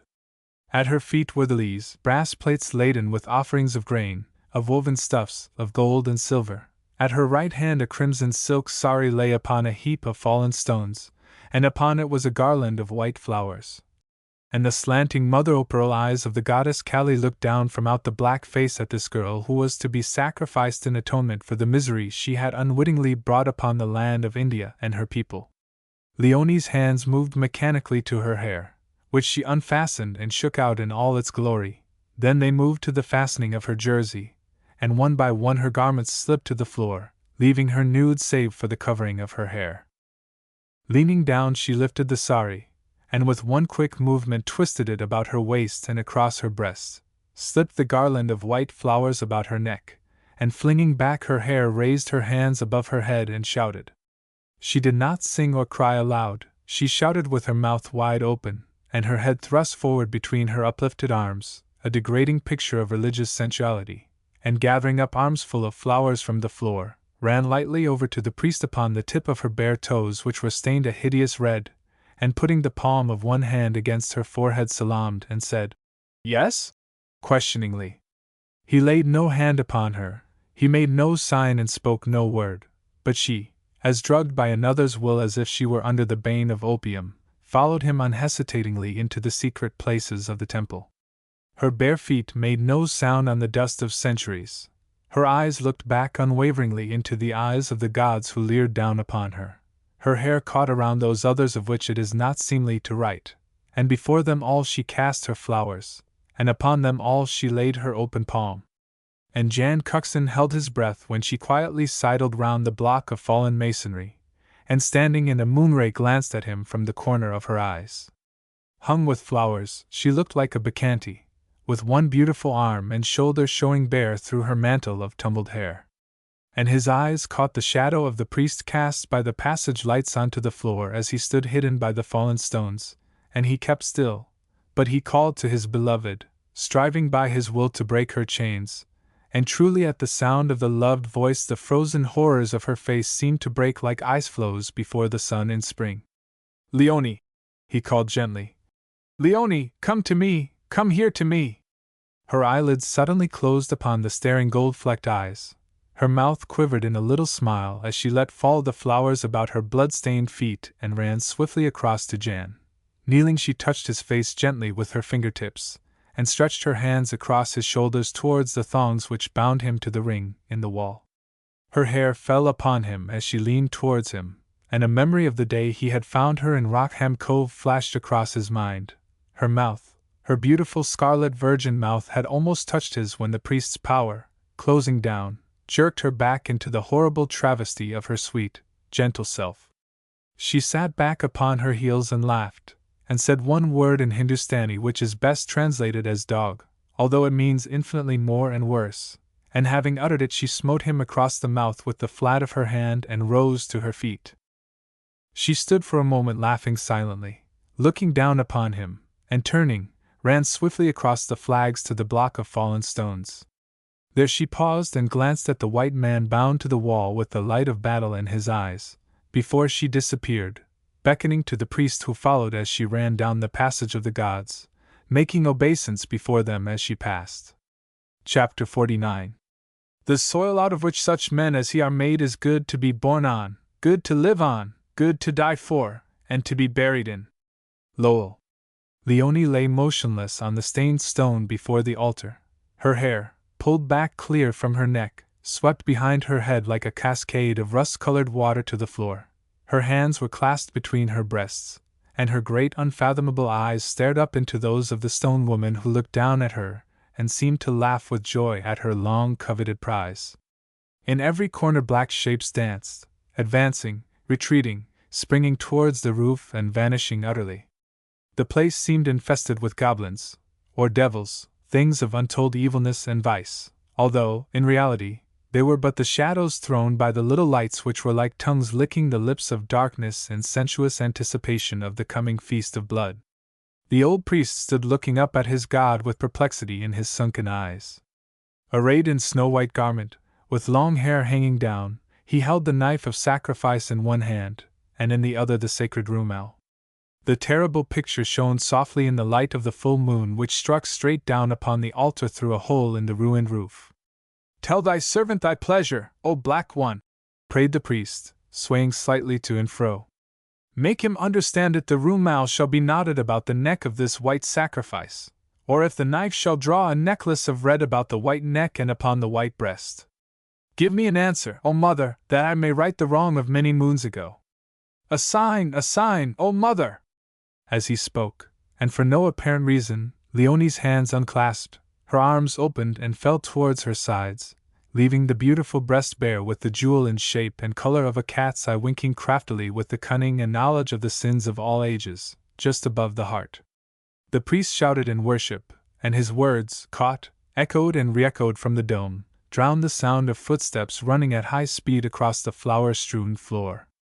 Madhu Krishnagar, naked save for the turban which bound his handsome head and the loin-cloth which girt the slender middle, sped like the wind to the rescue of his beloved. In the black shades of the jungle, understanding at last that for him there could be no life outside the life of the white woman he loved, and no happiness outside her happiness, he had raced time down the jungle path, through the outer gates and temple door, pausing not for the fraction of a second, realizing, as he ran, that upon his speed alone depended the life of his beloved.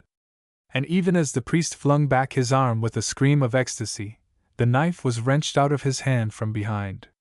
O Madhu, you splendid heathen, who defied the anger of your strange gods for the love in your noble heart. "Ha!" said the old man as he swung round in fury. Then he smiled and opened wide his arms. "Thou! O my son! Thou! Thou wouldst offer the great sacrifice thyself to our most gentle mother. And art thou not in the right? Thine has been the task and the toil, therefore is it meet that thou shouldst have the reward." He laid his hands upon the shoulders of the youth, who straightway gripped the veined old wrists, and raised the withered arms high up above their heads, while their eyes met in a sudden-born, subconscious enmity, and the knife lay glittering along the wrinkled brown skin. Only for an instant, and Madhu let go his hold, and turning, stood looking down upon the jewel above the woman's heart.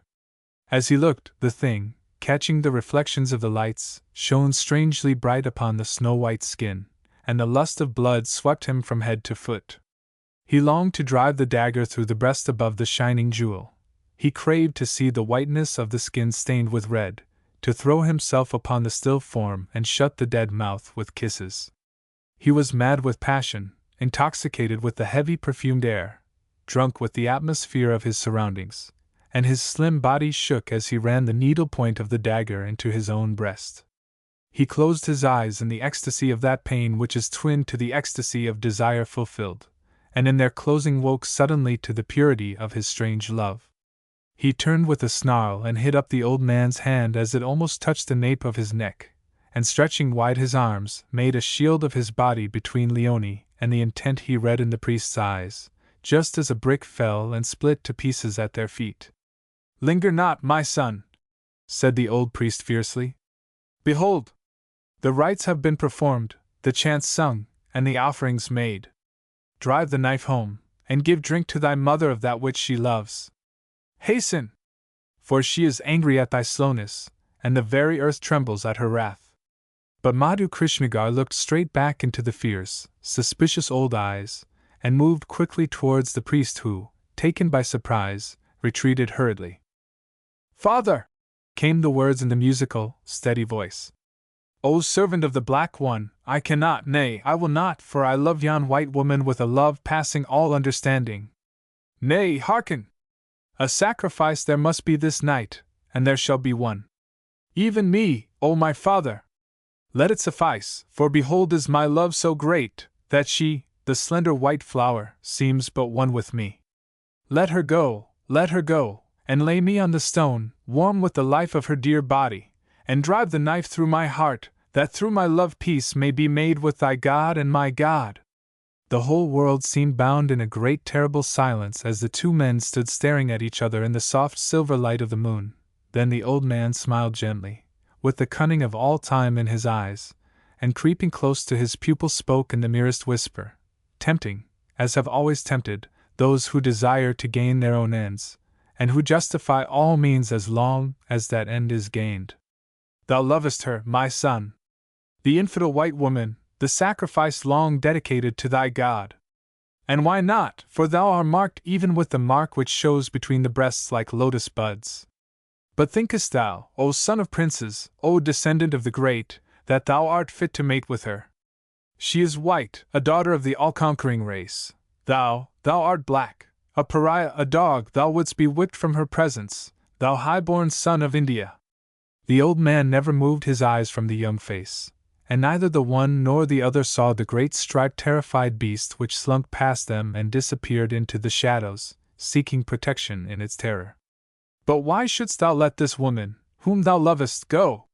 Why not make sacrifice of love as well as life to the Great One? Behold is she soft, and white, and all-pleasing. Why, therefore, should she not come unto thy intent neath the eyes of the Sweet One, while I make offerings in the shadows towards thy well-doing, so that the Black One will be twice pleased? Of all the horrible temptations in that place of horror, and where in the name of all the gods did the native, unshackled by convention or code, find the strength to resist? For while the priest whispered, the young face was swept by a flood of conflicting emotions, which passed, leaving it as pure, as soul-stirring as the Taj Mahal at dawn. "No! O Holy One! I will not, I love her, I will not!" The words were firm and the young mouth like steel, and the eyes looked steadily back into those of the priest as the latter rushed upon him in mighty, inhuman wrath. "And I say that thou shalt, thou begotten son of evil! I say that thou shalt encompass this woman with thy might, and then offer her in sacrifice to Kali, the goddess of death. I say that thou shalt." It was a case of will pitted against will, for the old man knew that the younger would not dare raise hand against him for fear of everlasting damnation. And Madhu Krishnagar girded himself for the battle by putting his love for the white woman in the forefront of his mind. And as they fought desperately, with one last terrific pull which caused the hide to cut down to the wrist bone, Jan Cuxon wrenched the ring he had loosened from the wall, and stood swaying, sick with pain. Sweat poured down his face and bare chest, and blood flowed from his wrists, while his burst fingertips fumbled clumsily with the deep-embedded thongs. "I did it! I did it!" he kept on repeating savagely, as his knees trembled and his body turned cold in agony. "I did it! I did it! God grant I am in time, in time!" Free at last, smothered in blood, dragging his heavily booted feet with difficulty, he sought and found the broken blade, staggered across the floor, stooped, and entered the passage of the gods where the imprint of his beloved's bare feet marked the dust of ages. And Leonie lay quite still, to all appearance dead, with her open eyes turned back beneath the lids and her mouth half opened, showing her even teeth. Not a word passed between the two men as they fought for her, one for her life, the other for her death. This way and that they moved, the one trying to escape from the direct range of the relentless willpower, and yet keep himself between the girl and the religious fanatic, the other striving to press his opponent back even to the altar stone. Like iron to a magnet, Madhu's hand was closed about the dagger hilt, and try as he would, he could not relax the grasp nor fling the knife far back into the shadows. Either could he keep his footing, for strive as he would, the priest's magnetic power, developed and trained through years and years of study and practice, drove him back inch by inch towards the god who looked down upon them with her fish-shaped eyes. A glint of triumph shone in the eyes of the priest, and twisted the corner of his mouth as the heel of his enemy thudded against the stone upon which lay the white girl, and he concentrated every ounce of his strength for the last moment when, by sheer force of his will, the knife should be lifted and driven down, deep, even to the hilt. And the white man hastened as best he could, reeling at every step, with blood streaming from his wrists, and spattering upon the stones beneath the leering eyes of the gods.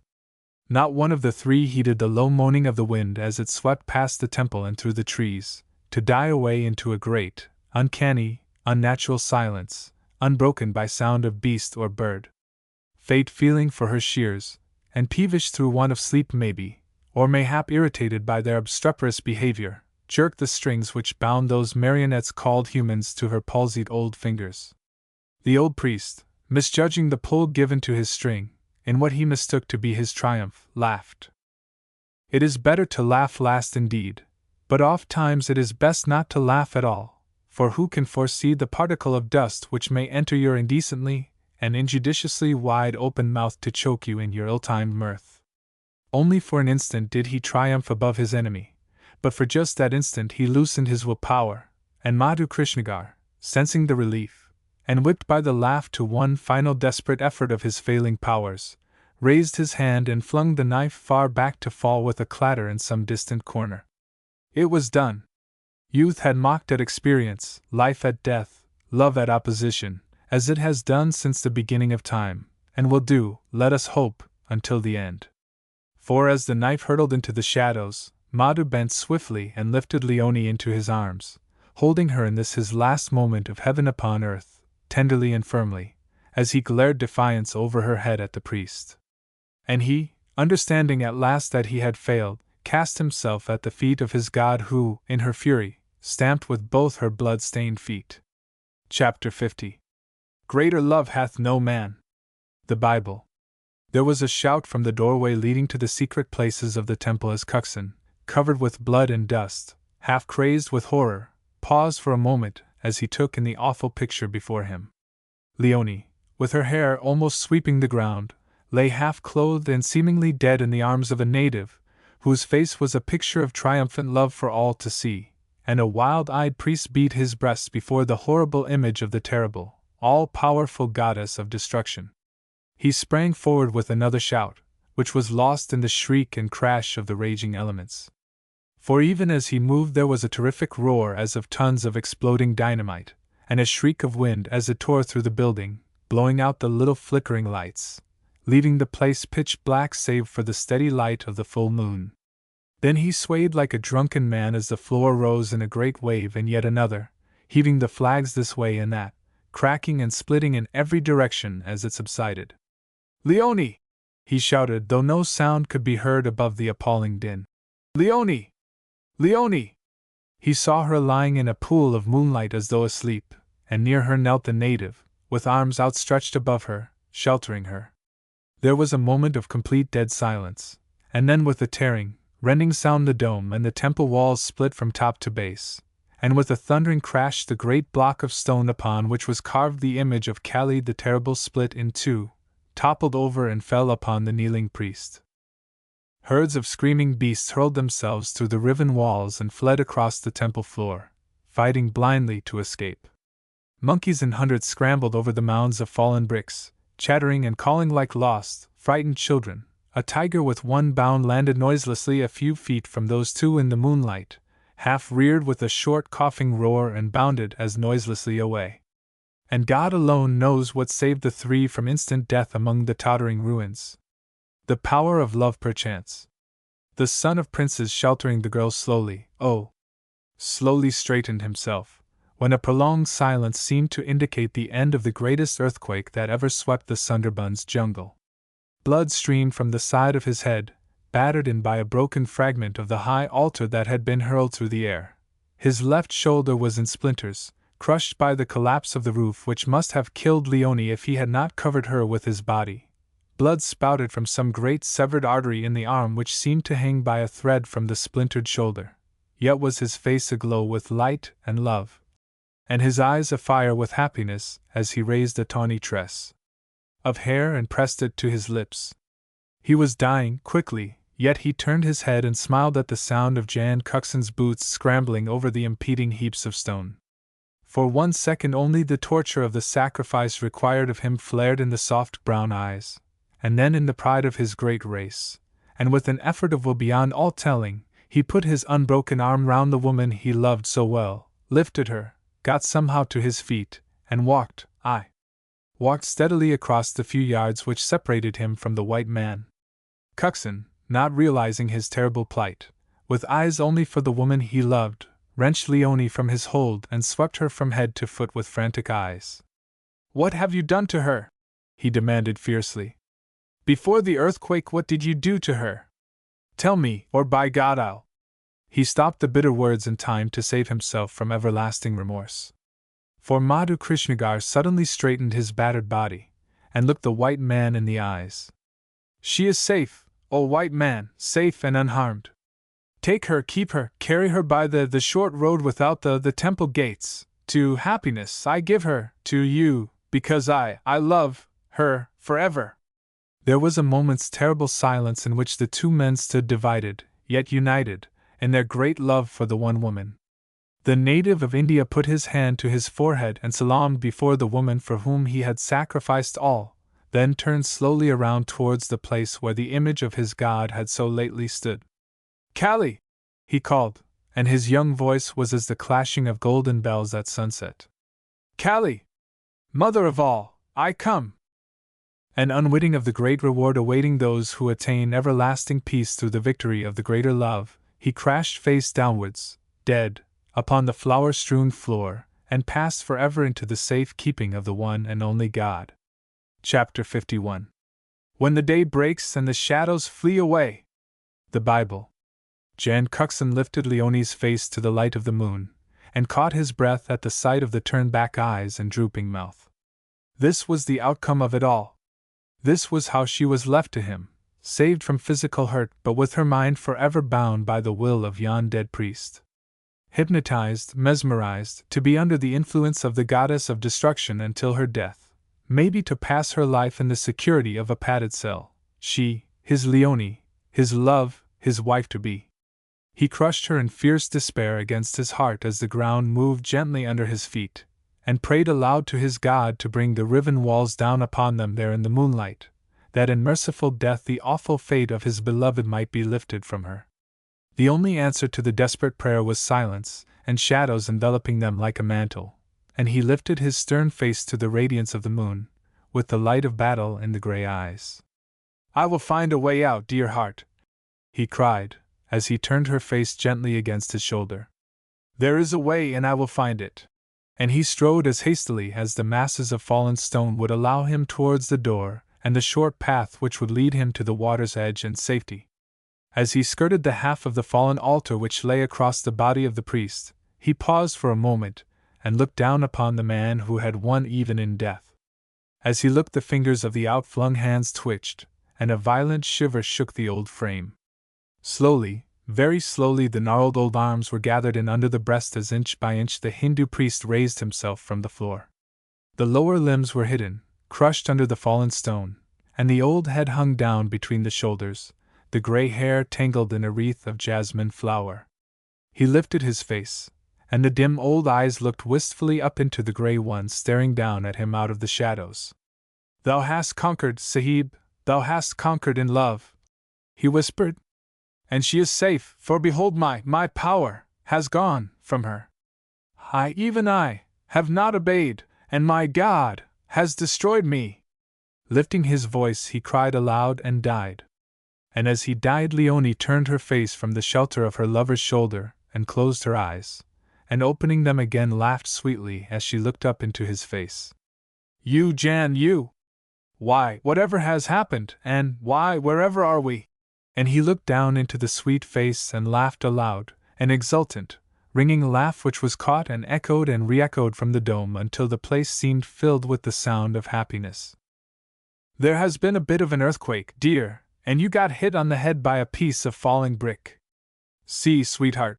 And he swept the masses of hair together and twisted it between her head and his coat. "Turn your face this way until I have you safely out of here, it's nice and soft, and shut your eyes, darling." "Yes." "But," said Leonie, as she turned her face as bidden and closed her eyes with a sigh of great content. But how did we escape?" "You were saved, dear." "Saved from what? By whom?" She tried to turn her head, but he held it pressed close against his heart. "From death, dear heart." "And by whom? Tell me, Jan, by whom?" Jan Cuxon paused a moment as he looked across towards the still figure of Madhu Krishnagar stretched peacefully upon the ground. "By the whitest man that has ever lived, dear, by him." And he turned without another word and strode through the temple and out of the gates to the narrow way which led to safety. And where the trees met in an arch above his head, he stopped and looked back, and Leonie, turning her face, passed her hand wonderingly over the tousled masses of her hair and the silken drapery about her body. "Where are we going to? Where are you taking me?" He shifted her completely into his left arm, pulled at a golden slender chain round her neck with his right hand, caught it in his strong white teeth and wrenched it in two. And he answered her as he flung the jeweled cat's eye far out into the jungle. "To Devon, beloved, to Devon and happiness!" And as he closed her red mouth with kisses, the earth shook gently under his feet, and the temple, with a terrific crash, caved in, burying forever the dead priest, the broken image of Kali, the goddess of destruction, and Madhu Krishnagar, son of princes, her splendid Indian lover. The end.